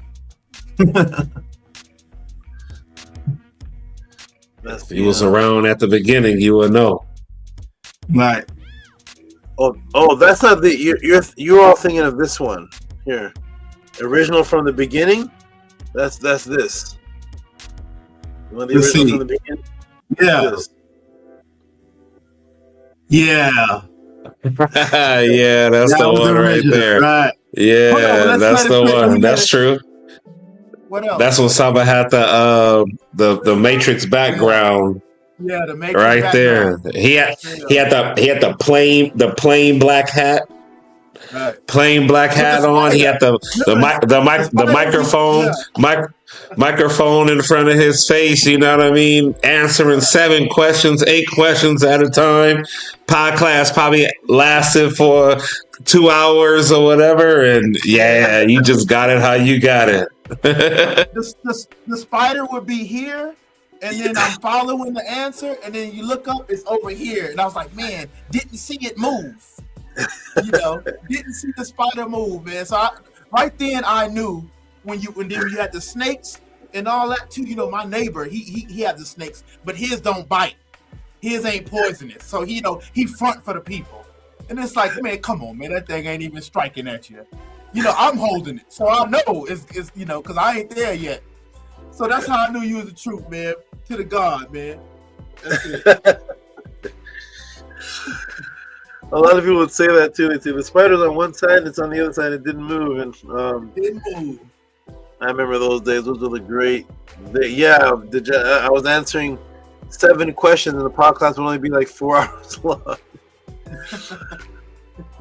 7 questions today. The podcast would be 21 hours. Would be 18 hours long. Yeah, Saba, keep that beat on, man. I ain't heard that one in a long time, man. That's the one right there. That's the one.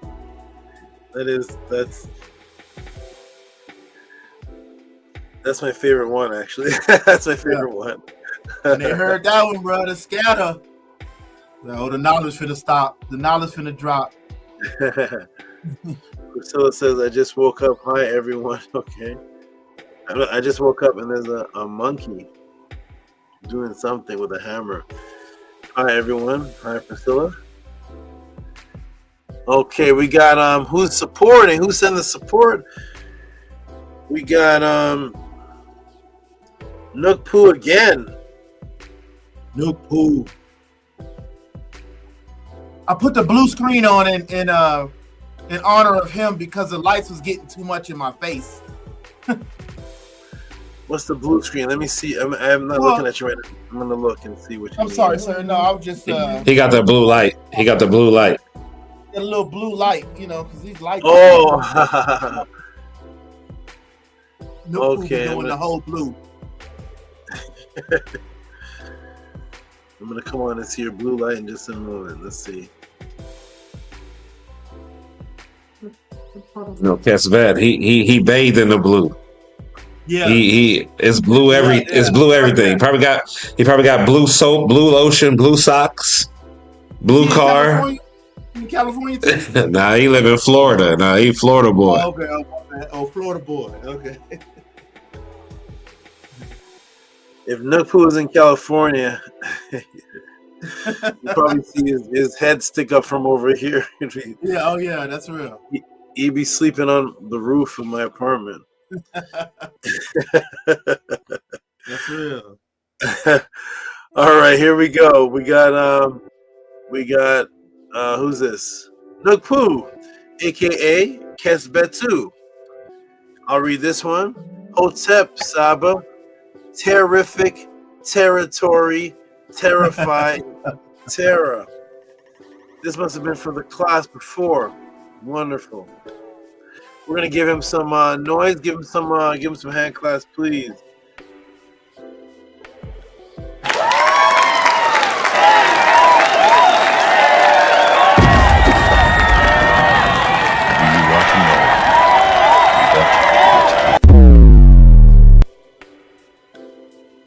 I like that sound. Boom. That's nice. Okay. What do you got on there, Meadow? You said you have a blue screen or a blue light? Is that there's a blue light on you? Yeah, you know how you just can cover up the little white. Oh yes. You know the little thing. Oh yeah. Okay. It was hard to see because the Yeah, you know, I'm not trying to be cool or nothing. I just it's like I was getting too bright. Okay, I'm just enjoying myself, man. I appreciate you allowing me to hang out on the panel with you. Great teacher. Absolutely wonderful, Nini Ook. Okay, we got a Tefrem Kem Ma'at, and then we got the last one that I see tonight is the biggest support of the night again, coming from, of course, Tehuti. I don't know if this is another set of questions. He's, if so, he's stacking up the board, which is good. He's eventually going to give me like a year worth of questions, and then he can just sit back and know that he's guaranteed to get an answer continuously. So this one here is from Tefrem Kem Ma'at. I don't know why it's not. What is that? Let me see if I can change this. It won't let me. How strange. Okay. Computer glitch. So I have to do it manually. So shout out to a Tefrem Kem Ma'at. He always sends 2 supports. I'm going to read the bigger one first.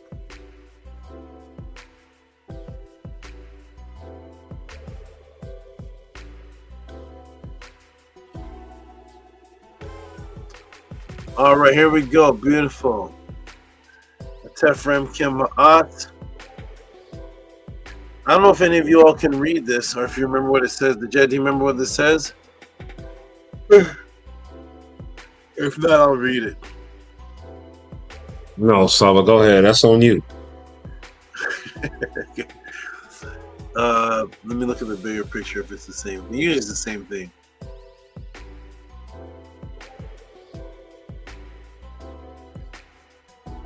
Oh, he put, I see how he put,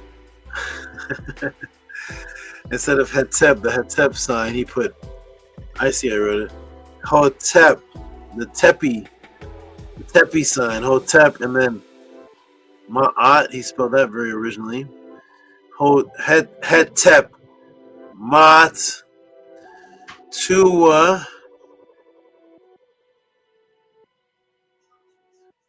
Ishan. Hotep Ma'at Tua Ishan. Okay, wonderful. All right, Hotep Ma'at Tua Ishan, and give him some big noise for that, please.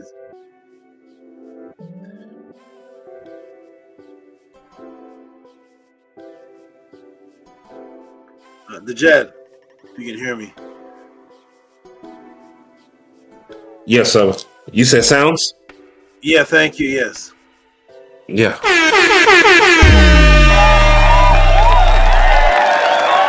You are watching a master at work. Push the button.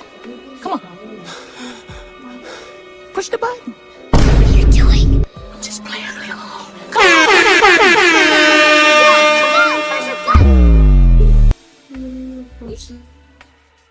Okay, and whenever a Tefrem Kem Ma'at sends one, he always sends the other to follow.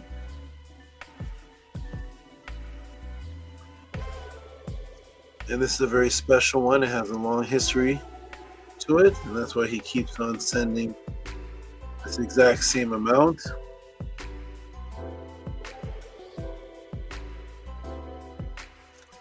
All right, so we have a Tefrem Kem Ma'at again. Let me go ahead and put this on the screen.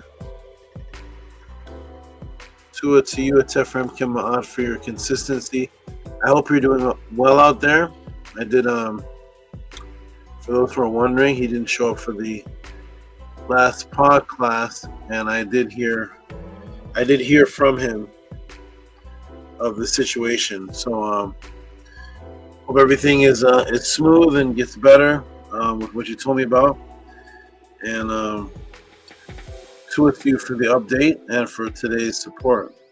Even if it's F doesn't show up, he's gonna send support. Sometimes he can't do it. Sometimes, most times he does, just late. So shout out to Atef for being accountable and sending your support still. So here we go. And Medu gives a salute. Atef Rem Kem Ma'at. There's a second part right there. It says it again. Hotep Ma'at Tua Ishtin. $7.77. Give him some hand claps for this, please.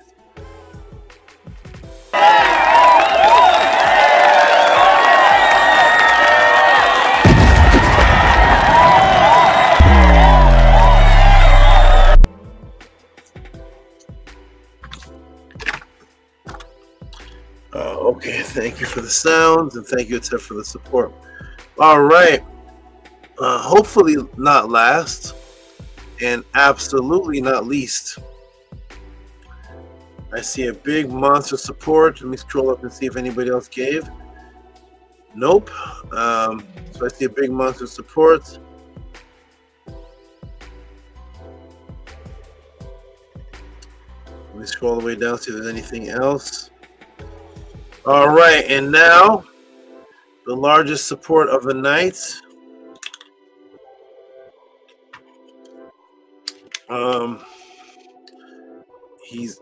It looks like he's going to send an email question with this, as he always does, because his questions cannot fit on a Cash App ever.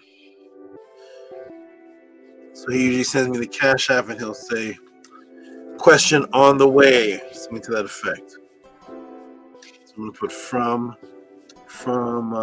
December 6th. So here we go, everybody, for the largest support of the night. And there's a Tef popping up just as I mentioned him. That's interesting. Good synchronicity, good timing.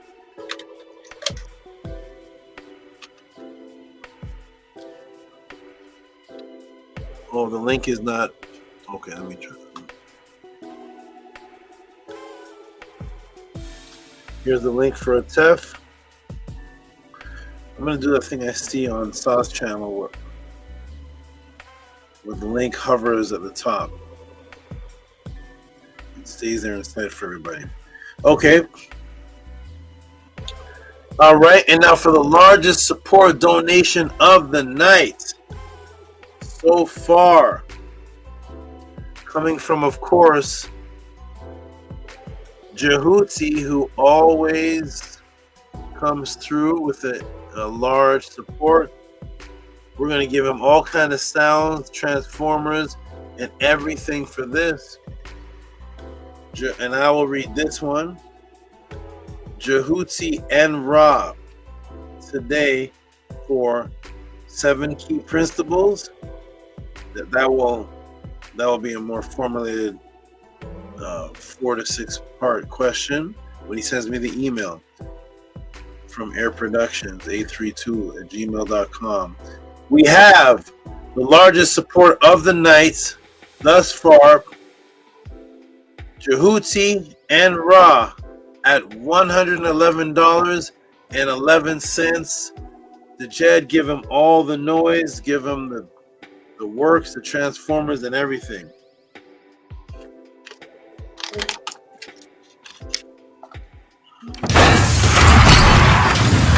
I came to overcome before I'm gone. My soul is proven and let time be born. You should never follow me. Yeah, we're here. And we're the best. And yes, the HOUSEOFATTON really works.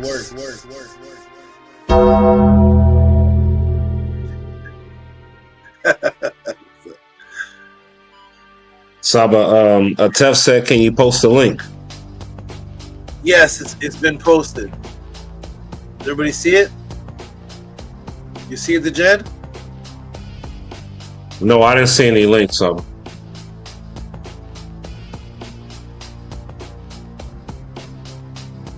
I'll take that back. I see it. It's right under Tef's name. Yeah, I said I'll take that back. I see it. Okay, good. Okay, good. Shout out to Tehuti for his incredible support.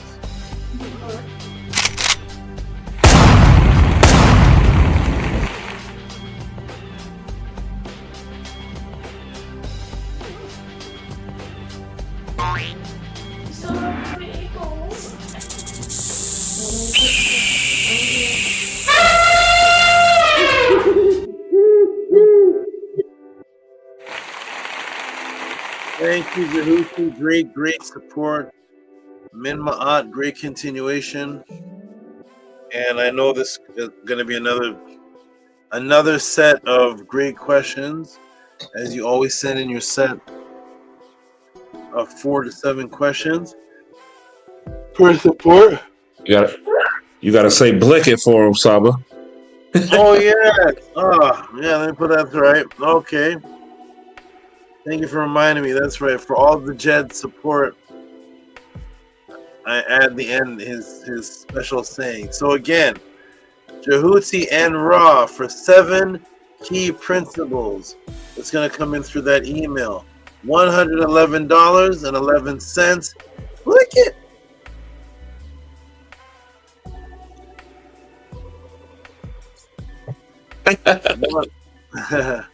Wonderful, everybody. 2 for everybody's support.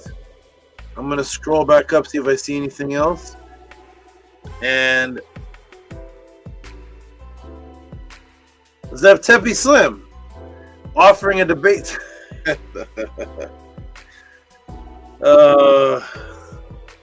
Zeptepi Slim with his classic 1072. Oh my goodness. Of course this would be a good debate topic, but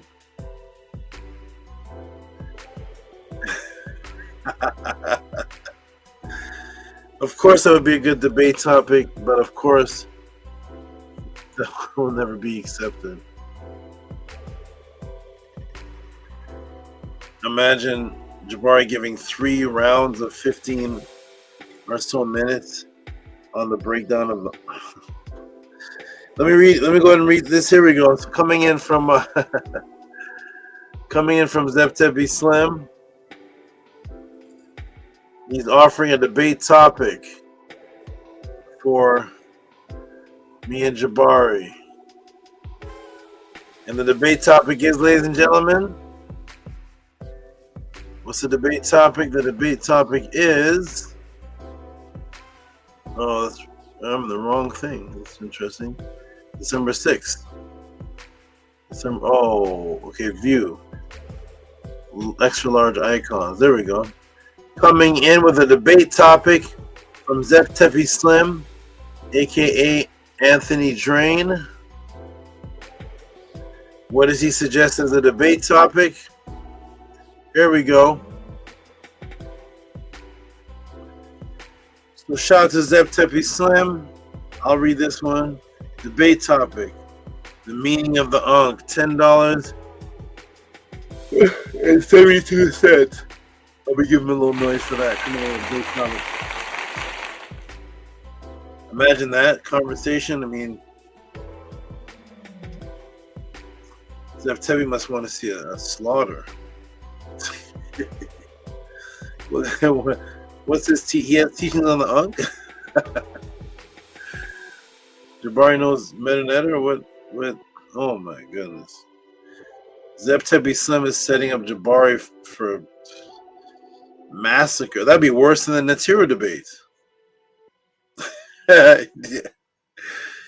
I don't see him teaching on the Ankh for over 2 minutes. Does he have more than 2 minutes of information on the Ankh? But anyways, shout out to Zeptepi Slim for that. Interesting topic. September Slim. If everything if I go to Saw Netter on Monday, if it happens, come up on the panel, and suggest that. I want the audience to bring up topics. That'd be great. My class on the meaning of the Ankh to.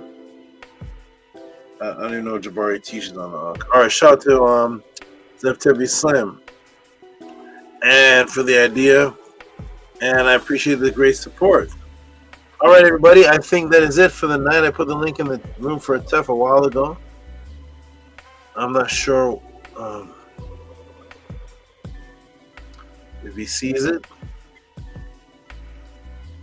And I heard a boop. See a few emails from Kefa. All right. So there it is. There's a TEF in the room. So that is it, ladies and gentlemen. That's all the support that I see.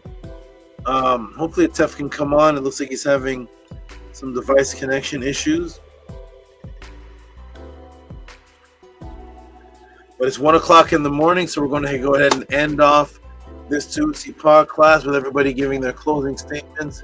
I want to tell everybody who gave support, Tua, very much for your consistency, especially those who have given support since the Killer Priest days. Madu Sinab has been giving support since I don't even know when it began, but I always remember him as a supporter. The Jed came in a little bit later, but ever since he came in, he's been a great, consistent supporter. Nook Poo, Sarah, Robert Williams, Kesbetu, Bastatun Maka, Ox Effect, and several others that appreciate the Tehuti Pod class and give support. Thank you. So we're going to go ahead and do the closing statements, and then we're going to read the affirmation and close it out at 1 o'clock in the morning. So we'll start off with you, Dejed. Give us some great Medu. Yes, of course, Saba. Shouts out to you, and showing excellence within your gift and the passion that you have for the Natiru. Tua to you for that consistency, and for your the Turks for supporting your Dejed, and continuing to make your life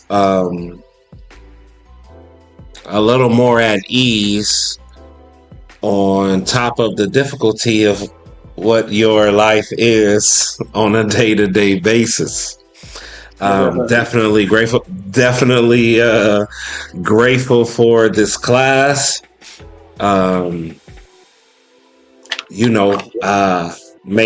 everything that you want to come forth happen for you on Sanetter, dealing with the Jabari thing and everything in your life, Saba. May everything work accordingly to the Natiru's will. Shouts out to everybody who gave support, everybody in the chat. Shouts out to Madu Seneb. Tua to you, great brother, for being up here with me, holding it down on the panel. It's a wonderful thing to chop it up with you and to enjoy this podcast. Tua, once again, for all the support, everybody in the background. Continue to, show up. And if you like what you see, support. And don't be shy. Like I said, you can be anonymous. You don't have to show your name. You don't have to show your face. Just give reciprocity and ask the questions that whatever's on your Eid. There's no stupid questions here. They're all answered.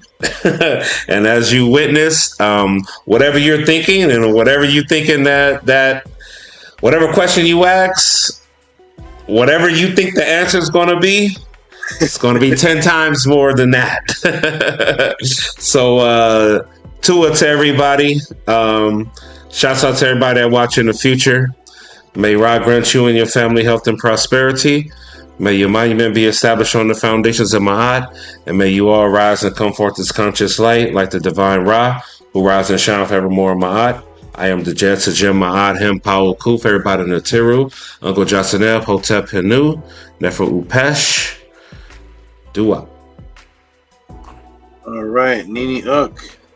To for everything you appreciate me for, Nini, for everything you thank me for, and I appreciate you saying words to the viewers and the other House of the 10 members, and saying that part about whatever you think the answer is going to be. It's going to be something totally different, which is, I pride myself on that, and I like that because it builds a suspense. And so Tua for telling people that. You have a great night. The Jed, rest with your family. Is Retetua already knocked out for the night? Or she's still listening? Oh yeah, Saba, that's the reason why you got me up here, because she got all set. I mean, last podcast you didn't see me because, you know, putting the baby to bed, you fall asleep too while you putting the baby to bed. So yeah, she did watch the whole presentations, but you know, she got to go put all set to bed, and you know how that goes. So yeah, that's why you got me up here, not off camera, no nothing, because she took care of all of that. So, you know, it's a teamwork makes a dream work, Saba. You already know. Excellent. Wonderful. Okay, wonderful. She's doing a great job.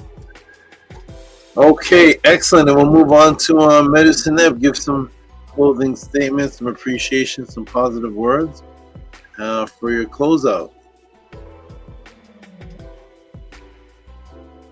In the words of Kanye West, when you meet your favorite artist, there's only two things you can say. That's thank you. So I appreciate what you do, brother. Saba, I'll continue to support. If you ever find yourself in Colorado, you can knock on my door. The light is on. you know, you and your family, your beautiful wives. And I just want to mention the Jed and Nukpu and Angela Gates and Minty and all the people that, you know, has been along with me on your journey. I see them in the chat. I follow them now on Facebook. I go out and watch them. So I just appreciate y'all. I'm not going to be long-winded, but I just appreciate you really, really, really. Peace and love, y'all. Peace and love to you. Tua for everything you appreciate me for. Nina for everything you thank me for. And appreciate your good words to the people that have been on this journey with you for years, the people that you met, that you mentioned. And that is a beautiful thing. And hopefully this pathway is coming up. We can see you again. You have a great energy at the pathways. You have a great... You're like, I'm in Hollywood. I'm staying here. Yeah, right. I love it. So if you're able to, it's great. And you have a great night. Have a great rest. And feel free to always come up to the panel with your great, good energy. It's a different frequency, and it's you remind me of the day. You remind me of when Bobby Hemmett was around. You're just more refined. You're more controlled. But that Bobby Hemmett energy is in you. I see it. I can hear it. But you're way more. You're calming it down. Or something's happening. I see a transformation, but that I see the good old frequency of the Bobby. What is that? What is that? Some creature just flew in front of the screen. What is that?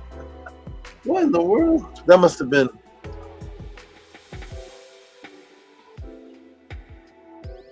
Maybe it was a crane fly. It's probably a crane fly. When you first see those you things, over there, you own bats as well? On who? I say you own bats, everything as well. Yeah, you got just random things flying out there.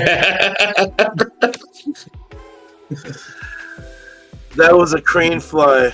And what did you say, Medu? You said something? No. That was a crane fly. When you first see them, they look like large mosquitoes. But then when when you adjust to it, if you know what it is, you know it's a crane fly. They're good to have around. If you see them around, don't kill them. Keep them around. When you first see them, they're kind of frightening because it looks like a mosquito this big. But the ironic thing about them is, do you all know what I'm talking about? Those big things that look like mosquitoes are about this big. You ever seen them, the Jen? You may even think they are mosquitoes. I just Googled it right now. I'm looking at it, and yeah, it looked like a mosquito. You look too. I probably killed a couple of those because I thought it was a mosquito. Yeah, and guess what they eat? They probably eat flies. They eat mosquitoes. Oh man. So how can I tell the difference? Like they don't seem to have those the pointy things on their tails, but they definitely look like mosquitoes. I'm looking at it right now. The difference is the size. If you see a mosquito too giant enough to be a mosquito, that's a crane fly. If mosquitoes were that big, they'd be sucking us dry. We'd be running from a mosquito this big. Because usually the mosquitoes come in swarms, so they come with a lot of them. So yeah, it'd be dawn of the dead out here. So they eat mosquitoes. All right, Saba, man. They're really big. They're big, long legs. If you can see the legs of the thing flying, it's not a mosquito because the mosquito's so small. You have to really look close to see the legs of it. But this thing looks like you can see the legs like a daddy long leg. It's way too big to be a mosquito. People think they're mosquitoes and they kill them. It's unfortunate.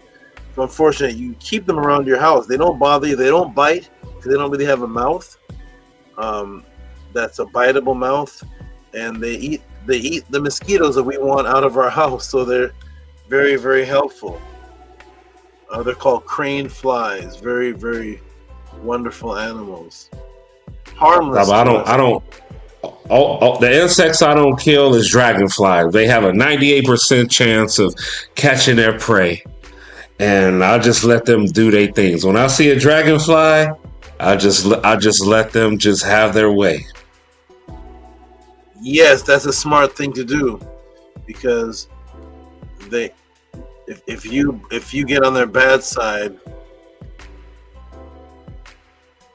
they take chunks of skin out of you.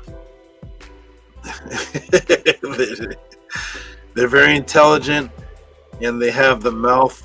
They don't get on a dragonfly's bad side. It's not good.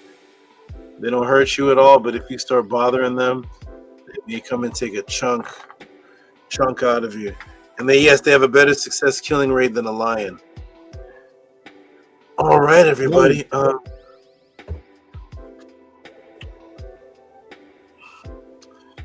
think the only thing that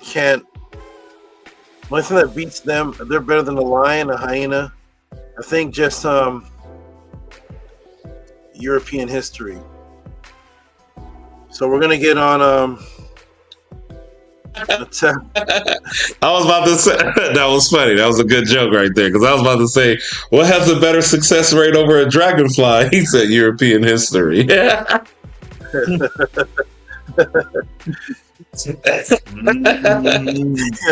Yeah, they're like 99.9%. Right.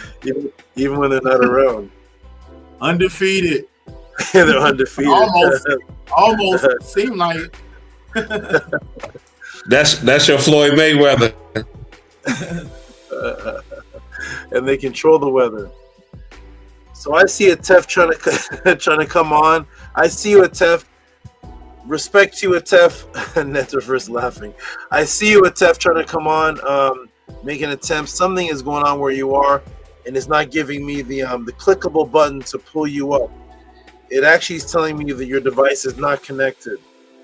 So I can't even click on you to pull you on the panel. It says they will need to connect their mic and cam before you can add them to the stream.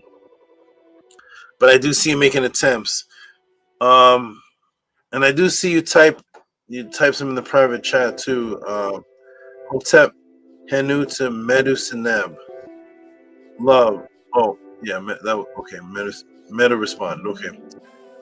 So I do see a Tef, and unfortunately, you're not getting on today, and that's unfortunate. That'd be 2 podcasts that I haven't seen you, but I know that you're here trying, so it's absolutely fine. What can you do other than what technology allows you to do? All right, everybody, we're going to close up with the affirmation. It's 1:14 in the morning. I taught for 3 hours and kept this going for hours after that, and it is time for me to retire. Tomorrow is a continuation of the animal rescue, and I have a busy day. Atef says, great class. Thank you, Atef. I'm glad you appreciate it. So we're going to go ahead and close out with the affirmation. And then I'm going to go big screen and close us out.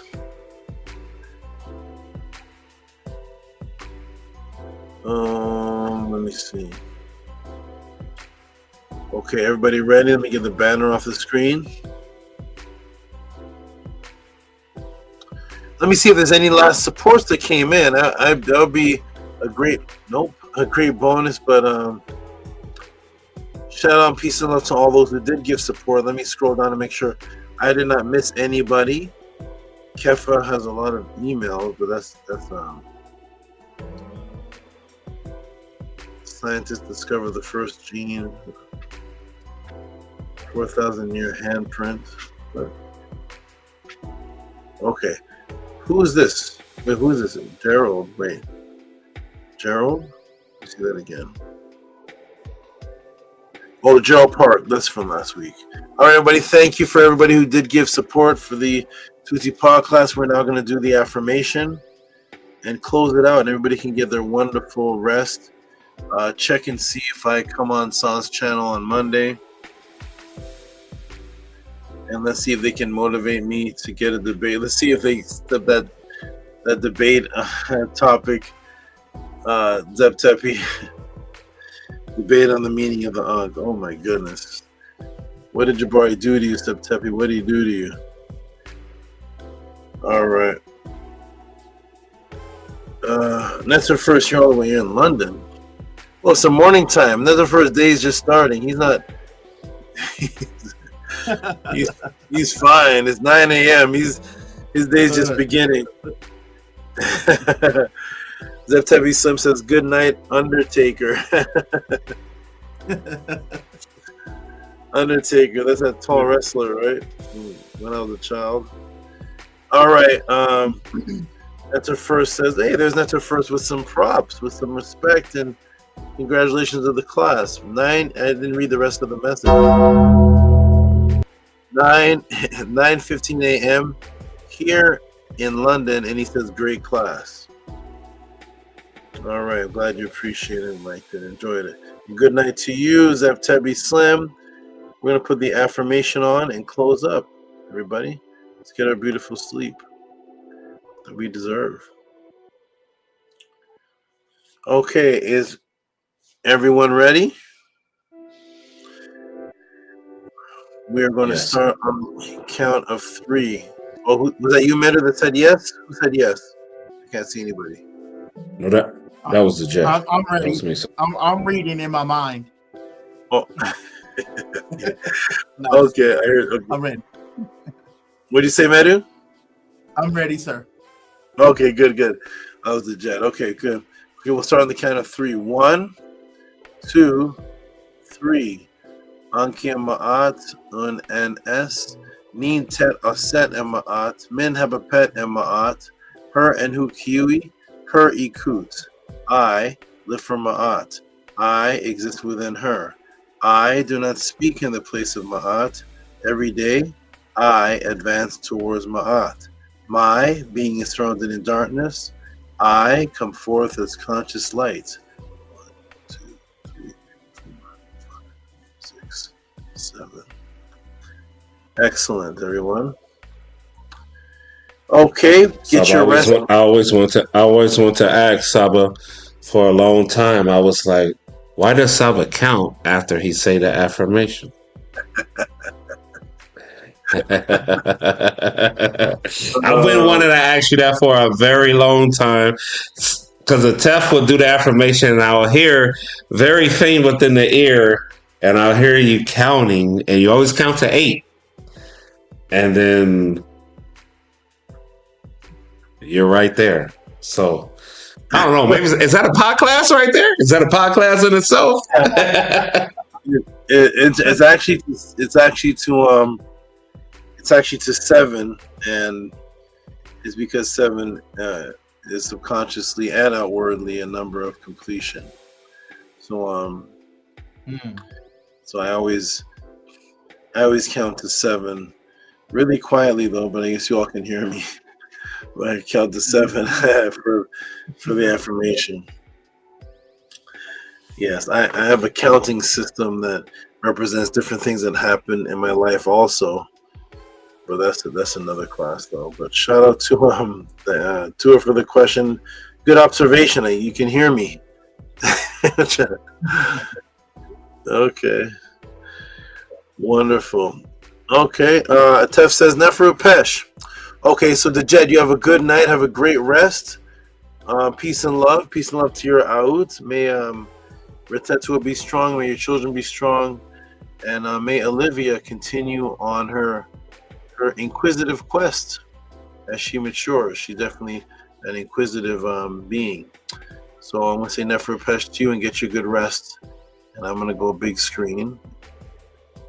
To us, Nefer Pesh. Nefer Pesh. And Medusineb. Oh, Medusineb's already gone. Nefer Pesh to you, Medusineb. Okay, I'm going to go big screen, everybody. Beautiful. Wonderful, wonderful, wonderful, wonderful. Excellent. Wonderful, full of wonder. I'm glad everybody got to really, those who stayed for the entire class, 3 hours on this that I've never taught on before in my whole life. Dia de los Muertos, Day of the Dead, Truth and Secret Origins, Why the Skull and Bones in Ancestral Worship Origin. Kemetic papyrus scientifically verified to atheists. Is black the color of death? Why white in voodoo and Dia de los Muertos? Seasonal holiday Psyops. And so much more that could not fit on the screen. I'm glad you all appreciated this. Support the Tehuti Pod class, of course. You should already know that. If you've been watching for all these years, the support is what keeps so much going. It's not just supporting just Tehuti alone, it's keeping this whole House of Attend, everything functioning. Has to function at the discretion of my relaxation, that I can focus on something and not have to go out there. Other than the animals, I do animal rescues and animal sales and trades, but other than that, having to put my mind towards something else which would deter me from 100% focus in a pod class answer, and thus the quality of the pod class would diminish, and then eventually the entire pod class would diminish if the support wasn't considerate for the work that's put in. Even a person that flips burgers at McDonald's selling death and oil to people gets paid time and a half reciprocity for frying French fries, which does nothing but remove lives and puts people in the hospital. Thank you. But the reciprocity is given for that. To it, everybody who is consistent, keep this pod class going. To it, everybody in the chat that is active. Last people I see, to a Tef Remkem Ma'at, to a Kes Betu says 5 o'clock in the morning. A Tef Remkem Ma'at says Nefer Pesh. Kes Betu says 5 a.m. Zeb Tebi Slim says good night, Undertaker. First Netter says 9 a.m. here in London. Great class. A Tef says great class. And of course, Nukpu Kes Betu again with a whole list of things said. So peace and love, everybody. Yeah, the snake is put away. I think Saket is still here on my hat, but the computer, yeah. Saket is right there on the hat. The snake is put away, resting. Was not fully digested when I was holding him, so there's a little mishap, and he's gonna go rest and digest. So peace and love. That's Kekra. Peace and love to all the great animals. Peace and love to everyone. You all are doing great. Continue the pod class. Maybe this Monday I'll be on the Sonetta channel. We'll see if Jabari gets in on time, and maybe we'll have a talk and see what happens. I'm not too motivated because I don't care about debating that much. And he says he doesn't know what to challenge me on, and I don't really know what Jabari teaches, so it has to be organic, and it doesn't seem like it's too organic or natural. That's what motivates me to do things, is organic, natural motivation. It has to be some type of thrust for it, and I don't have that until I get into conversations. But to everyone for supporting. Keep up the wonderful work. You all are doing great. Hetep, which is back and forth reciprocity. Peace and love to everyone. You all are doing wonderful. See you next week.